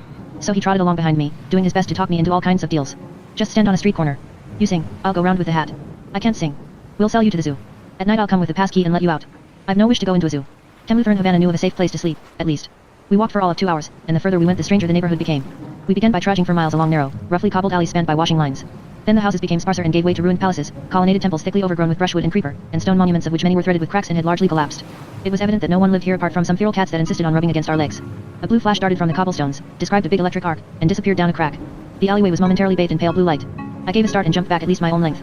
Chemluthor made a dismissive gesture. Greased lightning, he said. It's harmless. From the Encyclopedia of Marvels, Life Forms, and Other Phenomena of Zaimonia and its Environs. By Professor Abdullah Nightingale. Greased lightning. Natural phenomenon observed exclusively in the city of Atlantis for the past several hundred years. Generally bow-shaped and blue in color, electrical discharges come shooting out of the ground, usually at night. Although no adequate scientific explanation of them has yet been found, it has at least been ascertained that these shafts of lightning pose no health hazard other than the possibility of death by mental trauma. We crossed a broad, open square in the midst of which a black obelisk fully 60 feet high projected skywards from a dried-up fountain. Several dozen cats lay in the basin, purring and licking their paws. Beyond the obelisk stood the biggest cathedral I'd so far seen in Atlantis. It was built of white marble and surmounted by a green cupola, a good third of which had fallen in. Our sleeping quarters, Chemluthor said with a grin. In the cathedral. A flight of steps as wide as one of the city's thoroughfares led up to the entrance, which was guarded by 2 stone cyclopses the height of a house. The door, or rather, gate stood open. As big as the stern of a 3-master, one of the gates had come off its hinges and crashed to the floor of the nave a long time ago, to judge by the tufts of grass, thistles, nettles and small trees sprouting from its joints. A swarm of pigeons fluttered into the air as we stepped over it into the ruined cathedral. Some lean brown shapes scurried off into the shadows at our approach. We climbed another big flight of steps to a gallery. The interior of the cathedral looked absurdly ill-constructed, probably because of its dilapidation. Steps led nowhere, half-demolished arches jutted pointlessly into space, fallen columns, and shattered fragments of the cupola barred our path, overgrown with weeds. The sun's dying rays slanted down through the dilapidated roof, dramatically illuminating the headless, armless statues in the cathedral's niches. At one point a huge half-relief carved into a red marble wall portrayed a robed Grim Reaper wielding his scythe. I didn't care for the place, but it would soon be nightfall and I couldn't afford to be choosy. At least there aren't any Kacker-Trats here, Gah. Chemluthor remarked while we were collecting some big wads of moss to sleep on. Kacker-Trats. What are they? What are Kacker-Trats? Hard to say, Gah. Who knows? From the Encyclopedia of Marvels, Life Forms, and Other Phenomena of Zaimonia and its Environs. By Professor Abdullah Nightingale. Kacker-Trats. Unpopular animal mutation combining the genes of pigeons, rats and cockroaches. 4 to 5 feet long, Kacker-Trats are large canal rats with pigeons' wings, bird-like beaks and legs, and the antennae and digestive organs of cockroaches. Their sole legacy from the rat is a long, rubbery tail. Even the most painstaking autopsies have failed to discover the Kacker-Trat's brain. The body's control mechanism is therefore assumed to be located somewhere in the gastrointestinal tract, which forms the bulk of the creature's innards. Also lacking is a heart, but this deficiency is offset by an outsized liver capable of digesting the most poisonous foodstuffs and facilitating the circulation of the blood, which resembles putrid egg yolk in smell and consistency. Kacker-Trats prefer to hunt for their food under cover of darkness. Their diet consists mainly of household trash and carrion, but they will also attack sizable living creatures in times of famine. Kacker-Trats are the only known scavengers that devour the bones, toenails and eyelashes of their prey. Ugh. Are you sure there aren't any Kacker-Trats here? You can never be absolutely sure of anything, Gah. I was beginning to have my doubts about Chemluthor's qualifications as a tourist guide. How often have you spent the night here? Oh, often. How often? Lots of times. Come on, how many times? Once. Once. Honestly? When was that? Alright, tonight's the first time, Gah. There always has to be a first time. Happy now? Can we get some sleep at last? Gah. It took Chemluthor and Havana only a few minutes to make the transition from rhythmical breathing to a dreamer's happy little whimpers, whereas I lay awake for ages.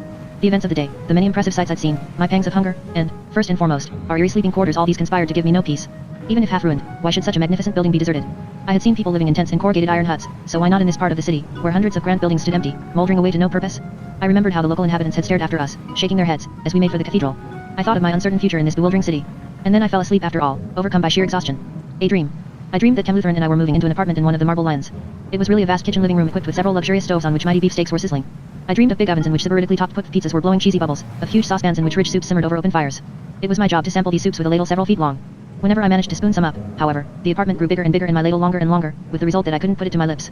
I lost my temper and hurled the ladle through a window, whereupon dozens of cackard trats came fluttering in through the hole and proceeded to gobble everything up. One of them alighted on my chest and began to nibble my eyelashes. Its weight was unendurable. I felt I was suffocating, because the creature was also devouring my breath. Then I woke up and the reality was almost worse than my nightmare. An 8-legged lesser olfactyl sat perched on my cheek, inhaling my mouth odor with avid squeaks. Meanwhile, a fat chimera had hunkered down on my chest and was regarding me with an impudent grin. No dream. I let out a yell and brushed the olfactyl off my cheek. It landed on the flagstones, scuttled off zigzag fashion, and disappeared down a crack. I lashed out at the chimera with my fist, but it skillfully dodged the blow, fluttered into the air, and vanished into the shadows with a bleeding laugh. I leapt to my feet, screaming, and bombarded Cam Lutheran with reproaches. Still half asleep, he hadn't a clue what was wrong. You had a bad dream, Gah, he said indifferently. Go back to sleep. It wasn't a dream. There was a thing on my chest, and another on my face. At that stage I didn't know what olfactyls and chimeras were, but it wouldn't have made much difference to my state of mind if I had known. I was far too agitated even to sit down. I stood there, breathing heavily, and scanned the bewildering maze of shadows in the cathedral's interior. Darkness flickered over the walls like black flames. Something uttered a snarl. There are animals of some kind in here, I whispered. Poof. A few rats, perhaps, said Cam Lutheran, trying to reassure me. Lie down again, Gah.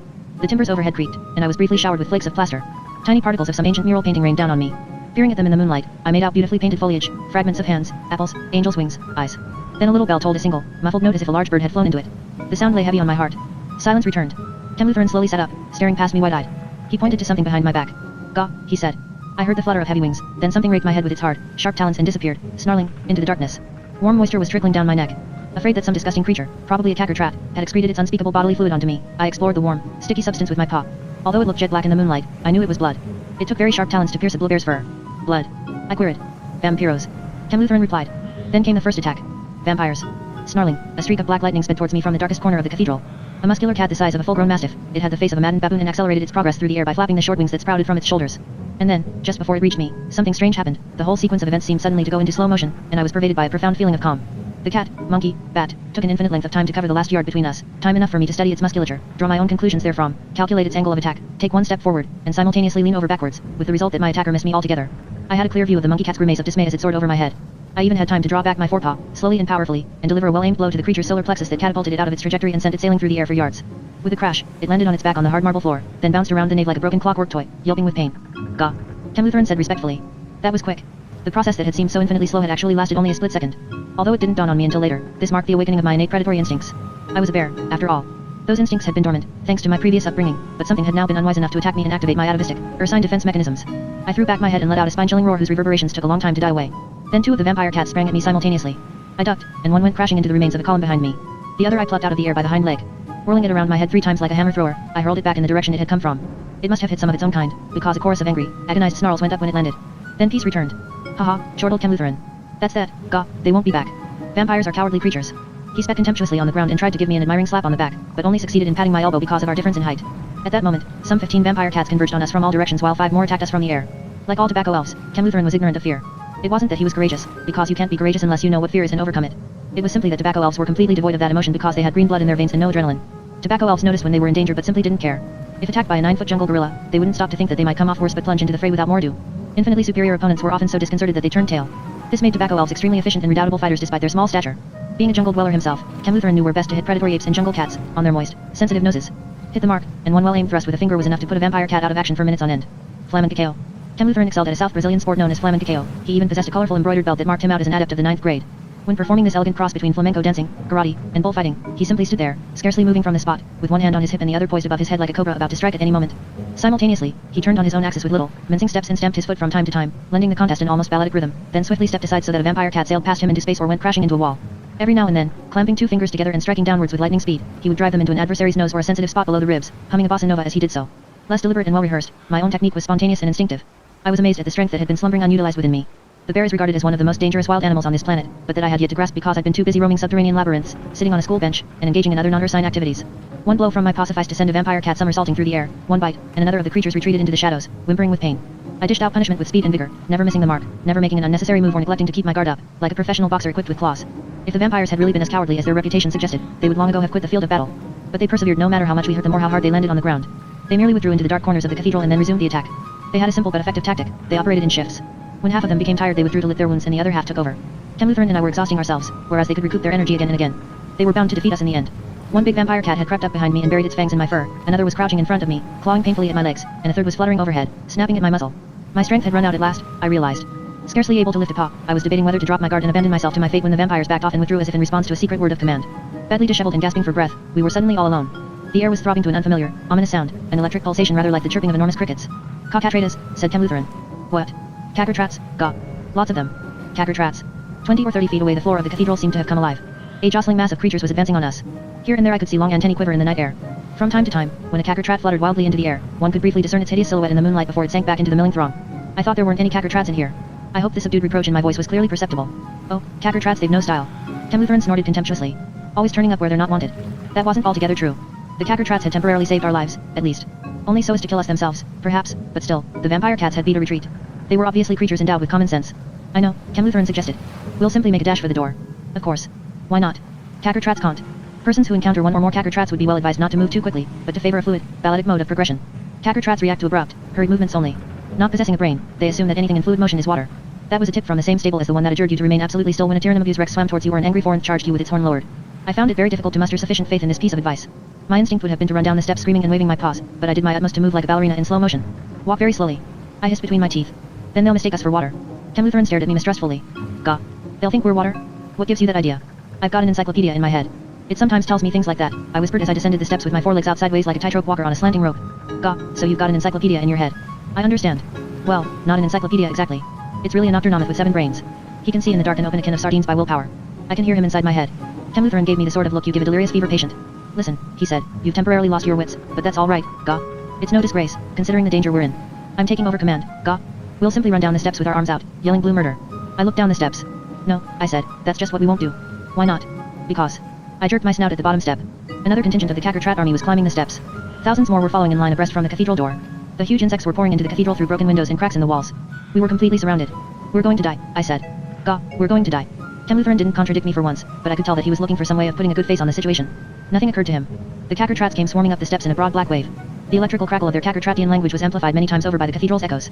Something was moving beneath my foot, in the gloom. I had trodden full on a cackertrat. I leapt aside in disgust and picked up a piece of stone, intending to smash the insect's skull.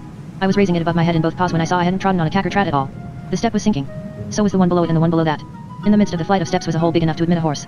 Chemluthran jumped into it without a moment's hesitation. Gah, he called from below. Come on, jump. It isn't deep. I hurled the stone at the mass of cackertrats, shattering one of the insect's chitinous shell with an ugly splintering sound. It was the worst thing I could have done at that particular juncture. The cackertrat emitted the kind of sound a saw would make if it could scream. Hundreds of its fellow insects took up this cry, shot into the air, and flew straight at me. I jumped into the hole. I landed on my hind paws less than 6 feet down, suffering only a slight pain in the ankle joints. Above me, stone grated on stone as the steps slid shut. A cackertrat just managed to wedge itself between them, only to regret it a moment later when they neatly cut it in half. The darkness below was as profound as in Nightingale's darkroom. A talking trumpet. You're safe here, said a voice. I couldn't even tell whether it was male, female, or demonic. It sounded like a trumpet endowed with the power of speech. Follow my voice, I'll guide you to the surface. This way, those were the only words the voice uttered, again and again, as we stumbled after it through the gloom. This way, this way. I don't know how many times I fell over. It was pitch black, and there were plenty of obstacles. Now and then, one of the shafts of greased lightning that had startled me so much would go snaking along the wall of the tunnel, but so swiftly that it failed to show up our guide. I couldn't make out where he, or she, or it, was, even in its blue glow. At last we entered a tunnel that was at least dimly illuminated. Thin fingers of light stabbed the darkness through some little holes in the roof. That's a manhole cover, said the voice. You can get out here. Although the visibility was a little better, I still couldn't make out the owner of the voice. He, or she, or it, must have been standing right beside me, but there was nothing to be seen. We climbed an iron ladder, pushed up the manhole cover, and emerged into the open air. We were in a dark side street leading to a main thoroughfare humming with big city life. There was no sign of the voice. That was one of the invisibles, Chemluthran explained. Invisible people, you mean? Gah. They're invisible. Side by side, Chemluthran and I made our way in silence to the Ilstatna, the big shopping street where we hoped to drum up some breakfast. Chemluthran had become rather subdued, perhaps because he felt embarrassed to have landed me in such a predicament. He made strenuous efforts to catch a few pears and placate me with a modest breakfast at a Wolpertinger chess cafe, where Wolpertinger sat over their chessboards from early morning onwards, growling angrily whenever their opponent made a move. After the events of the night I realized that anyone who hoped to survive in the city needed a roof over his head. For that you needed money, and to get money you needed a job. I was firmly resolved to look for work. Chemluthran found this a highly unappealing idea. Work, he said with distaste. No, let's go busking. I'll sing, you dance. I'm not a dancing bear. Gah, he sighed. I realized that. Various jobs. Finding work in Atlantis was no problem. For the first few weeks Chemluthran and I worked in a fur dressing salon. There was always a demand for hair pickers, whose job it was to remove tufts of hair from combs and brushes, sort them into their various types, and deliver them to the wig makers. We spent our days and nights teasing troll hair out of brushes, sorting it carefully, and putting it in paper bags. It wasn't exactly pleasant. Coaxing former cave dwellers often ranked in greasy hair out of the comb, especially when you got your fingers bitten by the lice that infested it. We soon moved on to one of the spitting taverns that employed sweepers to clear away the nauseating mishmash of sawdust and spittle and scatter fresh sawdust in its place, 24 hours a day. It was easy work, but not particularly hygienic. You had to be constantly on your guard to dodge jets of saliva, because sweepers were the customer's favorite target. Working for the blood broker. Our next employer was a blood broker. You could work in such establishments as a labella responsible for ensuring that the many different kinds of blood did not get mixed up. This was a definite step up the professional ladder. I felt like a salesman in a wine merchant's. You had to have a precise knowledge of each type of blood in stock, determine its origin, blood group, and vintage, and tell whether it came from a troll, a dwarf, an elf, or some other creature. There was green blood from Irish goblins, white blood from Flemish aqua sprites, blue blood from aristocratic Norselanders, yellow blood from rickshaw demons, and, of course, red blood of every shade ranging from dark red minotaur blood to the translucent red of the Hakonians, a rose, so to speak. It was not overly pleasant to watch our werewolf bosses at work. Anyone who sold his blood was not only looked down on but treated accordingly. On one occasion, in the days before I started work at the blood brokers, I myself had donated some blood. I was made to sit on a crude wooden chair while one of the werewolves prepared to insert the needle. Then he bent over me and asked, with or without anesthetic. With, please, I replied. The last thing I saw was his fist as it slammed into my jaw. The House of Horrors. After that we worked as screamers for a waxworks.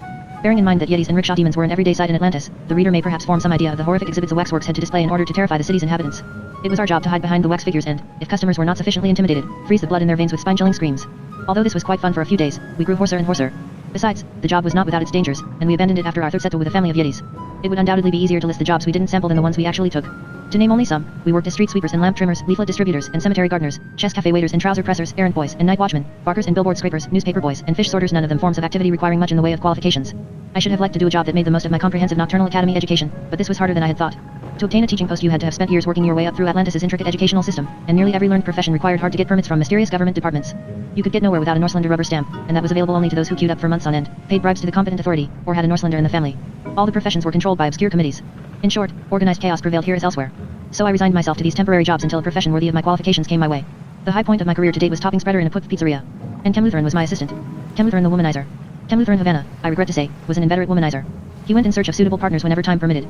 Even during the period we spent trying a wide variety of temporary jobs, I counted 77 occasions on which he made assignations with Atlanteans of the feminine gender. I've never quite grasped how he managed it. Let's not beat about the bush. Kem Lutheran was a dwarf, and dwarfs are small by definition. He wasn't particularly handsome either, what with his potato nose and clawed feet, but he evidently had what it took. He had only to accost some completely unknown female in the street, and within half an hour he would be holding hands with her in a cafe and crooning romantic rainforest ditties in her ear. Whether it was his fiery gaze or the numerous R's he rolled in his throat, no Atlantean female of any species was proof against his charms. He dated dwarfs, gnomes, Norselanders, elves, druidesses, and once, even, a Yeti's fiancée. This earned him a thorough thrashing from her Yeti brothers. But none of these relationships lasted longer than a day, and the reason for their swift dissolution was always the same. Gah, not enough hair, Kem Lutheran would sigh whenever he returned from one of his assignations. He hankered after a girl that had more hair than all the rest, no ordinary pipe dream, but such was Kem Lutheran's ideal, and even in a city like Atlantis, which harbored many creatures even more hirsute than a bear, he failed to find the female of his dreams. The Corkscrew Tower.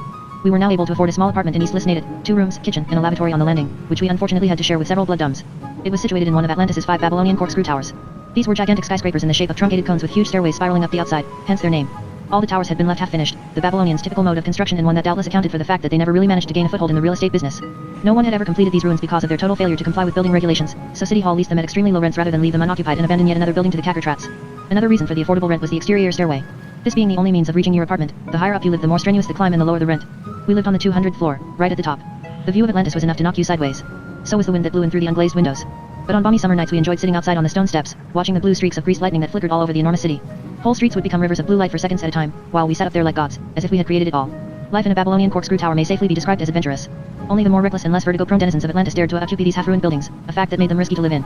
Our own tower was populated mainly by troglotrolls, mountain dwarfs, blood dumbs, and yetis, an uncouth bunch with little consideration for their neighbors. The South Samonian mountain dwarfs celebrated at least one wedding a week because they were always swapping spouses, and every wedding was the occasion of a riotous party at which all their relations were present by invitation, and a brass band played mountain dwarf music. Mountain dwarf music was played on fnegoffs, instruments resembling alphorns with cymbals mounted on them. The fnegoffists bashed the latter with an iron drumstick while blowing into the mouthpiece. Fnegoffs were so long that they projected out of the windows, which made the noise pollution even worse, but this counted for little because there wasn't a door or window pane in the entire building. The rest of the wedding guests did their utmost to drown the fnegoff music with curses, that being the traditional way in which South Samonian mountain dwarfs congratulated bride and groom. There was no point in complaining, not unless you thought it desirable to be beaten up by a gang of mountain dwarfs and dangled upside down from the 200th floor until you apologized, a procedure to which Kem Lutheran was subjected at 6 o'clock one morning, when he begged a mountain dwarf brass band at least to muffle their iron drumsticks with hand towels. The blood dumbs in the next door apartment were clearly in some shady line of business. They slept by day, snoring loudly for the most part, and were visited at night by other blood dumbs with whom they performed strange rituals that entailed coughing in unison into tin buckets. When a blood dumb goes to the lavatory you mustn't expect him to emerge for 3 hours. You will also have to wait another hour before you can enter it without losing consciousness, and the noises he produces inside are even more horrific than those he makes when coughing into a tin bucket. The Yetis, though good-natured types at heart, had a regrettable tendency to sleepwalk when the moon was full. They would breeze into other people's apartments and throw out any pieces of furniture small enough to go through the windows. No one had the temerity to wake a somnambulant Yeti because it was rumored that someone had risked it and gone the way of his furniture. Getting home could be a perilous adventure in itself, particularly in winter, when the outside stairway was slippery with ice and a blizzard was blowing, or during violent summer thunderstorms, when the shafts of lightning made you feel like a target in a shooting gallery. All our homes were open to the elements, as I have said, so a little cloud could sail in one window, deposit its load of rain on the living room carpet, and disappear out the other. During thunderstorms, dense black masses of cloud would come rolling in and blind us until some ball lightning exploded inside them. The reader can have no idea how loud a thunderclap sounds at source. One went off right beside my head while I was asleep, and I've had this high-pitched whistle in my left ear ever since. On hot summer days our elevated position was a great advantage because we were always fanned by a cool breeze, but in winter the apartment was constantly blanketed in snow. We built ourselves a little igloo to sleep in until the spring sunshine melted it. But the apartment was our home, my first real home, paid for out of money I had earned myself, 120 copper peers a month, and relatively safe from vampires and cacker trats, none of which would venture into a building occupied mainly by uncouth louts with hands the size of coal shovels. Only when the earth shook, as it did at least once a week, did we wish we lived in a smaller, stouter structure. It was said that no building in Atlantis had ever been demolished by an earthquake, but in my opinion it was only a matter of time before this happened, at least in the case of a corkscrew tower. The walls and floors groaned like spirits in torment, plaster rattled down cavities, and furniture promenaded across the apartment as if it had come to life. Earthquakes could be life-threatening if you were on the outside stairway, and I was nearly shaken off into space on 2 occasions. The Pupf Pizzeria. Working at the Pupf Pizzeria was the first job I had in Atlantis that taught me a lifelong skill, namely, cooking. The restaurant's head chef and proprietor, a pot-bellied Pupf named Nababio, was a master of his craft, and had been awarded 4 golden spoons by the Association of Norslander Gourmets. Pizzas, being designed for fast food customers and counter sales, were not the only items on the menu. The back kitchen was where Nabab cooked in earnest for a regular clientele of well-heeled epicures. Whenever I got the chance I used to peer over his shoulder and watch him prepare his specialties. Nababio. That was how I learned to braise pork chops in beer, simmer boiled beef to a turn, rinse scalded artichokes, and gridinate oysters, with a mixture of chopped spinach, Gruyere cheese, and breadcrumbs. Nabab showed me the only authentic way of preparing spaghetti. Boil for 12 minutes, don't rinse, simply remove from the hot water, allow it to drain, pour melted butter over it, fold in 2 raw egg yolks, squeeze a clove of garlic over it, mix well, and serve. How to simmer an oxtail over a low flame until you can flake the meat with a spoon. Cooking time, 5 hours minimum. How to poach eggs in red wine till they're soft as wax. How to beat a veal cutlet, with the flat of a large knife.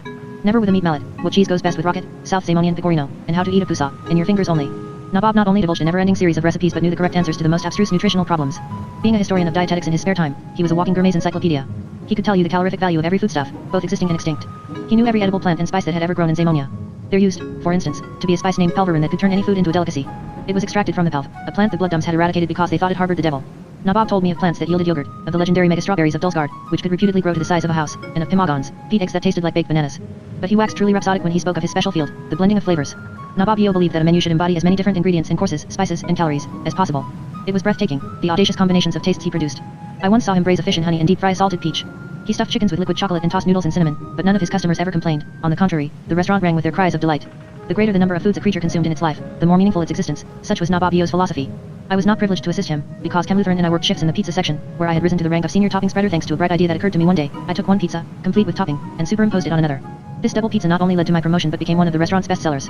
Cam Lutheran, my assistant, deftly tossed me the olives, onion rings, slices of salami, sardines, mushrooms, and gobbets of tuna and ham with which I decorated my works of art. There were always a few Atlanteans watching us at work with their noses flattened against our window. This presented Cam Lutheran with a welcome opportunity to show off in front of members of the fair sex and make dates with them, especially when the females in question had exceptionally luxuriant heads of hair. At home, whenever we weren't trying to grab some sleep between mountain dwarf weddings, I used to pass on some of the knowledge I'd acquired at the Nocturnal Academy. In return, Cam Lutheran taught me a few flamenco movements. At night, smitten with homesickness, he would speak of his native tobacco plantations. Hearing him sob as he raved about their creeper-entwined beauty, I couldn't help recalling Cordido Yop's equally emotional accounts of the 2364th dimension. Wednesdays in Atlantis. Wednesdays were the best thing about Atlantis. The middle of the week was a traditional holiday there. Everyone stopped work and celebrated the fact that half the week was over. On Wednesdays the whole of the city's working population slept late, picnicked in the parks, or attended one of the cultural functions of which Atlantis had more to offer than any city in the known world. *****. Pizza sandwich a la Blue Bear. Ingredients for the dough: 10 grams yeast, 200 grams flour, pinch of sugar, 1/4 teaspoonful salt. Topping: 150 grams mozzarella, 4 pureed tomatoes, 6 sardines, 4 slices of salami, 5 halved olives, 100 grams raw ham, 1 can of tuna, some fresh basil, onion rings, capers, grated parmesan. Method of preparation: mix the dough ingredients with 2 tablespoonfuls of water, knead well, leave for 30 minutes, then roll out. Apply topping in the following order: tomato puree, mozzarella, remaining ingredients. Repeat the entire process. Cook both pizzas in the oven for 15 minutes. Place one pizza on top of the other, and serve piping hot. *****. A glance at one page in the Atlantean Advertiser revealed a whole host of current attractions. The following are only a selection. Zemzigliu and the Norselanders, a combo from West Zamonia, were playing at a rave in the band Bunker, a kind of subterranean dance hall beneath one of the city's lakes. There were no genuine Norselanders in the band, of course, they would have been far too snobbish, merely blood dumbs disguised as Norselanders. This was pretty daring in itself, because the Norselanders were very quick to take offense and didn't hesitate to sue other creatures for defamation. The Collodrome, a huge theater with 34 stages, was presenting a marathon performance of the Voltigorx Vibrobase, an experimental drama by Wilfred the Wordsmith. It lasted 240 hours and employed a cast of 3,000 actors. The spectators relieved each other in shifts, but this did not render the production any less intelligible because Wilfred's play was intended as an attack on pure meaning and repeated the dialogue, with only minor variations, every 12 hours. Cam Lutheran, who had seen parts of the play, was very disappointed by it. He'd been bewildered by the fact that the actors delivered their lines backwards and were permitted to eat their meals on stage.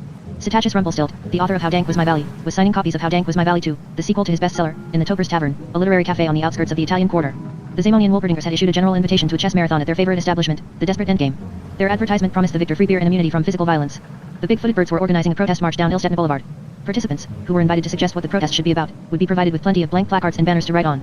Cole Rossian Porg, a former troll hunter turned trollopile, was chairing a public meeting at the North Lisnated Youth Hostel. Those attending this event, which was bound to expose him to criticism of his former activities, would doubtless be limited to infuriated trolls and, possibly, to avowed trollopiles.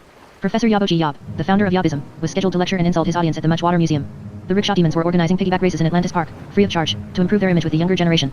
They had been trying to do this for years, but they were so hideous that no child ever turned up, and the rickshaw demons would probably find themselves deserted yet again, paper hats and free bottles of demon lemonade notwithstanding.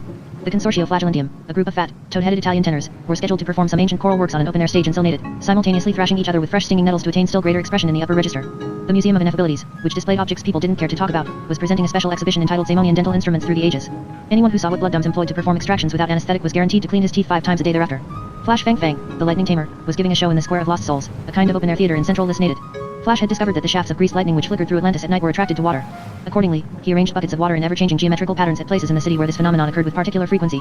The lightning shafts cavorted from bucket to bucket in an extremely graceful manner, producing a type of balletic sun et lumiere. Needless to say, Flash cordoned off these sites well in advance and pocketed a fat entrance fee. Melly Floor Gunk, the darling of every female Atlantean less than 200 years old, was giving a recital that had been sold out for months. Stripped to the waist and accompanying himself on a diamond-encrusted harp, he sang all his songs, which told of eternal love and the purchase of exorbitantly expensive engagement rings, with tears streaming down his cheeks. The Half-Baked Meat Helmets, an avant-garde theatrical company from South Zamonia currently appearing in a nightclub cellar, allowed audiences to pelt them with coins in return for an admission fee. Heavily attended, no doubt, was the Geba match between the urban districts of Toddylands and Titalands for the Rickshaw Cup, another image-boosting venture on the part of the PR-minded rickshaw demons. Geba was the prototype of football, the sport so popular today, except that the teams numbered as many as 5,000 players and the game was played, not with a ball, but with 400 wooden discs of various colors. These had to be kicked into an indeterminate number of small round goals, which in turn were closely defended by 40 goalkeepers. The venue was the Geba Palace, a building on 20 floors. This made it impossible to maintain an overall view of the game, which lasted all day but could also continue, with numerous periods of extra time, far into the night. Every Geba match was followed by days-long arguments over who had really won, a question that often defied elucidation. Victory and defeat were immaterial, however, because taking part was all that mattered. Yes indeed, Atlantis had many forms of entertainment to offer, but the main event on Wednesdays, beyond a doubt, took place in the city's megathon. This was the duel of the Congladiators, for which Chem Lutheran obtained 2 tickets to celebrate my invention of the pizza sandwich. From the Encyclopedia of Marvels, Life Forms, and Other Phenomena of Zamonia and its Environs. By Professor Abdullah Nightingale. Congladiators of Atlantis, they popular idols endowed with an ability to con an audience in an entertaining manner. Professional Congladiators regularly engage in so-called duels of lies at the Megathon in Atlantis, where they compete for the title King of Lies by exchanging fictitious stories. Audiences assess and evaluate the contestants' relative entertainment value with the aid of a rather complicated scoring system. In order to practice this profession, aspirants must undergo intensive training at the Liars Institute, rising by degrees from assistant liar to certified Congladiator. The Congladiators of Atlantis belong to the Self-Employed Guild. They combine the talents of a con man, comedian, stage actor, samurai, heavyweight boxer, chess grandmaster, and of course Roman gladiator. Congladiators are more idolized in Atlantis than any other kind of talented entertainer. Popular Congladiators have schools and observatories named after them. To keep his name on everyone's lips, the reigning King of Lies has it stamped on every loaf of bread baked in Atlantis. The most popular of all time was Nesrum Fakir the Unique, who held the title for 12 years before relinquishing it of his own free will. The Megathon. The Megathon was a circular, roofless stadium with tiers of seats for approximately 100,000 spectators and a small stage in the middle. We entered it by one of the 4 main gates and looked for our row, one of the cheaper ones, naturally. The stadium was completely sold out, as it was for every duel of lies. The upper tiers at the back, whose occupants got in free because they could see almost nothing, were largely monopolized by roistering blood dumps and yetis who belched, bellowed the names of their favorite Congladiators, and pelted other spectators with gnawed corn cobs. It was a traditional feature of duels of lies that grilled corn cobs and hot beer were sold at the entrance to the stadium. Seated in the front row were Norselanders, city dignitaries, celebrities, and of course Rita Nonsalius II, the current mayor of Atlantis. The central tiers were occupied by Atlanteans of every conceivable kind, all mixed up together, Drox, Venetian mannequins, Poops, Waterkins, and Clemen, wooden tops duel of lies enthusiasts were drawn from all social classes. The only absentees were the invisibles, not that one knew this for certain because they couldn't be seen in any case. High above the spectators, stationed at regular intervals on the circular stadium wall, were the griffins and gargoyles whose task it was to keep order. Duels of lies were emotional occasions, and the hard-bitten fans of certain Congladiators had a tendency to brawl. Blood dumbs, in particular, seized every opportunity to vandalize seats and swear at inoffensive spectators. Corn cobs and hot beer. Chem Lutheran and I were seated in the 20th row, each holding a steaming beer and a sizzling corn cob. Chem Lutheran was a prey to mixed emotions. He had just broken it off with a troll girl because she had turned up for their date with her hair bobbed in the latest fashion. That was the real reason for our presence in the Megathon. Chem Lutheran declared that the best aids to banishing one's cares were a hot beer, a corn cob, and a thrilling duel of lies. I began to enjoy the show even before it opened.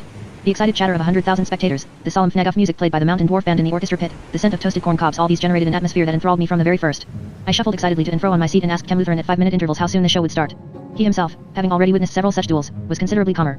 A while yet, gah. They like to boost the suspense by keeping the audience on tenterhooks. The Mountain Dwarf Orchestra was now playing a fnaguf arrangement of the Zamonian national anthem. Everyone rose and joined in, the blood dumbs loudest of all. All hail to thee, Zamonia, beloved native land, encircled by the ocean blue, and girt with silver sand, and so on. Having got that over, we could resume our seats. Next, some Norslander mimes mounted the stage of the Megathon and launched into an unutterably boring routine that illustrated the history of the mayors of Atlantis. This drew enthusiastic applause from the ringside seats. Then came the master of ceremonies, who announced the contestants in an awe-inspiring voice, Mutra Singh, an Indian fakir, and Dengpo, a former rickshaw demon. He laboriously enumerated the 2 Congladiators' victories and defeats, their relative weights, their hobbies and favorite authors, their star signs and dates of birth. Then, unaccompanied and with no discernible musicality, he sang a song in Old Zamonian, a language unintelligible to 99% of his audience. Although this ritual invariably evoked impatient murmurs and hisses, it was a centuries-old tradition. At long last the supporting bouts began. Not to be compared with the main event in terms of form and quality, they served as a warm-up and provided ambitious young gladiators with an opportunity to prove themselves in front of a sizable audience.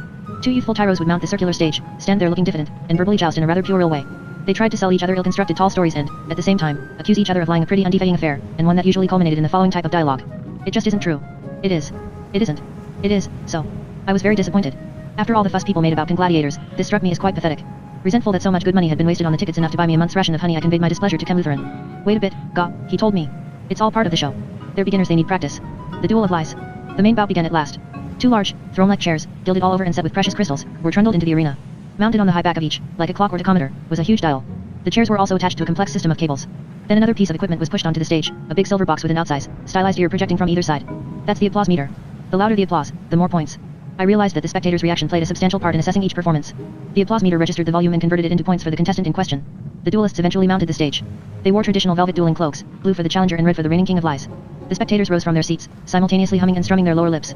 This produced the thousand-fold BRRR, with which audiences customarily paid homage to the contestants. Urged on by their fans, the pair approached their chairs with stately tread and sat down. Then a mighty gong was struck in the orchestra pit and the duel commenced. As challenger, Deng Po had to start the contest. Singh sat back with a relaxed air. Having held the title for the past 6 months, he calmly awaited the challenger's opening move. Deng Po began with a story from his native land, a delicately constructed fairy tale in which, if my memory serves me, an important part was played by sundry Chinese wind and water sprites. His delivery was crisp and devoid of stage fright, and he embellished his story with one or two humorous interjections and a dramatic denouement. The audience applauded politely, the applause meter registered 2.5, and Singh embarked on his response. He countered with a story from his own native land. This dealt with the discovery of rice, to which Singh laid personal claim, and with an epic novel which he had allegedly written with a fly's eyelash. Far more suspenseful than his opponents, Singh's story embodied a wealth of hair-raising scientific details and razor-sharp witticisms. He also possessed greater histrionic ability. He enunciated better, his gestures were more assured, and his talent for mimicry captivated the audience. He scored a straight 6.0 on the applause meter. Deng shrugged off this initial setback. His second story, a kind of fisherman's tale from the China Sea, described the catching of a huge fish made of solid gold. He had clearly saved it with a view to raising the stakes. His delivery was better, too, and his gestures were more confident. He embroidered the story with fictitious biological facts about goldfish and satirical asides aimed at the Chinese fishing authorities. These evoked uproarious laughter from his audience, especially the rickshaw demons. He scored 3.8 on the dial, not bad for a challenger at this early stage in the contest. But here my powers of recall fail me a little. I can't remember the adversaries' tall stories in every detail, but I do know that their duel developed into an equal and exciting contest lasting over 3 hours.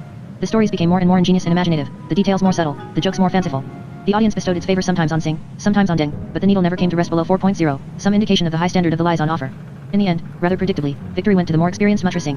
Deng Po had not yet learned to pace himself, it seemed, because he definitely flagged during the final phase. He had used up his best material in the middle of the duel, whereas Singh saved his best stories for the end. Deng eventually threw off his cloak as a mark of submission, for a duel of lies continued until one of the contestants resigned. Singh, who had won deservedly but not spectacularly, was carried around the megathon for an hour by boisterous blood dumbs. Then the Mountain Dwarf Orchestra struck up a Zamonian lullaby and the gates were opened to allow the spectators to disperse into the darkness. Slightly tipsy after our hot beer, we discussed the contest as we walked home. The night was sultry, and Atlantis was bathed in a flickering blue glow by the shafts of greased lightning that rampaged through the streets. Kem Lutheran, who had placed a small bet on the outsider, was correspondingly disappointed with his performance. I was thoroughly delighted by the whole affair because it was so new to me. Never had I been so carried away by a cultural event. It fascinated me that an activity as disapproved of as lying could be turned into a thrilling sport. I had chewed several of my claws to the quick, and I couldn't help chuckling retrospectively at some of Singh's brilliant punchlines. But something else kept nagging me. During the contest I had put myself in the duelist's place and devised my own tactics, my own tall stories indeed. I had sometimes been faintly disappointed by what they themselves had come out with. This seemed presumptuous of me, so I didn't dare tell Kem Lutheran, but I genuinely felt I could match the performances I had seen that night, if not improve on them. The gladiatorial contest preoccupied me for days afterwards. I couldn't concentrate on my work much to the delight of our customers, because I anointed the pizzas far too liberally and became more and more dissatisfied with my job as a pizza topper. True, I earned good money, worked in warm surroundings and always had plenty to eat, but surely that couldn't be the acme of my professional career. The restaurant was particularly full one night, and Kem Lutheran and I had to work flat out to keep up with demand. The weather was hot and sultry, the stoves had been stoked until they were white hot, and we were both streaming with sweat. But my thoughts strayed out into the open air and back in time. They roamed through the streets of Atlantis to the megathon in the night of the duel of lies. I analyzed the gladiators' tactics and mistakes, ran through the entire contest in my mind's eye, dreamed up my own tall stories and topped the pizzas more generously than ever. I was so preoccupied, I failed to notice that Nababio had planted himself in front of me and was giving me a dressing down. Waving his forearms wildly in the air, he brandished a ladle under my nose and accused me of trying to ruin him. He had often done this before without getting under my skin, but this time I threw my apron at his feet and strode off. Kem Lutheran, who was glad of an excuse to quit the job, followed suit. An earthquake. I was on my way to the exit when the ground suddenly fell away from under my feet. Airborne, I flailed around with my forelegs and hind legs, then landed on my back. The ground was shaking so violently that all the tables in the restaurant went walkabout and big flakes of plaster showered down from the ceiling. The staff and customers let out a chorus of panic-stricken cries. Kem Lutheran dragged me under a table, to which we clung by the legs. The jolting persisted for a while, and more customers came crowding into our refuge. Then the tremors abruptly ceased. One of the pizza ovens had burst, spewing a stream of red-hot coals into the restaurant. The floor was littered with plaster, broken crockery, and splintered glass. It was the most violent earthquake to have occurred since my arrival in Atlantis. To settle our nerves we strolled up and down Ilstatna Boulevard for a while. Never mind, said Kem Lutheran. We can still go busking. I'll sing, you can dance. Money was no immediate problem because we had a little put-by. The rent was paid, our store cupboard was full, and, as I have already said, jobs were always to be had in Atlantis. What irked me far more was that there were still 4 days to go to the next duel of lies. I could hardly wait. For the next 2 months we found temporary work as messenger boys, sandwich men, gherkin sorters, fish descalers down at the harbor, and vinegar stirrers at the mustard factory, but I never missed a duel of lies. Muttra Singh I was now one of his greatest fans turned in some of his finest performances. But then, having held the title for 8 months, he lost it. We were back in the Megathon one Wednesday evening, nibbling our corn cobs and waiting for the main event. Muttra Singh seemed to have become a fixture. Nobody ever went more than 8 or 10 rounds with him, and it was a pleasure to attend his sportsmanlike and tactically adroit duels. Kem Lutheran was wearing a shirt on which he had painted Muttra's gladiatorial emblem, and we joined the Blood Dumbs in chanting his fan club's refrain, Sing, sing, Muttra Sing. Sing, sing, Muttra Sing. It was catchy, albeit not very original. Tonight's challenger was an unknown. All we knew was that he styled himself Lord Allgort, presumably a nom de guerre. We were so confident of Singh's ability to see him off that we'd staked a few modest peers on him. Betting had lately become a small but steady source of income. Our improving knowledge of form had enabled us to forecast the winner of many a main and supporting bout. I made notes during every duel of lies, ran through the bouts at home, devised mendacious strategies, and committed the names of all the previous kings of lies to memory. Ambrosiak Nasitram, Krontep Kran, Nesrum Hakir, Bruden Chaltekar, Shulam Shurts, Salkiud Smadada Jr., Colt Bordo Pol Torki, Nudie Valtricity Implacable, Yung Yung Tumper, Husker Pothingudi, Elijah Mochu, Barnbull Corny Lies, and the rest I knew the intermediate phases, duration, and result of every duel of lies that had ever been held in Atlantis. Kem Lutheran sometimes poked fun at my fanaticism, but he never missed a contest either. We hurled our not-corn cobs at the stage because the congladiators were keeping us waiting yet again. Muttra Singh finally appeared and ascended his throne. We sang a few more songs in his honor, then silence fell. The gong sounded, and his challenger mounted the platform. It was the Troglotrol. A surprise. I couldn't have been more surprised if I'd seen myself walk out onto the stage. Of all the creatures I'd encountered in my previous lives, he was definitely the one I least wanted to meet again. How could such a degenerate individual have managed to become a congladiator while I spent my time rinsing out vinegar buckets in a mustard factory? Highly indignant, I told Kem Lutheran about my acquaintanceship with the Troglotrol. Gah, said Kem Lutheran. So he's a scoundrel, but no matter. As long as he's a good liar. He was certainly that, as I knew from experience. As challenger, the Troglotrol had to open the contest. He presented a pathetic description of his childhood, the way everyone trampled him underfoot, and so on, all the nauseating nonsense familiar to me from our previous encounter. But a surprising rapport grew up between him and the audience. He interwove his life story with a tissue of lies about the labyrinthine tunnels inside the Gloomberg Mountains and his self-sacrificing efforts to extricate those who had lost their way in them. Although it turned my stomach to hear him, he contrived to lie his way into his listeners' hearts and move them to tears. Their rapturous applause registered a colossal 8.0. Muttra Singh could only manage 6.5. I'm bound to admit that the Troglotrol really had what it took to be a congladiator. His stories were original and told in a lively manner. He was also a surprisingly gifted actor. He could mimic voices brilliantly and had a range of expressive gestures that rendered his delivery convincing in the extreme. Above all, he could lie with a lack of scruple exceptional even in a congladiator. He was as flexible as a plasticine figure, had exceedingly elastic face muscles, and displayed a sense of humor, albeit a very peculiar one. Muttra Singh, the courteous gentleman gladiator, seemed rather stiff by comparison. He had now been in office for quite a while, so the spectators were well acquainted with his technique. The Troglotrol gave promise of something new. When even Kem Lutheran suddenly started applauding the crazy gnome, I realized that Muttra Singh was in trouble. Much to my indignation, the Troglotrol won the next 4 rounds.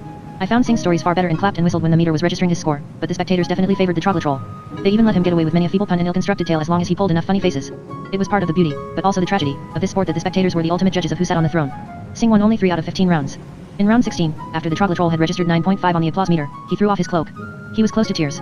The Troglotrol, or Lord Allgort, as he now styled himself, was Atlantis' new king of lies. My ambition is aroused. Far from dampening my enthusiasm for the sport of lying, the Troglotrol's accession to the royal throne fanned it into a blaze. Muttra Singh had prompted me to enjoy the sport as a spectator. The Troglotrol kindled a desire to participate in person. I secretly dreamed of deposing him with all Atlantis looking on. We continued to attend every duel of lies. Lord Allgort stoutly defended his title against all comers and assembled a steadily growing crowd of supporters. I alone remained skeptical of his methods. I disliked his whole style, his self-ingratiating tricks, his nauseating tendency to please an audience at all costs. Like a tree swaying at the whim of the wind, he bent in any direction that seemed most likely to garner applause. He took no risks, purely intent on appealing to the lowest common denominator. An appeal he certainly did, with an unerring precision that surprised me. Even Kem Lutheran thought him good. Gah. He's funny, he said whenever I started to find fault with Lord Allgort. One night, as we were leaving the Megathon, I caught sight of a poster. Asterisk asterisk asterisk. Hey, you. Yes, you. Ever get the feeling life is passing you by? Do you resent being a face in the crowd? Does it bug you to lead a humble, low-paid, anonymous existence? Would you like to wow huge audiences, earn a fortune in peers, become a popular celebrity, and wallow in applause? Why not become a congladiator? It's child's play. Anyone can learn. For details inquire at the Filthy Fleece. Number 20567 Ilstatna Boulevard. Asterisk asterisk asterisk. I didn't breathe a word about my plan to Kem Lutheran, not at first, or he would have called me a megalomaniac. Not until the next day, when I was on my way to the Filthy Fleece, did misgivings first assail me. Was I capable of performing in front of a sizable audience? I had displayed some talent as an entertainer on Hobgoblin Island, but this was quite another kettle of fish. I was shaking like a leaf with stage fright when I entered the taproom of the Filthy Fleece. At the Filthy Fleece, the tavern was a gloomy dive, and far seedier than I'd expected. Although it was still early in the day, a few boozers, most of them blood dumbs, were seated at the tables wreathed in acrid cigar smoke. Could this really be the reception center for congladiators? Perhaps I'd misread the address or fallen for a stupid practical joke. I was just turning to go when a voice awakened some unpleasant memories. By Votan's tonsils, landlord, where's my beer? Exactly, bleated someone else. By Votan's tonsils. I slowly advanced on the voices through a dense pall of tobacco smoke. I was now near enough to make out the dim figures of 3 drinkers. By the Megabolog, one of them bellowed. Do I have to get unpleasant? I vigorously flapped a paw. The haze parted to reveal an inebriated Bloodham and 2 old acquaintances. 2 old friends and a new eyeglass. They were Neo and Weenie, neither of whom had changed much. They had both grown a bit, especially Neo, and short-sighted Weenie was wearing a monocle which I immediately recognized as Professor Nightingale's cyclopean lens from the unperfected patents chamber. I went up to the table. Hello, Neo. Hello, Weenie. They gave a start and instinctively groped under the table, perhaps for concealed weapons. Weenie leant forwards, adjusted his monocle, and peered at me. Blue bear. Blue bear. Neo echoed. They sent the Bloodham away and invited me to have a beer with them. Although I declined the beer, pointing out how early it was, whereupon they both laughed heartily and clinked mugs, I sat down and we chatted a while about the old days and how we came to be in Atlantis. Man, was I glad when my time with the old fart was up at last, Neo roared at the top of his voice as usual. He was evidently referring to Professor Nightingale. I never understood a word of what he was spouting. A complete waste of time. The University of Life, that's what counts. Neo waved his beer mug at the tavern's occupants, and a couple of blood dumps returned the toast. He and Weenie seemed to be regulars. Nightingale's transmission of knowledge by means of intelligence bacteria did not work with everyone, that much was clear. I was a hopeless case. The old man didn't take long to hoist that in. Neo rapped his head with his knuckles, producing a sound like a hammer hitting an empty safe. The intelligence bacteria had probably bounced off his skull. It worked with me. Weenie broke in. But I've forgotten it all again, teehee. He likewise raised his mug of Yeti beer and brandished it as if to demonstrate the reason for his loss of memory. I'm suffering from a disease. There's a name for it, but I've forgotten that too, teehee. From the Encyclopedia of Marvels, Life Forms, and Other Phenomena of Zamonia and its Environs. By Professor Abdullah Nightingale. Gnomic cretinism. This is a very rare syndrome occurring only among gnomelets. The constant use of an omelet's brain for trifling purposes makes the items of knowledge stored there feel unwell. They commit mass suicide by diving into the so-called Lake of Oblivion, a cerebral area found in Bullock's brains as well as in those of gnomelets. The resulting gaps in an omelet's education steadily increase until its brain becomes a complete intellectual vacuum. Neo and Weenie were still the same ignorant knuckleheads they'd been during our school days together. I chalked up a few more minus points to be set against Nightingale's educational system. Then he sent us off into that tunnel, that labyrinth of caves. Man, that was some ordeal, I can tell you. It took us 2 hours to find the exit, but we made it in the end, by all the griffins. 2 hours. They had found the exit after 2 measly hours, whereas I had taken half a lifetime, yet another indication that fortune doesn't always favor the righteous. Neo gave a hoarse laugh. I grabbed one of those creatures that scurry around the passages a troglotrol, know what I mean? Like the fellow who's king of lies these days. He tried to fool us and get us lost, but I grabbed him and hit him on the head until he showed us the way out. Weenie took up the story. Then we made our way through a forest. A creepy place, that, huge cobwebs everywhere, BRRR. We actually found a spider at one point, a colossal specimen, but dead, luckily for us. It had probably starved to death, all shriveled up, it looked. I'd have dealt with it, grunted Neo, and took a swig of beer. So I really had killed the spider witch. I was glad to have met the pair of them, if only because of that information. Yes, and then we went to sea, Weenie went on. We built ourselves a raft out of tree trunks and launched it in Bear Bay, beyond the great forest. Unfortunately, we forgot the rudder. Neo guffawed. No idea how long we bobbed around out there without a bite to eat. We were completely at the mercy of the waves, we almost went mad. I even imagined I could hear the waves chattering together. Things got so bad, Neo tried to eat me. That's not true. Neo growled, blushing. It certainly is. You sank your teeth in my leg. Only in fun. Come off it. Anyway, luckily we sighted land at that very moment. It was Atlantis Harbor. We bummed around for a while and then took this job. We're Gladiator Scouts. Tell us, though, what brings you here? I refrained from giving them a detailed account of my arduous journey to Atlantis and came straight to the point. I saw that poster, and I thought, you want to become a Gladiator. Neo and Weenie glanced at each other. Well, I'd seen a duel of lies, and I thought I could do just as well. Neo grinned. So do lots of folk. Still, why not? You never know till you've tried. Come on, we'll introduce you to the boss. We made our way across the taproom to a wooden door, I in the lead, Neo and Weenie whispering and giggling at my heels like a couple of schoolboys. They obviously felt sure I would make a fool of myself. I cursed myself for having ventured into this shady dive. Neo pushed the door open and thrust me into a back room. It was even murkier than the taproom. The air was filled, not with white cigar smoke, but with dense black cigar smoke, which made it almost as dark as Nightingale's darkroom. From the Encyclopedia of Marvels, Life Forms, and Other Phenomena of Zamonia and its Environs. By Professor Abdullah Nightingale. Cigar. Strictly speaking, a recreational drug extracted from the forinth flower, which is related to the tobacco plant and found only on Thumb Promontory, Pa Island. The cigar-shaped umbels of the forinth flower contain equal parts of nicotine, tar, and black pollen. Their nicotine and tar content is approximately 100 times that of a traditional cigar, and the smoke is as black and acrid as that given off by burning pitch. Only creatures without lungs or hearts, e.g. shark grubs, iron maggots, cachartrats are physically capable of smoking a cigar without expiring on the spot. Seated at a table strewn with playing cards in pairs of every size was a shark grub. I had never seen one before. Very rarely found in Atlantis, shark grubs were said to be very secretive. I could see little more at first than a dark, corpulent figure with a mouthful of shark's teeth. From the Encyclopedia of Marvels, Life Forms, and Other Phenomena of Zamonia and its Environs. By Professor Abdullah Nightingale. Shark grub, a crawling maggot of the gill-breathing, semi-insect family, distantly related to the world of fish. Shark grubs, which are seldom seen, prefer to live in opaque conditions and shroud themselves in smoke cigar. They are highly intelligent except when compared to nocturne mammoths and notorious for their ability to accumulate money in swift and mysterious ways. Often charming and affable in demeanor, the shark grub has a special aptitude for imposing its authority on groups of weak-willed individuals. The shark grub scrutinized me for a while, chewing on his cigar. Standing in the corner of the room, arms folded and eyeing me suspiciously, I'd mistaken him at first for a statue, was a full-grown Zamonian Wolperdinger. He wore the traditional uniform of a Wolperdinger bodyguard, a troll-hide waistcoat and trousers and a steel helmet adorned with 2 short horns. Only Atlantean VIPs could afford to employ Wolperdinger bodyguard. Valzotan Smick. What do you want, youngster? The shark grub inquired in a resonant, surprisingly amiable voice. You've got blue fur, a great rarity in Atlantis. My name is Valzotan Smick, but you may call me Smick. I was immediately won over. For Maggot, the shark grub had good manners. He wants to become a Gladiator, Neo and Weenie blurted out simultaneously. Shut up. Neo and Weenie fell silent. Smick seemed to wield a certain amount of authority. If he wants to become a Gladiator, he can surely speak for himself. What's your name? Blue Bear, I replied, trying to sound calm and self-assured. Blue Bear. An excellent name, for once. We can do without a pseudonym. That's good, because effective pseudonyms are hard to devise. Where do you come from? Nowhere. I wasn't even born, I was found in a nutshell. So you weren't even born. That's good, too very good. One of the most barefaced lies I've ever heard. And who found you? Some many pirates. Nobody knows they exist because they're so small. I myself was equally small in those days, I could fit into a nutshell, as I said, but I grew so big on plankton they had to put me ashore. Many pirates, bellowed Smick. I like that. You've got imagination. I was beginning to like him despite myself. Where did they put you ashore? He leant across the table. For some reason, I seemed to be arousing his interest. On Hobgoblin Island. That's where the hobgoblins live. They feed on negative emotions, so I had to weep for them. In fact, I became something of a star on Hobgoblin Island. I've got plenty of experience as an entertainer. On many nights the forest graveyard was sold out when I wept. Smick's uproarious laughter stopped me in my tracks. His rolls of fat were wobbling like a blancmange. The forest graveyard was sold out when he wept. That's a good one. Stop it, please. No. Go on. Tears of laughter were rolling down his cheeks. Was he poking fun at me? Maybe I ought to say something more weighty. I thought something that would demonstrate my seriousness and intelligence. I've got a large vocabulary. I was educated by the Babbling Billows. Babbling Billows. That's too much. Any other references? There's a talking encyclopedia in my head which... A talking encyclopedia in his head. The youngster's a natural. Go on, go on. Well, then I made my way across the desert and found a city. No, I'm wrong. It wasn't a proper city. It was a semi-solid mirage. But it was full of phantoms that spoke backwards, and the houses kept vanishing, which made living conditions impossible. After that I lived inside a tornado. That's why I'm really nearly 100 years old, but when the tornado went into reverse I became younger again. Well, inside the tornado was a city inhabited by men of 100 who... No, wait, I forgot to tell you about falling into a dimensional hiatus. I landed in a dimension where they play music on instruments made of milk, and... By now, Smick was rolling around on the floor with laughter. Laboriously, he struggled up from behind his desk. Suddenly realizing that this brief summary of my life must have made me sound mentally deranged, I thought it wiser to skip the story of the bullock's head, say no more, and disappear, never to return, as soon as I put this embarrassing situation behind me. Stop, that's enough. Save it for your performances, cried Valzotan Smick. You're sensational. I'm putting you under contract. I'll be your agent. You'll get 5% of all the takings, is it a deal? I'm going to make you rich and famous. Sign on the dotted line. He had removed a form from a drawer and deposited it on the desk. Neo and Weenie thrust me nearer. I bent over the document, but I couldn't read a word of it. The print was so tiny and the lighting so poor. Sign. Weenie whispered in my ear. It's the chance of a lifetime. Sign before he changes his mind. What did I have to lose? I'd gone there to become a congladiator, so why not take the plunge? I picked up a pencil and wrote Blue Bear on the dotted line in big, bold letters. I go into training. Once I had told Kem Lutheran the news, we spent a long time discussing our plans for the future. Kem Lutheran was to be my second and trainer. You didn't become a congladiator just like that. Smick had impressed on me that it required non-stop, intensive training. Anyone can stand up and tell a straightforward lie. There's no artistry in that. Getting your listeners to believe that lie, therein lies the secret. Like any great art, that of lying calls for diligence and the application of numerous layers. Just as a painter superimposes layers of pigments and glazes, or a composer constructs scores out of melodies and rhythms, vocal and instrumental parts, or a writer weaves a web of words on many levels, so a liar piles lie on lie to form a masterpiece. A good lie must resemble a stout brick wall, patiently constructed course by well-laid course until it's firm as a rock. It must also mingle fact with fiction, kindle hopes and dash them, lay false trails, perform narrative twists and turns, and proceed by stealth. Above all, the face must lie too. Any tall story, however elaborately constructed, can be blown apart by the wrong facial expression. An ill-timed twitch of the eyebrow, a hesitant flicker of the eye, and the cleverly woven tissue of lies is reduced to tatters. I have seen great congladiators come unstuck because they blinked at the wrong moment. Most congladiators trained by constantly lying to their friends and acquaintances so as to remain in form. I myself rejected such training methods, not only because they soon drove all your friends away, but because I found them boring. I went in search of a bigger audience. I went down to the shore and lied to the sea. I went outside the city gates and bamboozled the mighty humongous mountains. I climbed the highest corkscrew towers and listened and conned the sky itself.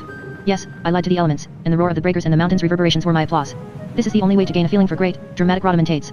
Anyone crossing swords with the elements must accept the possibility of being washed out to sea by a wave or struck down by a thunderbolt or an avalanche. It stimulates the imagination and hones the reflexes, makes you cunning and alert. On one occasion during training, a thunderbolt really did miss me by a hair's breadth as I stood at the top of a corkscrew tower with a storm in the offing. I was well into my stride, lying fit to turn the sky black, when I became too big for my boots. Just as I was exuberantly cobbling together a half-baked lie, a huge shaft of lightning bore down on me. I managed to leap aside, but it cut the top of the tower in half. That was an object lesson. A congladiator couldn't afford to be guided by his emotions. Every lie, no matter how dramatic and spontaneous its delivery, had to be based on cool calculation. Reading matter. Another important training aid was the reading of highbrow, middlebrow and lowbrow literature. Writers being second only to politicians at lying, they also make the best teachers. I adopted the daily pre-workout habit of reading 3 books after breakfast, none of them less than 300 pages long. I even sacrificed half my night's sleep in order to read more books. I absorbed the entire oeuvre of Wilfred the Wordsmith in 200 volumes, all the novels, novellas, short stories, stage plays, reviews, letters, speeches and experimental sound poems he had ever written, as well as his 12-volume autobiography. I also read the complete works of Count Zaymoniak Clantho of Midgard, a best-selling author despised by the Zaymonian literati, who was really an innkeeper named Perpemp and had devoted his life to writing thrillers. All his books told how the hero, Prince Sangfroid, underwent hair-raising adventures in which he vanquished a monster with at least 3 heads and rescued a red-haired princess from its clutches. They also paved the way for Prince Sunfroid's next adventure, in which the presence of a monster and a princess was guaranteed. Reading matter of this kind did not expand my vocabulary, perhaps, but it did nourish my imagination, and a well-fed imagination was one of the most important weapons in the congladiator's armory. My grounding in the classics, on the other hand, I obtained from the stage works of Gongolfi and Golf, chronicler of the Zaymonian War of Succession. The main characters in all his plays were Norseland aristos who delivered unintelligible speeches in rhyming couplets and were pushed out of windows in the 3rd act, if not before. Golf's dramas enhanced my knowledge of Zaymonian history and my ability to extemporize and rhyme. Another piece of required reading was The Song of the Trout, an epic poem made up of 4,000 sonnets. Allegedly written in the course of several centuries by 200 mountain dwarfs who preferred to remain anonymous, The Song of the Trout had nothing at all to do with trout. The only one it featured didn't sing and was promptly eaten. It dealt with certain skirmishes between human beings, dwarfs, giants and gods, all of whom tried to outwit each other. Unlike Count Zaymoniak's thrillers, The Song of the Trout had more than one hero, some 200 of them, as I recall, and all of dwarfish stature. I read How Dank Was My Valley, principal work of the regional writer Cetaceus Rumpelstiltskin, a poet from the Muchwater Marshes, where a massive shower of meteorites had transformed the countryside into a vast expanse of wetland. How Dank Was My Valley was a heart-rending saga of life among the reed dwellers. Any aspiring liar must be versed in grand emotions, and they occurred on every page Rumpelstiltskin wrote. Sensitive souls, those reed dwellers, the sight of a snapped bulrush was enough to send them into paroxysms of grief, shame, hatred, rage, or local patriotism, whichever. This I found most instructive. But the congladiator's most valuable literary aid was The Shortest Legs in Zaymonia, the autobiography of the master practitioner Nesrum Fakir the Unique. It describes his fairy tale rise from peacutter in the graveyard marshes of Dole to celebrated congladiator so compellingly and in such obsessive detail that no budding exponent of the art could afford to shirk memorizing as much of the book as possible. It taught me all about the congladiatorial profession, at least where theory was concerned. I must make it clear from the outset that the spectator's conception of a congladiator's training was wide of the mark. There was no official syllabus or diploma, no form of initiation or prescribed course of instruction. There was really only one rule, namely, that everything should accord with the wishes of Valzotan Smick, the tycoon. Smick was the uncrowned king of the congladiators. Talented individuals were encouraged, developed, or demolished to suit his plans of the moment. I very soon grasped this because he liked having me around, and I was often privileged to be present when he engaged in his multifarious business activities. Smick not only ran the congladiatorial contests but controlled the Gib elite and the entire port of Atlantis. He dealt in smuggled cigars, pickled belly of pork, Yahalian antiques, troll hides, blood plasma, coconuts, fake pixie stars, sugar cane, Yeti beer, and anything else imported or exported by sea. He knew every shipyard and every captain and vessel in the harbor, was honorary harbor master, chairman of the Gib Players Association, honorary congladiator, and treasurer of the Atlantean Choral Society. He owned the megathon and most of the city's corkscrew towers. He maintained a private army of Yetis, blood dumbs, and wolverdingers to guarantee his personal safety, controlled 30% of the city's fur dressing salons, and took a sauna with the mayor once a week. No, Smick wasn't just the uncrowned king of the congladiators, he was the uncrowned king of Atlantis itself. The night of my first public appearance came sooner than I would have liked. I was to have a little sparring match with another young and inexperienced congladiator as a preliminary to the main bout starring Lord Allgort, who was improving with every duel. My first contest. I didn't feel sufficiently well trained for it, which was why the said evening found me fidgeting in my dressing room beneath the megathon while Cam Lutheran massaged my neck and tried to calm me down. Just go out there, Gah. He's only a little fish and the rounds won't be scored, so what's the big deal? Relax, Gah. Your neck muscles are all. The door of the cubicle flew open and Neo and Weenie burst in. Behind them, smoking a fat cigar, Balzotan Smick squeezed through the narrow doorway. Bringing up the rear was Rumo, his Wolverdinger bodyguard, whom I still found slightly intimidating. I secretly hoped they'd come to cancel my bout. Now listen, youngster, said Smick. We've got a problem. Our man, the one who's scheduled to fight Lord Allgort, has gone sick at the last moment. I want you to take his place. Cam Lutheran was as flabbergasted as I. He's not ready. He's never had a fight. It's crazy, Gah. Weenie held up a piece of paper. It was my contract. He adjusted his monocle and proceeded to read aloud. Clause 14A. The party of the second part undertakes to engage in any duel of lies to which the party of the first part assigns him. Should he refuse, a fine of. Smick cut him short. Stop browbeating him with that stupid contract. If he won't do it, he won't. He took a couple of puffs at his cigar and rested one of his numerous hands on my shoulder.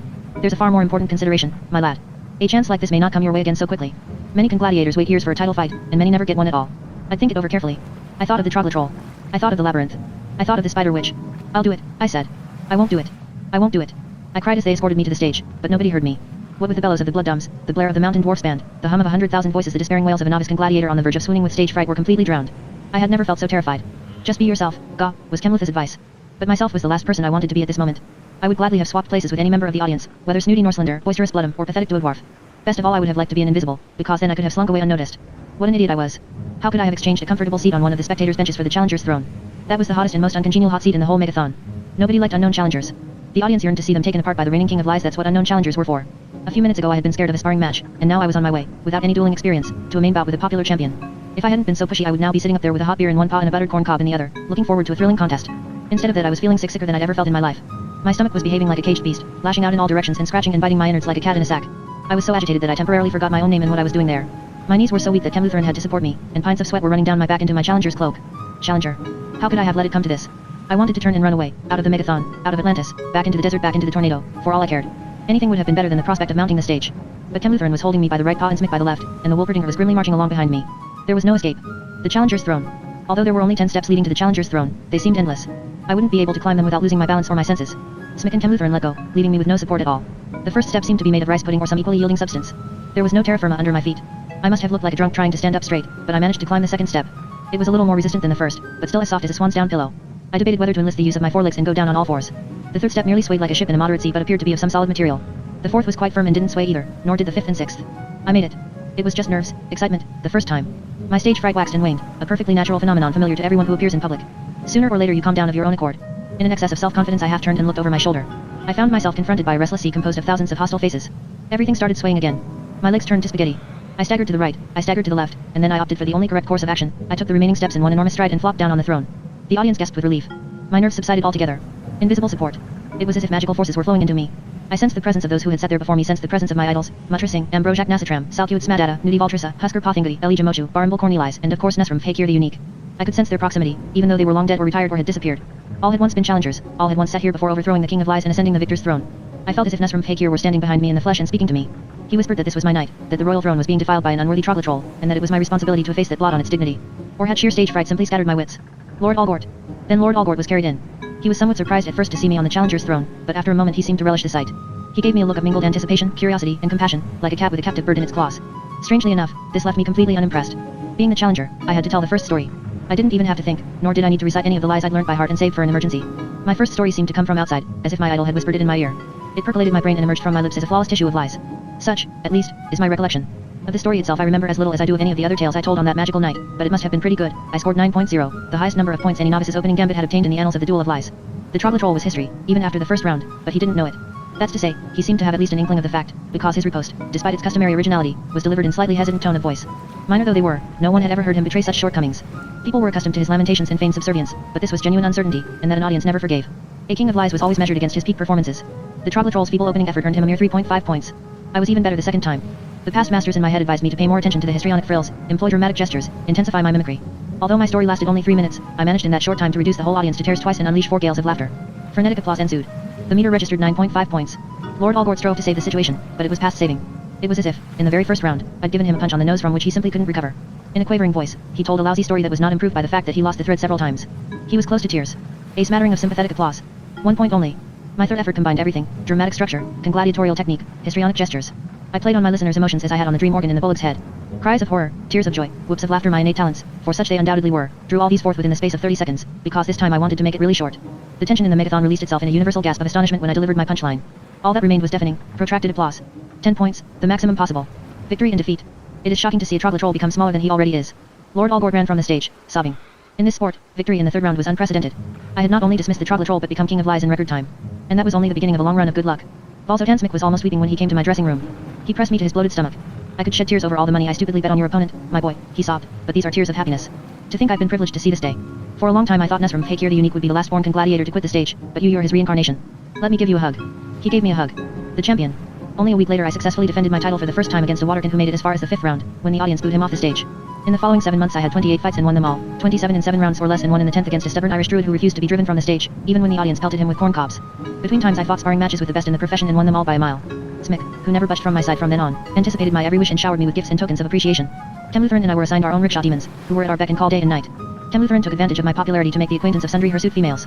He always had a different one next to him at the ringside as he grandly shouted instructions I scarcely needed. None of these affairs lasted, unfortunately, and I got the impression that Temlutheran scarcely noticed the girls anymore, as if he'd abandoned hope of ever finding the right one. We had long ago moved out of the Corkscrew Tower, of course, and now lived in the green hills of North Naltatus, a luxurious Atlantean suburb where every house commanded a breathtaking view of the city's sea of lights at night. I owned a villa with 52 rooms, 3 swimming pools, and a personal dual of live stage on which I could practice when at home. I never trained, however, because I was a spontaneous talent. Practicing spoiled my style. I had to give 1 performance a week, which meant that I could relax for 6 days out of 7, not a bad ratio of work to leisure. Smick made every effort to keep me amused and create an environment devoted exclusively to my well-being. I had 2 chefs, one for cold buffets and another my former employer Nababio, the Puffian master chef for hot dishes. At my service 24 hours a day were a Cucumbrian messer and a wood dog who, while I was being massaged, soothed my nerves by reading aloud from the works of Wilfred the Wordsmith. I had become an important figure if not the most important in Atlantean public life. My desk was piled high with invitations to parties, soirees, dinners, galas, exhibitions, and charity functions. Smick determined which ones I should accept. 3 hours of every day were set aside for press conferences.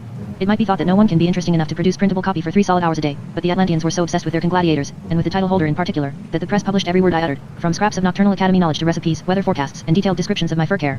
Sometimes I merely spouted trivialities, but even they were printed verbatim and lapped up by my fans. The Atlantean Advertiser had a central section twice the size of the rest of the paper and devoted to me alone.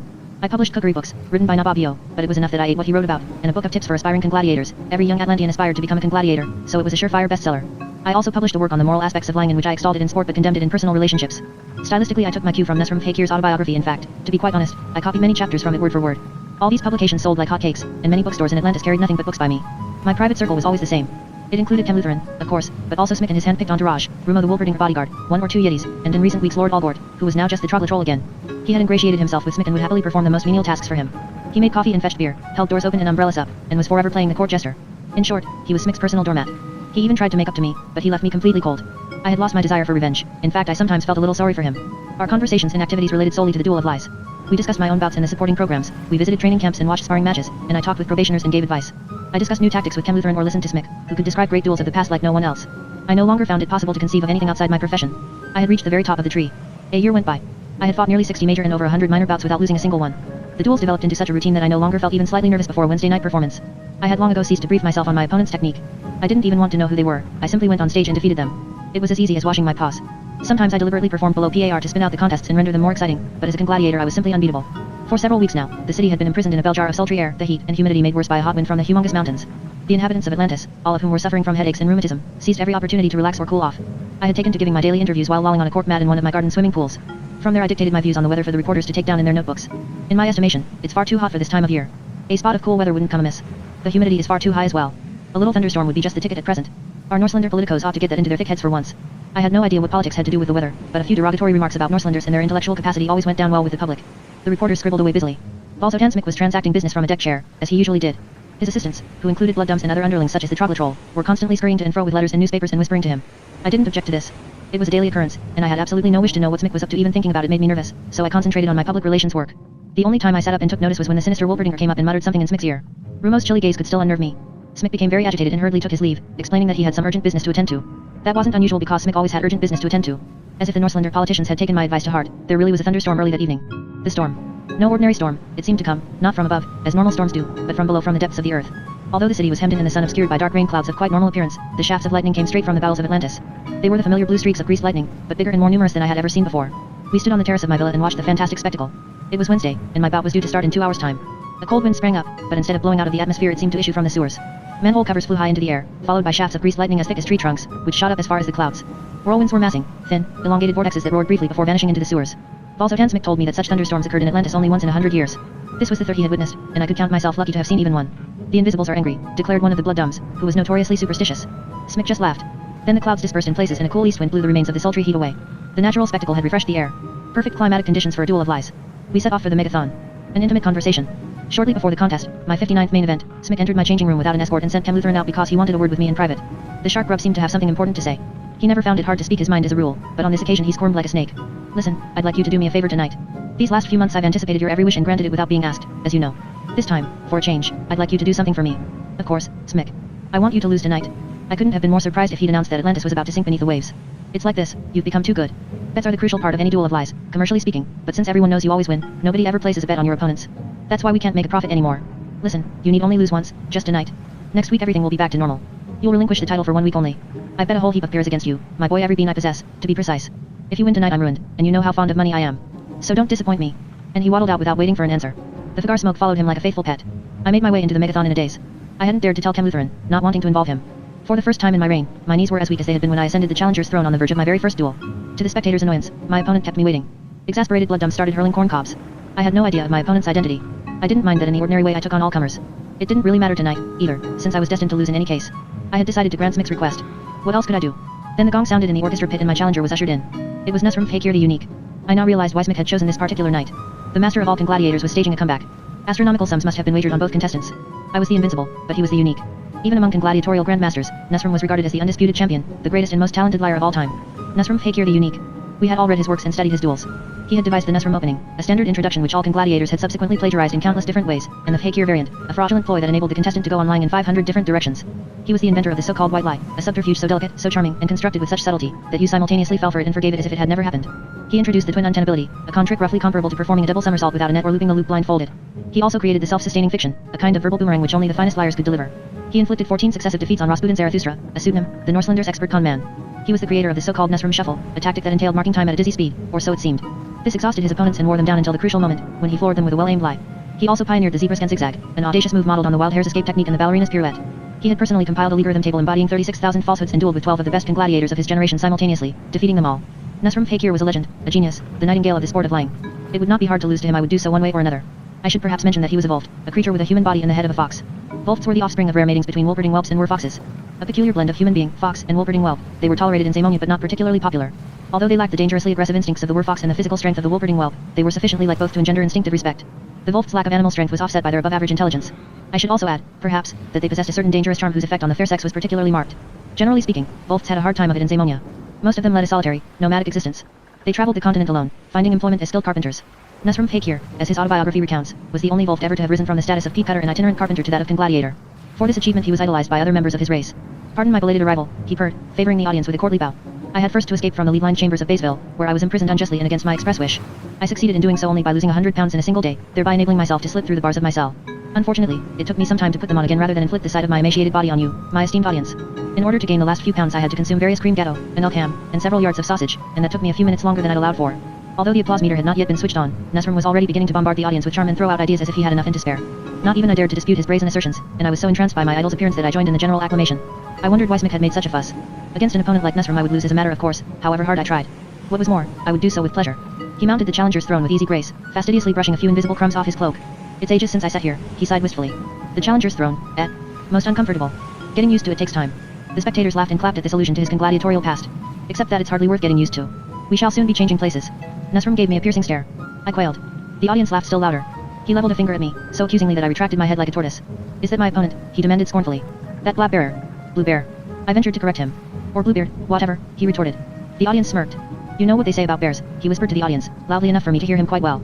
Never leave your larder open when there's one around. Titters of amusement. I already knew that Nusrum tried to unnerve an opponent in advance by using tricks of this kind. His autobiography devoted a whole chapter to the subject. He regarded it as an art form in its own right to detect an adversary's weak points and use them to demoralize him. Entitled 39 Ways to Humiliate, the relevant chapter described 39 methods of intimidating an opponent before the first round. It was the only chapter I didn't care for, I must confess. Being in favor of a straight fight, I set no store by such tactical ploys. Every gladiator had his own methods, however, and Nesrim Fakir's had enabled him to win many a contest before it actually began. I kept calm, therefore, and strove to ignore his harmless jibe.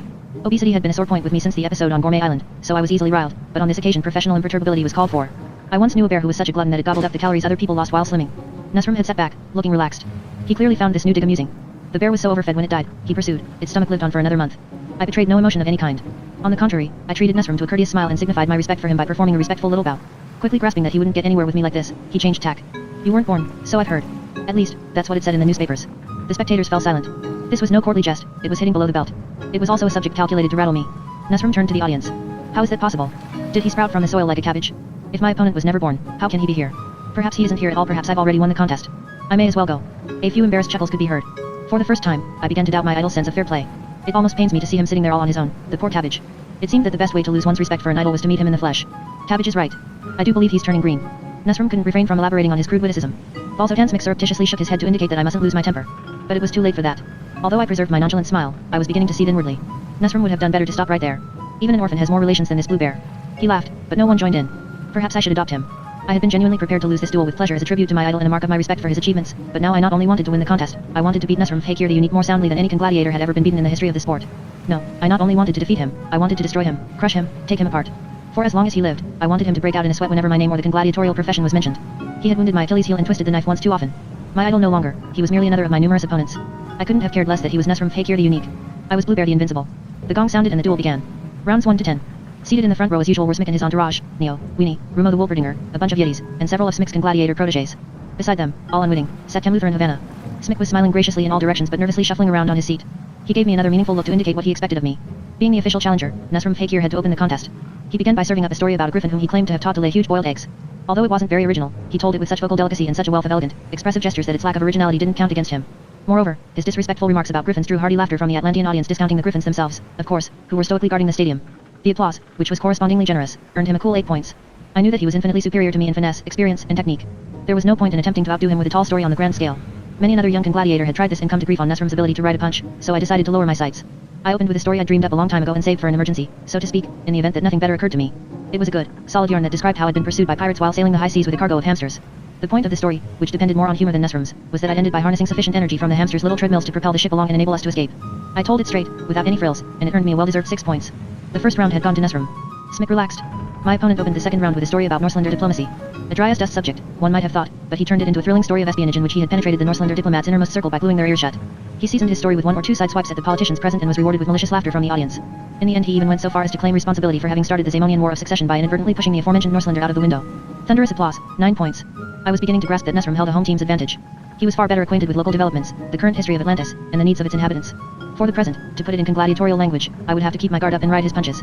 Nesrim preferred to keep his stories in an Atlantean context, whereas I continued to set mine at sea.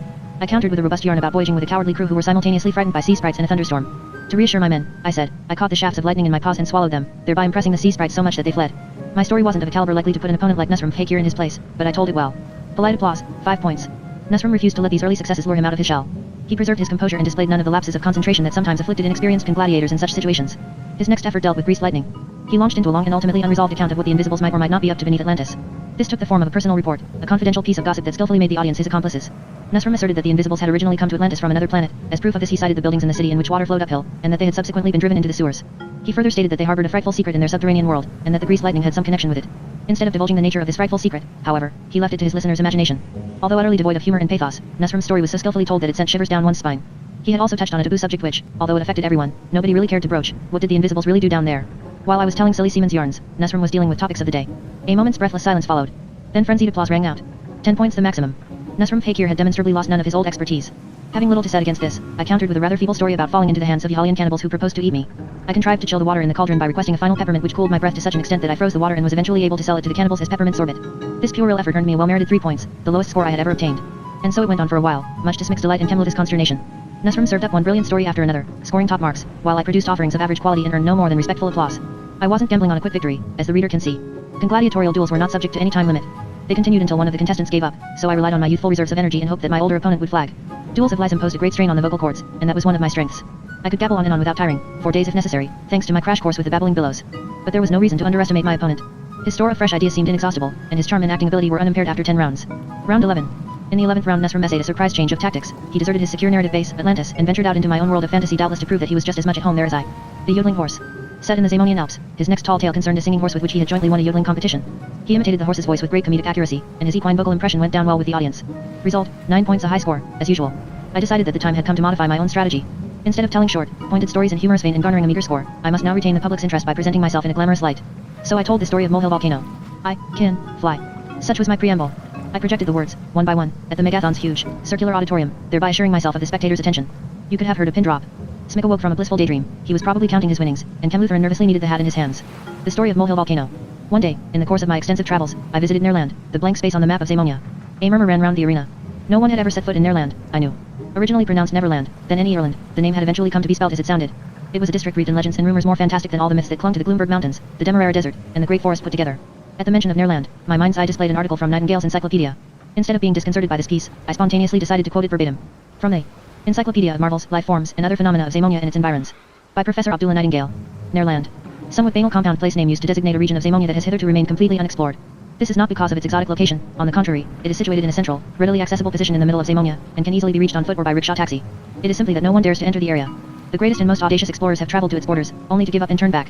Nerland emits a subconscious signal that advises all comers to give it a wide berth. It is surmised that Nerland consists of telepathic quicksand of a fine-grained, fluid consistency that warns of its dangers by thought transference. The only thing definitely known about the area is that a volcano rises at its center. Because this can only be seen from hundreds of miles away, and because it looks at long range as innocuous as a molehill, it is known as Molehill Volcano. The audience rather grumblingly took note of these items of information, which were widely known in Zamonia. Everyone was acquainted with the rumors about Nerland.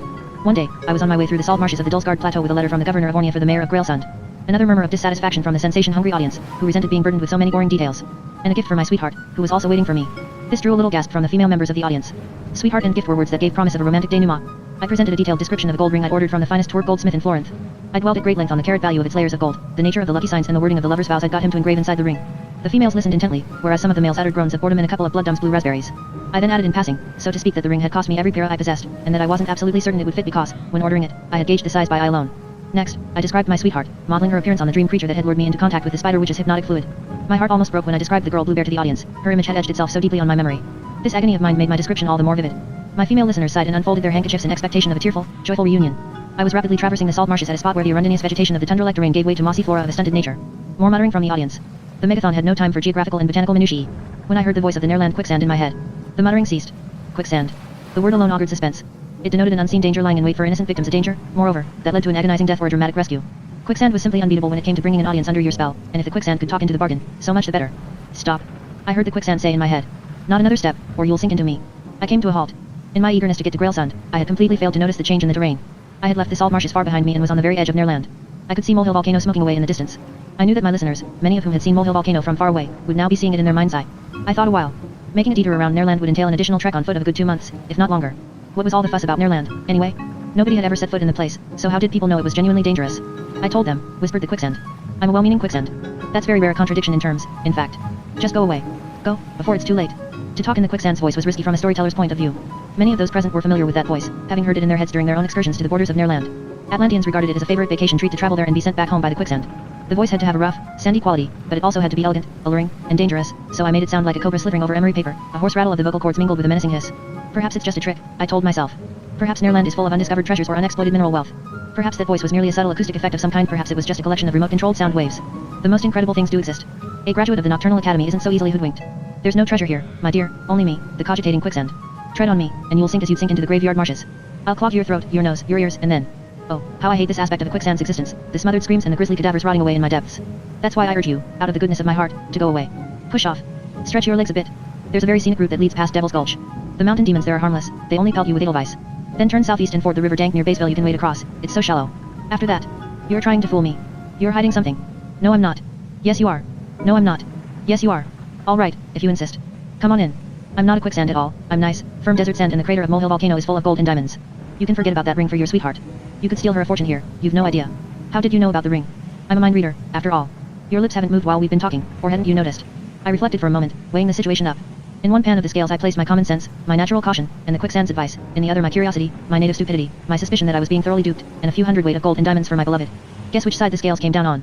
The female spectators drew a deep breath, the males gripped the arms of their seats. The Waterkins, who were neither male nor female, put their hands over their ears. Kemluthern bit his cap. I took 3 paces and sank into the quicksand. I allowed the sentence to resonate a while. Everyone was expecting a dramatic, drowning man's aria and a last-minute rescue, possibly effected by a reptilian rescuer. But nothing of the kind. I simply sank. Glug glug. I inserted a long pause for effect. I shot a sidelong glance at Balzotan Smick. He was trying hard to preserve a nonchalant air, but I could see his gills quivering with suspense. So I'd been wrong and the quicksand was right. I was going to die with my lungs full of sand, deservedly so. What's more, I had not only rejected the quicksand's generous advice but offended it as well. I deserved to die.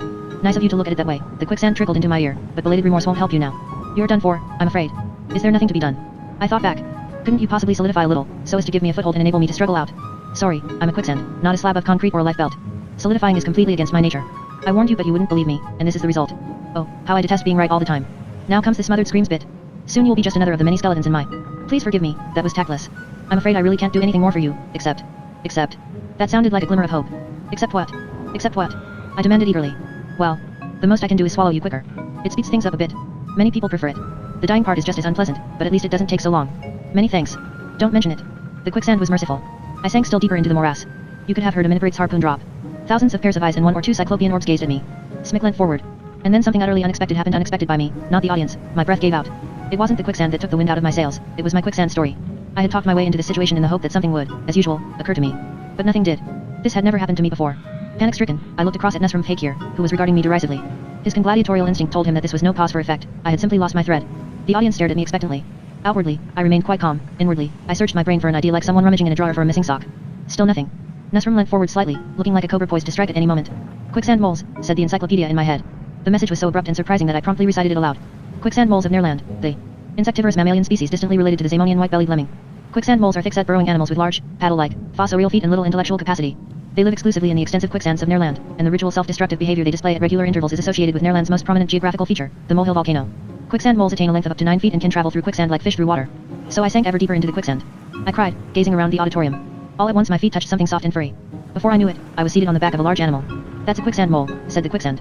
Can you hold out? Not for much longer, I telepathized. I'm out of breath. It's your only chance. Hang on tight, the creature's bound to be making for the volcano. It's time again, I can tell from the tremors. I had no idea what it was time for, but I didn't care. All I wanted was to extricate myself from the quicksand, because I really was running out of breath. Agile as a dolphin, the mole glided through the quicksand so fast that it swirled around my ears. I clung tightly to the creature's fur, determined not to let go until we surfaced. But we didn't surface. We were diving still deeper. We didn't surface. We were diving still deeper. Great. I was talking my way still deeper into the mire. The audience gasped for oxygen. Down and down we went at a steep angle. My last hour had come. I had only a single atom of breath left inside me, and both lungs were squabbling over it. You're there, the quicksand told me. You're off the hook more by luck than judgment. And then, quite suddenly, we were out. Air. Oxygen at last. Yes, at last. The audience breathed deeply. What had happened? Called an excited Norslander. What indeed? Good question. What had happened? I didn't have a clue. What had happened? I cried dramatically to the audience. What had happened? I feverishly racked my brains. We had made our way through the quicksand to an underground cavern, that's what had happened. We'd emerged into a huge air bubble beneath Nearland. More moles were standing around, all shouting at once. This is the place, this is the time. This is the place, this is the time. Now that I was over the worst, I lied blithely on. What place? What time? All I could tell was that we were in a sort of immense well shaft.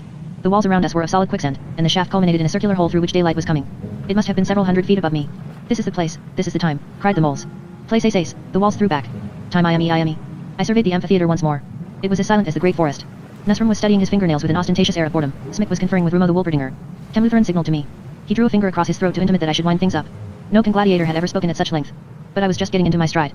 I asked one of the moles to explain. Not to burden you with the whole of his long, solemn discourse, which was interspersed with numerous digressions into the history of the quicksand moles, here is a brief summary. Molehill volcano is an active volcano that erupts regularly every 7 years on the 7th of the 7th at 7 minutes past 7. There are a few pedants who claim that it actually does so at 7/10 of the 7th second of the 7th minute past 7 on the 7th of the 7th. The audience groaned in torment. And so on, I said hastily, but that's irrelevant here. The fact remains that every self-respecting quicksand mole over the age of 7 betakes himself to Molehill volcano on that day. Volcano. If there was one word the thrill-seeking audience found more entrancing than quicksand, it was volcano, just so long as you added that it was an active volcano on the point of engaging in its favorite activity, erupting. And to disclose the precise time at which an active volcano would erupt was one of the biggest favors you could do a bunch of dual love lies addicts. The turmoil in the stadium was steadily increasing. Even Nusrum covertly cocked an eyebrow, but no one was paying any attention to him by this time. I lowered my voice and went on. The volcano gave a mighty rumble. It sounded like a bullet gargling with a thundercloud. An ominous feeling welled up inside me like lava in a volcanic crater. I asked the mole what day of the month it was. The 7th of the 7th, he replied. I now did something unprecedented. I took a breather. No, not a pause for effect but a proper breather, a coffee break, so to speak. It had occurred to me that I still had a sandwich in my pocket. Kemluthern had packed it so that I could fortify myself before the duel, but I'd forgotten all about it in my agitation. I ceremoniously unwrapped the sandwich and proceeded to eat it. The audience groaned and muttered. Smick excitedly conferred with his advisors. Kemluthern had pulled his cap down over his face. Although no intermissions were allowed for during a duel of lies, they were not expressly prohibited. I had discovered a loophole in the regulations. I blithely continued to eat, chewing each mouthful 7 times and pausing now and then, inserting breaks in the break, as it were. No one in the history of the Zamonian entertainment industry had ever dared to tease an audience in this manner. When I'd finished, I neatly folded the greaseproof paper and put it in my pocket. Then I sat back on my throne, twiddled my thumbs, and hummed contentedly to myself as if I'd altogether forgotten where I was. Another minute, and they would lynch me. Then, quite suddenly, I shot out a paw at such lightning speed that the spectators almost fell off their seats. The volcano erupted. I cried. And we were at its heart. A female Norslander in the front row fainted, but nobody took any notice.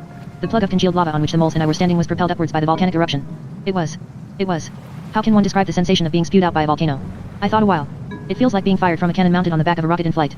The pressure to which we were subjected forced us down onto the lava plug. We were squeezed as flat as pancakes as the circle of daylight raced towards us, faster and faster. With us aboard, the plug shot ever higher into the air many miles into the sky. A very brief pause for effect. Then, when the plug reached its apogee, a remarkable thing happened. We became detached from it and hovered there as if weightless. We were now so high that we could look straight into outer space, a pleasure usually denied to all but megabologs. My listeners could not, of course, know that I had enjoyed a bulldog's eye view of the cosmos while seated at the dream organ, so they were highly impressed by my detailed description of our solar system. I was unstinting with my scientific data concerning the various planets, their surface structure and atmospheric pressure, all of it knowledge acquired at the Nocturnal Academy. Having tormented the audience for some half an hour with deadly boring astronomical details, I abruptly went on. And then we started to fall. Several spectators with weak nerves left the auditorium. Minor commotions broke out here and there, and bottles of smelling salts were handed around. The quicksand moles uttered cries of delight. No wonder. Being blind, they couldn't see what I could see, the earth rushing up to meet us or us rushing towards it, whichever. The Norselanders waggled their ears, a sign of extreme agitation. The moles had spread their legs and were soaring around me, squeaking, like a flock of swallows. They really looked as if they were flying. And now comes the most surprising part, they really could fly. Every jaw dropped. Yes indeed, anyone can. Even you. I pointed to a female Norslander who was gazing at me open-mouthed. The only requirement for someone learning to fly is sufficient altitude. Jumping off a roof or out of a captive balloon isn't good enough. Only a volcano can propel you to the altitude you need in order to learn how to fly. The only trouble was, I was scared stiff. I'd wrapped my arms and legs tightly around me and was plummeting earthwards like a bullet. The moles couldn't help me because they couldn't see me. In order to fly, you have to spread your arms. Then spread them, you idiot, shouted an angry Bloodum in the upper circle. I had almost overdone the suspense. I would now have to give my listeners what they'd earned. I spread my arms and flew. No longer plunging earthwards, I circled slowly and majestically like an eagle as I made for the ground in a wide spiral. Some of the moles had already landed. Beneath me lay Grailsund, the town for whose mayor I was carrying an important message, the town where my sweetheart lived. I not only landed there as gently as a feather, I landed right on the lap of my beloved, who was sitting waiting for me in the garden. As I came into land I felt in my pocket for the gold ring. What? I was sure I'd put it there, but no ring. My female listeners cried out in dismay. Had I lost it in the quicksand? Or in the volcano? During the flight? The possibilities were legion. Panic-stricken, I rummaged around in the grains of quicksand in my trouser pocket. Nothing. No ring. The first handkerchiefs were being moistened. Sobs could be heard. Look in the other pocket, advised the quicksand. I felt in the other pocket, and sure enough, there it was. I removed it just before lighting on my sweetheart's lap, and, while our lips met in a kiss, slipped it on her finger. And lo, it fitted perfectly. Silence. Utter silence. The spectators were beside themselves, even the more refined among them. Seats were wrenched off their bases. The megathon had never known such an ovation. It was a pretty good story, admittedly, but I hadn't been counting on such a response. What I didn't know at the time was that I had invented the happy ending, the romantic story with an upbeat denouement. All Zamonian stories before my time, especially those told by congladiators, had either had no ending at all, just a punchline, or a tragic ending replete with misery, mourning, and murder. The hero died, the heroine died, the villain died, the king and queen died together with all their subjects, of course. Every Zamonian story of the period culminated in the death of all concerned. How Dank Was My Valley, the dramatic regional novel by Cetaceus Rumpelstiltskin, ended with all the principal characters drowned by rain. Wilfred the Wordsmith's most widely read novel, The Roast Guest, featured 12,000 deaths alone, and several million more occurred in his whole oeuvre, most of them in the last few pages. There were writers' schools which not only taught that the entire cast of characters in every artistic work of fiction had to die but suggested the most subtle ways of accomplishing this, with sword or glass dagger, poison or faked accident, disease or act of God. Every author vied with his confreres to devise the most bloodthirsty, tragic, and corpse-strewn finales, and those who succeeded were hailed as geniuses. Literary prizes were awarded for the novel with the most downbeat ending. In many Zamonian theaters the spectators in the first few rows wore washable clothing because most stage productions showered them with artificial blood. Any authors presumptuous enough to submit novels with non-tragic endings were booted out of their publishers' offices. I was satisfying a need of which my listeners had been quite unaware. Handkerchiefs were produced throughout the auditorium and tears of joy shed over my story's happy outcome. Many spectators were embracing one another, half laughing, half weeping. Kem Lutheran was dancing a little rainforest jig. Only two people showed no emotion. One was Valzotan Smik, who simply stared at me with his cold, shark-like eyes while his toadies jabbered excitedly. The other was Nesrum Fakir the Unique. If I had impressed him, he certainly didn't show it. He gazed impassively at the spectators and waited for them to subside. I had only won one round, after all, whereas he had 10 to his credit. To repeat, a duel of lies continued until one of the contestants resigned. The number of rounds and their duration were not laid down. Many rounds were over in 5 minutes, others lasted an hour, and there had been duels that went on for 40 rounds. Ours was destined to last 99. Rounds 12 to 22. Every one of the next 11 rounds went to me. The spell had been broken, Nesrum's home advantage was forgotten, and the tide of public sentiment turned in my favor. It wasn't that my opponent did badly. His stories were as brilliant as ever, but I always beat him by a point or two. To be honest, I continued to gamble on the females in my audience. All my ensuing lies had a romantic flavor. They told of grand passions, eternal loyalty, lovers' vows, dramatic partings, broken hearts. All had a happy ending, and all featured a ring. When the females applauded, their escorts applauded even more loudly to please them. After 11 stories, however, I ran out of plots that could be interwoven with the romantic bestowal of gold rings. Besides, the audience's interest in lovesick princesses was noticeably waning. Rounds 23 to 33. Sensing that his moment had come, Nesrum Fakir switched to quite another thematic field, Zamonian demonology. This was one of his specialties, as I knew from reading his autobiography. There were more demons in Zamonia than anywhere else in the world, and Atlantis had the highest concentration of them. A lesson in Zamonian demonology. There were mountain demons, earth demons, air demons, water demons, animal demons, swamp demons, sedge demons, moss demons, dwarf demons, megademons, and the aforementioned rickshaw demons. Even if he wasn't a demon himself, every inhabitant of Atlantis was acquainted or friendly with, or married or related to, one or more of the creatures. The public attitude towards demons had changed over the years. All they had done in former times was terrorize and intimidate other life forms, prowl around mainly at night, ambush travelers in forests, howl in chimneys on stormy nights, scare children, and so on. As the demon population steadily increased, however, so their mischief-making became routine. It was quite unexceptional for a three-tongued moss demon with a blood-stained axe lodged in his skull to peer over the foot of your bed, wailing like a nocturnal phantom, when you retired for the night. People walking in the woods were no longer startled when a gnome jumped out from behind a tree and pulled awful faces at them. Not even children took fright when coal demons rampaged around beneath the cellar stairs. The inhabitants of Zamonia had gradually become inured to demons.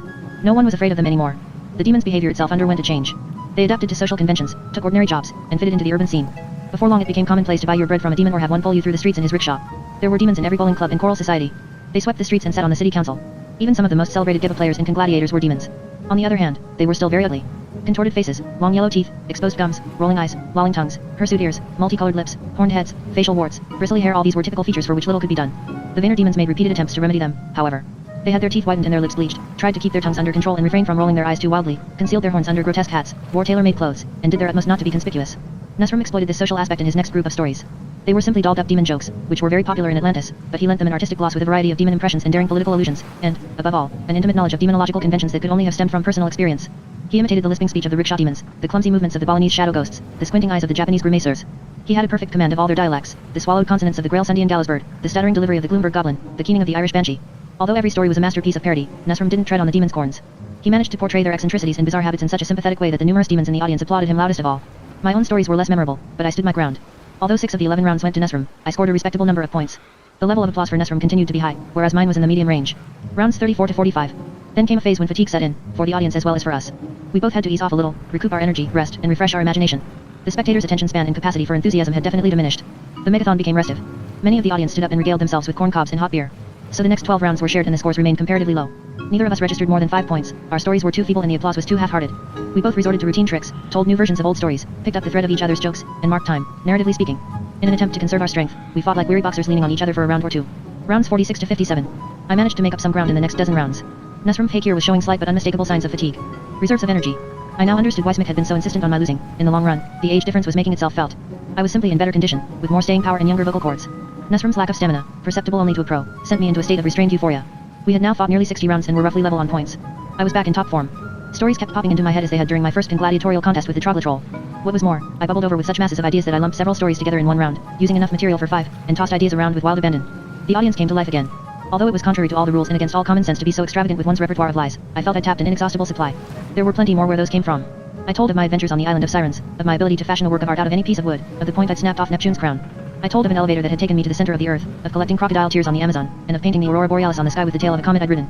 I presented insights into my professional life and described how I'd worked as a star decorator, hiccup curer, equator supervisor, underwater policeman, wave comber, and tide conductor. Speaking in the strictest confidence, I informed the audience that I had been responsible for salting the oceans, icing the polar circle, and drying out the Demerara desert. I gesticulated, performed convincing impressions, made generous use of my stage voice, and twisted around on my throne to squeeze the last laugh out of my listeners, who were once more, at long last, disposed to be enthusiastic. I was rewarded for my efforts with some more maximum scores, and none of my stories obtained fewer than 9 points. Nusram, meanwhile, was looking overtired. Although he continued, on the acting level, to serve up some brilliant theatrical fictions which any younger congladiator would have envied, an expert could tell from his diminished body language that he was soft-pedaling. My own strength abated too, not gradually but all at once. With 57 rounds behind me I was 10 clear rounds in the lead and should now have put on speed, but every muscle in my face hurt from talking and grimacing, my throat was parched, and my tongue was as swollen and rough as sandpaper. Worst of all, my brain had dried up. I couldn't think of a single idea. And that was when Nusram Fakir really turned up the heat. Rounds 58 to 77. I hadn't expected that. Nusram had been fooling me all the time. It was a tactical ploy. He'd leaned on the ropes, so to speak, recouped his strength, and showed me up like a greenhorn. I was completely burnt out. I had senselessly squandered my best ideas, intoxicated with the certainty of victory, whereas he seemed to be in better shape than he had been at the outset. I had underestimated 2 things. In the first place, there was the immense amount of experience he'd amassed during a reign 12 times as long as mine. He had not only told thousands of stories but heard and memorized thousands more, a fund of material from which to assemble entirely new ones. Secondly, he'd enjoyed a long rest. It was 6 years since he'd trodden the boards, whereas I had fought one duel after another for the past year. I was finished, he was on the brink of a new beginning. He now came up with an utterly novel variant of the congladiatorial duel, a revolutionary way of presenting lies which he had devised during his self-imposed absence from the stage and now played like a trump card. He raised his hand, and at his signal the stage was invaded by a band of vaulty orcs, each armed with a bizarre instrument. I registered 2 troll-hide drums, 2 Florentine trombones, a crystal harp, 3 musical saws, 2 haconine alphorns, 2 vibrobasses, and a Hylian concertina. The musicians formed up behind Nusram's throne and awaited his word of command. Nusram's musical innovation. Astonished whispers ran round the auditorium.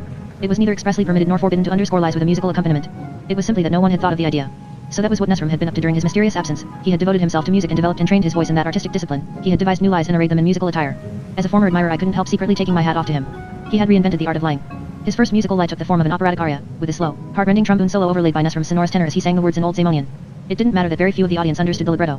They knew what it was about, like all arias, because the music translated the words into emotions. It dealt with great things like love, betrayal, death, and of course infamous lies. Nesrum used the short flight of steps in front of his throne for histrionic interludes. He pranced skillfully up and down them, crawled around on them, pounded them with his fists.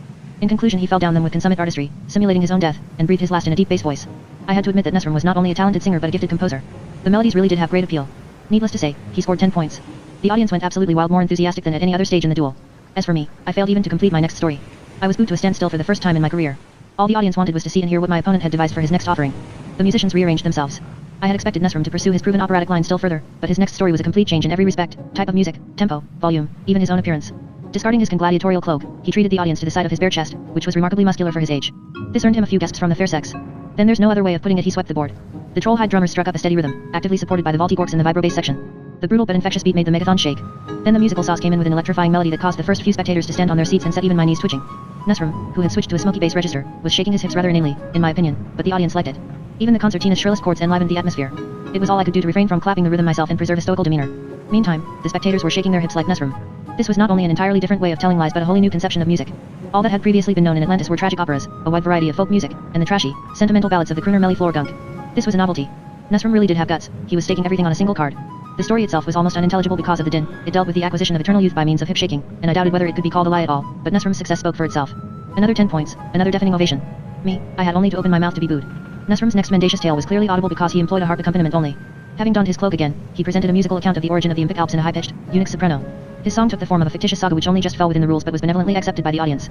The melody was genuinely moving, albeit in a different way from the operatic aria. This time, Nesrum was appealing to Zamonian love of country. Then he proceeded to yodel. Accompanied by the Hakonine alp horns, he warbled a curiously rhythmical melody that evoked wild applause, especially from the mountain dwarfs present. He also underlined the beat by leaping around in a circle and slapping his thighs with the flat of his hands, a procedure spontaneously copied by the audience. Finally, he reverted to a dramatic song that spoke of the mountain's rosy glow and his inextinguishable love of his native land. The blood dumb sobbed at this. It was rather too sentimental for my taste, but there was no stopping Nesrum. He scored 10 points. All that remained for me was to tell my next story despite the booing. Nesrum cleared his throat and ruffled his hair so that it hung over his face in wild disarray. He took over the Halian concertina and delivered the most delicate tissue of lies in a voice of which any Irish druid would have been proud. With glassy, tearful gaze, he sang in a sobbing tremolo of his sweetheart, who had been devoured by a vicious Tyrannosaurus Rex. She was still alive in the whale's belly, however, and regularly sent him messages in a bottle. The vaulty gorks formed a hoarse-voiced choir and joined in the refrain, which described the drinking habits of the sea gods. The audience joined in too, swaying rhythmically. The words of the song culminated in a dramatic rescue operation in the course of which Nesrum not only extricated his sweetheart but strangled the whale with his bare hands. I couldn't repress a silent, scornful laugh at this. Not so the audience. 10 points for Nesrum, corn cobs, and booze for me. By now, Balzotansmik had relaxed completely. The stadium had never before witnessed such enthusiasm for one contestant and such scathing rejection of the other. Nesrum Fakir was staging a sensational comeback. And so it went on for 15 rounds, in each of which he changed his style of music, his voice, his appearance, and his narrative technique. He sang a mournful blues to the wailing saws, belted out an ecstatic war song in time to the Trollhide drums, presented operatic interludes, sang a cappella in a voice as clear as glass, played the vibrobass like a virtuoso, conducted his orchestra with lordly gestures, belabored the crystal harp with his feet, tap danced up and down the steps, and performed a few acrobatics of which I genuinely wouldn't have believed him capable at his age. And he scored 10 points every time. Meantime, the blood dumps had set some greasy corn cobs alight and were waving them in time to the music. Learning to take it. I now had to display a congladiatorial quality that had never been tested in me before, the nerve to withstand boos and catcalls. Only the toughest possessed this, and many a congladiator had failed to pass the ordeal. But no duel was over until you resigned. The true congladiator showed genuine greatness when he held his ground at this, his darkest hour, and resisted the urge to run, sobbing, from the arena. I stood there, straight as a ramrod, as the gnawed corn cobs whistled past my ears. It was the nadir of my artistic career. Everything within me itched to flee the stage and crawl into the sewers, but I stood fast and endured all that came my way, boos, catcalls, hisses, corn cobs, beer mugs, even dismantled seats and an entire bloodham hurled bodily onto the stage by his cronies. I didn't sit down, although these humiliations were even harder to endure while standing because they turned my hind legs to jelly. I even forced myself to stand on one paw to show how little they affected me. The audience knew that boos alone could not drive a congladiator from the stage. Negative reactions were also recorded on the meter. The louder the boos, the higher the score, so they eventually calmed down. Once you've passed that point, you're over the worst. The manifestations of displeasure gradually ebbed and were replaced, first by peevish mutters and then by subdued applause. Audiences resemble wild beasts, they must first be tamed by iron willpower. Only the finest congladiators were capable of this. Nesrum knew this too, which was why my endurance earned me more respect from him than all my stories put together. He was now learning, at long last, that he'd met his match. The applause did not begin to wane until his last 5 musical numbers. His 2 concluding vocal offerings earned him only 9 and 8 points respectively. After the 72nd round his repertoire was exhausted, and he only gave encores. The spectators, tired of clapping and stamping their feet, had resumed their seats. The vaulty gork orchestra waddled off the stage, peace returned, and I bravely told my next fictitious story. The audience was ready for a quieter style of presentation. Resistance to me had largely subsided. Rounds 78 to 90. Rock bottom. Our scores in the next 13 rounds were the lowest of the duel to date. The spectators had been physically drained by Nesrum's musical interlude, and he himself was close to collapse. He had undoubtedly assumed that I would throw in the towel at some stage in his recital, but it hadn't happened. I was still on my feet and his repertoire was exhausted. He fell back on routine stories, repeated some well-tried material, and scored minimum points. As for me, who was having to fight my way back from the brink of the abyss, I could likewise count myself lucky if I scored more than 2 or 3 points. In the end, 3 low-scoring rounds went to him and 10 to me. The audience was running out of enthusiasm. That's enough, chanted a handful of yetis. We had fought 90 rounds and won 45 apiece. We were absolutely dead beat, both of us. Our histrionics were limited to an occasional, feeble wink or a twitch of the eyebrow. The audience applauded out of politeness only, and none of our stories scored more than a single point. Shame forbids me to disclose their contents, but they really hit rock bottom. Our brains had been wrung dry of every last drop of imagination. Neither of us was willing to give up, of course, not after such a protracted battle. We seemed to be heading for a draw. I scanned the audience in search of inspiration. I needed something on which to base my next story. My eye fell on Smick, who was still regarding me coldly. He had started it all, and I couldn't help remembering how he had laughed when I described some episodes from my past. His belief that they were elaborate lies had been the making of my gladiatorial career. Episodes from my past. Just a minute. If Smick had enjoyed them, why not the audience? He had an unerring nose for what was in demand. It wasn't quite fair, because they weren't fictitious at all, but who could prove that? Besides, Nesrum's musical interlude hadn't been entirely in accordance with the rules. Round 91. I began with the mini-pirates. I described their nightly firework displays and their unsuccessful attempts to capture other vessels, my rapid growth on a diet of plankton and my ability to tie a knot in a fish. The spectators, who had almost forgotten what a good lie was, pricked up their ears. They were still in a state of lethargy, so the applause was nothing to write home about. 3 points, but I caught their attention again. That was the beginning. The beginning of the end. Nesrum threw off his torpor with an effort. He was surprised, not having expected me to recover, but he pulled himself together and quickly stitched together a threadbare lie. It earned him 2 points. Round 92. My next story dealt with Hobgoblin Island. I carefully built up the suspense in the dark, shadowy forest, then gave a vivid description of the spirits' first appearance, imitating their frightful songs and movements. There followed a detailed account of my performances as a tear-jerking tenor in the Hobgoblin's grisly eating habits. A preliminary smattering of laughter and a cry of bravo, followed by some solid applause. 4 points. Nesrum was too much of a pro to be overly impressed. Delving deep into his box of tricks, he concocted quite an ingenious double lie out of 2 classic fictions on which gladiators had been ringing the changes for centuries. The knowledgeable audience saw through this stratagem, however, and punished him with 1 measly point. Round 93. Then came my escape by sea. My description of the babbling billows aroused general amusement. I imitated their voices in the thick of an argument, slopping around on my throne as I did so. I told of my vocal training and presented a few samples of my vast vocabulary. The appearance of the Tyrannosaurus Rex provided the requisite suspense, followed by a happy ending, and my account of Gourmet Island whetted the spectators' appetite for a sequel. Back in the swing once more, they laughed uproariously and ordered hot beers. 5 points. Nesrum preserved his icy calm. As nonchalant and relaxed as he had been in the first round, he spun an elegant yarn about a balloon flight to the moon.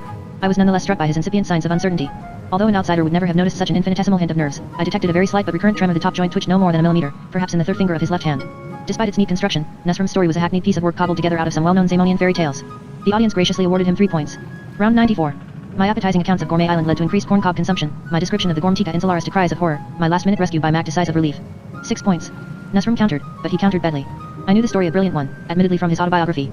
It described how he had driven Cagliostro the master charlatan off the stage and into the sewers. He had changed a few names and put the end at the beginning. That didn't fool me, but it did fool 1 or 2 inexperienced spectators, because he notched up 5 points. His finger stopped twitching. Round 95. My time with Mac the reptilian rescuer was made of the cloth from which all good gladiatorial stories were cut, last-minute rescues any number of them. I told of Baldwin's leap from the demon rocks, of the Wilperding whelps, of the headless bullocks crushing of the dog farm. Frenzied applause. 7.5 points. This visibly disconcerted Nesrum Fakir, though his discomfiture was apparent only to me and a few genuine experts in the audience, one of them being Balzotan Smick, who shuffled around on his seat in agitation. Nesrum maintained his wooden mask of self-confidence for the audience's benefit, but I could quite clearly see how, for a tenth of a second, the pupil of his right eye contracted by a fraction of a millimeter. The story he told was not only stolen, but stolen from me. However, he had refurbished it so skillfully that I was the only one to notice. Such was the increasing climate of enthusiasm that he scored an unmerited 6 points. Round 96. My time at the Nocturnal Academy provided me with scope for extravagant boasts about my state of knowledge. I quoted at great length from the encyclopedia in my head and described the physical attributes of Professor Nightingale, Cordy, and Freda. Neo and Weenie slapped their thighs at this but said nothing. I edited them out of my reminiscences and proceeded straight to the maze of tunnels in the Gloomberg Mountains. I also forbore to mention the Troglotrol, preferring instead to give a detailed account of my dramatic, metamorphotic plunge into Great Forest Lake. 8 points. Nesrum now did something that cost him a lot of goodwill. He rehashed my own story, substituting the Wodensgard Falls for the Gloomberg Falls in himself for me. Even my punchline was only scantily disguised. 2 points. It served him right, in my opinion. Round 97. The Great Forest, my illusory love affair, the spider's web, my marathon escape from the spider witch. This was unbeatable stuff, and Nesrum knew it. During my performance there appeared on his brow, barely discernible with the naked eye, a tiny bead of sweat. If there were weight categories for beads of sweat, this one would undoubtedly have been classed as a flyweight. It was smaller than a bisected speck of dust, smaller perhaps than a single molecule of water. It may even have been the smallest bead of sweat in the entire history of perspiration, but I could see it, and I was sure it felt to Nesrum as if it were as big and heavy as a full-grown chimera. As a result, his next story was not only weak in content but presented, for the very first time, with a slight tremor of uncertainty in his voice. This made itself felt on the applause meter, 9 points for me, 4 for my opponent. Round 98. My account of falling through the dimensions evoked gasps of astonishment at the brazen presumption of my mendacity, yet it was all true. By normal gladiatorial standards, this story was almost experimental and abstract, revolutionary and avant-garde. I mimed the state of carefree catalepsy and gave an impressive description of the vastness of the universe, the beauty of the Horsehead Nebula, the bizarre carpathways of the 2364th dimension, and my return to Earth by way of the dimensional hiatus from which I had left it an impossibility in the truest sense of the word. The sheer audacity of this last assertion was an unprecedented gamble from the strategic point of view, but my quick-witted audience rewarded it with 9.5 points. The small army of beads of sweat that now adorned Nesrum's brow were now visible to the spectators in the ringside seats. He launched into his next story, but at the very first sentence one of them trickled down his forehead and clung to his left eyebrow like a tiny, stranded mountaineer. When he tried to continue, he dislodged a whole avalanche of salty droplets. They stung his eyes, but he dared not brush them away for fear of exposing his weakness. He faltered for the first time in his long professional career, started again from the beginning, lost his thread once more, and finally dried up in mid-story. His cloak was sodden with the sweat streaming down him. The spectators were absolutely dumbfounded. No gladiator, not even the most inexperienced apprentice, had ever failed like this before. For the first time in the annals of the Duel of Lies, there was no reaction at all, just a deathly hush. No score. Round 99. My laborious trek through the Demerara Desert brought the audience out in a lather of sweat as well as Nesrum. My vivid account of the paroxysms of mirth induced by mudrooms infected the spectators, who roared with laughter. They were equally carried away by my description of the Sherichayalala, the taming of Anagram Mataf, and life in a semi-stable mirage. I concluded with Tornado City, its population of old men, and the successful outcome of our escape attempt. Thunderous applause. 10 points, my highest score for some time. That was it, I'd exhausted my repertoire at last. I couldn't recount my interlude inside the Bullock's head. People could have seen the Bullock retrieve his head from Atlantis, after all, so I'd have given myself away. I have never come closer to draining the dregs of my imagination. If Nusrum had even the ghost of an idea, he would triumph. The feeblest, most desiccated idea, the lowest possible score, would be enough to defeat me. He rose and made a dramatic, sweeping gesture of a kind he'd often made in the course of the duel when soaring to new heights after a lapse of form. I've a very unusual announcement to make, he said solemnly. Something quite unprecedented, something no audience has ever heard from me before. The old fox. The unique. He dropped me in it again. I had no idea what he was going to produce from the depths of his box of tricks. Whatever it was, I would submit with good grace. He'd done it, he really was the champion. He removed his gladiatorial cloak and, with another sweeping gesture, dropped it at my feet. I resign. Well done, my boy. Then, head erect, he proudly strode from the stage. The duel was over. Pandemonium. An incredible commotion broke out. Many of the audience jumped up at once and hurried to the betting counters to collect their winnings. The rest swarmed onto the stage to carry me around the megathon. I just caught a glimpse of Valzotan Smick yelling at his entourage and pointing in my direction. Temluthern waved his cap excitedly. Then I was seized by the crowd. I bobbed like a cork on a sea of hands, was tossed to and fro. This being an old and gladiatorial tradition, it had to be endured. I'd experienced it often enough, but not in such a violent form. They tugged at my paws, shook me like a rag doll. The spectators were beside themselves. I was genuinely afraid of being torn limb from limb. 4 blood dumbs were wrenching at my forelegs and 4 at my hind legs. I was on the point of being quartered when the earth began to shake. No one took any notice at first. Tremors were an everyday occurrence in Atlantis, and this one wasn't unduly powerful, just a rumble overlaid by the general din. Then the rumble became a low, menacing roar. The blood dumbs let go of me, and I fell to the ground. I had never known the ground to vibrate so violently. Everyone was shouting at once, and the megathon had started to disintegrate. We could count ourselves lucky that the building had no roof, or there would probably have been some fatalities. As it was, a few columns fell over and smashed a corncob vendor's stall. A few yetis were splattered with hot fat, but yetis were durable creatures. The Norselanders and the big-footed birds were shouting loudest. A huge crack transected the steps and the base of the arena, engulfing dozens of seat cushions and part of the stage, complete with applause meter. A big shaft of greased lightning darted out of the fissure and disappeared into the night sky. Then the earthquake abruptly ceased. Someone gripped me by the shoulder. Come on, we'd better get out of here, Gah. It was Temluthern. He told me, while we were hurrying to my cubicle to collect our belongings, that Valzotan Smick was more than a little incensed by my behavior. We must get out of Atlantis, Gah. It seems you've lost him a whole heap of Pyrrhus. I know. You know. Yes. I'll explain later. We'll collect our stuff and push off, but I must change first, at least. I can't go wandering around in my dueling outfit. We dashed through the gloomy catacombs under the megathon. All the torches had gone out, probably extinguished by falling plaster or the blasts of air that issued from the ground during Atlantean earthquakes. I pushed the door open. Temluthern lit a match and dimly illuminated the cubicle. Hastily divesting myself of my congladiator's cloak, I pulled my clothes on. What now, Gah? Asked Temluthern. Search me. We don't have any money, Gah, and Smick's spies are everywhere. We won't get far. Let's take to the sewers. Join the Invisibles, you mean. Or whoever lives down there. It's our only chance. Someone knocked 3 times. We both jumped. Valzotan Smick put his head round the door. May we come in? The cubicle filled up with yetis and blood dumbs. Rumo the Wolverdinger stationed himself in the doorway and lit the room with a blazing torch. Glad we caught you, my boy. We must celebrate your victory. Smick's tone was as suave as ever. However, you'll have to foot the bill for your victory party. I'm flat broke. I tried to explain things. Listen, Smick, it's like this. Nusrum provoked me and I'm not only broke, oh no, sighed Smick. I didn't just stake all my money on Nusrum. No, I staked everything I owned. Buildings, businesses, stocks, and shares. I've lost everything. And all because you refused to do me a measly little favor. Listen, Smick, I'll earn it all back. I'll work for nothing. You still haven't caught on, have you? As a congladiator, you're all washed up. No one will challenge you after that duel tonight. You've defeated Nusrum Fakir. Who would take you on now? Who would bet on your opponent? Your duels have become totally uninteresting. I hadn't looked at it that way. Don't worry, I'm not going to kill you. I've got something far more subtle in mind. You're going to experience hell on Earth. I'm sending you to the Inferno. The Inferno? From the Encyclopedia of Marvels, Life Forms, and Other Phenomena of Zamonia and its Environs. By Professor Abdullah Nightingale. Inferno, the popular term for the mechanical innards of the SS Moloch, the gigantic ship that cruises the Zamonian Sea. It is surmised that the engine room of this legendary ocean giant is equipped with thousands of furnaces that have to be stoked incessantly to keep the vessel underway. Sauna-like temperatures are reputed to prevail in the Inferno. The working environment, too, is extremely unfavorable. There is no trade union participation, for instance, and the pay is extremely employee-unfriendly. Zamonians use the term inferno as a synonym for hell or unpleasant living conditions. It was sheer inferno, and unqualified persons responsible for bringing up children often threaten them with the inferno as a way of calling them to order, be good, or you'll end up in the inferno. There is no scientific proof of the inferno's existence because no reputable scientist has ever dared to examine the SS Moloch at close quarters. Smick made a dismissive gesture. Put him aboard the Moloch, him and that dwarf sidekick of his. One of the Yetis spoke up. We're worried about our families, Smick. The earthquake. We'd like to find out if our homes are still standing. Can't we finish them off here and now? Rumo the Wolverdinger stepped forward. I'll take them to the Moloch. Good, said Smick, you do that. But make sure they really go aboard. I know you can't stand Blue Bear, so no little accident on the way, is that clear? Understood. Rumo the Wolverdinger. Rumo seized Temluthern and me by the scruff of the neck and hustled us along the underground passages ahead of him. He was about 5 feet taller than me, and his fist alone was twice the size of my head. Wolverdingers are said to be more than a match even for werewolves, so I tried to be polite. Where are you taking us? To the harbor. Are you really putting us aboard the Moloch? Shut up. He shoved us down a gloomy side passage, the start of the sewers. Taking an algae torch from the wall, he thrust us along in front of him. After we had stumbled along the tunnel for a mile or two, he came to a halt. There, he said, that's far enough. Far enough? Far enough for what? He's going to kill us, I thought. He simply can't be bothered to escort us all the way to the harbor. Temluthern adopted a flamenco stance. For the first time ever, Rumo removed his helmet in my presence. There was a big red flag on his forehead. Know who I am? He asked. Harvest Home Plain, I thought. The dog farm, the Wolverding whelps. I remembered the tiny puppy with the red flag, the one we'd rescued from the bullock. Wolverdingers never forget, he said. You saved my life once. Now I'm saving yours. He extended a mighty paw. I shook his index finger. Why didn't you reveal your identity before? I knew you'd get into trouble sooner or later. I knew it the first time I saw you. It happens to everyone who gets mixed up with Smic. Besides, you wouldn't have believed me. It was wiser to wait. He peered in all directions. Listen, things are happening in Atlantis, really big things. They've been going on for thousands of years. It won't be long before they come to a head. ER. He groped for words. It's the Invisibles. They, ER, how can I put it? He scratched his massive canine skull. Wolperdingers were handy with their fists and good at chess, but eloquence wasn't their forte. Well, I can't really explain it, but, ER. Freda. Freda. How did the Wolperdinger know Freda? Well, ER. It's all to do with the greased lightning and the earthquakes. Another planet. We're flying and Zamonia is sinking. No, it's the other way round. Heavens, how can I put it? I didn't know either. Listen, someone else will explain it to you, someone you know. You're expected down below, in the bowels of Atlantis. I can't take you there, I must go back and get ready for the great moment. My family. I've sent for someone who will show you the way. He should be here any minute. Rumo was speaking in riddles. Either he was slightly cracked, or he was deliberately trying to confuse me. Gah. Temlutheran exclaimed. Someone's coming. Footsteps were approaching. Ah, there he is, said Rumo. You can trust him. A figure emerged from the gloom. It was the Troglotroll. Don't let my resemblance to a Troglotroll mislead you into doing something rash, said the Troglotroll. These days I'm only a Troglotroll on the outside, so to speak. Inside, I've been completely decontaminated, aka. From now on I'm your savior. I tried to convey my dislike of Troglotrolls to Rumo. I understand your misgivings, he said, but I've personally taken steps to guarantee this troll's change of heart. He bent down, seized the Troglotroll by the throat, and whispered to him, baring his teeth in an ominous way. Remember what'll happen to you if a hair of Bluebear's head is harmed. I remember, the Troglotroll said humbly. The recollection clearly didn't appeal to him. Rumo wished us luck. Then he handed the torch to the Troglotroll and disappeared into the darkness. Doubts about the Troglotroll. Anyone who has been led astray by a Troglotroll remains a lifelong skeptic where that labyrinth dweller's qualifications as a guide are concerned.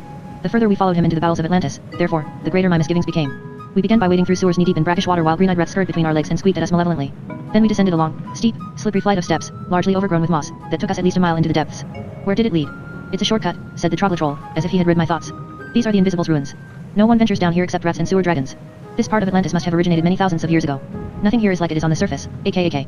Pullulating on every side were shadowy creatures, rats, wood lice, millipedes, spiders, caterpillars, and multicolored glowworms that twinkled in the darkness. Bats kept fluttering around our heads. The walls streamed with moisture that seemed, in some curious way, to be flowing up them. The tunnels became steadily bigger, and overhead, flashing at brief intervals, were blue and green lights resembling jellyfish attached to the roof by suction. We waded on through an evil-smelling soup. Something slimy wound itself around my leg. Just a snake leech, the Troglotroll explained. They don't bite, they only suck a little. After walking for half an hour we came out in a spacious tunnel illuminated by even more roof lights. Lying at the far end was something big, something alive. It looked like a breathing mound of scales. Oh, said the Troglotroll. How unpleasant. A sewer dragon. From the Encyclopedia of Marvels, Life Forms, and Other Phenomena of Zamonia and its Environs. By Professor Abdullah Nightingale. Sewer dragon, the socially debased member of the great lizard family Saurii, formerly resident on the surface. A cold-blooded, fork-tongued creature of elongated stature up to 75 feet long, it is generously equipped with teeth as many as 900 incisors and molars and covered with a scaly hide consisting of multicolored plates of horny skin abounding in warty humps, crests, and folds. Sewer dragons thrived in the marshy terrain Atlantis used to be before it dried out and became a built-up area. Unable to cope with life in the metropolis, they retreated to its extensive sewers. Sewer dragons feed on anything assimilable by a sewer dragon's efficient digestive system, which means almost anything including wood, basalt, animals, human beings, halfway humans, and not to put too fine a point on it, other sewer dragons. The dragon filled the whole width of the tunnel. To get past it we would have had to climb over it, and that was a course of action which only a madman would have contemplated.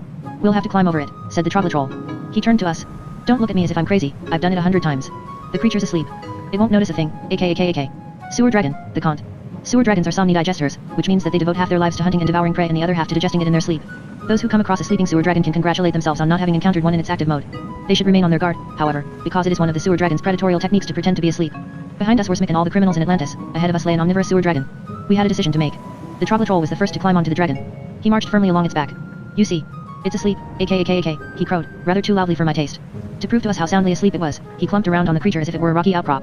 It doesn't notice a thing, aka, he chortled, and jumped up and down on its back with both feet, over and over again. Come on up. Temlutheran climbed up next, followed by me. The Troglotroll was now performing a sort of tap dance on the dragon's scaly hide. Stop it, can't you? I begged him. You're making me nervous. It doesn't notice a thing, I tell you, cried the Troglotroll. It's asleep. He leapt in the air once more and landed heavily on the dragon's armor-plated hide. It was hard to tell whether that woke the dragon or whether it had been feigning sleep all the time.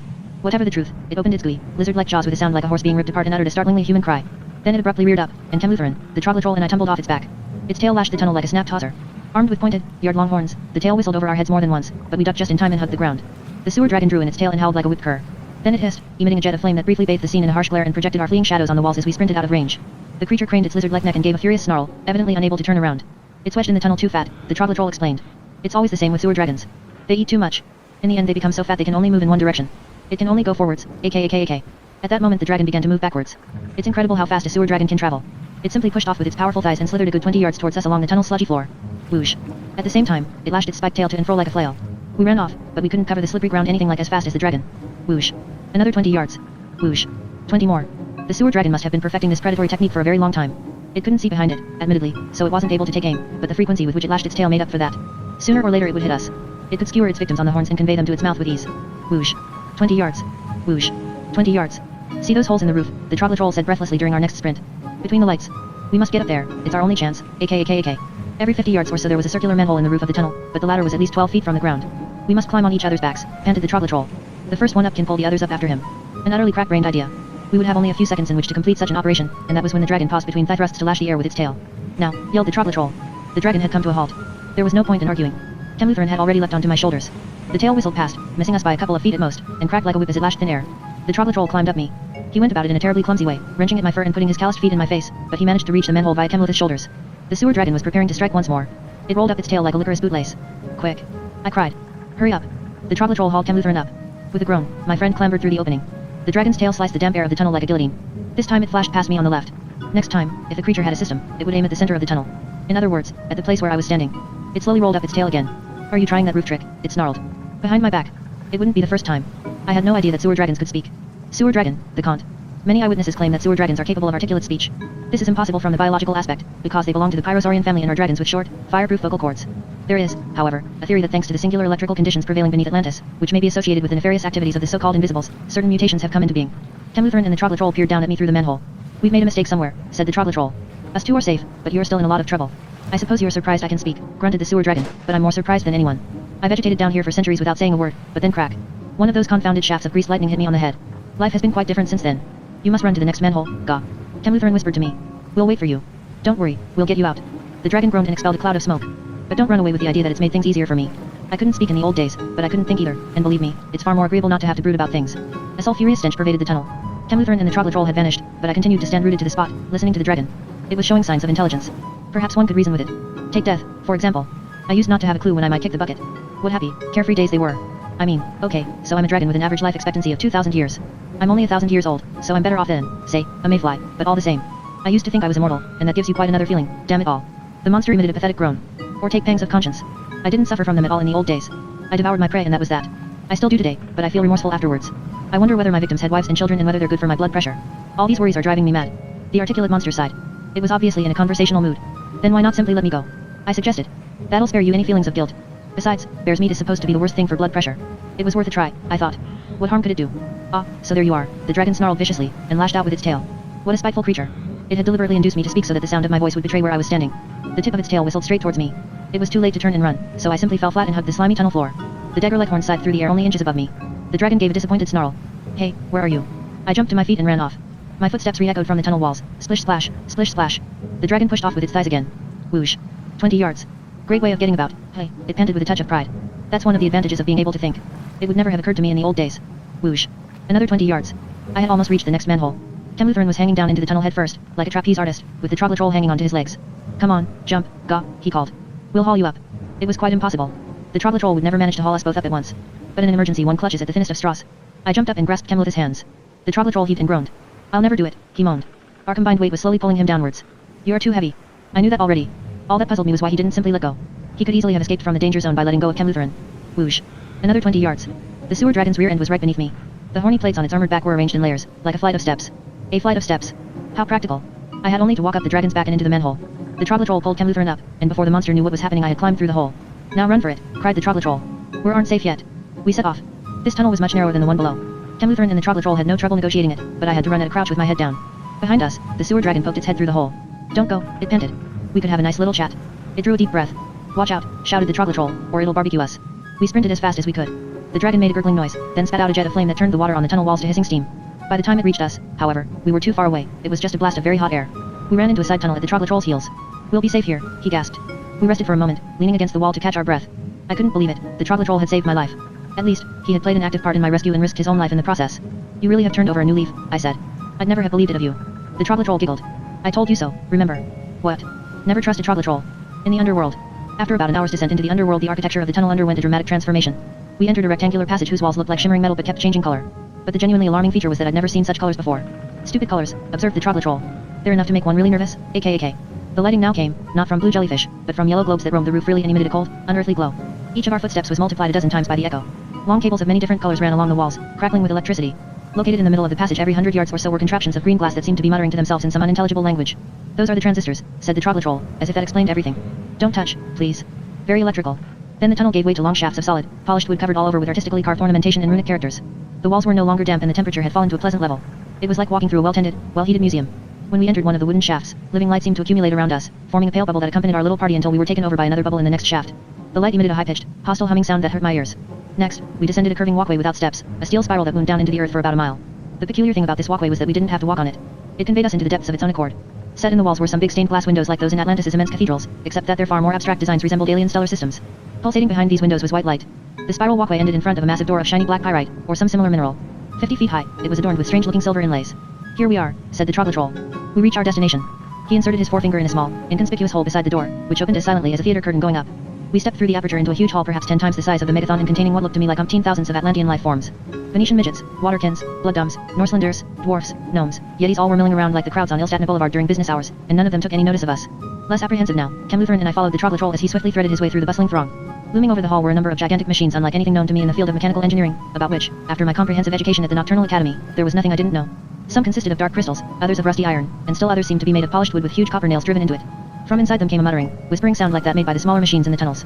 The impression they made on me was one of great and reassuring beauty. In the middle of the hall, rotating continuously, half of an immense cogwheel of high-grade steel projected through a slit in the floor. Darting around beneath the roof were harmless streaks of greased lightning of the kind we'd often seen on sultry nights in Atlantis. Someone stuck a finger in my ear. I spun round. It was Freda. Freda giggled, looking thoroughly bashful. She was not only taller but if such a term may be applied to an alpine imp prettier. Her hair no longer stood on end, it hung down in a smoothly combed curtain and had acquired a silky sheen. She was holding her memo pad in her hand. Although I was suitably flabbergasted, I managed to introduce her to Chemluthrin. Freda giggled even more nervously. As for Chemluthrin, he looked as if he had been smitten by greased lightning. Gah, he grunted, looking mesmerized. Lots of hair. Freda handed me one of her memo slips, the way she used to at the Nocturnal Academy. Asterisk asterisk asterisk. Hello, Blue Bear, I've been expecting you. I've made the necessary arrangements. They told me you were coming. Asterisk asterisk asterisk. How long have you been here? I asked. What is this place, anyway? Freda handed me another slip of paper. Asterisk asterisk asterisk. I reached Atlantis from the Nocturnal Academy by a fairly direct route. The labyrinth presented no problem. I simply got out through one of the holes in the mountain and then climbed down it. I'm an alpine imp, after all. Asterisk asterisk asterisk. But how did you get to Atlantis? Asterisk asterisk asterisk. I took the route through southern Zamonia, which cut across the Demerara Desert for part of the way. I was making for the Impic Alps, actually, but then I sighted the humongous range. That was a challenge I couldn't resist, being a mountaineer. Beyond it lay Atlantis, but I found that big city life didn't suit me. That's why I went underground. And, well, here I am. Asterisk asterisk asterisk. I noticed that some of the levers on one of the big machines were moving although no one was operating them. Small tools were floating through the air as if suspended on invisible wires. Freda handed me another slip of paper. Asterisk asterisk asterisk. Those are the Invisibles. They really are invisible, you know. They came from another planet many thousands of years ago. Asterisk asterisk asterisk. What could I say to that? So as not to seem too unsophisticated, I behaved as if it would take more than that to impress me. But how did you find me? How did you know I was in Atlantis? Asterisk asterisk asterisk. I knew it from the very first day. It was one of the Invisibles who rescued you and your friend from the Kakartrats. He talked about it down here, said you were a bear with blue fur. That's how I knew you were in the city. But later on you could hardly be missed. Blue Bear, the king of lies, the master gladiator. You were in all the newspapers, you were the talk of Atlantis. I even knew what you had for breakfast every day. We got our first-hand information from the Wolpertinger who escorted you part of the way. Rumo's one of us. We have a lot of allies on the surface. Asterisk asterisk asterisk. I blushed.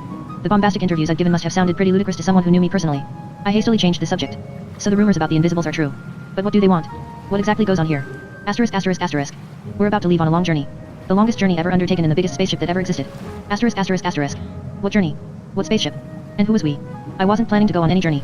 Asterisk asterisk asterisk. We're taking off for the planet of the Invisibles, and the spaceship is Atlantis itself. The Invisibles have been at work on it for thousands of years. It'll soon be time to leave. Asterisk asterisk asterisk. Just a minute. Leave me out of it. I didn't intend to join any invisible beings on a flight to their native planet. My own planet was good enough for me, and I said as much to Freda. Asterisk asterisk asterisk. But human beings are taking over more and more of the Earth. They now control nearly all the continents, leaving no room for life forms that differ from themselves. Dwarfs, gnomes, goblins, elves, they all have to live in hiding. Zamonia is the only exception. It still gives such creatures house room. But sooner or later Zamonia will sink into the sea. The Invisibles worked that out thousands of years ago. On their planet there'll be plenty of room for all of us. For you as well. Asterisk asterisk asterisk. The sinking business was no problem from my point of view. Being a seagoing bear, I could happily survive afloat. Human beings presented no problem either. I got on perfectly well with them in Tornado City. I'll need a bit of time to think it over. You don't just go rushing into a thing like that. Asterisk asterisk asterisk. There's no time left. I told you, we're leaving any minute. The whole of Atlantis will soon be lifting off into space. If you don't want to come with us you'll have to run for it at once. You'd better make for the harbor and get aboard a ship. It's your only chance. Personally, though, I'd advise you to come with us. Asterisk asterisk asterisk. I had to make up my mind in double quick time. I explained the situation to Chemluthrin, but he scarcely heard me and couldn't take his eyes off Freda, who was giggling, shuffling her feet, and tearing her memo slips into tiny little pieces. Who is she? A goddess. Such a lot of hair. He purred dreamily into his mustache. I must be feverish. I'm feeling hot and cold at the same time. Pull yourself together, I told him. We must make up our minds. Freda wants us to go with her to an alien planet. An alien planet? With Freda? Good idea, Ga. Variety is the spice of life. Let's do it. We'll make out all right. I'll sing, you dance. All that lovely hair. He treated Freda to one of his fiery looks. He certainly couldn't be accused of indecision or lack of daring. I devoted the little time I had for reflection to scanning the hall. It was a scene of such great activity that no one took any notice of me. Waterkins were busy screwing up strange gadgets, Yetis appeared to be conversing with thin air, invisibles, presumably, tools flew hither and thither, lightning flashed. To tell the truth, this was hardly the kind of crew I cared to voyage through space with. I belonged at sea. How could I be sure the Invisibles planet had any seas at all? Oh yes, there are seas on our planet, said a voice behind me. The Invisible. I turned round. There was no one to be seen, just a small screwdriver rotating in thin air. The Invisibles took some getting used to. Were they mind readers too? Yes, we are, said the strange voice. It sounded like a small trumpet endowed with the power of speech. Yes, we do have seas, but they consist of electricity. Everything's electric there. I'm not sure it would suit you.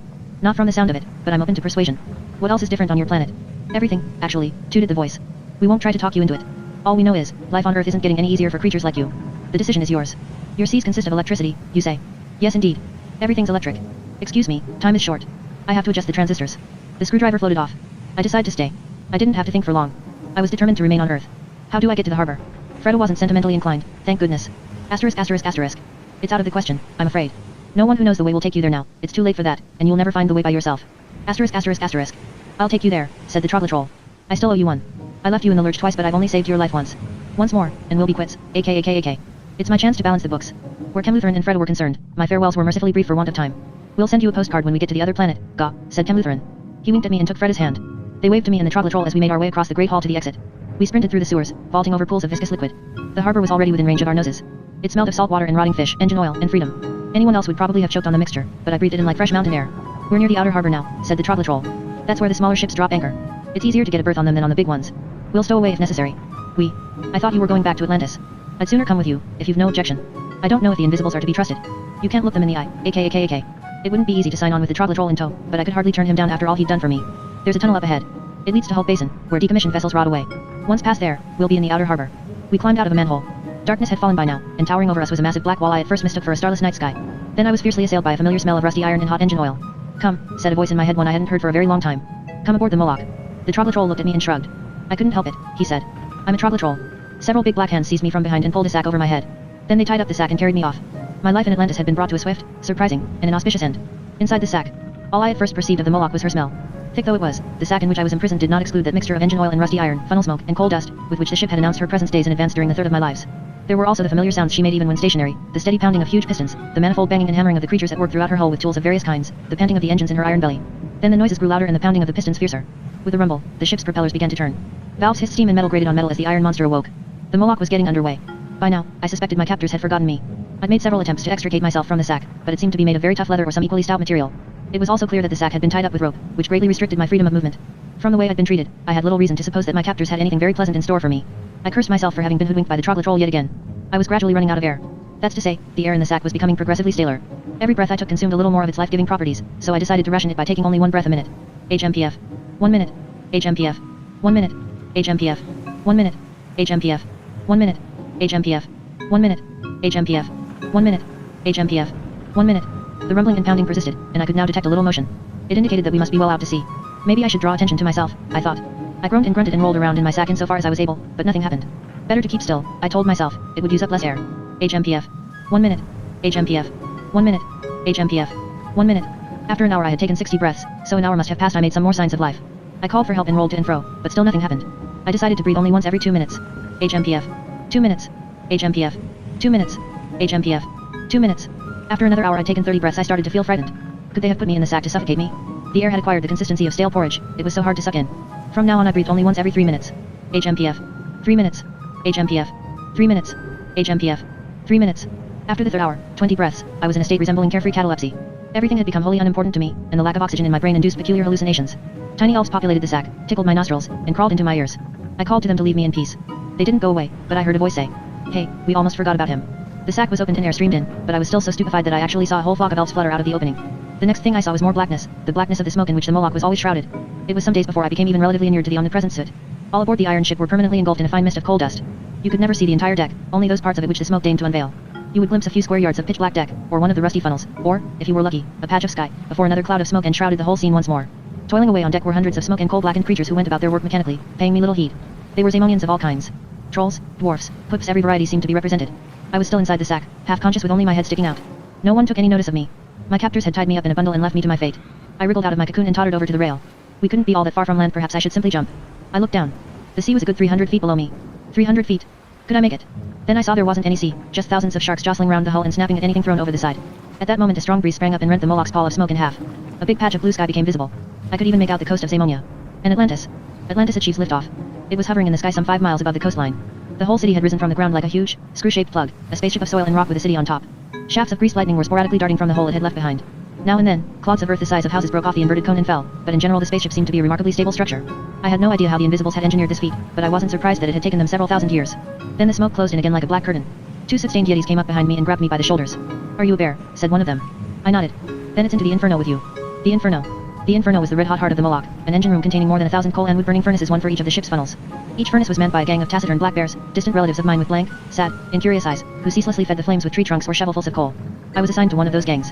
A Yeti thrust a shovel into my hand and told me to get stoking. Still dazed by my recent experiences, I set to work.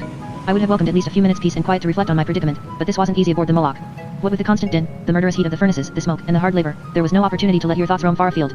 If you took a few steps away from your furnace or lowered your shovel, even for a moment, a couple of Yetis would materialize, teeth bared, and order you back to work. I made a few attempts to establish contact with my fellow slaves, but they just stared at me uncomprehendingly or cast fearful glances at the Yetis. At night the gang shuffled into a dormitory beneath the Inferno, where we were given hunks of bread and bowls of water and allowed to stretch out in hammocks for a few hours. I used to fall asleep at once, as if someone had hit me over the head with a club. Hard labor. It's remarkable how apathetic you can become when engaged in hard manual labor. Sometimes I shoveled coal, sometimes I pushed handcarts filled with briquettes, sometimes I hauled tree stumps. 4 days on end I toted sacks of anthracite from the gloomy bowels of the Moloch up a flight of steps 100 yards high. There were also logs to split, tree trunks to saw, coal to stack, bellows to pump, ashes to be dumped over the side. My black bear colleagues slaved away like robots, feeding the ever-hungry furnaces and scrubbing the decks and engines to prevent them from being buried in soot. None of them ever spoke a word to me, and even among themselves they merely grunted when absolutely necessary. Without realizing it, I was becoming one of them. I soon abandoned all attempts to communicate and lapsed, like them, into routine mechanical drudgery. I lived my life to the rhythmical throb of the Moloch's engines. Indeed, I became as much a cog in the machine as all the rest. The only bright spot in our existence was the brief spell we spent in our hammocks, regaining our strength, and the prospect of a bowl of soup and a mug of water. Most of the supervisors were Yetis or Wolperdingers, but even they made an apathetic impression. Their seniority didn't appear to entitle them to any special privileges. They lent a hand when needed, performed the most strenuous chores, and were not too proud to wield a shovel from time to time. Everyone fed the furnaces powered the engines drove the propellers, and the propellers kept the Moloch underway. That was all there was, a ship that sailed the seas for the sake of it, the most futile form of locomotion imaginable. I put on muscle. I could almost see my muscles develop. My whole body grew hard and lost every ounce of fat. I could throw a sack of coal over my shoulder like a feather pillow, shoulder a 10-foot tree trunk by myself, take the stairs from the coal bunker 3 at a time with a hod of briquettes on my back. The calluses on my paws were so thick that I could slam the red-hot furnace doors without burning myself. The heat was such that, instead of running down me, my sweat evaporated at once. At night I dreamed of huge, roaring fires and mountains of briquettes. I had ceased to think. Not even in my dreams did it occur to me that there could be anything more important than furnaces and coal, leaping flames, and the Moloch's progress through the waves. Some months went by before I saw the sky again. I had spent the whole time in the ship's iron belly, where my only sight of the outside world was the round hole, wreathed in oily smoke, through which we tipped ashes over the side. Sometimes I stuck my head through it for a breath of fresh air, but the sky was obscured by soot and the oil-polluted sea thick with sharks that snapped at low-flying seagulls. One day, one of the furnaces burned out. The Wolperdingers were dismantling it, and the rest of us had to manhandle the components on deck, whence they were heaved over the rail and into the sea. I had just come on deck carrying one of the heavy furnace doors when a gust of wind hit the Moloch and parted the smoke to reveal a wonderful summer's day, a clear blue sky, and, sparkling like a diamond in its midst, the sun. A glimpse of the sun. For one brief moment a sunbeam slanted down on us and turned the deck into a luminous clearing. I relished that moment of warmth and stared at the sun in bewilderment, blinding myself for several minutes. Then the smoke closed over us once more and the Yetis herded us back inside. As I staggered down the stairs with a Yeti's elbow in my back, I suddenly wondered why I was submitting to such treatment. The sunlight had rekindled my capacity for thought. After a few days I'd reached the stage of being able to forge plans. Escape was out of the question and I couldn't expect any help from my fellow prisoners, if prisoners they were, not volunteers, so I set about making the acquaintance of whoever was next in command above the Yetis and Wolperdingers. The bigger the ship the greater the need for a captain, and the Moloch was the biggest ship in the world. Somewhere on board there had to be someone who steered her and could read charts, who determined her course and bore ultimate responsibility. Perhaps he was an approachable person. Perhaps he was entirely ignorant of the scandalous working conditions in the Inferno, because he never showed his face there. Anyone who could keep such a vessel on course must possess more brain power than a Yeti. I need only gain access to that person and make it clear to him that I was overqualified for the Inferno. So I simply stopped work. That was the nub of my plan. I tossed my shovel into the furnace along with the coal, folded my arms, and waited. Instantly, a Yeti appeared beside me.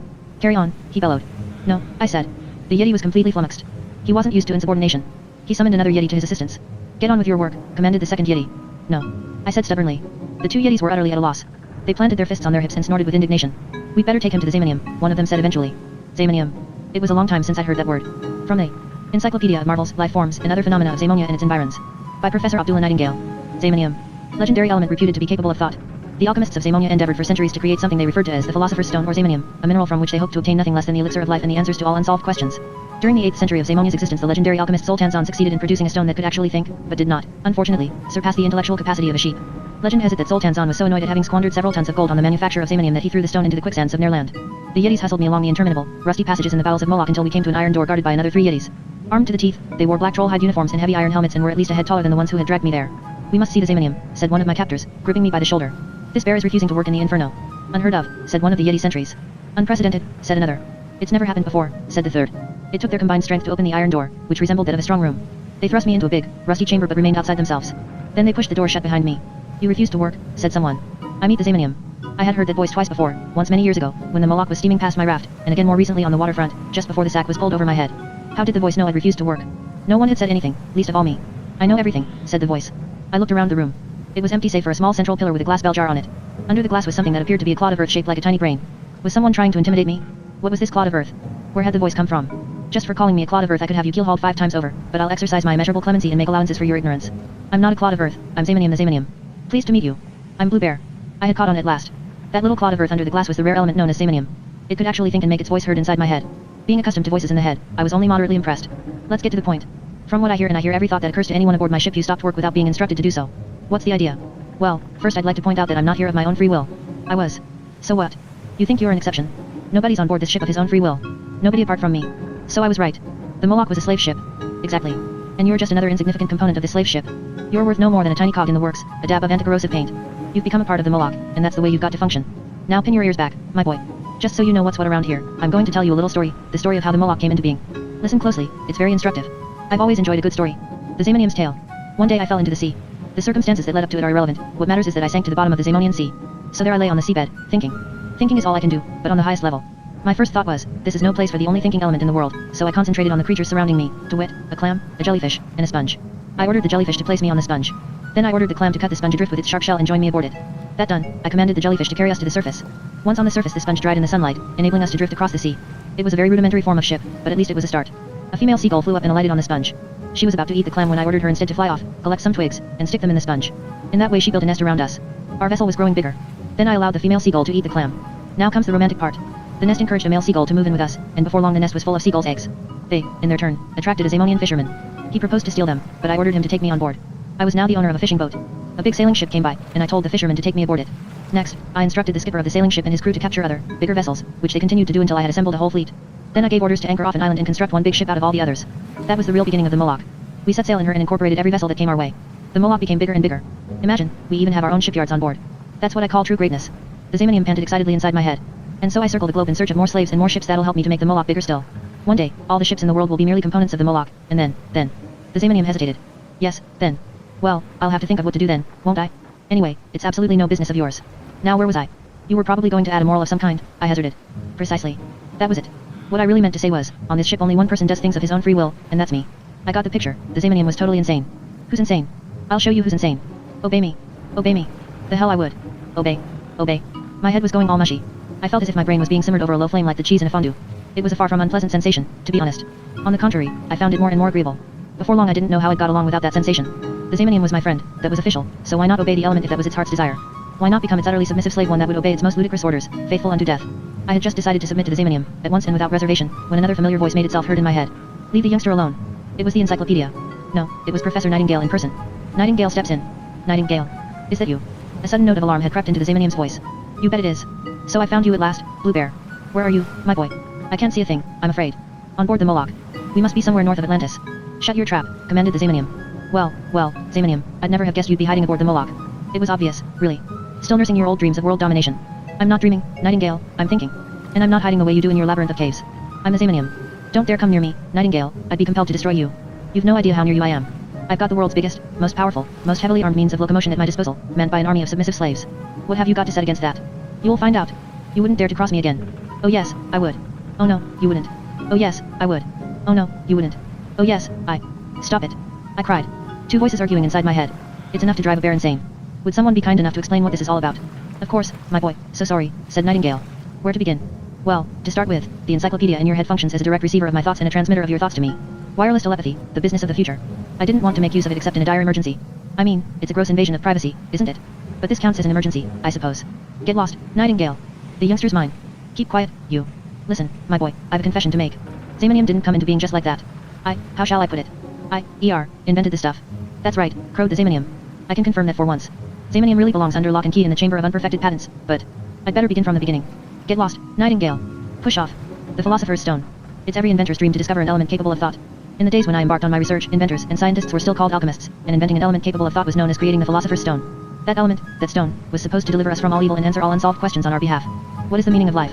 How do you turn lead into gold? How do you become immortal? How do you square the circle? How do you construct a perpetual motion machine?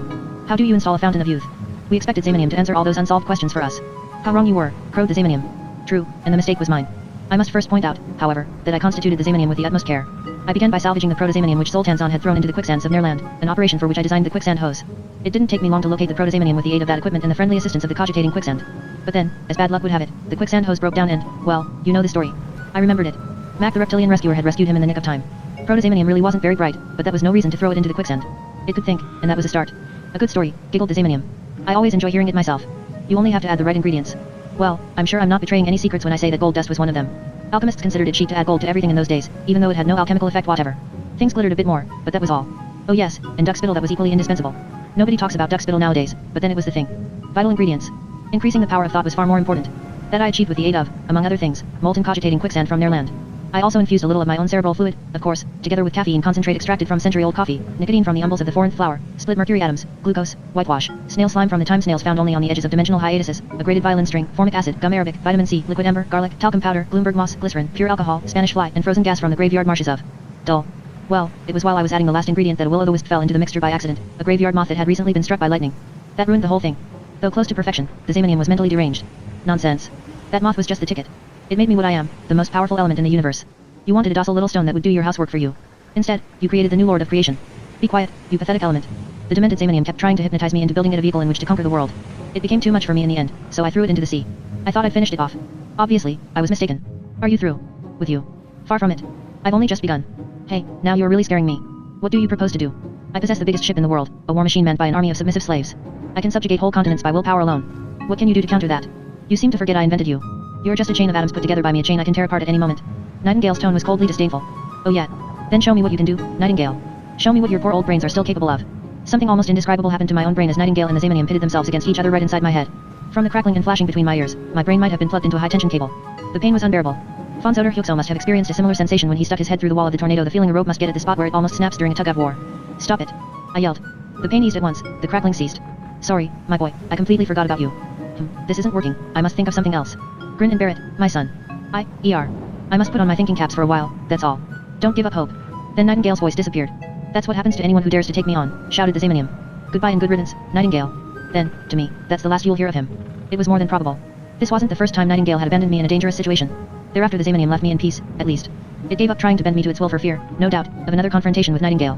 However simple it might be to hypnotize a yeti or a shellfish, the same could not be said of someone who carried the encyclopedia of marvels, life forms, and other phenomena of Zamonia and its environs in his head. To that extent, I owed Professor Nightingale a debt of gratitude. The Zamanium ordered the yetis to place me under arrest. It needed to think, it said.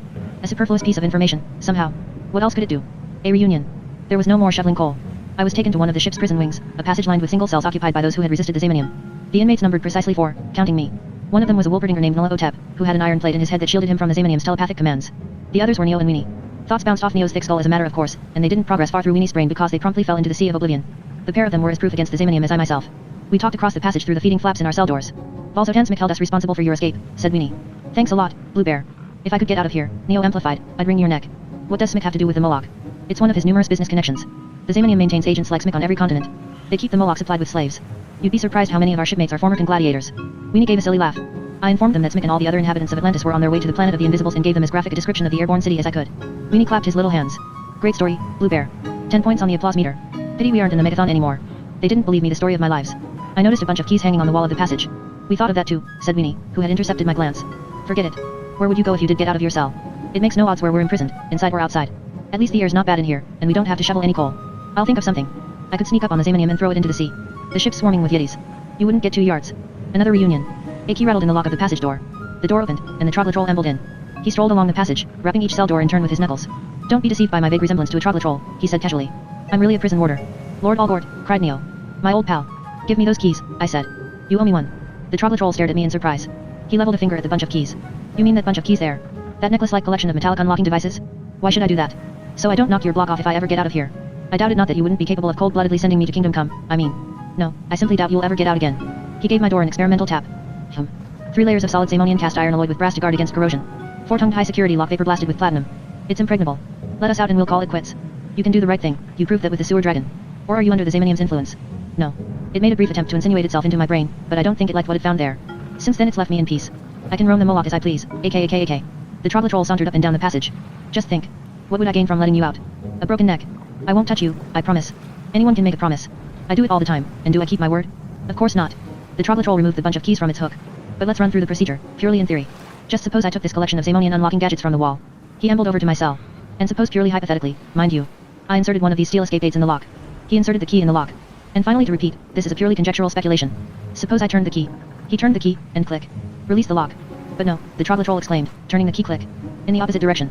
That would be aiding and abetting mutiny. I'm sure the penalties prescribed for such a crime on board this ship are draconian. The cell door was locked again. Even Neo and Weenie groaned at this display of malevolence. The Troglotrol continued to theorize. Alternatively, I could throw the bunch of keys out of this porthole. He dangled the keys out of the porthole. You'd simply rot away in here. You wouldn't believe how many forgotten prison wings there are in this ship and how many skeletons are still imprisoned in their cells. The Troglotrol shuddered visibly. No. No, chorused Neo and Weenie. Don't do it. On the other hand, the Troglotrol put a finger to his brow and pondered a while. What do the Moloch's regulations matter to me? I'm a Troglotrol. As such, I've a duty to break regulations. He came over and unlocked my door again. Leaving the key in the lock, he walked to the door at the end of the passage. Yes, us Troglotrols are simply like that, different from other people. And he slunk out. Still somewhat disconcerted, I pushed my cell door open, then took the keys and released Neo, Weenie, and the Wolverdinger. Let's go and throw the Zamonium into the sea, I suggested. Then we'll take over the ship. I know all about navigation. Agreed, said the Wolverdinger. Agreed, said Neo and Weenie. Nobody contradicted a Wolverdinger, not even a barbaric hog. I was still sufficiently sustained to pass for an Inferno Stoker, and the Wolverdinger looked like a member of the security staff. Neo and Weenie grabbed a couple of buckets and brooms and disguised themselves as a fatigue party. Thus equipped, we trekked through the bowels of the Moloch in search of the Zamonium. I did, after all, know the approximate location of its command center.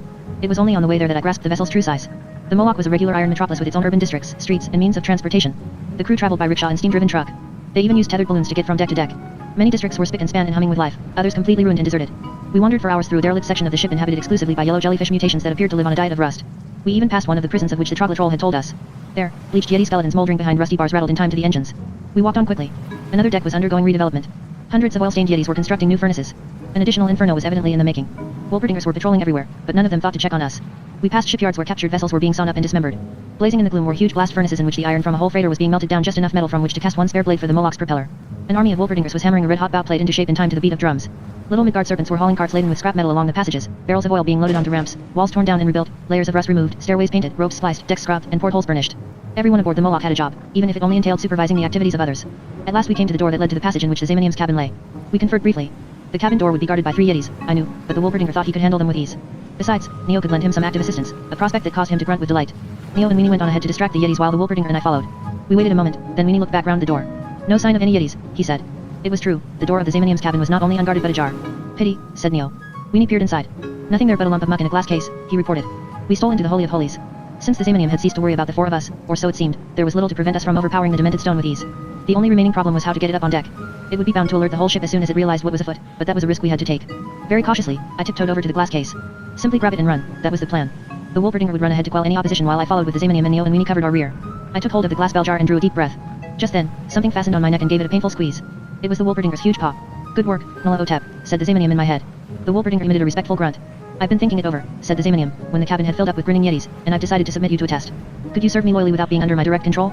That's the question, and that's why I staged this little charade with the friendly assistance of Nula Otep and the Troglotrol. The Troglotrol came in. Don't let your eyes deceive you, he said. At first glance I may look like a common Troglotrol, but I'm really an out-and-out traitor, aka. No, you could never be loyal subjects of mine, the Zamonium went on. On the contrary, you'd stab me in the back at the first opportunity. Lucky I don't possess one. A back, I mean. The Yetis laughed mechanically. The Zamonium had probably given them a telepathic order for collective laughter, because they sounded very unamused and didn't know when to stop. That's enough, hissed the Zamonium. The Yetis stopped laughing. That alone would be enough to earn you the supreme penalty, a dip with the sharks. Neo bared his teeth at me. What did I tell you, he said to the others. This fool of a blue bear's nothing but trouble. But we pricked up our ears. In my infinite kindness, which defies comparison with traditional ideas of clemency, I've decided to give you one last chance. Who could object to that? I'd like to know how good Nightingale's education really is, so here's a proposition for you, if you answer 7-7. Of my questions you can go free. We'll give you a little boat and release you. Neo and Weenie gazed at me hopefully. If the blue bear fails to answer my questions, you will be thrown to the sharks. With musical accompaniment. What choice did I have? Besides, the odds could have been worse. Not only was I no fool, I was a graduate of the Nocturnal Academy and carried the encyclopedia in my head. I couldn't conceive of a question I would be unable to answer. It's a deal, I said. 7 questions. Very well. First question, subject Nightingaleism, what is a Gloomberg cloud? Aha, I used to know that. Never mind, encyclopedia, please. Encyclopedia. Encyclopedia. No answer. No answer at this of all moments, but let's be honest, when had it ever answered at the crucial moment? It seemed I would have to take the matter in hand myself. After all, I'd learned it all once upon a time. Let's see if I could still remember it. A Gloomberg cloud is generated by the hydrospectrographic concentration of cosmic darkness from outlying areas of the universe in which there are no constellations. Measuring 89,688,999,453,455,784,002.347 nightingales on the inside and 45,367,205,778,659,010.644 nightingales on the periphery, it is the most powerful form of energy in the known universe and can be controlled only by the correct use of a nightingalator. Phew. Only just made it. Not bad, discounting that nonsense about the most powerful form of energy in the universe. That's me, understand? Second question, subject Zamonian philosophy, what is Bloodumite Yabism? Encyclopedia. Encyclopedia. Bloodumite Yobism, please? Still nothing. I recalled that Freda and Cordy had argued about this branch of philosophy, but it was a long time ago. It's a school of philosophy which assumes that no single object implies the existence of any other if viewed with due insensibility. The founder of Bloodumite Yobism was Professor Yaboji Yob, whose maxim "I ignore you, so ignore me in return" not only constitutes the title of his magnum opus but has rapidly consigned him to oblivion. While delivering a lecture on Yobism at the Cultural Museum in Atlantis, the professor deliberately jostled some members of his audience and was clubbed to death by an infuriated Bloodum. Wow. Quite a feat without the encyclopedia. Well, not bad. Third question, subject Zamonian poetry. How does the Ballad of the Mountain Maggot go? That was a trick question, but simple nonetheless. The Zamonian was counting on my having been inattentive in class, like any Zamonian schoolboy, when this boring poem cropped up. He didn't know that I had personally trekked through the Gloombergs with the Mountain Maggot and been compelled to listen to the encyclopedia reciting the poem again and again. I would know it by heart till the day I died. Give way it must, that iron wall. And let me through it climb. I cannot stop to eat it all. I never have the time. I bore holes with my fiery breath. Digest the iron with ease. And chew it with my stainless teeth. As if it were but cheese. I shall skip 74 verses rather than alienate the handful of readers who have stayed with me this far, but for the Zamonium's benefit I recited the whole poem perfectly, down to the last quatrain. The wall of metal melts, and there. A hole comes into sight. I feel a gentle breath of air. And through the gap streams light. Rather monotonously delivered, the Zamonium said sternly, but faultless otherwise. Next question, subject Grail-Sundian demonology. What are nether Zamonian diabolic elves, and how many would fit on a pinhead? Not bad. That had for centuries been Grail-Sundian demonology's pivotal question, the raison d'etre of that intellectual discipline, in fact. For one thing, the very existence of diabolic elves was disputed. For another, they were so infinitely small that, even if they did exist, they defied computation. Or so the Zamonium thought when it asked me that question. What it did not know, so it certainly didn't know everything, was that Cordy Yop and I had debated the matter at length in our spare time at the Nocturnal Academy. One of Nightingale's so-called unperfected patents was the diabolic elf microscope, so we borrowed it for use in our demonological field research. The surprising result of our investigations was that diabolic elves did indeed exist, almost everywhere and in astronomical numbers. They occupied every crevice in the Gloomberg Mountains, proliferated in Freda's hair, and were particularly fond of populating pinheads. Thanks to the microscope's complex arrangement of lenses, we were able to study their living habits and make a trailblazing discovery, namely, that they. But that's irrelevant here. We eventually took the trouble to count how many there were on a pinhead.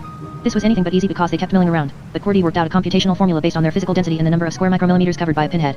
7,845,689,654,324,567,008,472,567,827.9, I replied.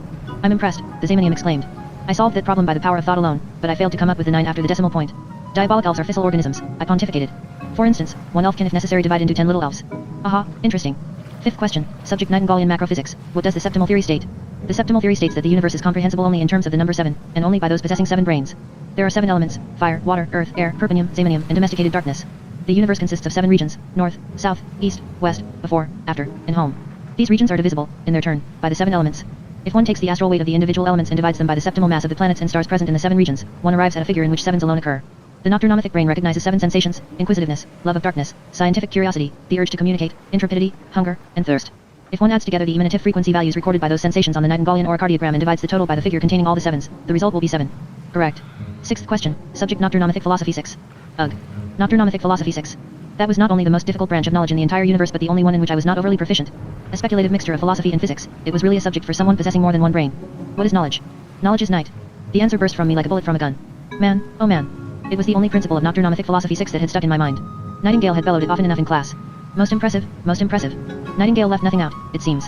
In that case, my final poser shouldn't present you with much of a problem. Question 7, subject dimensional hiatuses. What exactly is Genf? Genf. I knew what it smelled like. I knew that it occurred at the entrance to dimensional hiatuses, too, but I didn't know what it was. No idea, I said. Come on, cried Weenie. You always know everything. Encyclopedia. Genf. Nothing. Genf. Nothing. Genf. Still nothing. The same old story, just when I needed the confounded thing. Don't let it worry you, youngster, the Zamonium said consolingly. I'd have made you all walk the plank in any case. I'm the Zamonium. I've no heart, no soul. I've even less of a conscience than the Troglotroll. I doubt that, the Troglotroll said in a low voice, but I heard him quite distinctly. So why should I be bound by sentimental obligations that are detrimental to me? Did you think I had whole ships to give away? How very naive of you. I couldn't repress the thought that the Zamonium was the most abominable creature I'd encountered anywhere in Zamonia in the course of a life that had brought me face to face with plenty of abominable life forms. Thanks very much, said the Zamonium. A touching farewell speech. And, to the others, bring them on deck. Sentence will be carried out forthwith. The Moloch was not, for once, swathed in her usual pall of smoke. The Zamonium had stopped all the engines and summoned his minions on deck, intending the entire crew to witness punishment in good visibility. 2 Yetis appeared with the pillar that bore the Zamonium and set it up in a prominent position. A Yeti choir launched into the Zamonian national anthem, except that Zamonium was substituted for Zamonia and sundry other changes had been made to the original words. All hail to thee, Zamonium. All-powerful element. However loathsome thy commands. We never dare dissent. The rest of the verses were even worse. The Yetis removed the tarpaulin covers from some gigantic cannon and fired several pointless salvos in the air. Then a black plank was manhandled over the rail. This may strike you as a bit cheap, the Zamonium telepathized in our heads, but I'm sentimental by nature. We could simply toss you overboard, but I find this more romantic. Neo was the first to be hustled out onto the plank. He showed no fear, I'll give him that. Although I couldn't see it from where I stood, I was only too familiar with the sight of the mass of snapping sharks that always seated around the Moloch. To preserve one's composure in the face of that threat was admirable in itself. I'll deal with the sharks, by Neptune's trident, cried Neo. And then I'll come back and get you, Zamonium. I warmed to Neo for the first time. Where are the Voltigorkian vibrobasists? Grumbled the Zamonium. Every execution needs music. 3 Baltic orcs, each of them carrying a vibrobase, were thrust to the fore by Yetis and proceeded to tune their instruments. Weenie gave me a despairing glance. It seemed to be dawning on him that this was a predicament from which no amount of blathering could extricate him. But I was just as short of ideas. When I give the word, snarled the Zamanium. The Baltic orcs struck up a monotonous military march on their vibrobases. Over the side with him. 2 Yetis prodded Neo to the end of the plank with long, pointed boat hooks. He drew a deep breath. A dog barked. There weren't any dogs on board the Moloch, only wolves or other crossbreeds that had dogs or foxes in their ancestry but were too civilized to bark. But a dog was definitely barking. A second dog uttered heart-rending howls, a third growled menacingly. The Yetis looked around, thoroughly disconcerted. Horses started whinnying, baboons screeching, lions roaring. And still the dogs continued to bark, hundreds of them. The sound was very muffled, as if all these animals were imprisoned in a large sack. What's wrong? Demanded the Zamanium. Although unable to hear anything, it had registered the general bewilderment. A Yeti went up to the pillar, bent over the glass case, and telepathically informed the Zamanium of what was happening. A wind sprang up and chased away the last wisps of smoke. The sky had grown dark, and the ship was hemmed in by fat-bellied storm clouds. We all looked up, for that was where the animal sounds were coming from, far louder even than before. Trumpeting elephants. Bellowing buffalo. Howling wolves. Hissing crocodiles. Looming over the Moloch was a big, black cloud. No ordinary cloud at least, not one that kept its due distance from the ship as such meteorological phenomena usually did. No, this one hovered barely 50 feet above the deck. It wasn't condensed rainwater, being too dark and turbulent for that, nor was it smoke, because it maintained its position too steadfastly. Long black streaks seemed to be trying to escape from the vaporous mass and lash out in all directions. As they did so, they divided into ever thinner threads that writhed through the air like snakes. There was an endless succession of sharp reports as if hundreds of heavy rawhide whips were being cracked. The air itself crackled with pent-up electricity. We could also hear a voice issuing what sounded like a peculiar series of orders. Hey. Whoa. Giddy up. Down you go. Everyone on board stared upwards as if hypnotized. All interest in the execution had evaporated. The Zamanium was kept informed of developments by the Yeti bending over its glass case. Hey. Down you go, I said. Slowly, by fits and starts, the black apparition sank still lower. I had never before seen anything as dark except in Professor Nightingale's laboratory. It consisted, of that I was quite sure, of domesticated, concentrated darkness. The cloud, which was now lying to starboard, sank so low that one could see its wavering surface. The Nightingale. Situated on top of the billowing black cloud was an intricate structure, more precisely, a little, miniaturized factory of bizarre design such as I had seen once before, but not in daylight, only a Nightingale looked like that. And above it, strapped to a chair, sat Professor Abdullah Nightingale. He was clearly finding it extremely difficult to keep the thing under control. The cloud bucked like a bronco, bouncing him around in his seat as he desperately manipulated various levers. Zamanium, he yelled. You're surrounded. Give up. The cloud beneath him reared so violently, it would have thrown him had he not been strapped to his seat. Nightingale, hissed the Zamanium. So you actually dare to? It's quite simple, Nightingale shouted above the din from inside the cloud of darkness. Here are my terms. Surrender, and in return I'll destroy you. Refuse, and it'll be all the worse for you. Whoa there. He wrenched at the levers and turned a kind of steering wheel. The cloud quieted down a little. The Zamanium gave a nervous laugh. Hey, now you're really scaring me. What is that contraption, one of your unperfected patents? I did it. Nightingale cried triumphantly. Domesticated darkness. I owe you a debt of gratitude, my boy. He was now addressing me. You were right that time in my laboratory, do you remember? You wondered whether the darkness was still unaccustomed to its new environment, and you hit the nail on the head. It became more and more tractable as time went by. It isn't entirely docile even now, but after all, it is the most powerful form of energy in the universe. It needs running in a little more, that's all. The cloud neighed and lashed out. The animal voices were my idea, Nightingale explained. The noises darkness really makes are utterly intolerable. I've controlled them with the aid of this Nightingalian transformer and converted them into animal cries. Classical music would be another possibility, but I always find it so depressing. I'm still the most powerful form of energy in the universe, the Zamanium insisted defiantly. You're nothing at all, yelled Nightingale. You're alchemically passé, just a conjuring trick gone wrong. I've come to consign you to the trash can of history. The Zamanium caught on. So that's what you're after. You and I, brain against brain. 7 brains against 1, Nightingale amended. You go first. Incidental remark. The following events cannot, unfortunately, be recounted by traditional narrative means. Nightingale and the Zamanium dueled with thoughts. They were no ordinary thoughts, of course, nor were they merely extraordinary. To call them brilliant or unique would be a disrespectful understatement. They were the most incredible shafts of wit ever hurled by the shrewdest and most powerful intellects on our planet. The ideas were so complex and abstract, so revolutionary, profound, and earth-shaking, that a normal brain would at once have become unhinged if compelled to entertain a single one of them. Nearly all those present on board the Moloch were shielded from them. The crew were still under the Zamanium's hypnotic spell and could only think what suited it. Neo and Weenie were immune for well-known reasons. I alone had to withstand the full force of those ideas. That I didn't go insane I attribute to having been infected with Nightingale's intelligence bacteria, which had probably created a natural immune system. To protect my readers I shall reproduce the 2 adversaries' thoughts in a heavily encrypted form. I advise anyone unwilling to spend the rest of his days in a padded cell not to try to decipher them. I shall disclose this much and no more. They not only posed ultimate questions about the universe but answered them. Heavily encrypted version of the telepathic duel fought by Professor Nightingale and the Zamanium. The Zamanium opened the proceedings. The Zamanium was unimpressed. My brain was smoking by now. The duelist's ideas were almost unendurably profound, wide-ranging, and sublime. I was just wondering how much longer I could stand it when I heard Nightingale's encyclopedia voice in my head. Listen, my lad, it whispered. Walk slowly over to the Zamanium, then grab it and hurl it into the midst of the cloud of darkness. Being the most powerful source of strength in the universe, darkness will dispose of the confounded thing. The only trouble is, you mustn't think of what you intend or what you're doing. The Zamanium can't see you, but it can hear you think. I can temporarily distract its attention, but I don't know for how long. I don't know what's harder, to think the opposite of what you are doing or do the opposite of what you are thinking. It's particularly hard when the opposite of what you are doing is nothing, or when what you are doing is the opposite of what you ought to be doing. I'll try to rephrase that. I had to spend the whole time thinking of standing still and doing nothing when I was really sneaking up on the Zamanium. The Yeti guards were temporarily out of action. The Zamanium was too preoccupied with Nightingale to devote any attention to them, so they stood around like deactivated robots, gazing at the cloud of darkness. Step by step, I drew near the Zamanium. I'd had a bright idea. I pictured a little drop of sweat running slowly down my spine while I, in theory, stood still and watched the duel. I positively became that drop of sweat, a tiny, salty globule of water threading its way through the fur on my back. One little step. I trickled over my neck muscles, negotiated 2 big tufts of fur, and reached the top of my spine. Another little step. Along the spinal column and down my back. Another little step. A hair in the way. I rolled down it but left half my liquid content behind. Bisected, I trickled on. Another little step. Almost there now. Trickle, trickle. I'm a bead of sweat, just a bead of sweat. Another little step. Only a yard to go. A bead of sweat. A bead of sweat. A bead of sweat. My brain seized up. I was too agitated to think of a better idea. The last little step. I was there at last. Now, whispered Nightingale. Now. Got you goddamn Zamanium. The thought that flashed through my mind was as big and bold as that I couldn't help it. The suppressed desire to convey my sense of triumph to the Zamanium proved too strong for me. It wouldn't have happened if Nightingale hadn't butted in. He'd spoiled my concentration. The Zamanium reacted promptly. Yetis, seize him. The element had analyzed our plan like lightning and acted accordingly. All ahead full. But I was too close already. I grabbed the glass dome, only to find that it was stuck fast. Simultaneously, 5 Yetis hurled themselves at me. At that moment the engines restarted. Dense smoke belched from the funnels. The whole ship gave a violent lurch. The Yetis staggered a little but recovered at once and lunged at me again. But they'd reckoned without Neo. There was going to be a fight. His barbaric hawk's brain had grasped that, and he didn't want to stand around in idleness. He leapt off the plank and drove his thick skull into the first Yeti's stomach. Give it to him, Neo. Weenie yelled encouragingly. Neo caught the Yeti by the foot and whirled him around like a club. The other Yetis shrank back. Wolverdingers, commanded the Zamanium. Seize the blue bear. The Wolverdingers on deck awoke from their trance, but the dense smoke made it hard for them at first to get their bearings. Professor Nightingale. I shouted. The glass case. I can't get it off. Stand aside. Nightingale called in his real voice. I stood aside. The professor's brain snapped and crackled as they had when he opened a can of sardines by willpower alone. The sound was clearly audible above the general commotion, chilling the blood of all who heard it. The glass dome started to vibrate and display hairline fissures. It gave a last, sharp crack, then broke in two. I seized the Zamanium. It was cold as ice. No, it bellowed in my head. I command you to. I drew back my arm and hurled the element into the flickering darkness. It is almost impossible, in our inadequate linguistic medium, to describe what happened next. I'll try, but I doubt if I'll do it justice. Inadequate description of an indescribable occurrence. The Zamanium disappeared into the pall of darkness like sugar into a cup of strong black coffee. At the same time, the voice in my head rose to a scream of such intensity that I feared my eyes might burst from their sockets. I clamped my forepaws over my ears, but that, of course, was futile. All the other creatures on board were also stopping their ears. The cloud contracted with a sound like a truckload of bricks falling from the sky. Then it expanded to 10 times its original width, howling like 1,000 watchdogs.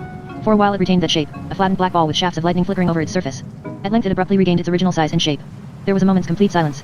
The cloud seemed even to absorb the pounding of the Moloch's engines. Then, rolling across the sea, came a cosmic belch such as not even a megabolog could have produced. The scream in our heads died away. The Zamanium had vanished. The Moloch's crew staggered around in bewilderment. The Zamanium spell was broken. The professor was riding his Nightingale like a cowboy on a wild steer. The cloud of darkness was bucking and lashing out in all directions, even more violently and unpredictably than before. Nightingale excitedly manipulated his levers and controls but seemed almost incapable of influencing what was going on beneath him.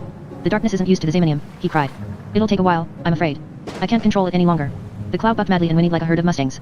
Nightingale spoke as if he had hiccups. I don't think I can hold it much long. The cloud reared up and galloped off with him, zigzagging wildly across the sea like a balloon with air escaping from the neck. Before long, the professor, the Nightingale and the cloud were just a dwindling black dot on the horizon. Nightingale had disappeared, but so had the Zamanium. The Moloch's crew were free at last. Although they still hadn't the faintest idea where or who they were, the situation would probably resolve itself in due course. Neo was still throttling one of the Yetis, who must have been wondering how he'd got into such a situation. I had to haul Neo off him. There was a lot of re-education to be done. Stop engines. For a start, the engines had to be stopped. The clouds of black smoke added to the confusion and made it no easier to find our bearings. I hurried to one of the engine rooms, but all I encountered there were a few bemused Yetis who were trying to remember their own names. The Zamanium had expertly navigated the vessel by remote control throughout her voyages, personally supervising every engine and furnace, piston, and propeller. The ship had no captain or experienced officers, just a horde of obedient, unwitting slaves. Without the Zamanium, the crew were completely helpless. The Moloch's machinery was so complex and intricate that I myself would have taken years to learn to operate it. All this dawned on me the moment one of the Yetis in the engine room asked me for my autograph. His last recollection had been of a duel of lies I'd fought in the Megathon at Atlantis. I went back on deck. Our situation was not as critical as all that. We would simply have to wait until the ship's fuel ran out and she stopped of her own accord. Then we could lower some boats and leave the Moloch to her fate. Did you find the brakes? Asked Weenie. The Moloch doesn't have any. Pity. Hear that noise? An ominous sound. I listened. I could hear the throb of the ship's engines, the roar of the furnaces, the hissing of the valves, the bewildered grunts of disorientated Yetis. Yes, and a gurgling sound. I'd heard it before, but I couldn't think where or when. Something's gurgling, I said. And how? Said Weenie. No idea what it is, you can't see a thing in this soup, but it's getting louder. Sounds like we're heading straight for it. How about climbing one of the funnels? Neo suggested. We looked around for the biggest smokestack not in current use. Welded to the side were some metal rungs that disappeared into the thick of the smoke overhead.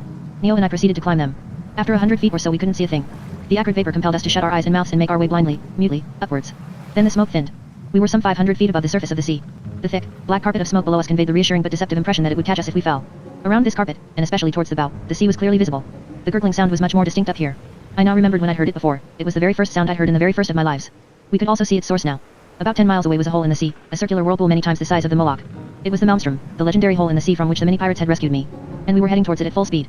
From the Encyclopedia of Marvels, Life Forms, and Other Phenomena of Zamonia and its Environs. By Professor Abdullah Nightingale.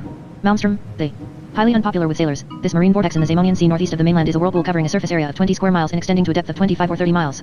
At its base the whirlpool disappears into the crater of an extinct marine volcano 5 miles in diameter. The Malmstrom is marked on all charts and should be given a wide berth, because anything that gets caught up in it is inexorably sucked down into the depths. Fish and other marine creatures instinctively avoid the whirlpool. Sailors, on the other hand, often fall prey to their irrepressible curiosity and venture too close to it. Little research has been devoted to where the Malmstrom's masses of water go, and this is a natural breeding ground for legends. Folk tales transfigure the volcanic crater into the gates of hell, and certain less than reputable scientists claim that the Maelstrom will continue to suck water into the interior of the Earth until the latter explodes.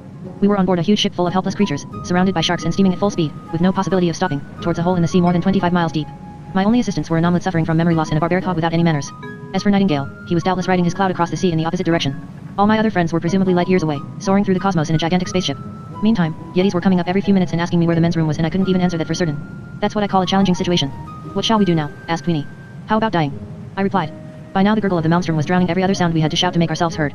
The others on board seemed to be slowly recovering their wits, and the brighter ones among them explained the situation to the more obtuse, not that this did much good because the Moloch was now within a mile of the whirlpool and beginning to rotate in waltz time.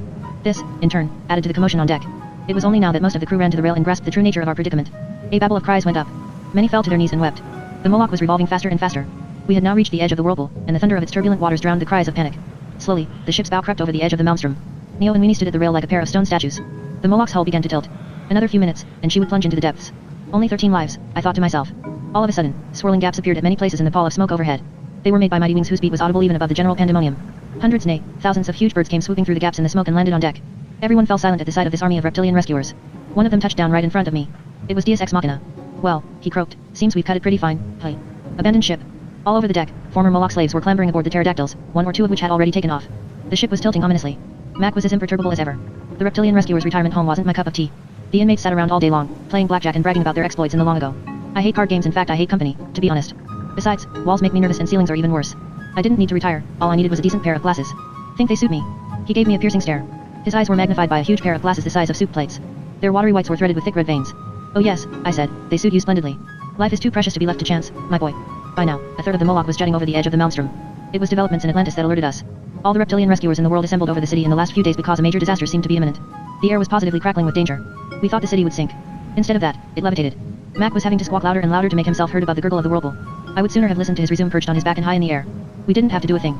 Not a single inhabitant fell off the edge of the city or jumped to his death out of fear or high spirits. Whoever organized the operation did a good job.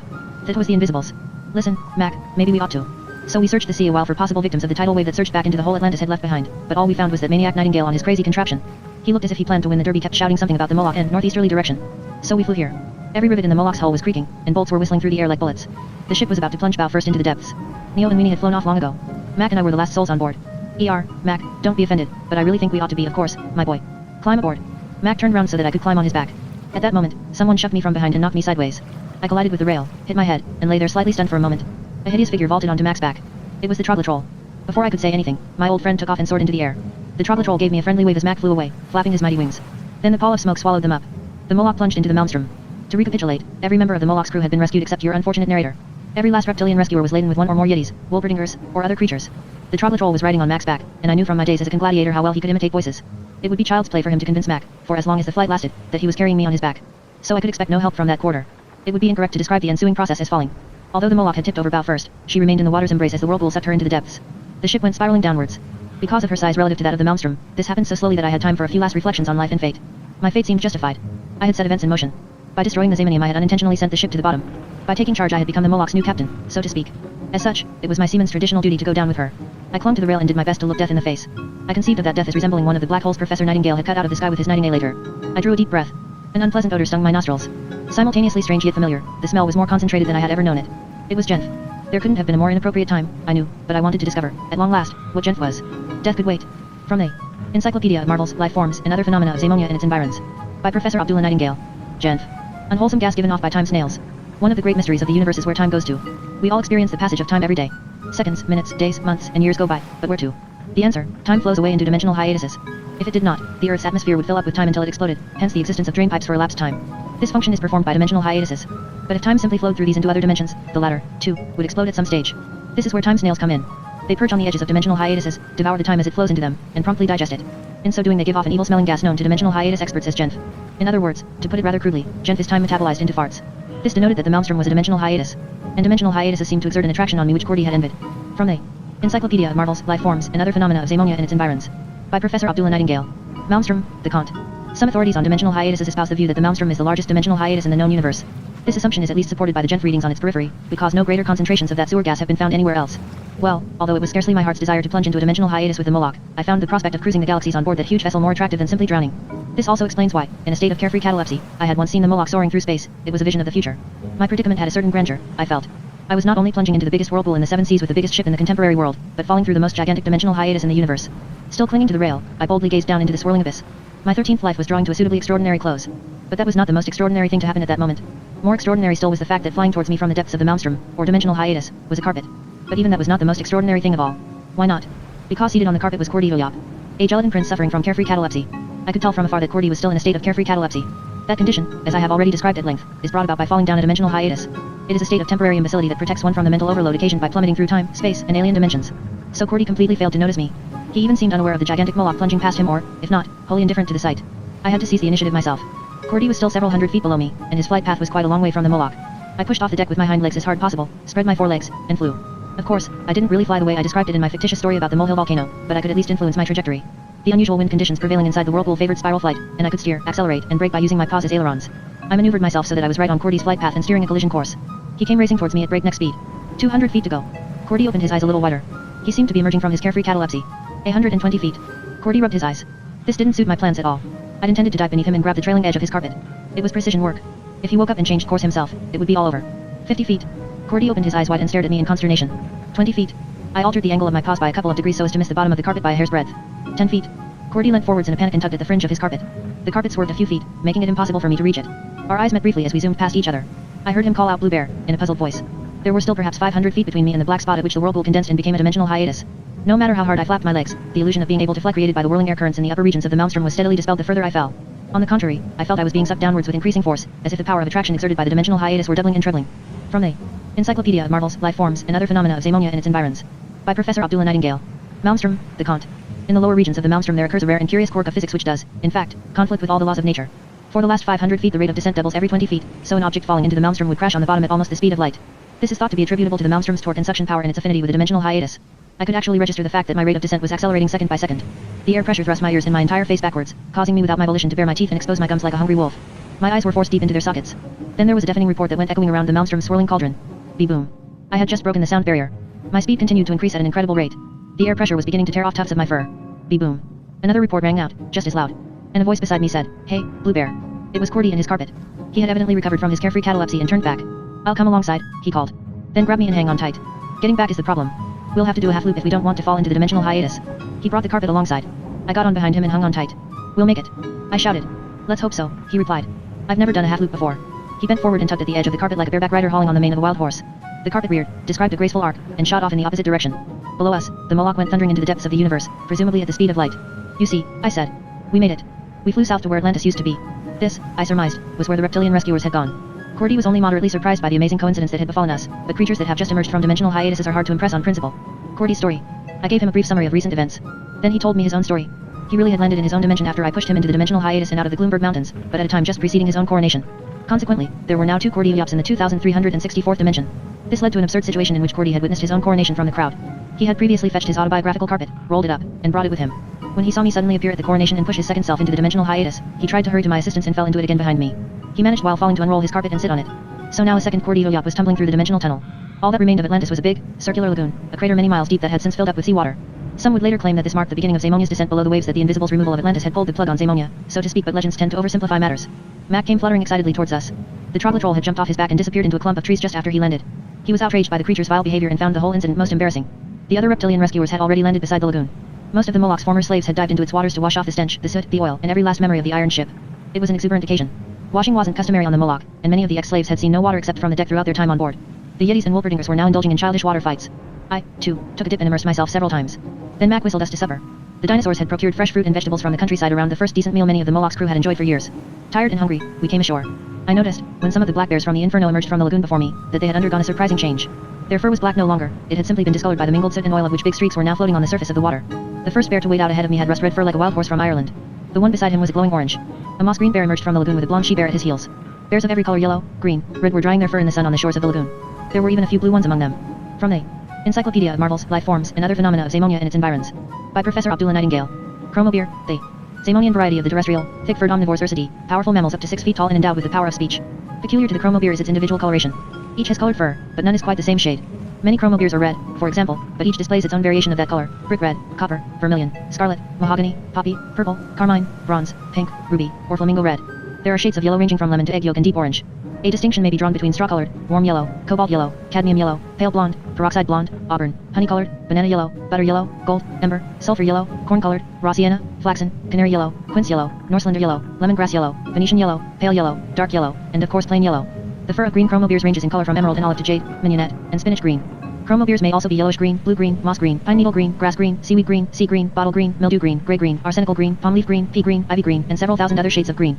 Blue chromo beers probably display the greatest number of shades: indigo, azure, sapphire blue, cyanin, cobalt, ultramarine, royal blue, pale blue, cerulean blue, submarine blue, billow blue, ice blue, violet, forget-me-not blue, cornflower blue, gentian blue, lavender blue, turquoise, steel blue, plum, dove blue, midnight blue, alga blue, eye blue, blueberry blue, marine blue, china blue, blue black, and manganese blue.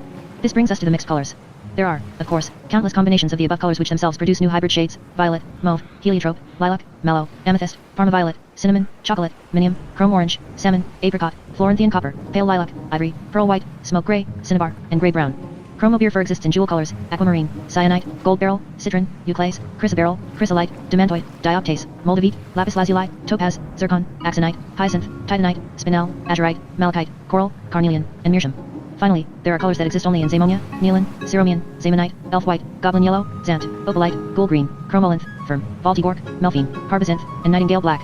When mixed with traditional pigments, these produce so-called zamonian duocolors such as neolite green, neolite yellow, neolite red, ceromian blue, opalite green, firm yellow, baltigork red, and, of course, their hybrid intermediate shades. Chromo beers can thus be absolutely any color. Their sudden extinction or complete disappearance from zamonia, whichever remains a mystery. Although thousands of them formerly inhabited the Great Forest, they vanished overnight. A festive banquet ensued. Meanwhile, most of the Moloch's former slaves were getting their memory back. The chromo beers among them recalled how their parents had told them that their ancestors used to live in the Great Forest many years ago. There they had led a peaceful life devoted mainly to beekeeping. At some stage, however, the peace of the forest was disturbed. It was invaded by a gigantic spider whose unpleasant predatory habits drove the bears out. They retreated to the outskirts of the forest, gave up keeping bees, and took up fishing instead. The land-dwelling bears became sea bears. They soon learned how to construct ships of wood, weave nets, and get their food from the sea. Then the Zamonium turned up in the Moloch and enslaved them. Some of the blue bears remembered a young blue bear couple, an ultramarine male and an indigo female, who had thrown their newborn cub over the side to preserve it from a living death aboard the Moloch. There is no proof of this, of course, but they may have been my parents, who possibly sacrificed their own lives for the sake of my freedom. That, at least, would explain my curious obsession with the Moloch. I had probably been born on board that monstrous vessel. Only the Zamonium could have supplied precise information on the subject, but it was currently being digested in the intestines of a cloud of darkness. Many tears were shed that night, tears of joy and sorrow. Some of the Moloch slaves cursed the Zamonium for having robbed them of so much of their lives. Others boisterously celebrated their newfound freedom. The reptilian rescuers stood around, rather at a loss because they found emotional outbursts embarrassing. We swapped experiences until the small hours. I described my deadly race with the spider witch, which prompted some of the chromo beers to consider returning to the Great Forest. I also told of the Invisibles, of events beneath Atlantis and the city's ascent into space. Fortunately, Mac could confirm my account. It was very late when we all fell into a deep sleep under the watchful gaze of the reptilian rescuers. Back to the Great Forest. In the morning, I and a number of bears decided to return to the Great Forest. The spider witch being dead, we planned to fill the forest with life again. Others proposed to set off in all directions, and quite a few resolved to settle down beside the lagoon and found a new city there. Neo and Weenie were keen to make for Baysville and take ship from there. They wanted to get to know other continents to broaden our horizons, as Weenie phrased it. Cordy decided to join us in the forest for the time being. He had spent so long in a dimensional hiatus that he wanted to take a breather and work on his autobiographical carpet before falling down another. The reptilian rescuers preferred to transport our Great Forest party across the continent themselves rather than be compelled to save us if we got into another fix. We crossed Zamonia in a westerly direction via the gap in the humongous mountains, which were bullet-free once more, and flew over the Demerara Desert. There, from Mac's back, I espied Tornado City whirling along and made out a group of very, very tiny figures on the move, my old friends the Mugs. We neared our destination a couple of days later. The huge peaks of the Gloomberg Mountains came into view in the distance, and within a few hours we had landed on the edge of the Great Forest. Mac said goodbye without fuss as usual, probably convinced that he would soon have to extricate me from some new predicament or other. Having urged me yet again to adopt a vegetarian diet, he took off. His glasses were so misted up, he nearly flew into a tree. We set to work to make the forest habitable again, felling trees, creating sizable clearings, building log cabins. We imported some deer and squirrels, for what is a forest without squirrels and deer? We also swept up masses of leaves. Under my instructions, the cobwebs were removed with the aid of plenty of water. We even found the dead spider witch and burned it together with its traps. The smoke gave us hallucinations for days afterwards. I gradually got to know the other bears. There were several thousand of them, so this took some time. In the process I made the acquaintance of some bears who may or may not have been the brothers and sisters of my late parents and, consequently, my uncles and aunts. At first we lived in communal buildings of a temporary nature, but as time went by most bear couples built their own little log cabins. Personally, I preferred communal life. After all, what use was a cabin to a lone bear like me? We erected a small school in which I taught Zamonian dialects, apiculture, Grail-Sundian demonology, nightingaleism, higher mathematics, and 30 other subjects. Cordy Oyap also took a teaching post there. In addition to dimensionology, his special field of study, he taught carpet weaving, biology, Zamonian geography, and philosophy. Whenever he wasn't teaching he liked to climb aboard his carpet and cruise over the forest in solitary state, dreaming of the 2364th dimension. One day I had the idea of writing down the Encyclopedia of Marvels, Life Forms, and other phenomena of Zamonia and its environs. Unfortunately, my memories of it proved very patchy. I thumped my brow with the flat of my forepaws, tried to recall all kinds of subjects, and cursed Professor Nightingale, but nothing happened. What's missing, I thought to myself, are some instructions on how to use the confounded reference book. Instructions for use. At that moment there was a crackle of electricity between my ears and some writing flared up in my mind's eye. How to use the Encyclopedia of Marvels, Life Forms, and other phenomena of Zamonia and its environs. 1. Ensure that the encyclopedia is correctly plugged into your synapses. 2. Should general problems of recall arise, illegibility, mirror image print, etc., this may be attributable to circulatory disturbances in your brain. If so, kindly consult your general practitioner. 3. If, instead of information from the encyclopedia, you receive instructions from another dimension, signals from outer space, or the voice of your late lamented grandfather, consult a doctor at once. 4. To access an article in the Marvels section, kindly grasp your right earlobe with your left hand and spell out the requisite head word, loudly and correctly. 5. To access an article in the life forms section, grasp your left earlobe with your right hand and spell out the requisite head word. 6. To access an article in the phenomena section, cross your hands, grasp both earlobes, and spell out the requisite head word in reverse.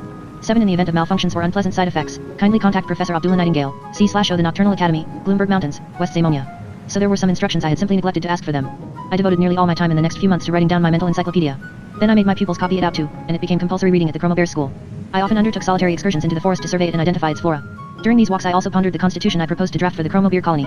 Certain things simply had to be legally laid down, for instance an outright ban on spiders in the Great Forest, the erection of danger signs beside dimensional hiatuses, and a fair division of labor where leaf clearance, beekeeping and log cabin maintenance were concerned. I revisit the forest glade. On one of my walks I came to the spot where my adventure with the spider witch had begun. The clearing was still there, and I shuddered at the recollection although the scene was bathed in warm evening sunlight, just as it had been then. I suddenly thought of something I'd been trying to formulate for ages, the first article of our new constitution, all Chromo Beers are created unequal, it ran. They can be yellow and red, green and blue, violet, zamonite and opalite. At that moment I heard a delightful voice humming a tune that sounded familiar, yes, and I knew the voice as well. Seated in the tall grass of the clearing was one of the young she-bears who roamed the woods in search of mushrooms and wild honey. I had never seen her before, yet I knew her better than any other member of the Chromo Beer community. She looked exactly like the girl in my dream. What's more, she was reading Professor Abdullah Nightingale's Encyclopedia of Marvels, Life Forms, and Other Phenomena of Zamonia and its environs. Avril. I shall draw a veil over the rest.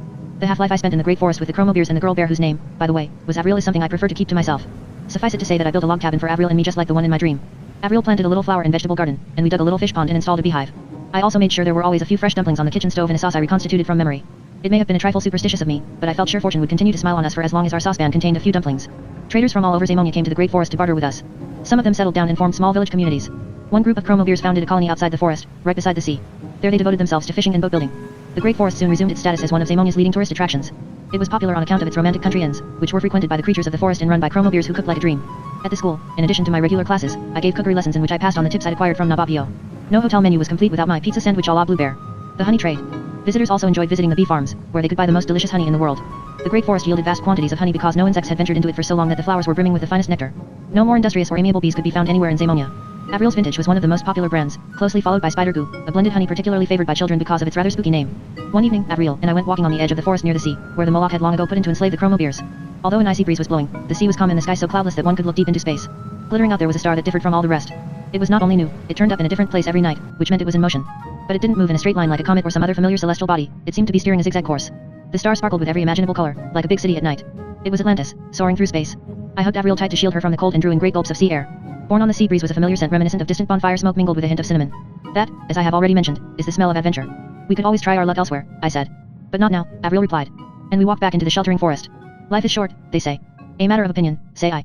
Some lives are short, others long, and many are middling. Besides, I still had another 13 and a half to go.